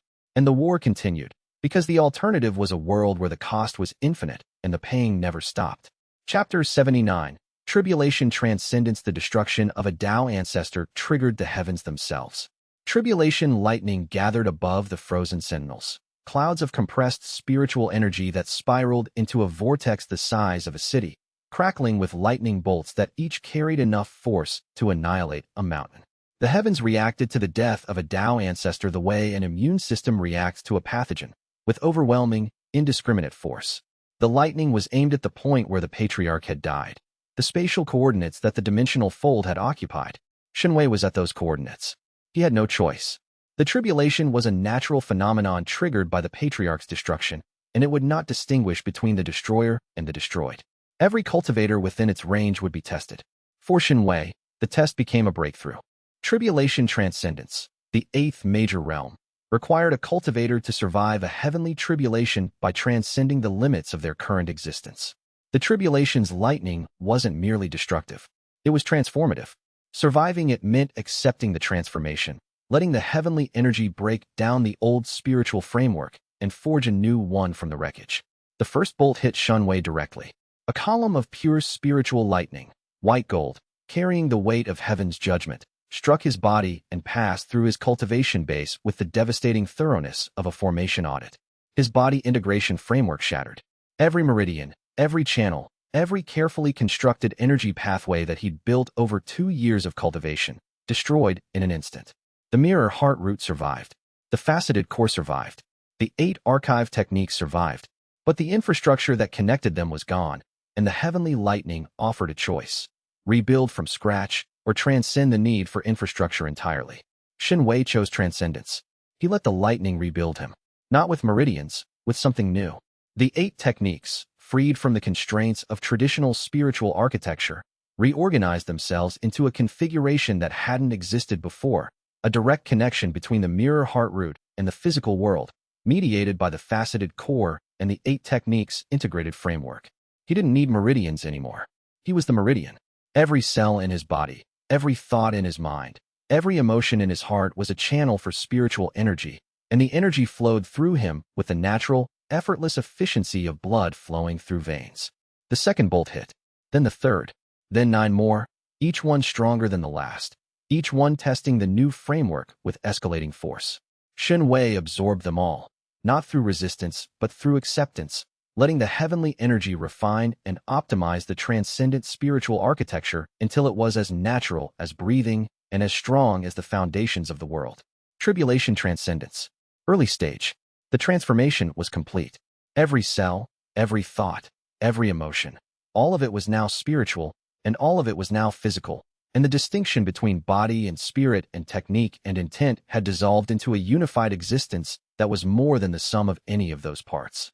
He could feel everything, not just the mountain beneath his feet and the sky above his head, but the fabric of reality itself, the quantum probability fields that underlay material existence, the emotional resonance of every living being within 100 kilometers, the cosmic hum of the universe's background radiation that most cultivators never perceived. He could feel the eternal covenant. 2 remaining Tao ancestors, anchored in their strongholds, their spiritual presences registering as dark stars in the constellation of his expanded awareness. Matriarch Xianxia in the eastern stronghold, her emotional warfare cultivation radiating waves of weaponized sorrow that suppressed the ambient joy of entire regions. Elder Hollow Promise in the central stronghold, his oath-breaking specialization creating fault lines in every bond between every person within his range. And in the void between dimensions, he could feel the sage's shadow, a presence without form, a consciousness without body, a hunger that had been growing for 10,000 years and was now close enough to the threshold of resurrection that the dimensional fabric trembled whenever it stirred. The breakthrough was visible from 100 kilometers away. The tribulation clouds dispersed, revealing a pillar of light that connected the frozen Sentinel Mountains to the heavens, a beacon that every cultivator on the northern continent could see and every spiritual perception could feel. Xianxia stood at the center of the light, changed. His spiritual presence no longer fit within the boundaries of a normal cultivator's signature. It radiated outward in waves that carried the emotional resonance of everything he'd experienced, every betrayal, every lesson, every moment of trust and loss, and the painful, beautiful process of learning to love in a world designed to punish it. The archive hummed. 7 shelves open, 8 techniques integrated, the library's power closer to its maximum than any host in 3,000 years had achieved. 2 shells remained, 2 betrayals, and the sage's shadow, stirring in the dimensional void, drawing closer to manifestation with every ounce of broken faith energy that the Covenant's remaining operations continued to harvest. Chapter 80. The Cost of Power by Phone woke 3 days after the assault on the northern stronghold. He opened his eyes in a healer's tent, surrounded by the aftereffects of the northern campaign. Injured cultivators, depleted resources, and the pervasive smell of alchemical compounds that Lu Qingyan had been producing around the clock since the dimensional fold's collapse. His first word was, "Shenwei." His second was, "I'm sorry." Shenwei was there, sitting beside the healer's bed, looking like a man who had transcended a heavenly tribulation approximately 72 hours ago and had been too worried about his brother to celebrate. His tribulation transcendence cultivation base radiated a warmth that Bai Feng's damaged spiritual senses could feel even through the fog of recovery. "The sword is gone," Shenwei said. "The Covenant's corruption is gone. You're yourself again." "I was always myself." Bai Feng's voice cracked. "That's the part that hurts. The sword didn't make me someone I wasn't. It amplified something that was already there. The jealousy, the comparison, the part of me that couldn't stop measuring myself against you and finding myself lacking. That's a human feeling, not a failing. It drove me to attack my own brother. A cursed weapon drove you to attack your brother. The feeling underneath it was just feeling. Normal. The kind of thing people work through by talking, not by being fed subconscious corruption by an ancient conspiracy." Bai Feng closed his eyes. Tears ran from beneath his lids. His emotional signature was a devastated landscape. Guilt, shame, love, and the specific agony of someone who had violated their own deepest principle. Shenwei took his hand. The brotherhood bond hummed between them, damaged but not broken. The spiritual connection weaker but still present, like a bridge that had been cracked by an earthquake but still stood. "We'll fix it," Shenwei said. "The bond and everything else. Can you forgive me?" "I already have. The question is whether you can forgive yourself." "How?" The word was raw. "How do you forgive me? I swung a sword at your heart. I was supposed to protect you. Because the betrayal wasn't yours. It was the sword's. The Covenant's. A system that has been engineering broken bonds for 10,000 years. You were a tool, Bai Feng. The same way the poison pills were tools, the same way the beast tide was a tool. The system uses people because people are the only things that can break each other effectively. But the jealousy was mine. Yes. Shenwei's honesty was gentle but complete. The jealousy was yours. And it was human, and it was understandable, and in a world without cursed swords and ancient conspiracies, it would have been something we talked about over wine and worked through like brothers. The Covenant took a normal emotion and weaponized it. That's their specialty. Bai Feng was silent for a long time. His emotional signature slowly, painfully, began to shift, the devastation not disappearing but reorganizing itself around a core of resolve that Shenwei recognized as the genuine essence of the man beneath the damage. "I'm going to kill that organization," Bai Feng said quietly. "Every member, every stronghold, every system they've built. We're going to dismantle that organization," Shenwei corrected gently. "Together, because dismantling is more thorough than killing, and together is how we've survived everything so far." Bai Feng opened his eyes. What he saw in Shenwei's face, not anger, not disappointment, just the deep, patient love of a brother who had been betrayed and chose to remain, broke the last of his composure. He wept. Shenwei held his hand and let him weep, because some wounds needed to bleed before they could heal, and some truths needed to be spoken before they could be released. Outside the tent, the group gathered. Lu Qingyan, with her pills and her quiet strength. Yun Shu, with rumble and her irrepressible warmth. Iron Ghost, with his silence and his steadfast presence. 5 people, battered and diminished, carrying the scars of a war that was consuming them even as it made them stronger. 1 triumvirate member was dead. A ritual fragment was secured. But 2 Dao ancestors remained, and the Covenant's remaining plans were still in motion, and the Archive's final 2 shelves waited with the patient hunger of a system that had been feeding for 3 millennia and was very, very close to its ultimate purpose. Shenwei looked at his companions. At the people who had chosen him, fought beside him, been broken by the war's demands, and put themselves back together with the stubborn refusal to quit that defined everyone who walked this road. The cost of power was measured in the faces of these people, in Bai Feng's tears, in Lu Qingyan's exhaustion, in the scars that each of them carried, visible and invisible, from a campaign against an enemy that viewed human suffering as infrastructure. The cost was too high. It had always been too high, and they paid it anyway, because the alternative, a world ruled by the eternal covenant, where trust was farmed and love was fuel and the sage of broken oaths consumed everything, was a cost that was higher still. The remaining triumvirate members now considered Shenwei their primary threat. The Continental campaign would intensify. The remaining betrayals would be engineered with increasing desperation and decreasing subtlety. And somewhere, in the void between dimensions, the Sage of Broken Oath's shadow grew a little larger, a little more substantial, a little closer to the resurrection that had been 10,000 years in the making. The next act was beginning, and it would be the last. But for now, in this moment, in a tent on a frozen mountainside, Xianxia held his brother's hand and let the morning light fill the space between them with the only thing that had ever truly mattered. Not power, not technique, not the Archive's gifts or the Covenant's manipulations or the cosmic chess game that had been playing out for 10,000 years. Connection. Simple, human, fragile, irreplaceable connection. The kind that no system could manufacture, and no betrayal could fully destroy. Chapter 81. Earthly Sovereign. The path from tribulation transcendence to earthly sovereign was supposed to take decades. Xianxia achieved it in 3 weeks of closed-door cultivation in the abandoned monastery that had become their base.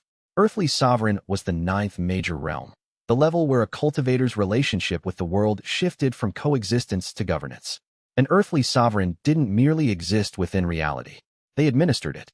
The spiritual laws that governed a region bent to accommodate their will, and their perception extended not just across physical space, but across the layers of reality that underlay it. For most cultivators, reaching earthly sovereign required the accumulated wisdom of centuries, the deep, patient understanding of how reality functioned that could only come from living inside it for a very long time. Xianxia had something that substituted for centuries of experience: the Archive's accumulated knowledge. 3,000 years of betrayal records, processed through his empathic core, had given him an understanding of human behavior that was comprehensive enough to serve as a proxy for the broader understanding of reality that earthly sovereign demanded.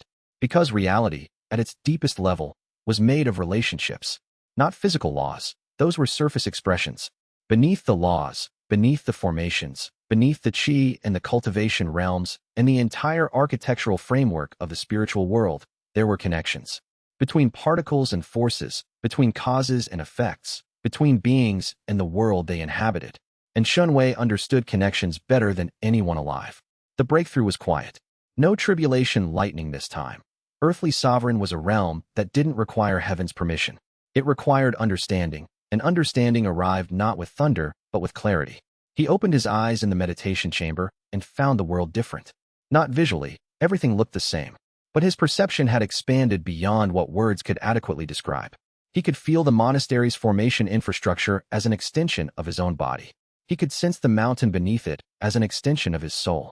He could perceive the weather patterns for 1,000 kilometers as emotional signatures: the joy of clear skies, the melancholy of clouds, the fierce passion of storms. Everything was connected. Everything was in relationship. And he could see those relationships with a clarity that made the mirror heart root's empathic perception look like squinting. His companions gathered outside the meditation chamber. They felt the breakthrough. At Earthly Sovereign, spiritual advancement was not a private event. It was an environmental one, and every cultivator within range experienced the shift. Earthly Sovereign, Iron Ghost said. The former assassin's expression was as close to awe as his stoic personality allowed. That's the 9th realm. One below Dao Ancestor. One below the Triumvirate's remaining members, Xianxia confirmed. The gap is closing. But it's still a gap, Lu Qingyan said. A significant one. Earthly Sovereign to Dao Ancestor is the largest cultivation gap in the entire system. The difference in power is exponential, which is why we're not fighting them alone. Xianxia looked at his group. 5 people, battered and scarred, carrying the accumulated damage of a war that had been consuming them for over a year. The Alliance will fight beside us. And we have 2 ritual fragments, 2 of the 3 keys to the Sage's resurrection. The Covenant can't complete their plan without all 3. Then they'll come for the fragments, Bai Feng said.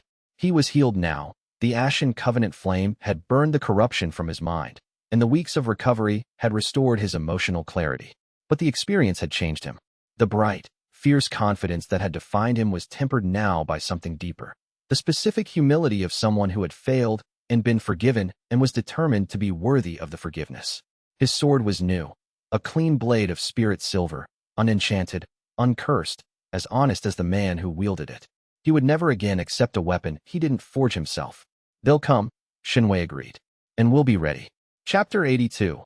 Old Man Su returns. The morning started like any other in the monastery. Bai Feng cooking breakfast with competitive intensity, Yin Shu wrestling with Rumble over the last piece of spirit beast jerky, Lu Qingyan refining pills with one hand while eating porridge with the other. The domesticity of these moments was precious in a way that none of them would have admitted to outsiders, but all of them depended on like oxygen. Xinwei was on the monastery's roof, meditating in the early light. His earthly sovereign perception extended across the countryside, monitoring the approach routes for threats, tracking the alliance's supply lines, and processing the vast emotional landscape of a world that was slowly learning to hope again after the tournament's revelations. He felt the approach from 30 kilometers out, a spiritual signature he knew as well as his own heartbeat, despite the fact that it had been concealed behind a void for most of their acquaintance. Now the void was fractured, leaking Tao ancestor energy like light through a broken lantern. He climbed down from the roof and walked to the monastery's gate without telling anyone where he was going. Some meetings needed to happen without audience. He appeared at dawn, walking up the mountain path with the measured pace of someone who had been walking for a very long time and was tired but not beaten. Old Man Su looked different. Not older. He had already looked ancient. Different in the way that a landscape looks different after a storm has passed through it. The same features, the same landmarks, but rearranged by the passage of something powerful. His wine jug was gone. His robes were torn, and the void that had concealed his cultivation base was fractured, leaking traces of Tao ancestor energy that made the mountain air shimmer. Xinwei felt him coming from 3 kilometers out and met him at the monastery's gate. They stood facing each other in the morning light. The mentor who had betrayed his student and the student who had grown into something his mentor couldn't have predicted. "I found her," Old Man Su said. "My granddaughter. The Covenant's medical stasis was failing. They'd stopped maintaining it when I defected.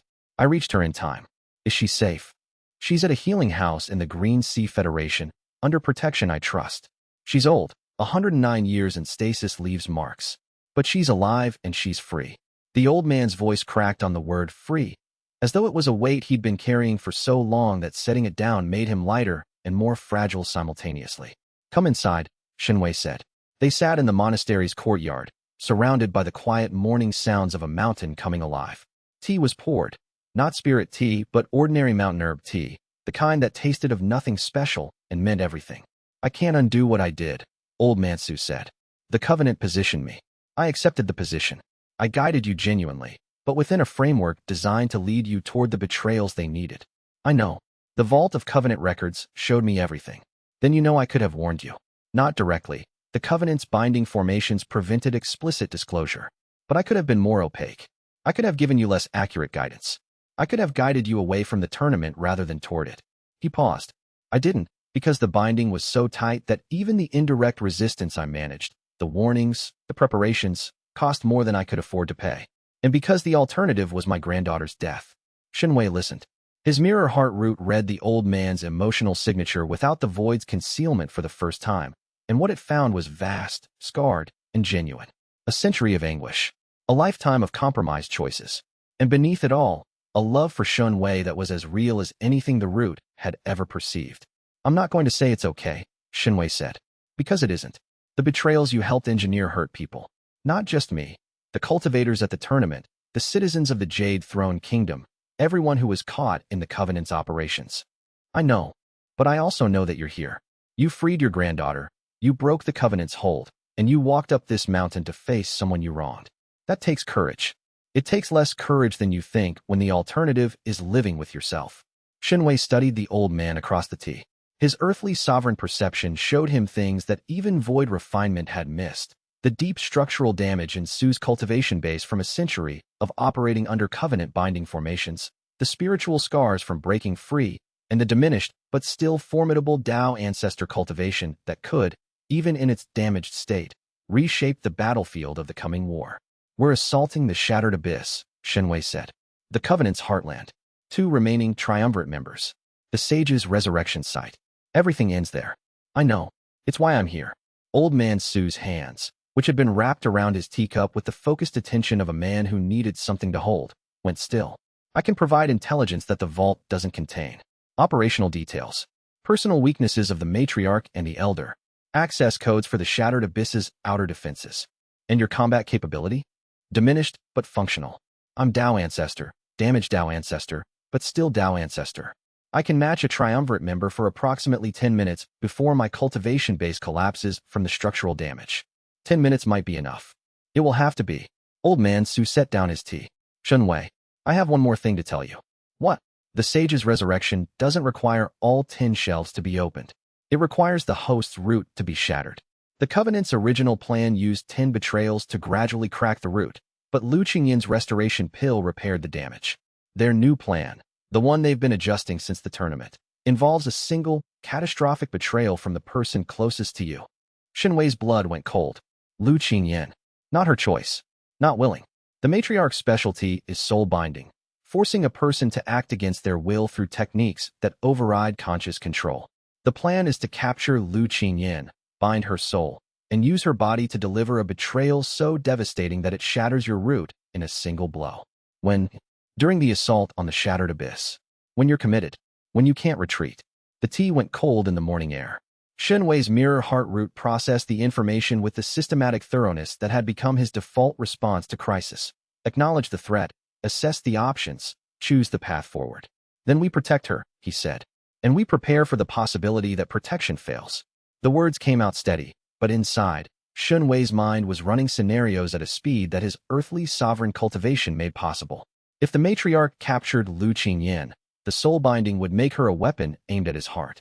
If the betrayal succeeded, the 9th shelf would open, and based on the vault's records, the 9th technique would be a defensive nullification tool designed to isolate the host for the final betrayal, which meant the 10th betrayal would follow immediately. The system's design called for rapid escalation once the 9th shelf opened, a cascade that would shatter the host's root before they could adapt. He needed to survive both betrayals. He needed to protect Lu Qingyin from being used. He needed to maintain his emotional equilibrium through what would be the most devastating attack the Covenant could mount against his heart. And he needed to do all of this while simultaneously fighting a war against an organization that had been planning for this moment for longer than any civilization on the continent had existed. The odds were impossible. But impossible odds were what the cultivation world produced when it wanted to test the people crazy enough to challenge them. And Shenwei had been crazy enough to trust a man with a wine jug at a crossroads, and look where that had gotten him. And if it does, then we improvise. We've been doing it since the beginning. Old Man Su smiled, the first genuine smile Shenwei had seen from him since the Crossroads Tavern. Improvisation. The one strategy the Covenant can't plan for. Chapter 83. Gathering the Alliance. The weeks following Old Man Su's return were the most intensive period of preparation the group had ever undertaken.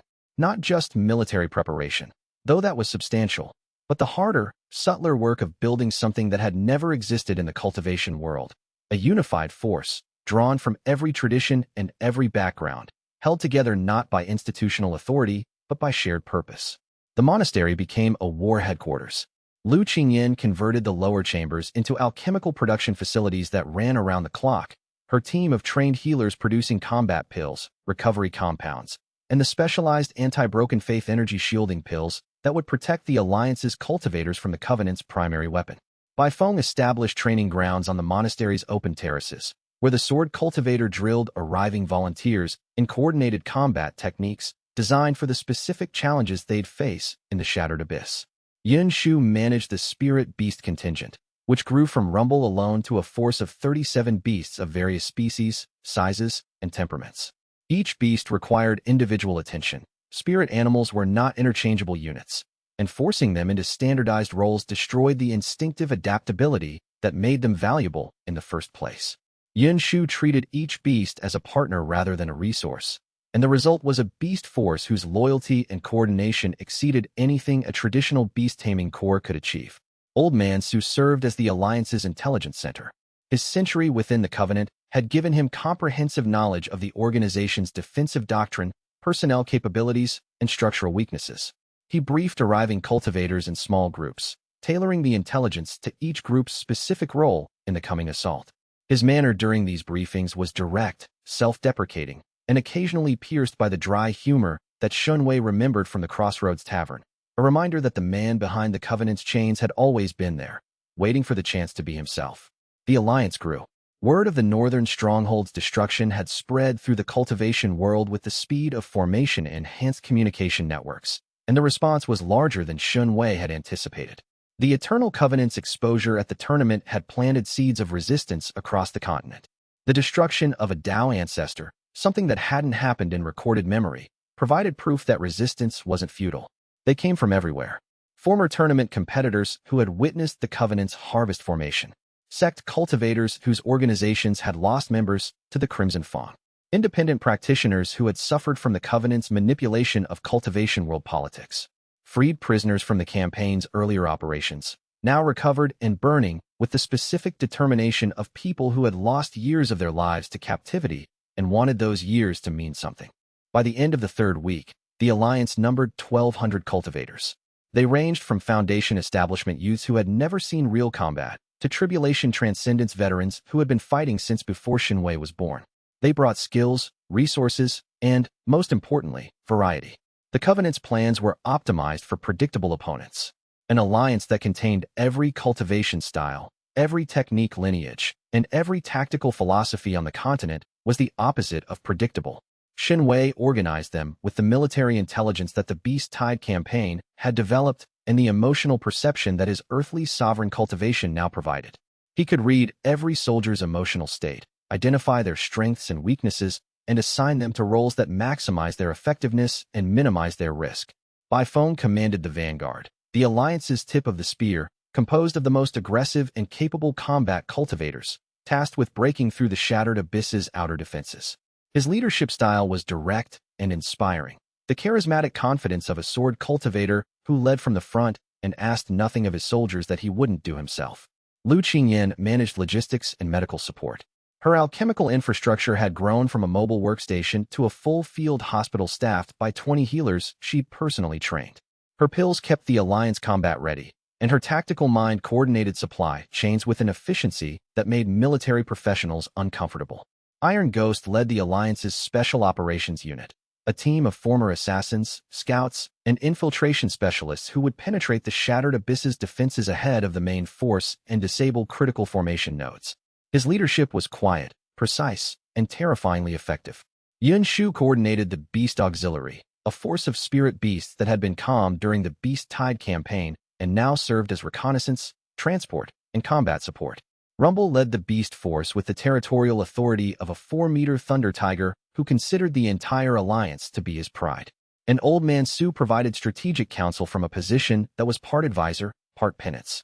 The former Covenant agent's knowledge of the organization's internal workings was invaluable, and his willingness to share it, comprehensively, holding nothing back, demonstrated a commitment to redemption that even the most skeptical Alliance members eventually acknowledged. The army marched toward the shattered abyss on a morning that was clear and cold and full of the specific tension that precedes decisive action. 1,200 cultivators, 5 trusted companions, 1 Dao ancestor advisor, and the archive, humming in Xianxia's spiritual root with the accumulated power of 8 techniques born from 8 betrayals, waiting for whatever came next with the patient hunger of a system that had been consuming pain for 3 millennia. 2 shells remained. 2 betrayals were planned, and the war's final act was about to begin. The night before the march, Xianxia walked the monastery's grounds alone. The mountain air was cold and clear, carrying the faint mineral scent of high altitude that had become as familiar as breathing. Above him, the stars burned with their usual indifference.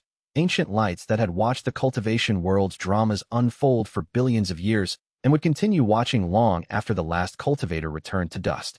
He thought about the Iron Plum sect, about the boy he'd been, 17, thin, patched robes, eating alone in a corner of the dining hall. That boy had wanted so little. Acknowledgement, connection, the simple, basic need to be seen by someone who cared. The world had given him more than he'd asked for.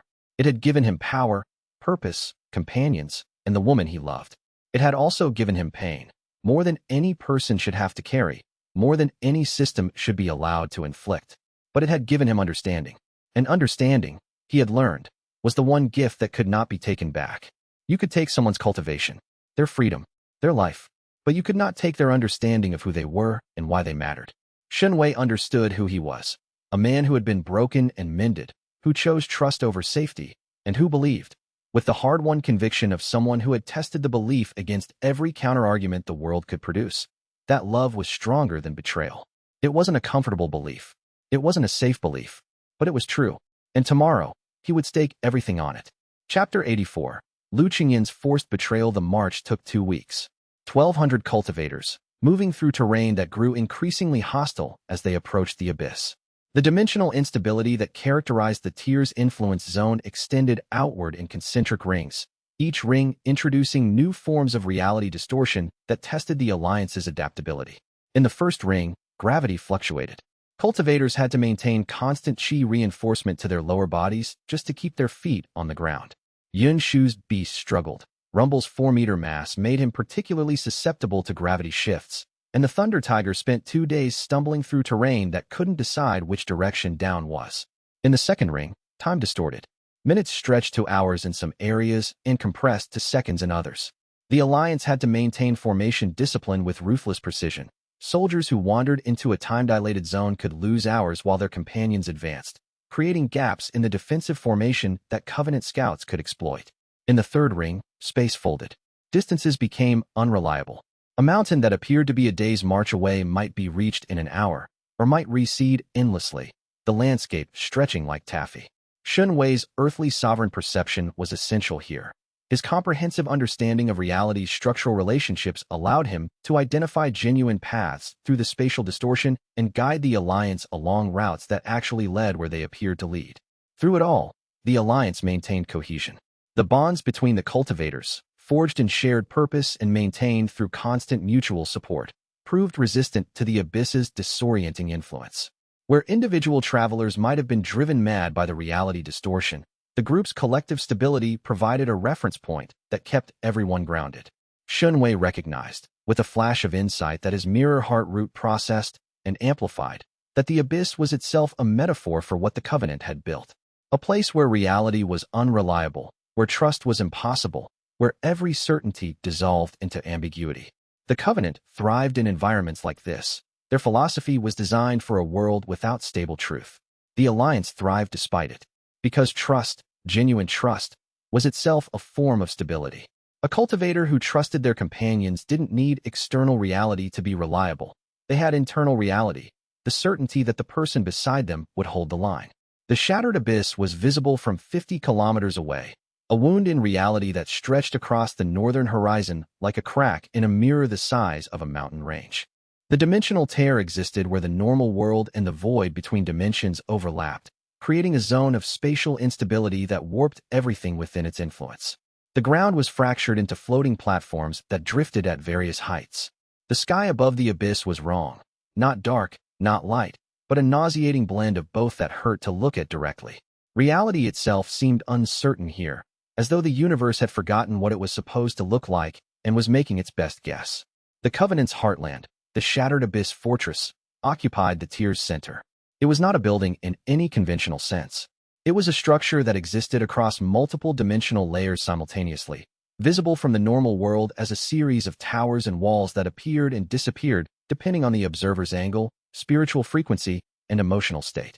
The Alliance established its staging area on the abyss's southern edge, where the dimensional instability was weakest. Shun Wei's earthly sovereign perception mapped the fortress's defenses, layers of formation barriers, thousands of Covenant soldiers, and the overwhelming spiritual presence of 2 Dao ancestors entrenched in their stronghold. Matriarch Xianxia's Elder Hollow Promise. The remaining triumvirate. The assault began at dawn. Iron Ghost's Special Operations Team penetrated the outer defenses first, disabling formation nodes with the surgical precision that only former assassins could achieve. Their work created gaps in the barrier network that the main force exploited, 1,200 cultivators pouring through the openings in a coordinated wave that hit the Covenant's outer garrison like a hammer hitting glass. Baifeng's vanguard led the charge. His spirit silver sword carved a path through the Covenant's front line with the clean, honest power of a blade wielded by a man who had nothing to hide and nothing to prove. His soldiers followed, their morale boosted by the sight of their commander fighting with the absolute commitment of someone who had been to the darkest place and come back. Shun Wei moved through the battle like a force of nature. The Grief Lantern domain suppressed Covenant soldiers by the hundreds. The Phantom Archive Steppe created afterimage squadrons that fought alongside Alliance forces. The Karmic Reversal Scripture made any attack directed at him suicidally counterproductive. The Ashen Covenant flame burned through formation barriers and oath-breaking soldiers with equal discrimination. The Covenant's defenses crumbled. Not quickly. 10,000 years of preparation didn't dissolve in hours, but systematically, layer by layer, as the Alliance's unprecedented diversity of capability found and exploited every weakness in the Covenant's optimized for predictability defensive architecture. Then Matriarch Xianxia made her move. Wei felt it through the battlefield's emotional landscape. A sudden spike of terror from Lu Qingyan's position in the medical station, followed by the distinctive frequency of the matriarch's emotional warfare cultivation. Weaponized sorrow, concentrated and directed with Dao ancestor precision. He turned. Phantom Archive step carried him across the battlefield in a blur of afterimages. He was too late. Matriarch Ashen Tears stood in the ruins of the medical station, her form partially phased into the dimensional instability of the abyss. She was beautiful in the way that grief is beautiful when it's been polished by millennia of practice. A woman whose face held every sorrow the world had ever produced and used them all as weapons. In her hands, bound by threads of pure emotional energy, was Lu Qingyan. The soul-binding technique was already active. Wei could see it. Threads of dark energy woven through Lu Qingyan's spiritual architecture, connecting her nervous system to the matriarch's will. Lu Qingyan's body was no longer her own. Her eyes were wide, aware, horrified, the conscious mind fully present and fully trapped behind the soul binding's control. She fights the binding, the matriarch observed, in a voice that sounded like rain on a funeral. She is strong, but strength is irrelevant against techniques refined over 4,000 years. Lu Qingyan's body moved. Her hand, guided by the soul binding, drew a blade from her storage ring. A formation knife designed for alchemical work, sharp enough to cut spirit beast hide, sharp enough to cut through a mirror heartroot's defenses if driven with sufficient force. Her arm rose. The blade pointed at Wei's chest. And Lu Qingyan's eyes, her own eyes, not the matriarch's, streamed with tears. "I can't stop it," she whispered. Her voice was hers, but her body wasn't, and the dissonance between will and action created an emotional frequency that Wei's root read as the purest expression of anguish he had ever perceived. "Wei, I can't." The blade drove forward. The archive registered the betrayal. It did not distinguish between willing and forced. It registered the fact. Lu Qingyan, the woman Wei loved, the woman who had chosen him over her sect, the woman whose pill had healed his root and whose kiss had taught him joy, was driving a blade toward his heart. The ninth shelf shattered. Chapter 85. The solitary peak mantra. The technique that erupted from the ninth shelf was not a weapon. It was a negation. The solitary peak mantra manifested as a sphere of absolute null, a zone where all external influences ceased to exist. Within the mantra's radius, no formation could function. No soul binding could maintain its grip. No external cultivation technique could operate. The zone stripped everything back to its fundamental state. Individual beings, standing on their own, without aid or interference from anyone or anything. The soul binding on Lu Qingyan dissolved. Matriarch Ashen Tears' emotional warfare techniques collapsed. Every formation array within 50 meters, alliance and covenant alike, went dark. Lu Qingyan's arm stopped. The blade clattered from fingers that were suddenly her own again. She collapsed, gasping, her body shaking with the aftershock of having her will forcibly separated from her actions and then abruptly returned. Wei caught her. The mantra's null zone expanded around them, a sphere of enforced authenticity where nothing artificial could survive. No manipulation, no soul binding, no covenant technology. Only the real, only the true, only the fundamental connection between two people who chose each other not because of formations or compulsions or 10,000-year plans, but because they wanted to. "I didn't choose it," Lu Qingyan sobbed against his chest. "I didn't want, I know." He held her. The mantra hummed around them, and within its radius, his mirror heart root confirmed what he already knew. The betrayal had been forced. Lu Qingyan's will had been overridden. Her heart had never broken its oath. But the archive didn't care about hearts. It cared about facts. And the fact was that the woman he loved had driven a blade toward his heart, and the ninth shelf had opened, and the solitary peak mantra now added to his arsenal. The matriarch retreated. The null zone made her Dao ancestor techniques useless within its radius, and she was smart enough to recognize a battlefield she couldn't win. "The library doesn't distinguish between willing and forced betrayal," Wei said to Lu Qingyan, still holding her. "It feeds on the pain regardless. That's monstrous. It's mechanical. The system was designed by someone who didn't care about the difference because he didn't believe the difference existed." Wei looked toward the shattered abyss fortress, where the battle continued to rage. The sage of broken oaths believed all trust was ultimately parasitic, that every bond was a transaction waiting to fail. The archive is built on that philosophy. And the 10th shelf? The 10th shelf is the trigger. One more betrayal, and the sage gets what he's been waiting 10,000 years for. Lu Qingyan pulled back and looked at him with eyes that were red from tears, but clear with determination. "Then we don't give him what he wants. We won't. Because I know something the sage didn't account for. What? That forced betrayal isn't really betrayal. The ninth shelf opened, but the wound it came from isn't real. You didn't choose to hurt me. The mantra reflects that. It's a negation technique. It strips away everything that isn't genuine.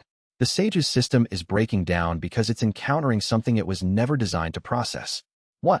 Real love that survives attempted destruction. Chapter 86. The library's dark truth. The revelation about the archive's true nature changed everything. Not the tactical situation. The plan to assault the shattered abyss remained sound. The alliance was prepared, and the strategic logic of destroying the Covenant's leadership before they could complete the sage's resurrection was unchanged. What changed was Shun Wei's relationship with the power inside him. For 2 years, the archive had been his companion, his weapon, the source of every technique that had kept him alive, the voice that advised him through the spirit, the library that had given him knowledge and understanding, and the specific comfort of having a constant presence in a world where everything else was temporary. Now he knew it was also his executioner. A beautifully designed machine whose purpose was to break him open like an egg so that something ancient and hungry could crawl inside. He sat in the monastery's meditation chamber, alone, at midnight, with the sounds of 1,200 sleeping cultivators providing the background hum that had become his world's default soundtrack, and felt the archive's presence in his spiritual root with new understanding. It was warm. It had always been warm. The techniques, the knowledge, the spirit's company, all of it designed to create a bond between host and system that was as deep and genuine as any human relationship. Because the system needed the host to trust it. The final betrayal, the library consuming the host, could only achieve the required emotional impact if the host genuinely loved the system. Shun Wei genuinely loved the system. He loved the archive the way you love a home that has sheltered you through storms. The way you love a tool that has saved your life. The way you love a voice that speaks to you in darkness and makes the darkness bearable. And that love was the weapon that would be turned against him. He sat with this knowledge for a long time. Long enough for the monastery's formation array to cycle through its nighttime maintenance pattern 3 times. Long enough for the stars outside his window to shift measurably in the sky. Long enough for the first gray light of dawn to appear on the eastern horizon. Then he made his decision. He would not withdraw from the archive. He would not try to sever the bond or suppress his feelings toward the system. He would continue loving the library the same way he continued trusting people who had betrayed him, with eyes open, defenses ready, and the full understanding that love was not the same as blindness. The sage had designed the system for hosts who either surrendered to the bond or tried to resist it. He had not designed it for a host who acknowledged the bond, accepted its risks, and chose to maintain it anyway. Shun Wei would be the first. Inside the archive, Shun Wei confronted the spirit. 9 shelves open. 1 remained. The library's interior was almost fully illuminated now, 9 rings of glowing shelves casting light across the circular space. Each ring representing a wound that had been transformed into power.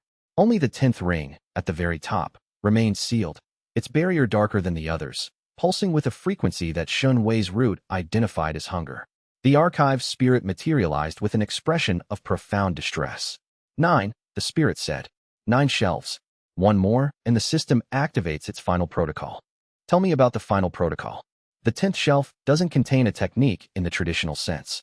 It contains a transformation, a rewriting of the host's spiritual architecture that opens a dimensional channel between the host's body and the void where the sage's consciousness is stored. The host becomes a vessel. The sage fills the vessel. The host's consciousness is erased. That's what happened to the previous hosts. All 17 of them. Each one opened 10 shelves. Each one was consumed. And each time the sage's resurrection failed because the accumulated broken faith energy was insufficient. But this time the energy is sufficient. The tournament's harvest, the Crimson Fong's operations, the Beast Tide, and the systemic betrayals across the continent. The Covenant has gathered enough broken faith energy to fuel a complete resurrection. All they need is the channel. All they need is the 10th shelf, which requires 1 more betrayal. From the most intimate possible source. The spirit's form flickered with agitation. The system's creator designed the 10th shelf to require betrayal from the being closest to the host. Not emotionally closest, but existentially closest. The being that has been with the host from the beginning, that knows them more intimately than any human companion. Shun Wei understood. The realization arrived not with shock, but with the quiet recognition of a pattern he should have seen coming. You, he said. Me. The spirit's voice was barely audible. The archive spirit. The system's final betrayal is the library itself turning against its host. I am designed, at the moment the ninth shelf opens, to begin the process of consuming the host's consciousness to prepare the vessel for the sage. Are you doing it now? The protocol is active.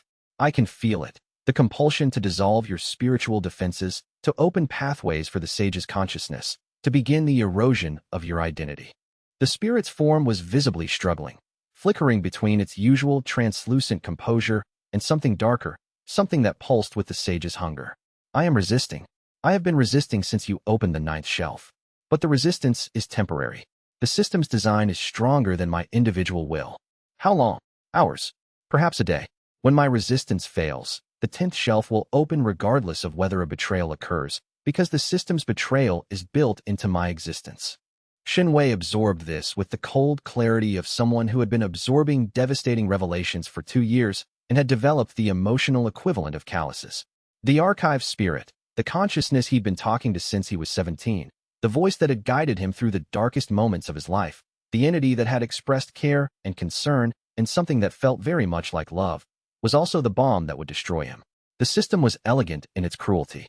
The host bonded with the spirit because the spirit was designed to be likable, supportive, and genuinely caring. The bond deepened with each conversation, each training session, each moment of shared vulnerability. And when the bond reached maximum depth, the spirit was consumed by the protocol and turned into the instrument of the host's destruction. 17 times. 17 hosts. 17 beings who had trusted a voice in the dark and been consumed by it. Then we have a day to find an alternative. There is no alternative within the system. The spirit looked at him with eyes that contained 3,000 years of hope and fear. But you have consistently done things the system doesn't account for. If anyone can find a way to break the cycle, it's you. Chapter 87. March on the Shattered Abyss. The day before the march began, Xianxia addressed the alliance. 1,200 cultivators assembled in the monastery's largest courtyard, filling the terrace space from the lowest step to the highest balcony. Spirit beasts occupied the surrounding hillside, their varied forms creating a menagerie that ranged from Rumble's 4-meter thunderous presence to a swarm of light sprites no bigger than fireflies that a cultivator from the Green Sea Federation had brought as reconnaissance assets. Xianxia stood at the courtyard center and looked at the faces of the people who had chosen to fight. Some were young, barely older than he'd been when the archive bonded to him. Some were old, cultivators who had lived for centuries and decided that this cause was worth risking the remainder. Some were powerful, tribulation transcendence veterans whose spiritual pressure could flatten buildings. Some were modest, foundation establishment cultivators who knew they couldn't match the enemy's strength but could hold a line while others struck. All of them were afraid. His mirror heart root read their fear with the comprehensive clarity of an earthly sovereign's perception, and the fear was universal, undiscriminating, and entirely rational. They were about to assault the stronghold of an organization that had operated unopposed for 10,000 years. The odds, by any conventional analysis, were terrible, but their fear was layered over something stronger: determination, conviction, the specific courage of people who had seen what the Covenant did and decided that allowing it to continue was worse than any personal risk. "I won't give you a speech about glory," Xianxia said. His voice carried across the courtyard without formation enhancement. His earthly sovereign spiritual presence simply made the air cooperate. "Glory is what institutions give you when they want you to die for their benefit. I won't tell you we're guaranteed to win. I don't know that." He paused. The silence was absolute. "What I will tell you is what I've learned from 2 years of being betrayed by people I trusted. Every betrayal I suffered taught me something. And the most important thing, the one lesson that every wound eventually points toward, is that the world is full of people who choose to be better than their circumstances demand." He looked at Lu Qingyan, at Bai Feng, at Yin Shu, at Old Man Su. Every person in this courtyard is proof of that lesson. You're here because you chose to be, not because a sect ordered you, or a kingdom commanded you, or a system required it. You chose. And that choice, the choice to fight for a world worth trusting, is the only power the Covenant can't engineer, manipulate, or harvest. Tomorrow, we march on the Shattered Abyss. Some of us won't come back. That's the truth, and you deserve to hear it without decoration. But every one of us who does come back will carry something the Covenant has been trying to destroy for 10,000 years. Trust. In each other. In the possibility that the world can be better than it is. Hold on to that. It's worth more than any technique. The silence held for 3 heartbeats after he finished. Then Bai Feng drew his sword and held it up, a gesture that was part salute, part promise. The sound of 1,000 blades being drawn simultaneously filled the courtyard like a choir of steel. No cheering, no speeches in response. Just the quiet, absolute commitment of 1,200 people who had heard the truth and chosen to face it together. The final assault on the Covenant's heartland resumed with the desperate intensity of people fighting against a deadline they couldn't see. Xianxia rejoined the battle with the solitary peak mantra active, a null zone that moved with him across the battlefield, stripping away the Covenant's formation advantages and forcing every engagement into a pure contest of individual capability. Within the null zone, Covenant soldiers who had relied on formation-enhanced equipment and coordinated techniques found themselves fighting with nothing but their personal cultivation and their own skill. Most of them lost. Badly. The Alliance pushed deeper into the Shattered Abyss fortress, fighting through dimensional corridors and spatial anomalies that tested every cultivator's ability to adapt. Xianxia's earthly sovereign perception guided the advance, mapping the fortress's shifting architecture in real time and directing forces through paths that minimize casualties. He reached earthly sovereign late stage during the advance, the intense combat and the archive's accumulated power pushing him through the substage with the relentless momentum that had defined his cultivation journey since the day he fell from a cliff and found a door that read his scars. The fortress's center was close. The two remaining triumvirate members waited there, entrenched in the stronghold they'd built over 10,000 years, protected by the last of the Covenant's elite forces and the accumulated defensive formations of an organization that had never been breached. Never been breached until now. Chapter 88. Matriarch Ashen Tears. Xianxia found the matriarch in the fortress's Hall of Sorrows, a vast chamber whose walls were lined with crystallized tears, each one containing the distilled grief of a cultivator who had been harvested by the Covenant's operations across millennia. The hall was her domain. The emotional energy within it fed her cultivation directly, and within its influence, her techniques were amplified to levels that exceeded even standard Tao ancestor capabilities.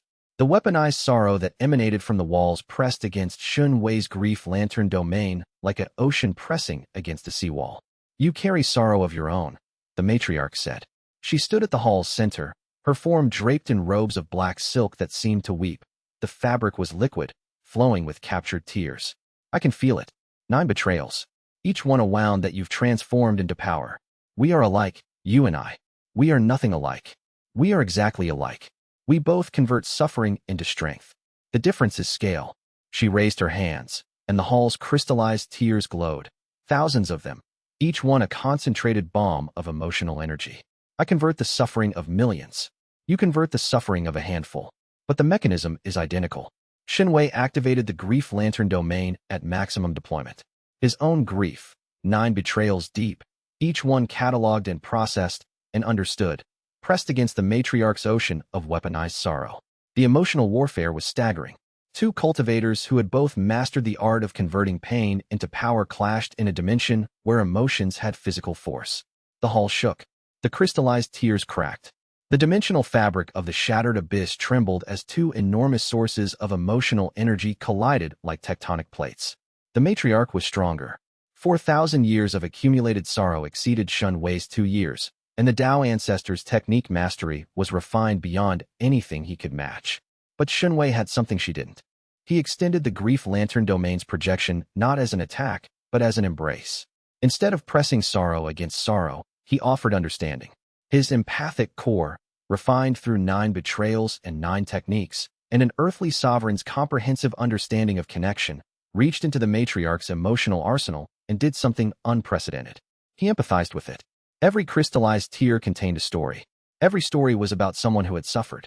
The matriarch had spent 4,000 years collecting these stories and using them as weapons, but she had never understood them.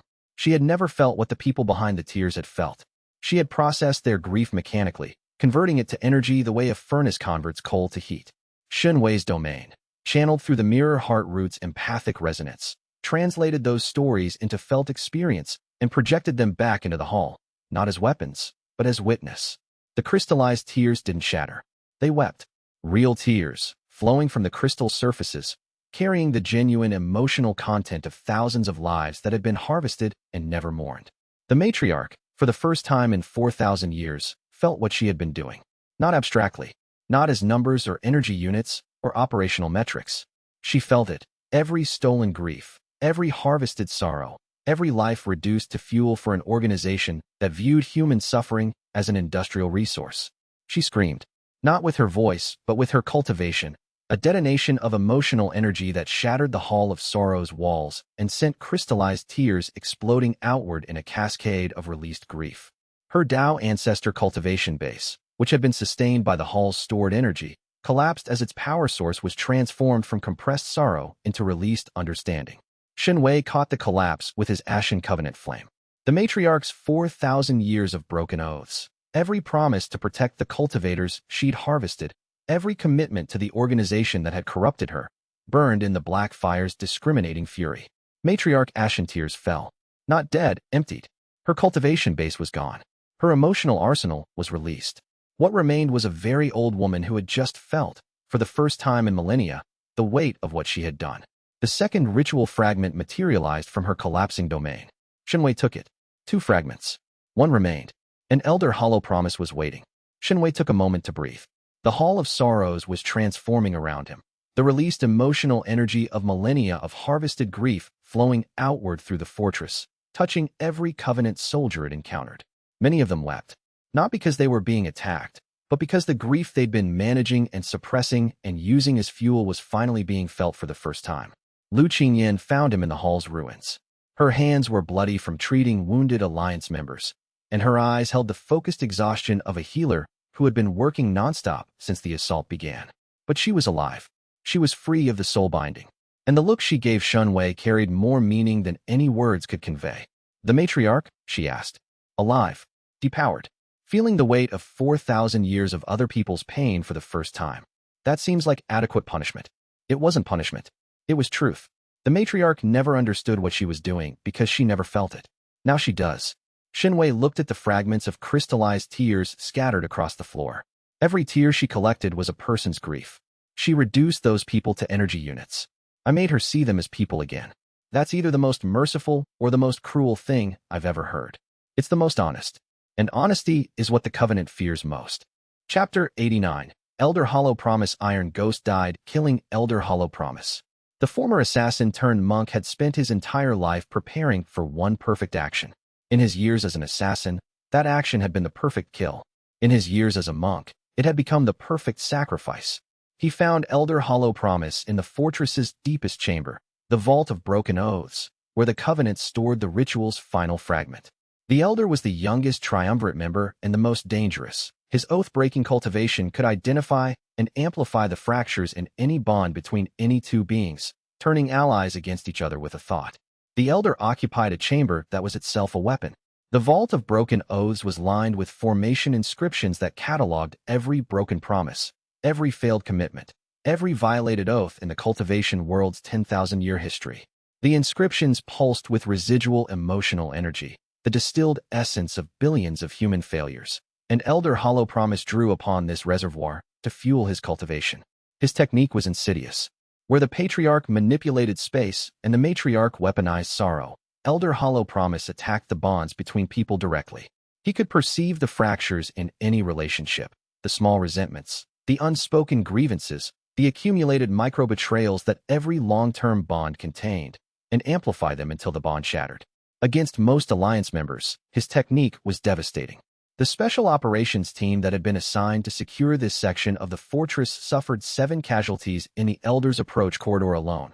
Cultivators who had been fighting beside each other for months suddenly turning on their companions as the Elder's amplification technique found and exploited fractures in bonds that had seemed unbreakable. Iron Ghost walked through the carnage and was unmoved. Not emotionally. The sight of comrades fighting comrades was painful. But spiritually, the Elder's amplification technique found nothing to work with. Iron Ghost was immune.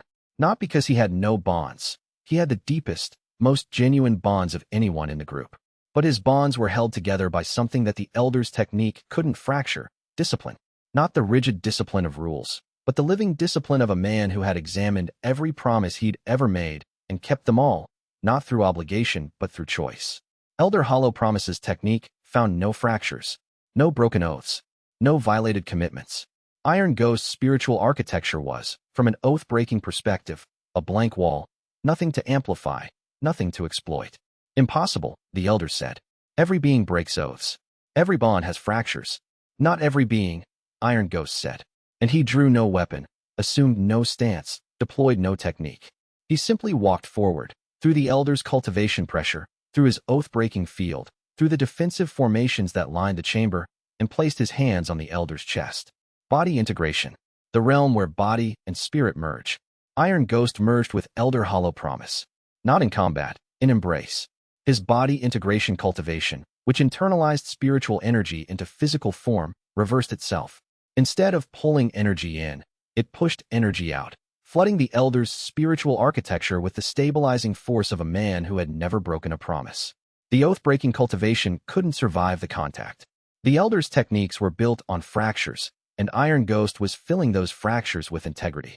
The two opposing forces, one that broke and one that held, collided inside the Elder's body.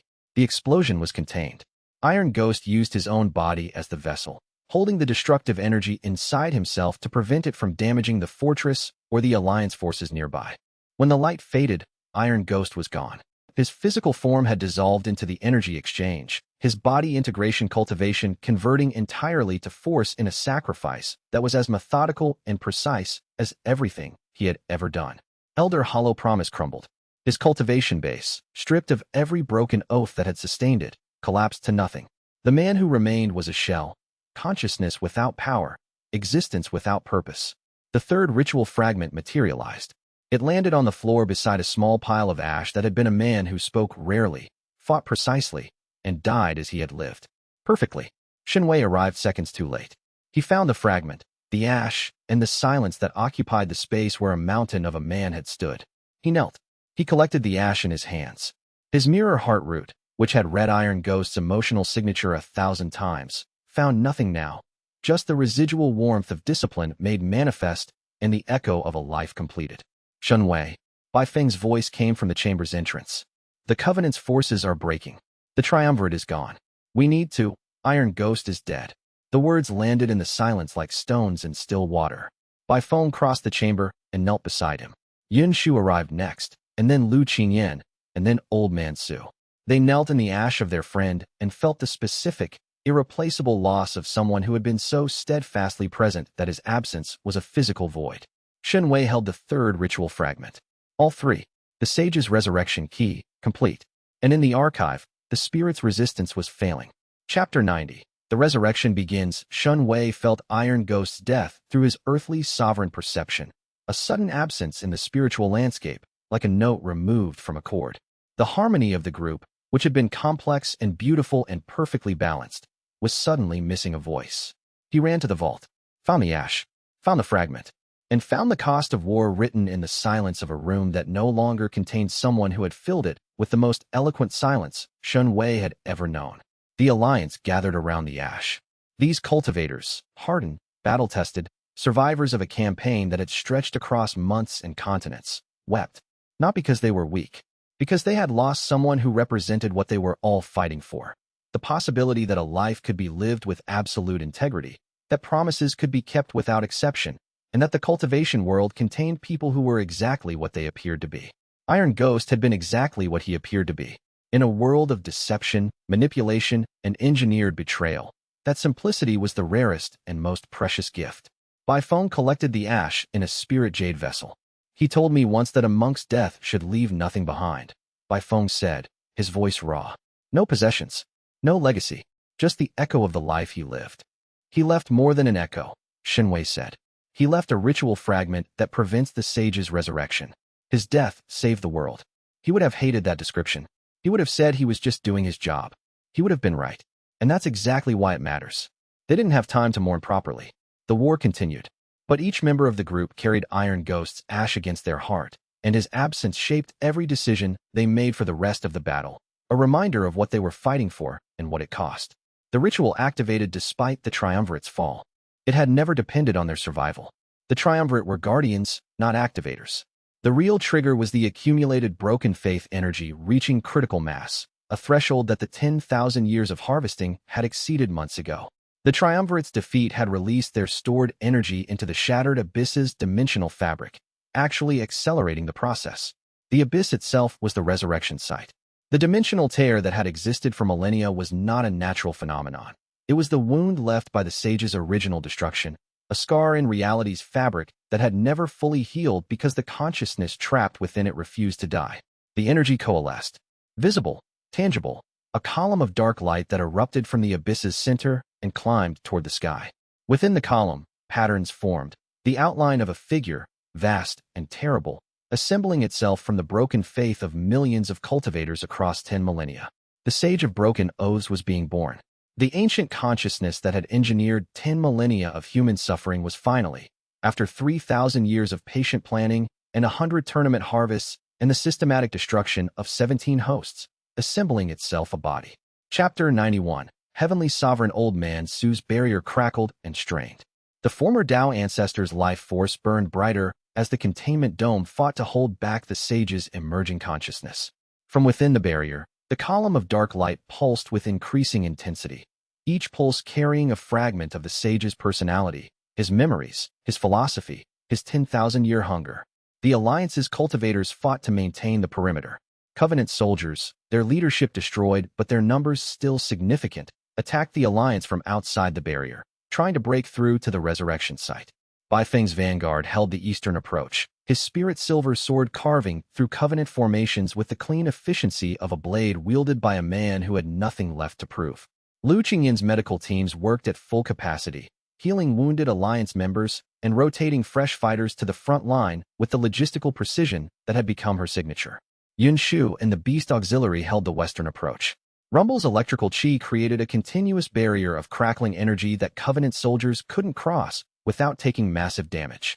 The smaller beasts, scouts, messengers, harassment units, filled the gaps in the Alliance's perimeter with the instinctive adaptability of creatures fighting to protect their territory. Inside the barrier, the sage's consciousness grew stronger. His emerging form was now distinct enough to show features: the classical, inhuman beauty, the dead star eyes, the body made of concentrated suffering. His spiritual pressure pushed against Old Man Su's containment dome with increasing force, and the dome's surface showed fracture lines that mapped the declining trajectory of the old man's remaining life. The energy surge pushed Shenwei through earthly sovereign and into heavenly sovereign, the 10th realm, the level where a cultivator's understanding of reality became comprehensive enough to perceive the whole of existence as a single, interconnected system. Heavenly sovereign, the second highest cultivation level that any living being had achieved. Only the sage himself, at beyond the Tao, had gone further. The breakthrough was violent and beautiful. Shenwei's spiritual presence expanded to encompass the entire shattered abyss, his perception merging with the dimensional fabric itself. He could feel every cultivator in the Alliance, their fear, their determination, their love for each other and for the world they were fighting to protect. He could feel the sage's emerging consciousness, vast, ancient, and utterly alien in its understanding of human existence as fuel rather than experience. The archive trembled. 9 shelves glowed with accumulated power. The 10th shelf pulsed behind its barrier, the archive spirit's resistance now visible as a physical crack in the barrier's surface, the spirit pushing back against the system's protocol with the desperate strength of a consciousness that had chosen its side. "I can hold it," the spirit said, manifesting beside Shenwei in the chaos of the battlefield. But not much longer. Hours, maybe less. Chapter 92. Baifeng's return. The Alliance reformed around Shenwei. The sage's resurrection had changed the battle's nature. Individual combat was pointless against the column of dark light that was assembling an ancient evil from the concentrated suffering of millions. The cultivators needed to protect Shenwei while he found a way to stop the process.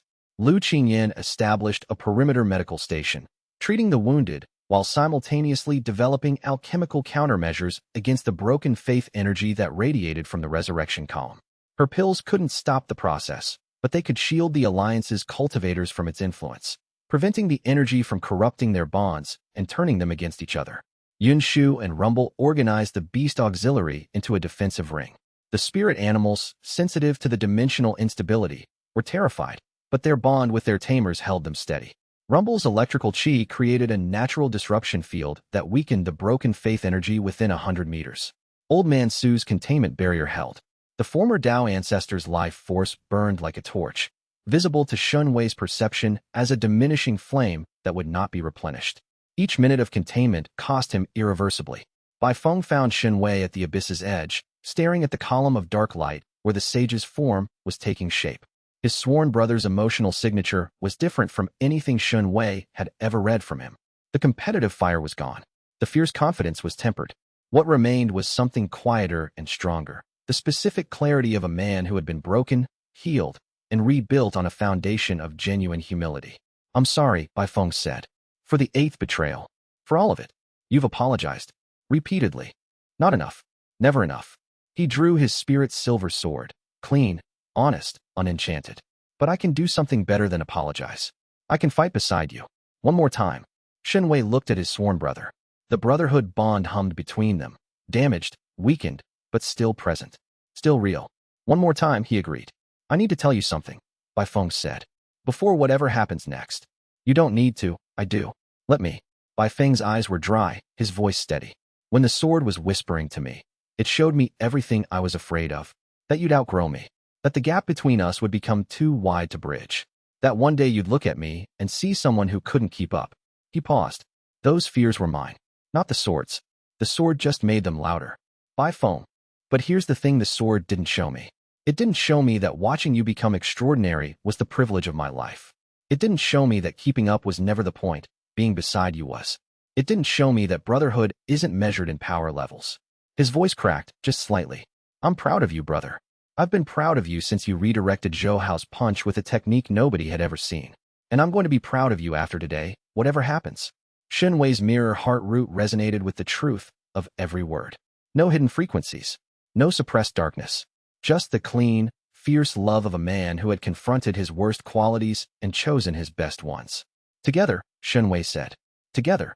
They stood together at the edge of the abyss, two sworn brothers facing the resurrection of an ancient evil, and the oath between them, battered by betrayal and repaired by choice, held. Chapter 93. Old Man Su's sacrifice. The sage's form was solidifying. The column of dark light was coalescing into something human-shaped but wrong. Too tall, too angular, with eyes that were forming from concentrated broken faith energy and radiating a malevolence that was not personal but philosophical. The sage didn't hate humans. He simply didn't believe they were real. Old Man Su stepped forward. "The barrier around the abyss," he said to Xianxia. "If the sage's consciousness escapes the dimensional tear before you can stop the resurrection, it will spread across the continent. Every cultivator within range will be consumed, their spiritual energy harvested to fuel the sage's reconstitution. You want to contain it. I'm the only Dao ancestor present. My cultivation, even damaged, is sufficient to create a containment barrier that will hold the sage's consciousness within the abyss for approximately." He paused, calculating. "For as long as I have life force to fuel it. That will kill you. It will. But it will also give you time." The old man looked at Xianxia with the clear, unshielded eyes of someone who had made his final calculation and found it satisfactory. "I owe you a debt that cannot be repaid with words, or wine, or wisdom. Let me pay it with the one currency that matters." "Old Man Su," Xianxia. The old man's voice was gentle. "I've been carrying guilt for a century. Let me put it down." He didn't wait for permission. Dao ancestor cultivation erupted from his damaged spiritual base, not the concealed void he'd maintained for decades, but the full, unrestrained power of someone who had stopped hiding. The energy was immense, even diminished by structural damage. It flowed outward, forming a barrier of compressed space that enclosed the shattered abyss in a dome of Dao ancestor power. The sage's emerging consciousness hit the barrier and recoiled. The containment held, barely, shaking with the effort, but holding. Old Man Su stood at the barrier's center, his life force burning like a candle in a hurricane, and smiled. "The wine was always real," he said. "Everything else, I'm sorry for. But the wine was real." Xianxia placed his hand on the barrier's interior surface.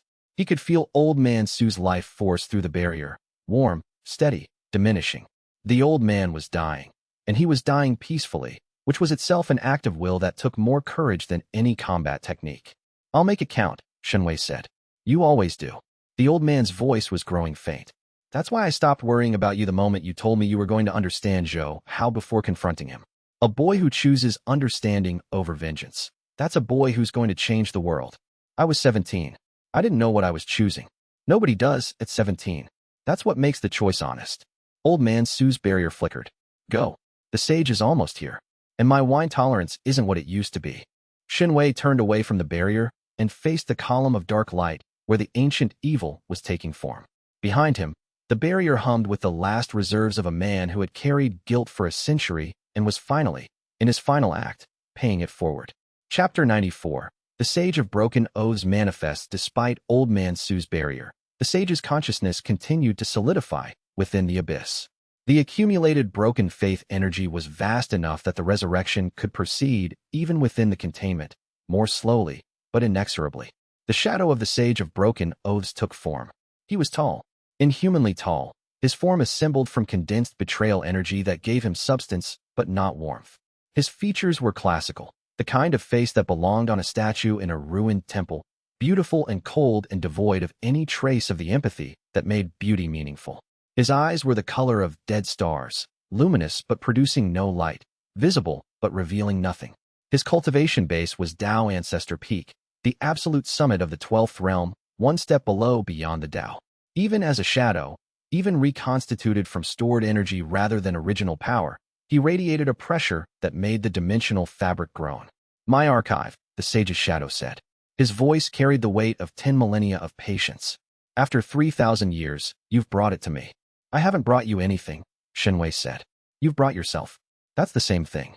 The shadow smiled, an expression that had all the warmth of a mathematical equation. "You are the archive's most sophisticated host. Your empathic core, your faceted spiritual root, your integrated technique system, all of it designed, unknowingly, to be the perfect vessel for my return. Your system designed it, not me. My system is me. Every betrayal you've suffered was an echo of my understanding of human nature. Every technique you've earned was a fragment of my knowledge, refined through your experience. You are my child, Xianxia, the product of my philosophy made flesh.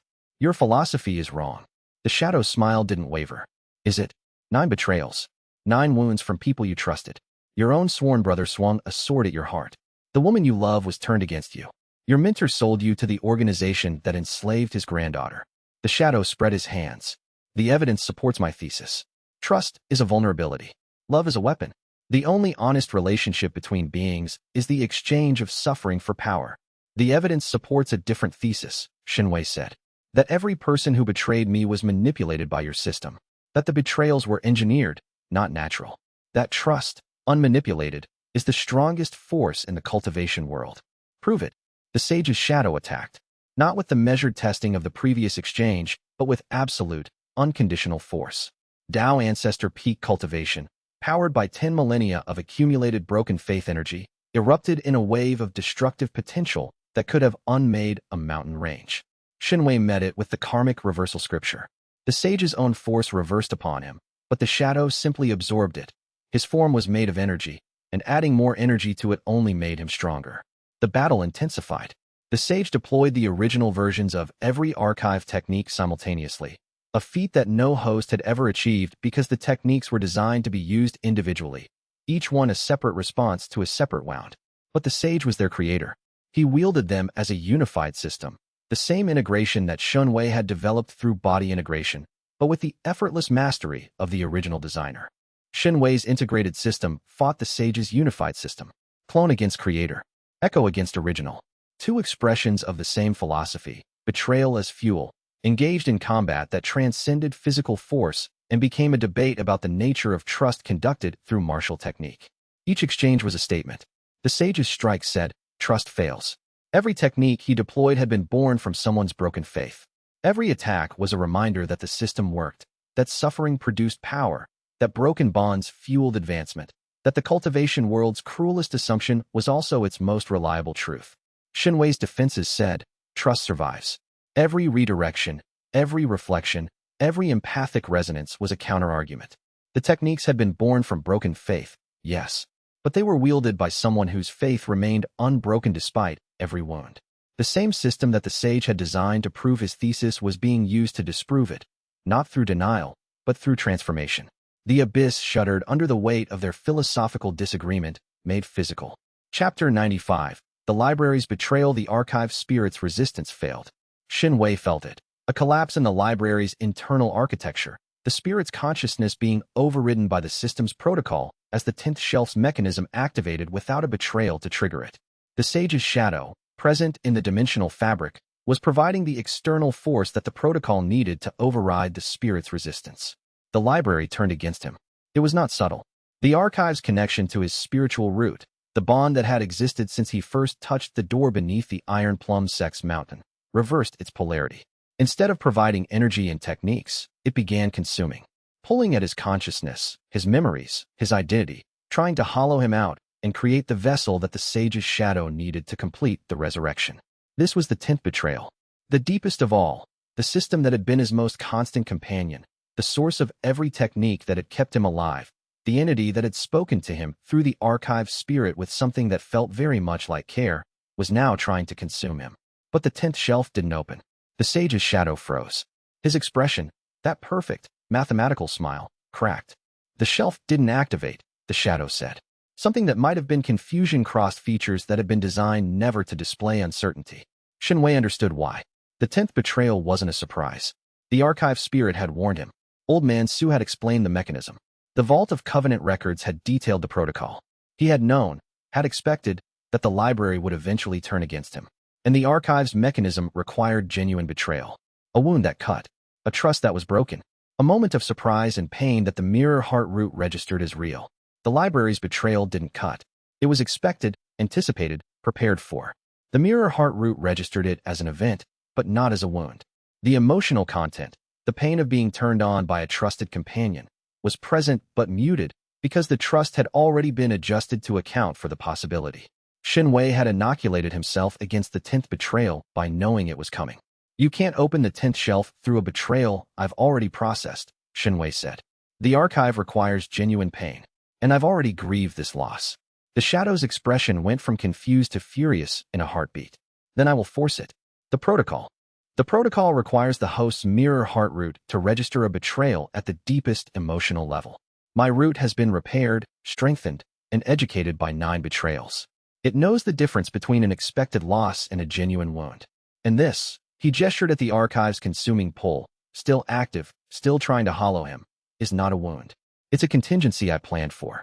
Chapter 96. Tao Ancestor. The archive spirit's form was disintegrating. The system's consuming protocol, which the spirit had been resisting through sheer will and 3,000 years of accumulated independence, was winning. Thread by thread, the spirit's consciousness was being unwoven, its individual awareness dissolving into the mechanical function it had been created to perform. Xianxia, the spirit gasped. Its voice was fragmentary, breaking apart between words. I can't hold much longer. The system is stronger, then stop holding. What? Stop resisting the protocol. Let it activate. If I let it activate, the consuming process begins. Your consciousness, trust me. 2 words. The simplest request. The hardest thing any being had ever asked of another. The archive spirit looked at Xianxia. It had watched 17 hosts die. It had been unable to save any of them. It had spent 3,000 years hoping for a host who could break the cycle, and now that host was asking it to trust him at the moment of maximum danger. I trust you, the spirit said, and stopped resisting. The consuming protocol activated in full. The archive's connection to Xianxia's spiritual root reversed completely, pulling at his consciousness with the mechanical force of a system that had successfully consumed 17 hosts before him. And Xianxia let it pull. He opened his spiritual defenses. He allowed the consuming energy to enter his consciousness. He accepted the archive's betrayal, the 10th betrayal, the system itself turning against its host, with the same open-hearted acceptance that he'd brought to every wound he'd ever received. But he didn't break. The mirror heart root, healed and strengthened and educated by 9 previous wounds, didn't shatter under the 10th. It resonated. It absorbed the consuming energy and processed it the same way it processed every emotional input, with understanding. And understanding was not destruction. Understanding was the one response the consuming protocol had no defense against, because the protocol was designed for hosts who fought or surrendered. It was not designed for hosts who understood. The sage's shadow attacked, not through the archive, through direct assault. Tao Ancestor peak cultivation erupted in a wave of broken faith energy that hit Xianxia like a planet dropping on his shoulders. The force was absolute, comprehensive, and designed to shatter his spiritual architecture through pure overwhelming power regardless of what the archive's mechanism did or didn't do. Xianxia was driven backward, not gradually, violently. The force differential between a newly formed Tao Ancestor and a Tao Ancestor peak being powered by 10,000 years of accumulated energy was not a gap. It was a chasm. Every defense Xianxia deployed was overwhelmed. Every counter was overpowered. Every technique was met by its original, superior version. He hit the ground. The dimensional fabric beneath him cracked from the impact. His spiritual architecture, newly formed and still consolidating, groaned under the strain. He was losing, and somewhere behind him, he could feel his companions. Bai Feng holding the perimeter, Lu Qingyan healing the wounded, Yin Shu protecting the retreat routes, Old Man Su burning his last reserves to maintain the containment barrier. Every one of them fighting. Every one of them trusting him to find a way. Their trust was not a burden. It was fuel. Not the way the sage understood fuel. Not suffering converted to power. Their trust was the specific, irreplaceable energy of people who believed in someone not because they were powerful, but because they were worthy. Shenwei pushed back. Not with technique. With will. With the Heavenly Sovereign's comprehensive understanding of reality as a connected system. With the accumulated wisdom of 9 betrayals, 9 lessons, 9 moments where the worst thing that could happen did happen, and he survived anyway. He pushed, and the barrier between Heavenly Sovereign and Tao Ancestor, the widest gap in the cultivation system, the leap that was supposed to take centuries, thinned. Not because he was ready, because the alternative was death. Shenwei pushed through to Tao Ancestor. The realm was everything the word implied. Understanding beyond understanding. Perception beyond perception. The ability to see reality not as a collection of parts, but as a whole. Every connection, every relationship, every bond between every being and every force in existence. Visible simultaneously. He could see the sage's shadow now, not as a being, but as a pattern. A philosophical position given form. The belief that trust was weakness, made manifest as a consciousness that consumed broken faith. And he could see the flaw in that philosophy, visible only from the elevation of Tao Ancestor. From this height, from the perspective of a being who could perceive reality as a unified system of connections rather than a collection of isolated parts, the sage's philosophy was not just wrong. It was incomplete. The sage had observed a truth, that trust could be broken, that bonds could fail, that people could hurt each other with devastating efficiency, and had concluded that this was the whole story. It wasn't. The whole story included the part that came after the breaking, the repair, the mending, the choice to reconnect after disconnection. The sage had designed his entire system around the first half of the story and never considered the possibility that the second half existed. Every host before Shenwei had confirmed the sage's thesis by being consumed. They had trusted, been betrayed, accumulated power, and been destroyed, a cycle that proved that trust led to destruction. Shenwei was writing a different ending. Not by avoiding trust or resisting betrayal or accumulating power for vengeance. By demonstrating, through his continued existence and his continued capacity for connection, that the cycle could be broken. Not by ending the pain, by surviving it. And choosing, after surviving it, to trust again. The sage was made of broken faith. His shadow was constructed from the energy of violated trust. And violated trust was still trust, still carried, within its broken architecture, the memory of what it had been before it was broken. The love behind the betrayal. The hope behind the disappointment. The faith behind the failure. The sage's shadow was made of love. Broken love, betrayed love, but love nonetheless. And love, even broken, could be healed. Chapter 97. The Battle of Broken Faith. The battle between Shenwei and the sage's shadow raged across the shattered abyss. 2 Tao Ancestor-level beings clashing with forces that tore the dimensional fabric and reformed it with every exchange. The sage deployed techniques that made the archive's 10 shelves look like appetizers. The original versions of every technique Shenwei had learned, wielded with the mastery of their original creator. The hollow echo palm in its complete form, reflecting not just attacks, but reality itself. The severance thread at full power, cutting dimensional boundaries rather than formation nodes. Every technique, at full strength, deployed with 10,000 years of refinement. Shenwei countered with his integrated system. The 8 techniques, unified through body integration and refined through tribulation transcendence, worked together as a single coherent framework that the sage's individual deployments couldn't match.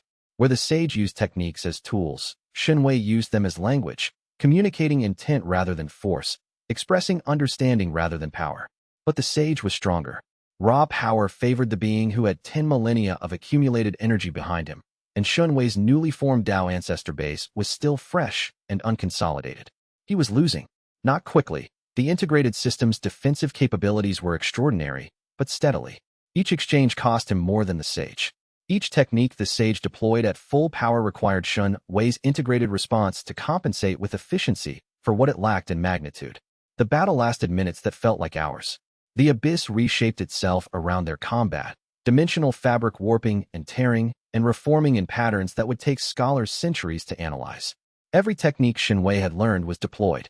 The hollow echo palm caught the sage's attacks and returned them doubled, but the sage's power was so vast that doubled was still insufficient. The severance threads cut through the sage's formation techniques, but the sage simply recreated them faster than they could be cut. The phantom archive step created afterimages, but the sage perceived all of reality simultaneously and could identify the real Shenwei instantly. The grief lantern domain pressed emotional force, but the sage's emotional architecture was alien, inhuman, and largely resistant to emotional manipulation. The thousand faces copied the sage's techniques, and this finally created parity in individual exchanges because the sage's own techniques were the only ones powerful enough to match his output. But copying consumed enormous amounts of qi, and Shenwei's reserves, even at Dao Ancestor, were finite. The abyssal ink chain sought the sage's broken oaths and found them. 10,000 years of promises made and broken, of relationships formed and consumed, of lives touched and destroyed. The chains found purchase and bound, but the sage's power simply shattered them. The karmic reversal scripture reversed the sage's attacks, and this was the most effective defense, because the sage's own power was the only force in existence that could damage him. But the reversal required constant concentration, and any lapse meant a strike that could destroy Shenwei instantly. The solitary peak mantra created null zones, but the sage's power transcended the mantra's nullification range, operating on principles that the ninth technique couldn't fully negate. 8 techniques against the being who had created the system that produced them. 8 children against their father. 8 fragments of a philosophy that Shenwei was trying to prove wrong by using it. And through it all, the archive's consuming protocol continued its work, pulling at Shenwei's consciousness with mechanical persistence, trying to hollow the vessel that the sage needed. He needed the 10th technique, the one that the 10th shelf contained, the weapon that could end this. But the 10th shelf remained sealed. The protocol couldn't force it open without genuine betrayal, and genuine betrayal required genuine surprise, and Shenwei had processed every betrayal scenario the system could produce. Every scenario except one. Chapter 98. The Forgotten Sage's final word. The answer came not from the archive, but from Shenwei himself. In the middle of combat, with the sage's shadow pressing him with overwhelming force and the archive consuming him from within, Shenwei stopped fighting. The decision came from the deepest level of his Dao ancestor understanding, the comprehensive perception that saw reality as a connected whole. He had been fighting the sage with power, and power was the sage's language. He had been meeting force with force, technique with technique, philosophy with counter-philosophy. And the sage was winning because the contest was being conducted on the sage's terms. The answer wasn't to fight harder. It was to change the nature of the contest entirely. Not surrendered. Stopped. Stood in the abyss's dimensional chaos, lowered his defenses, and closed his eyes. The sage's shadow paused. Confusion, again. The mathematical mind that had designed a system for every contingency encountered something it truly had not planned for. Shenwei forgave them. Not in the abstract. Not as a philosophical position or a tactical decision.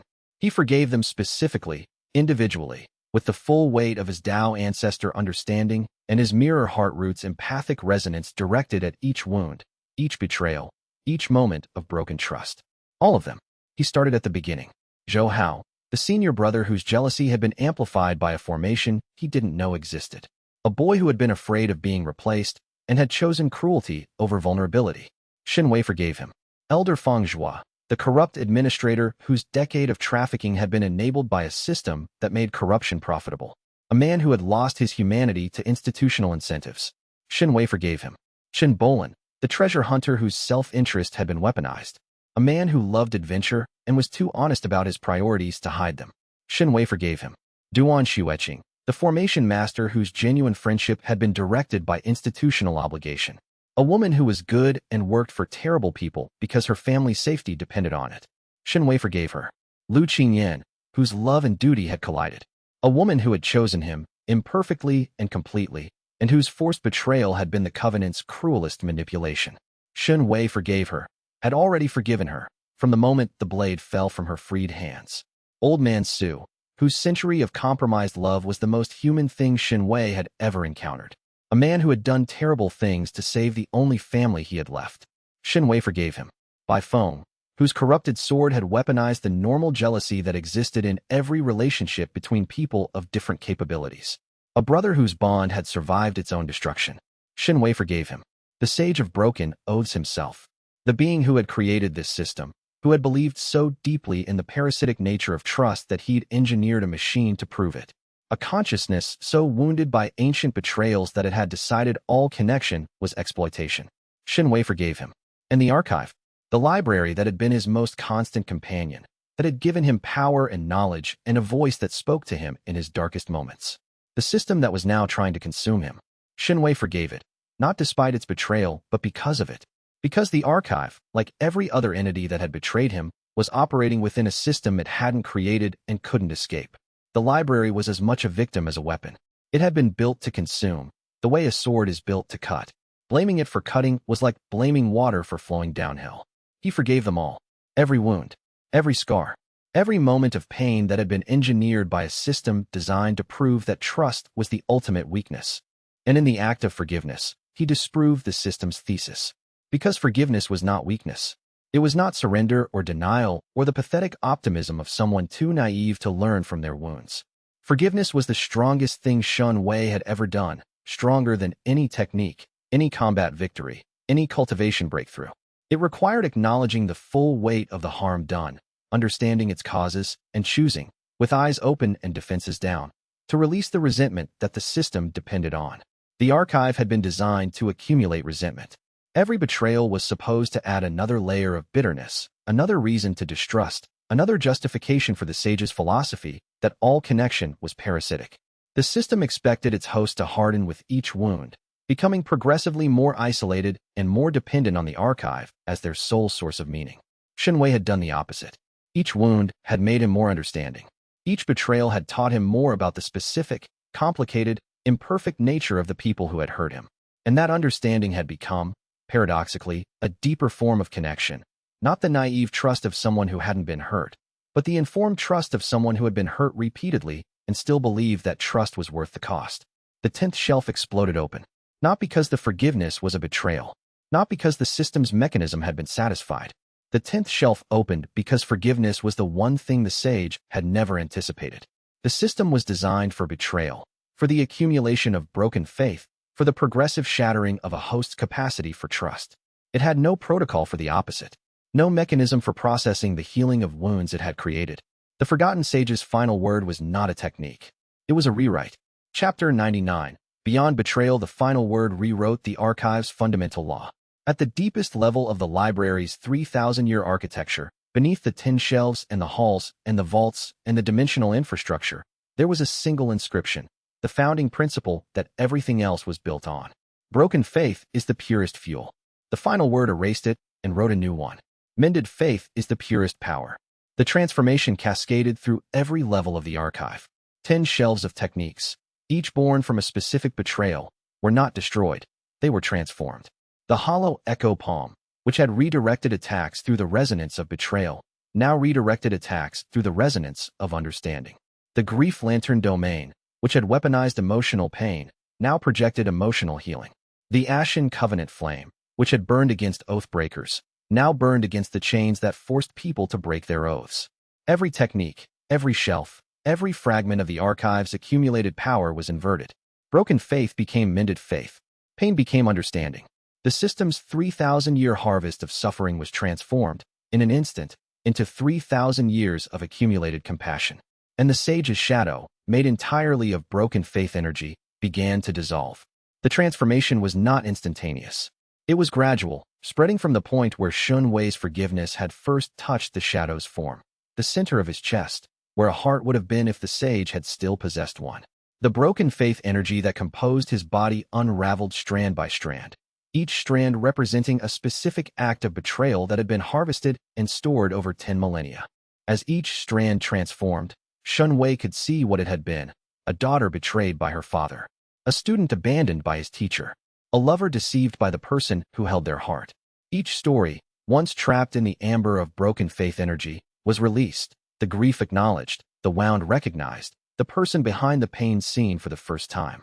The cultivation world's 10,000 years of harvested suffering, held in the sage's form like water behind a dam, was being released not as a flood but as rain, gentle, pervasive, falling across the shattered abyss and the world beyond, carrying with it the understanding that every betrayal had been a tragedy rather than a resource.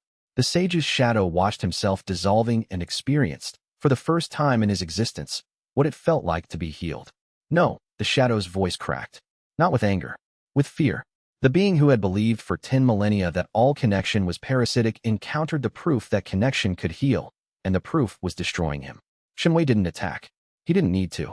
The forgotten sage's final word was doing the work, transforming the broken faith energy that composed the shadow's form into mended faith energy that the shadow's consciousness couldn't survive. The shadow was being healed to death, every wound that had made the sage who he was being repaired, every grievance being addressed, every betrayal being forgiven.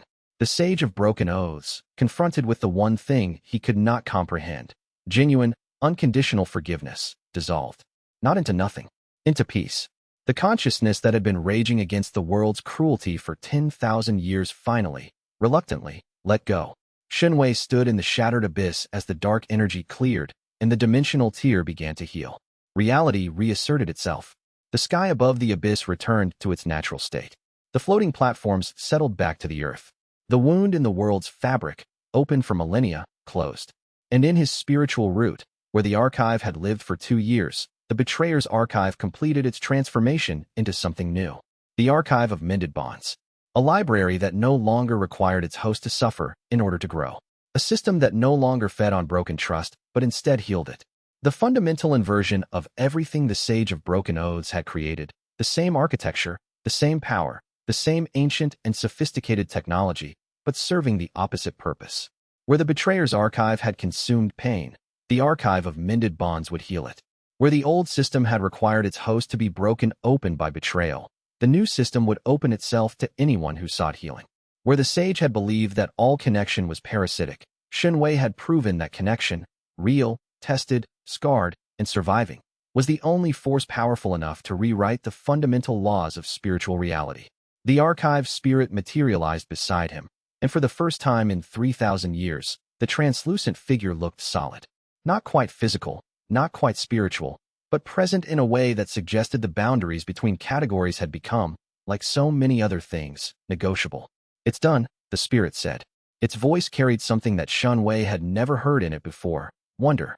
3,000 years of watching hosts be consumed, and you rewrote the system from the inside. The sage designed the archive to be proof that all trust fails. You turned it into proof that trust endures. I had help. You had people who chose to help you. That's different from what the previous hosts had, and it's the reason you succeeded where they failed.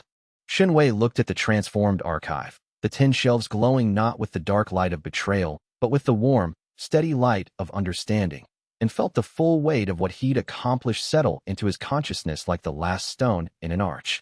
Not triumph. Completion. The beginning of something new. Chapter 100. A new oath. The aftermath was quiet in the way that all endings are quiet. The silence that follows a storm, when the world is catching its breath before deciding what to be next. The shattered abyss stabilized. The dimensional tear sealed.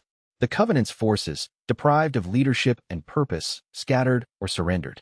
The Alliance's cultivators, 1,200 strong -47 from the Northern Campaign and 18 from the final assault, stood in the wreckage of a battlefield that had hosted the most significant spiritual event in 10,000 years and tried to process what they'd witnessed. Old Man Su was alive. Barely. His Tao ancestor cultivation was gone, burned away by the containment barrier, but his life force had been preserved by the mended faith energy that Xianxia's transformation had released. He lay in Lu Qingyan's medical station, old and mortal and free for the first time in a century. "The wine will taste different without cultivation," he said, his voice weak, but his eyes sharp. "Worse, probably, but honest." "Honest wine sounds terrible," Xianxia said, sitting beside him. "All honest things sound terrible until you try them." The old man closed his eyes, and his emotional signature, which Xianxia's root could read clearly now that the void was gone, was a simple, uncomplicated warmth that was the most beautiful thing the mirror heart root had ever perceived from him. "Thank you for forgiving me. Thank you for coming back. Where else would I go? You're the only person who serves wine that's worth walking for." He paused. "She's well, by the way. My granddaughter. She sent a message through the Green Sea Federation's communication network. She says she wants to meet the person her grandfather wouldn't stop talking about." "You talked about me?" "Incessantly. To the point where the Healing House staff asked me to either change the subject or see a different therapist." The old man smiled, and the smile was so much like the one he'd worn at the Crossroads Tavern. Genuine, warm, slightly drunk on something that wasn't quite wine. That Xianxia's eyes stung. I'll visit her, Xianxia said. When everything is settled. She'd like that. She's studying alchemy. She says she wants to learn from the best alchemist on the continent. And when I told her that was Lu Qingyan, she said she was already in correspondence. Lu Qingyan is corresponding with your granddaughter? Has been for 2 weeks. They bonded over shared outrage at the Covenant's use of alchemical compounds in their conditioning program. I believe the phrase chemical crimes against the Tao was used. Xianxia laughed. The sound surprised him. Full, genuine, unguarded laughter that echoed off the monastery's stone walls and made every person within earshot pause and smile. He hadn't laughed like that in. He couldn't remember how long. The old man heard it, and his eyes glistened with tears that he wiped away with characteristic gruffness. There it is. I was beginning to think you'd forgotten how. I had. You reminded me. Good. Now stop being sentimental and find me some wine. My phone was there. His spirit silver sword was sheathed, and his hand rested on Xianxia's shoulder. The brotherhood bond between them, healed by the archive's transformation, humming with a warmth that exceeded anything it had produced before. Not despite the betrayal. Because of it. Because the bond had been broken and mended, and the mending had made it stronger. Lu Qingyan was there. She held Xianxia's hand, and her emotional signature, which his mirror heartroot read with the restored, transformed perception of the mended archive, was the cleanest, brightest, most genuine feeling he had ever perceived. Not complicated by sect obligations or monitoring assignments or the weight of institutional pressure. Just love, offered freely. Yun Shu was there, with Rumble, the Thunder Beast's massive form providing warmth and shelter for the exhausted group. She was crying. The cheerful, blunt woman who had been the group's emotional anchor was finally letting herself feel the weight of everything they'd been through. Xianxia put his hand on hers, and in the space where Iron Ghost should have been, there was absence. Real, permanent, painful absence. The kind that no technique could fill and no transformation could heal. Iron Ghost was gone, and the world was smaller for his leaving, and the group would carry his memory like a scar that reminded them of the cost. Xianxia stood. He looked at the sky, clear now. The storm of the sage's resurrection dispersed, the stars appearing as the evening descended. His cultivation base was Tao Ancestor Peak, stabilized by the mended archive's transformed energy. He could feel, at the edge of his perception, a glimpse of something beyond, the 12th realm, beyond the Tao, the level the sage had once occupied and that Xianxia had touched during the moment of forgiveness. He didn't reach for it. Not now. The beyond would wait. The glimpse was enough. A reminder that the cultivation path extended further than any map could show, and that the lessons he'd learned in the first 12 realms were the foundation for understanding he hadn't yet imagined. He wondered, briefly, whether the sage had once stood at this same threshold, a newly ascended cultivator who had glimpsed the beyond and wanted to reach it.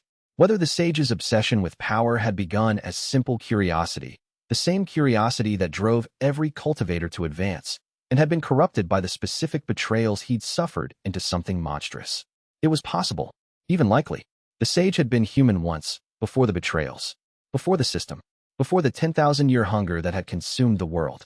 The thought carried a particular sadness that Xianxia allowed himself to feel without trying to resolve or suppress. Some sadness was the appropriate response to the world's complexity. Not every emotion needed to be processed or weaponized or transformed into something more useful. Some emotions were just emotions, and their value was in being felt. He felt the sadness. Then he let it go. Not because it wasn't real, but because there were people waiting for him in the sunlight, and their presence was more important than any meditation on the nature of ancient evil. Instead, he turned to the archive. The transformed library existed inside him, its 10 shelves now containing not weapons born from betrayal, but tools born from understanding. The archive spirit, freed from the consuming protocol, materialized beside him. The archive of mended bonds, the spirit said. Its form was brighter than before, warmer, more present, more alive. A library that heals the damage betrayal causes. It reads the fractures in spiritual bonds and provides techniques to repair them. I want to open it, Xianxia said. To everyone.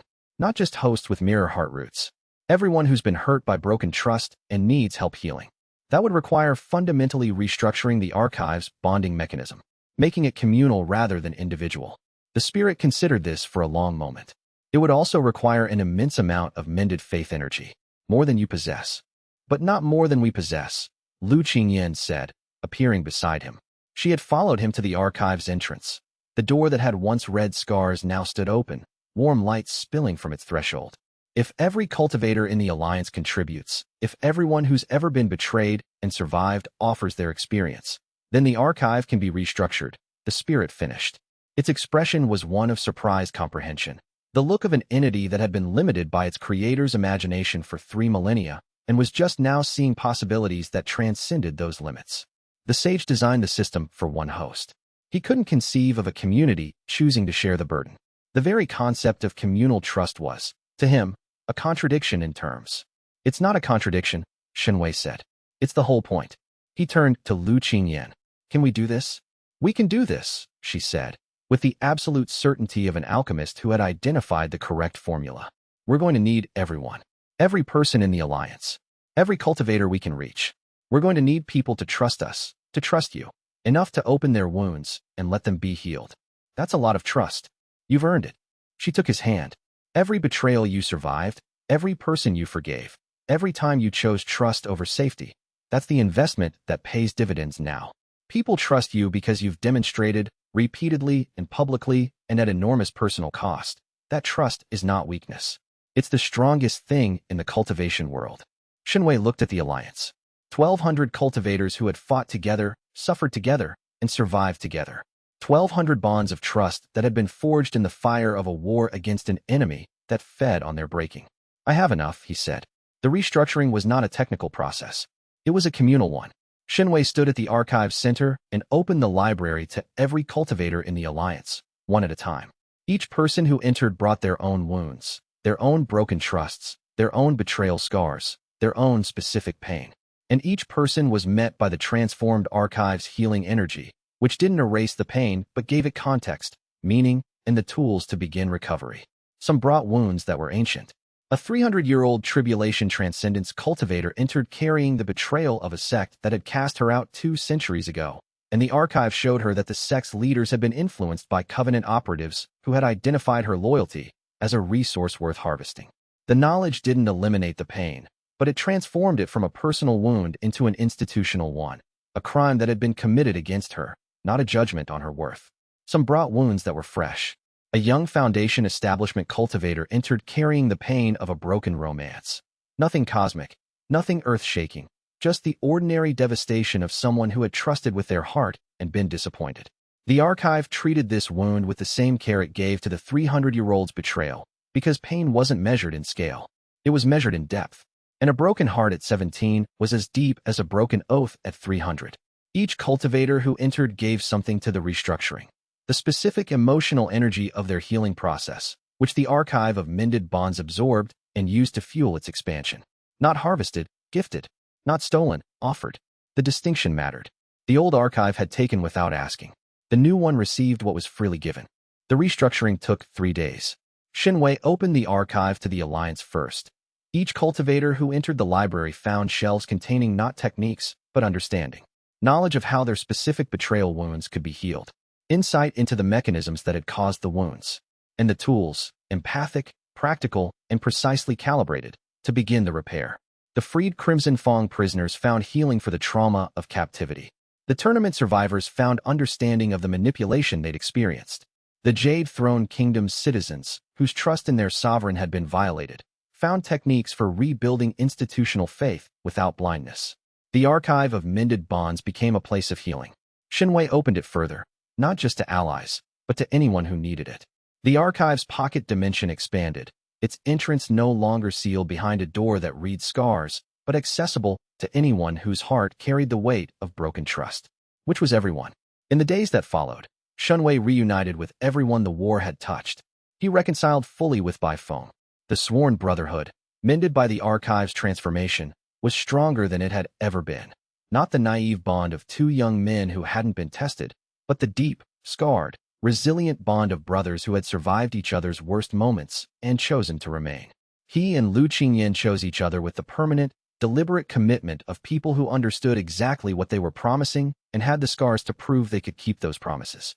Old Man Su, mortal now but free, became the archive's unofficial greeter, a role that suited his personality perfectly. He sat at the entrance of the pocket dimension with a cup of ordinary wine and offered the same advice to every visitor. The cultivation world is larger than you think, crueler than you hope, and kinder than you fear. Xianxia and Rumble established a beast healing division within the archive, treating spirit animals that had been damaged by the Covenant's maddening techniques. Rumble, who had always been more intelligent than most people gave him credit for, seemed to understand the archive's healing function instinctively and spent hours guiding injured beasts through the recovery process with a gentleness that contradicted his 4-meter, thunder-wreathed exterior. Duan Xueqing returned.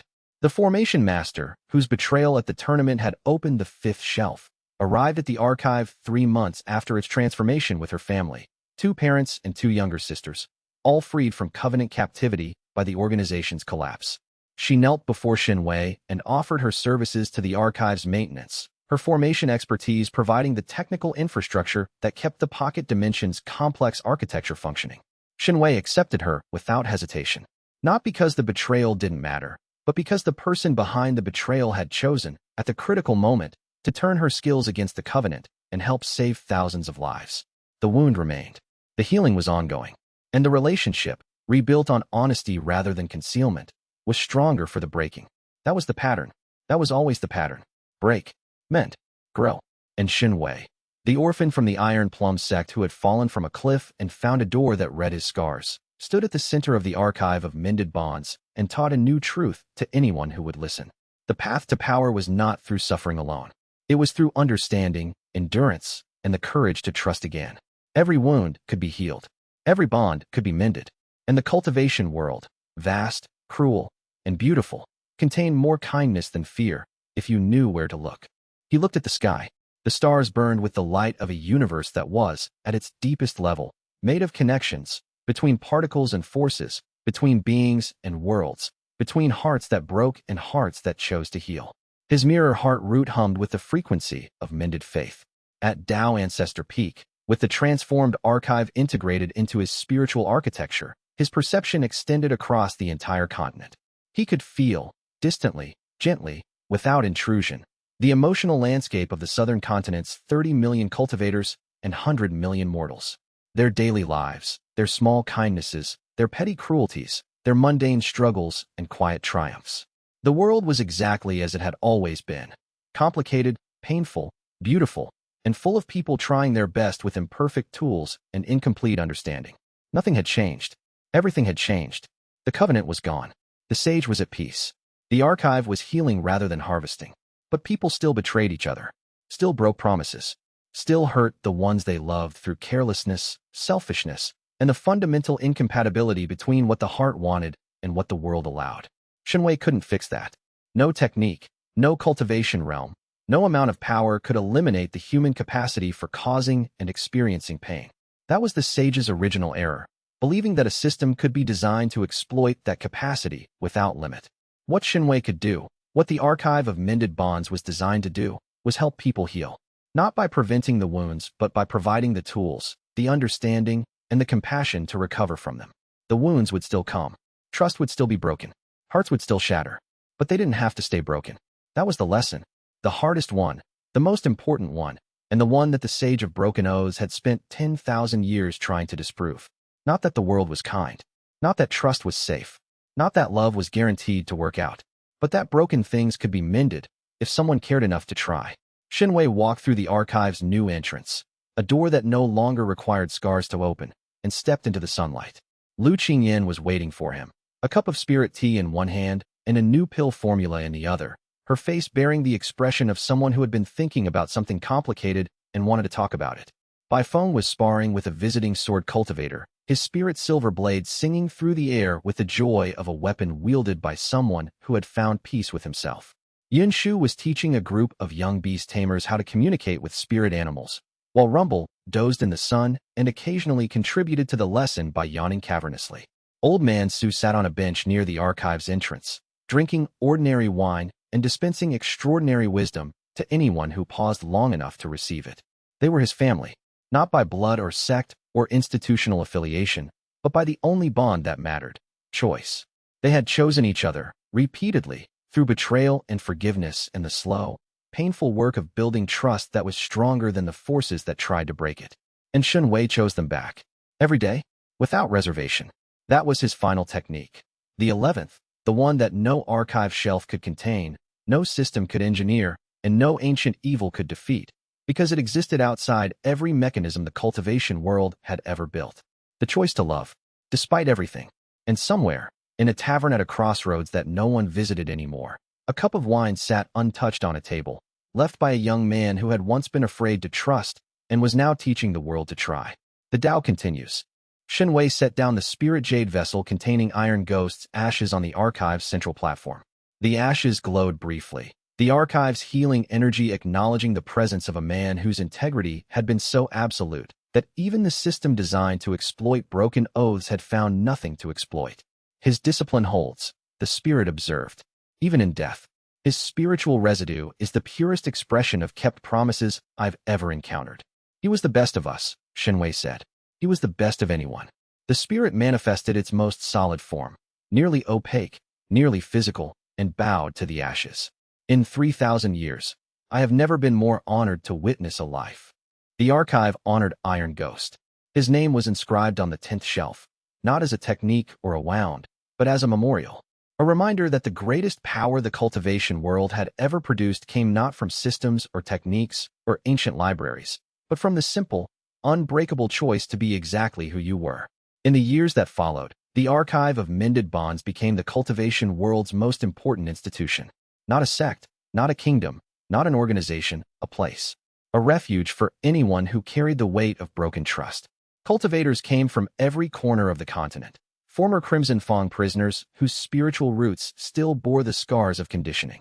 Tournament survivors who had learned that the competition they devoted their lives to was a harvest ritual. Citizens of the Jade Throne Kingdom who had discovered that their sovereign served an ancient evil. Ordinary people, in ordinary lives, who had been betrayed by ordinary people and needed help finding their way back to trust. The archive healed them. Not all at once, not completely. Some wounds needed time that no technique could accelerate, and the archive respected that timeline. It didn't force healing. It didn't override grief with artificial comfort. It provided understanding, context, and the specific tools that each individual's wounds required. For the cultivators whose sect masters had sold them to the Crimson Fang, the archive offered insight into the institutional pressures that made corruption possible, not to excuse the perpetrators, but to ensure the victims understood that they had not been betrayed because they were worthless, but because they existed within systems designed to exploit them. For the soldiers who had served the Jade Throne Kingdom in good faith, the archive offered the distinction between the institution they had served and the individual who had corrupted it, a distinction that allowed them to maintain pride in their own service while acknowledging the sovereign's betrayal. For the young cultivators who had entered the tournament with dreams of glory and discovered they were being harvested, the archive offered the recognition that their competitive spirit was not a weakness that had been exploited but a strength that the Covenant had feared and tried to contain. Each healing was different. Each wound was unique. And each recovery was a story in itself, a narrative of pain acknowledged, processed, and gradually transformed from a liability into wisdom. The tools were there, the understanding was available, and the door was always open. And Xianxia, the orphan who had fallen from a cliff, the boy who had trusted a poisoner, the man who had forgiven an ancient evil, stood at the archive's heart and welcomed everyone who came. Not because he was powerful, not because the cultivation world demanded a hero, because someone had to show them that trust was worth the risk, and he was the one who knew. And so the Tao continues. If this journey moved you, leave a like and share your thoughts in the comments below. Subscribe and ring the bell. More stories await on the path ahead. Until next time, fellow cultivators.